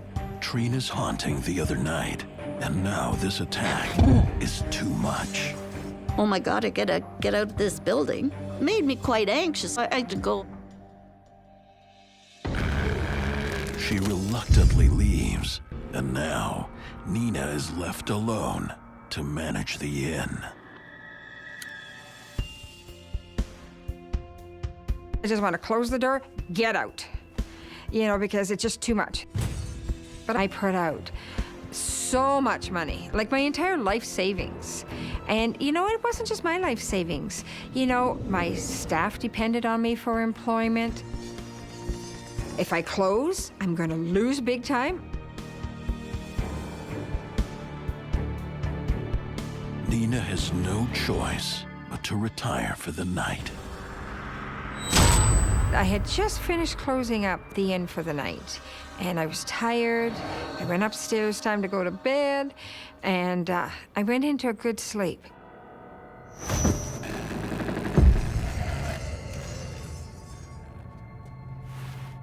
You're sound asleep, and yet you could almost know, as if you're awake, that something is there. Something is watching, something is there. I don't know.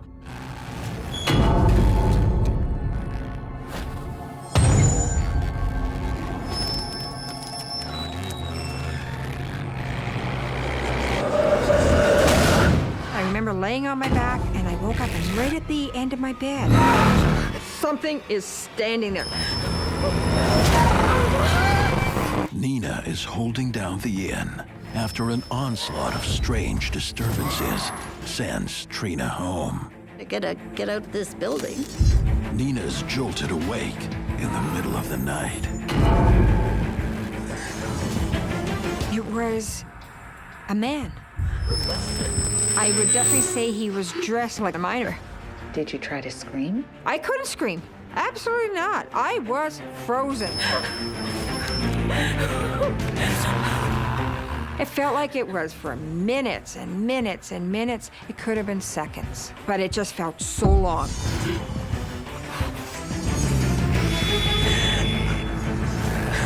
It really scared the hell out of me. I now know something is in my building.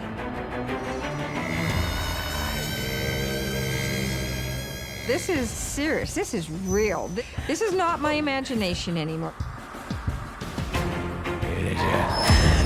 Shut my eyes, hoping it would go away.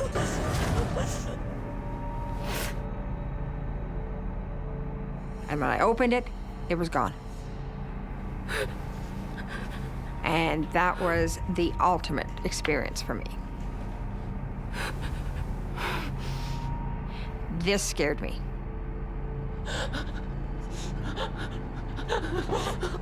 Nina has now experienced the same entity as Trina, face to face.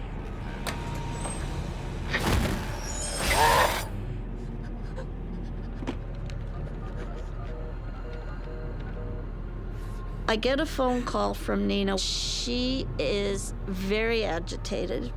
She has just had an apparition at the end of her bed. I was so scared. It was a man in miner's clothes, and it was very shocking for her. This was the first time Nina was targeted by the apparition. I need you here, Jean. You gotta come. Oh, you were beside yourself, yeah. It was something you weren't expecting.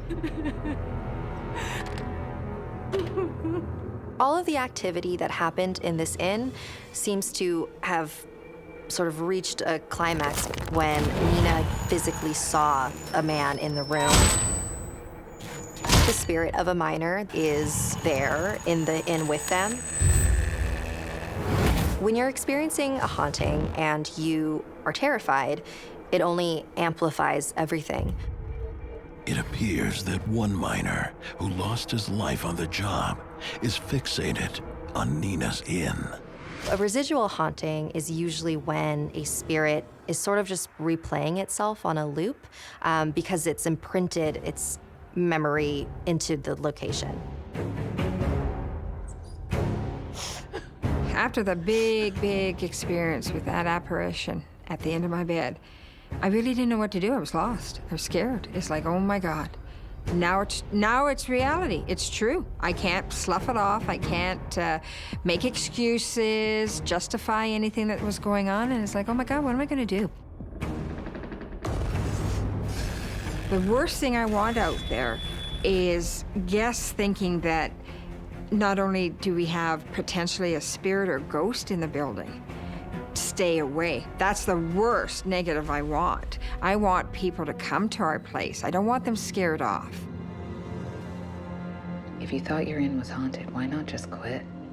I don't want to go bankrupt. I don't want to lose everything I built. I love this business. I love this. I've got to figure this out. Well, I was very concerned for her. I put everything into this place. I can't lose my business. There was a lot of money here on the edge, and she could not afford for this to go under. These things I can't change. I can't fix.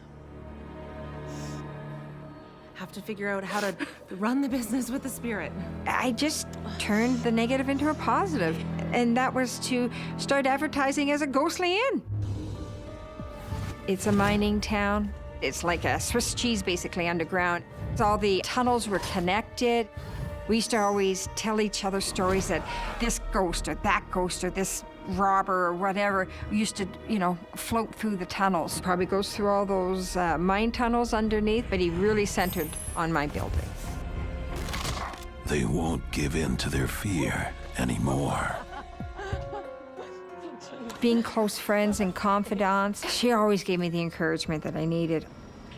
Hi, Hermie. Hermie is what we started calling the ghost. It just flew out one day. One of the times something happened, I says, "Oh, Hermie, just behave yourself. Just behave." Okay, Hermie, cut it out. Once we had him named, things really started to mellow out. Nina and Trina decide to deal with their fear by giving the spirit a nickname. And this is a really good strategy. Was the spirit less menacing? It was better. All of a sudden, we had other guests that were coming in because they wanted their own experience with Hermie because they heard about him. So it became a very good marketing tool for us. Full up again, Trine.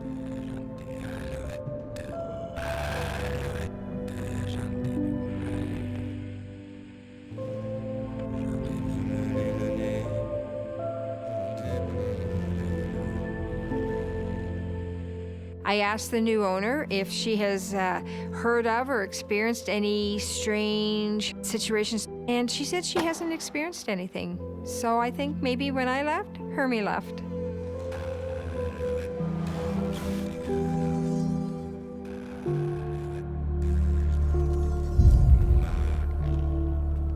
My belief in the paranormal, with everything that I saw, I am a true believer, and I really believe in Hermie.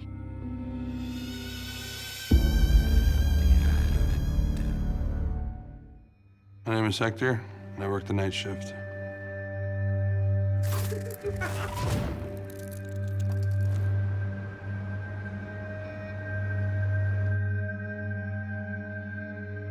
It was my senior year in high school. I had actually caught up with all my credits, so I was able to get a job. I found out about a program at a hotel for overnight room service, and I figured, hey, why not? This is my first time working night shift. Hector already knows a little bit about the hotel.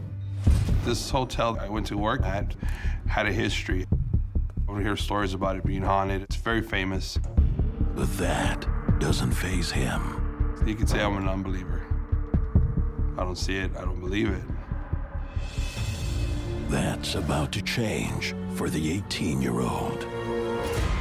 In the beginning of my shift, I was doing room service. My rounds to go pick up the trays.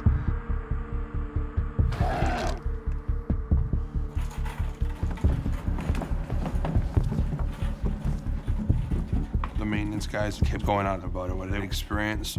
Be careful. I'm cool. You know, I kind of, shrugged it off, just kept walking. Hector has no time for distractions. He's got a busy night. I was doing my rounds, and this was around 3 o'clock in the morning.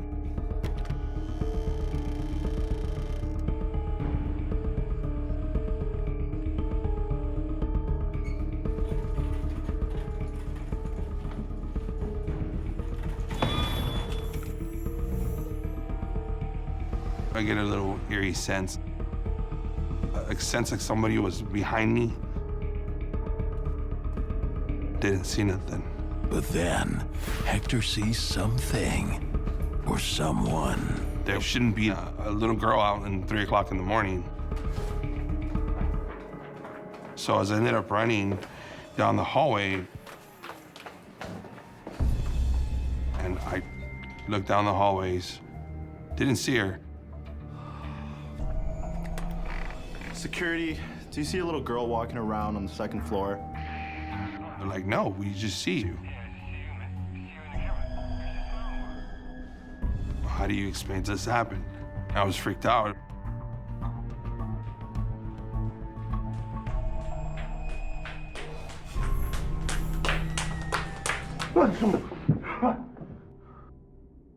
You saw her, didn't you?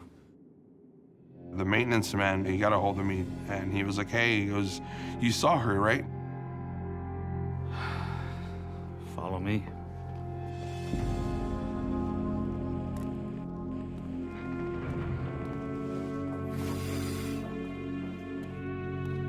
The maintenance man leads Hector to a room that's hidden from the other hotel guests. You gotta see this.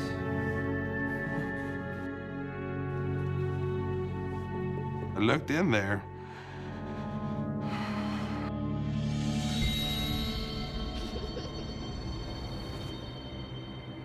It was a little girl's room.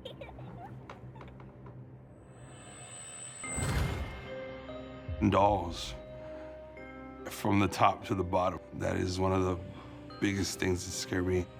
Like having all those eyes just staring at you. Freaks you out, you know, it's intense, it's scary.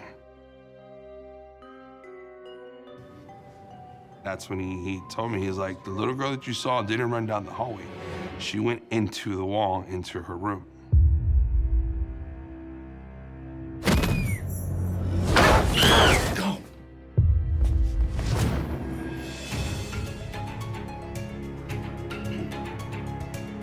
She's the daughter of the former owner. She died in the 1920s. Only his little girl's room with the dolls is still originally intact because that's where she passed away in. She died because she was sick. That's where she was comfortable. That room, that hallway, that was her place. I believe the little girl is attached to the room. Although there's a sense of creepiness with the dolls in the boarded up room, there's not a feeling of danger or malevolence with that. I don't think physically she could harm it. For one reason or another, spirits do stay around, and I think she chose to stay in a place where she was happiest. The hotel is haunted. Although the maintenance man believes in the paranormal, Hector has mixed feelings. I knew what I saw was real, but the spirit stuff, is it true? Is it not true? At that moment, I figured, you know, hey, I gotta do my work. So I went back down to that 2nd floor. I'd heard giggles. Again, I figured, hey, you know, again, being young, foolish, I didn't want to walk away.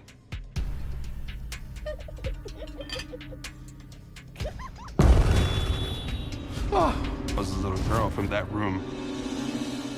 I froze. I just experienced a little girl, you know, finding out about her death. I didn't know what to do. She was very white, had brownish hair, curly at the ends.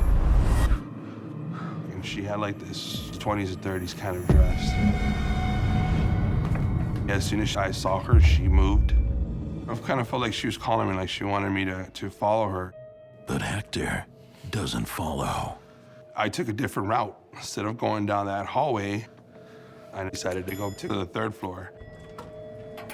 Hoping he can finish his rounds in peace. I'm young, you know, I'm 18 and, you know, brave and, you know, kind of foolish at that moment. So I didn't want to walk away.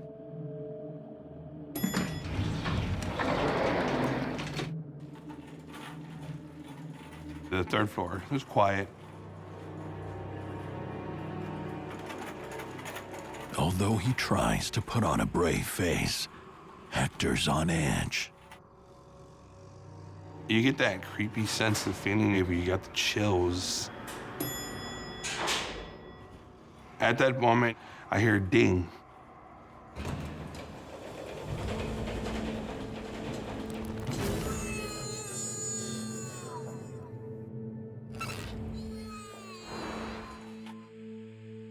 So I stop and I kind of just, kind of collect myself. He's thinking it may be a late-night guest, so he goes and checks. No one's there.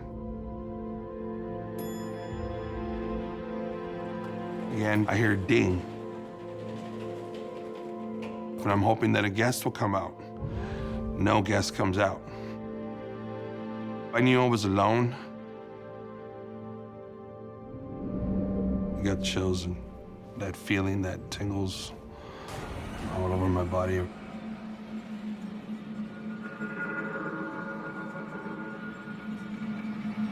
I remember just standing in front of that mirror and just seeing this woman behind me.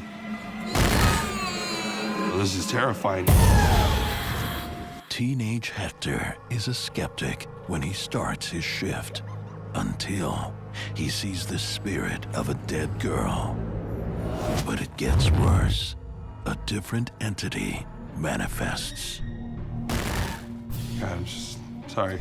I got chills and... This spirit is much angrier.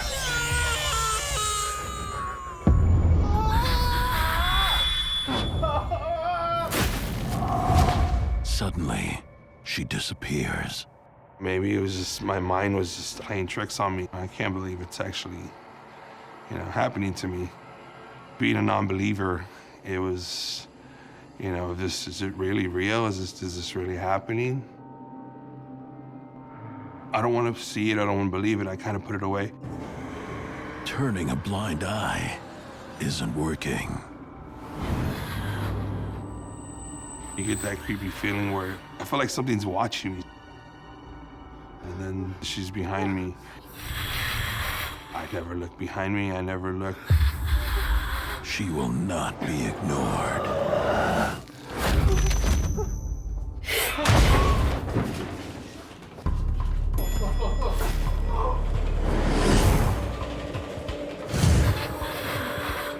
She was just piercing into my soul.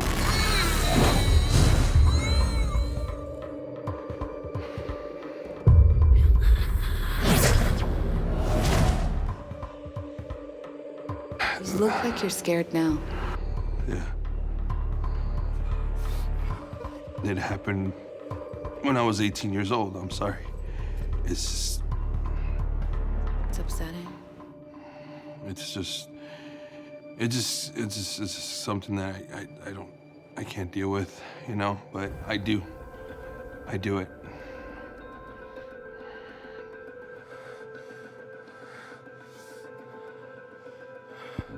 Still to this day, when I speak about it, it still scares me because I can still remember her look.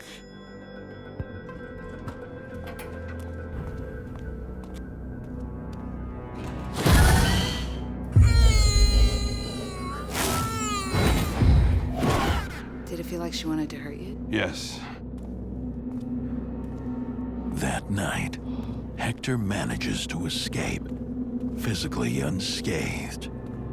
And at that moment, I left. But the emotional scars still run deep. It happened. I had to face the truth. I had to face the fact that it happened to me. So I still went on as a non-believer, but inside, deep down inside, I knew it was real. Did you want to quit at this point? I was still contemplating, should I quit? Should I leave? But something kept me there. His desire to know the truth is greater than his fear, so he returns to the hotel looking for answers. He seeks out the maintenance man. The real kicker for me was I didn't tell him what I saw. I never told him about the woman. He asked me, he goes, did you ever experience the woman in the mirror? Let me guess. You saw the maid.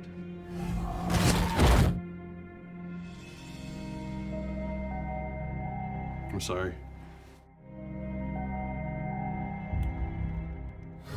He told me that she was a maid at the hotel. She'd already been having problems with her fiance. And one day, during the day, she was working, and he had gone in there and just stabbed her, murdered her, and left her there to die. A lot of times when you have an earthbound spirit, they hold on to that emotion that they died with. In this case with the maid, she died with a lot of anger after being murdered by her boyfriend. I think she's become attached to the building itself. It's just like the little girl. This hotel's haunted.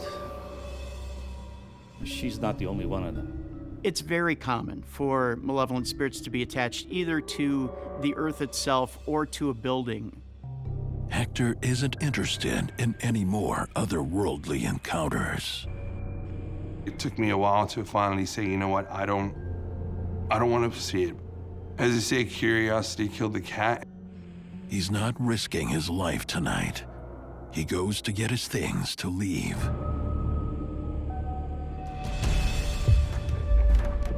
But as he tries to open the door, I could hear like a tapping on the door. I kept staring at that door. Finally, I have the courage to open that door. as Hector enters to grab his belongings, something awakens. While working the night shift, young Hector encounters the spirit of a deadly girl and an angry maid. As he tries to grab his belongings, something more terrifying waits on the other side of the door.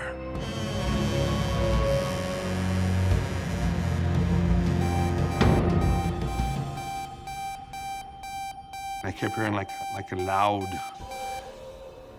kind of like a beep noise. I couldn't really tell you what it was. And then another strange sound follows. The breathing that just kept getting harder and harder, louder and louder. He can't make any sense of it. It felt like a man's breathing, but it felt like something that wasn't man. It's freaky, gives you the chills. All Hector wants to do is escape, but something won't let him.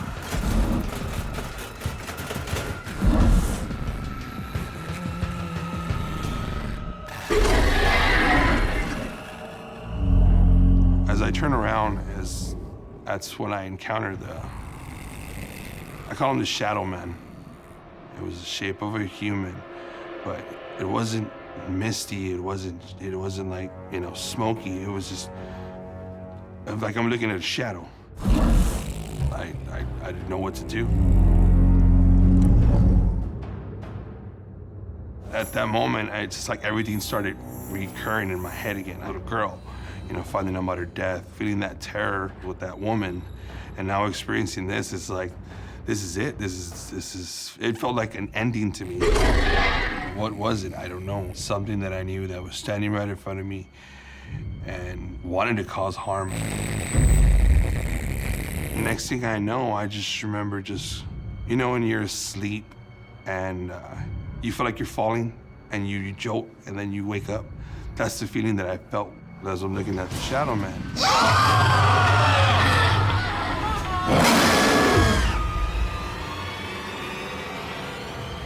And next thing I know, it knocked me down.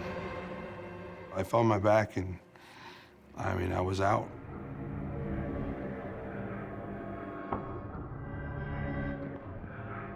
I would say at that point where Hector is being thrown down, that's a fairly large malevolent being. Hector was attacked, he blacked out, and actually had a physical experience. You could call it an extreme haunting. Hey, you all right? What brought me back was the maintenance man. You okay, pal? I got knocked out and I was out for about 2-3 hours.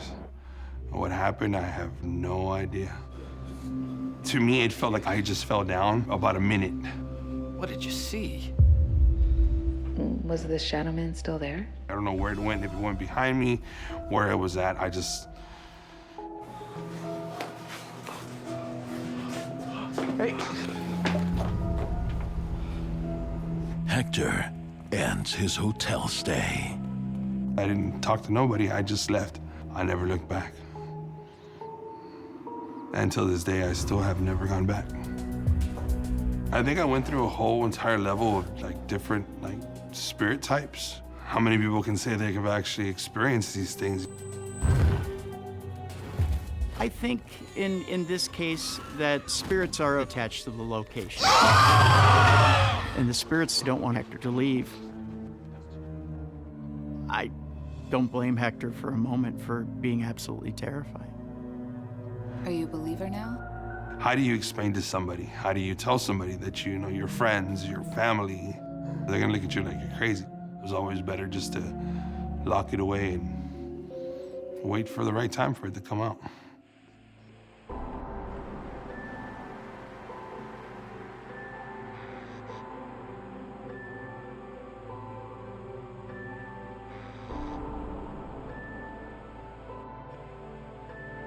What are you hoping will happen by telling your story now? Somebody else will come and say something, or they'll come forward about it. But I know that hotel has a secrecy, and they hold on to their stuff tight. I just hoping that whoever is working there now, the future, or in the past, as I was, will know that they're not the only ones that went through this.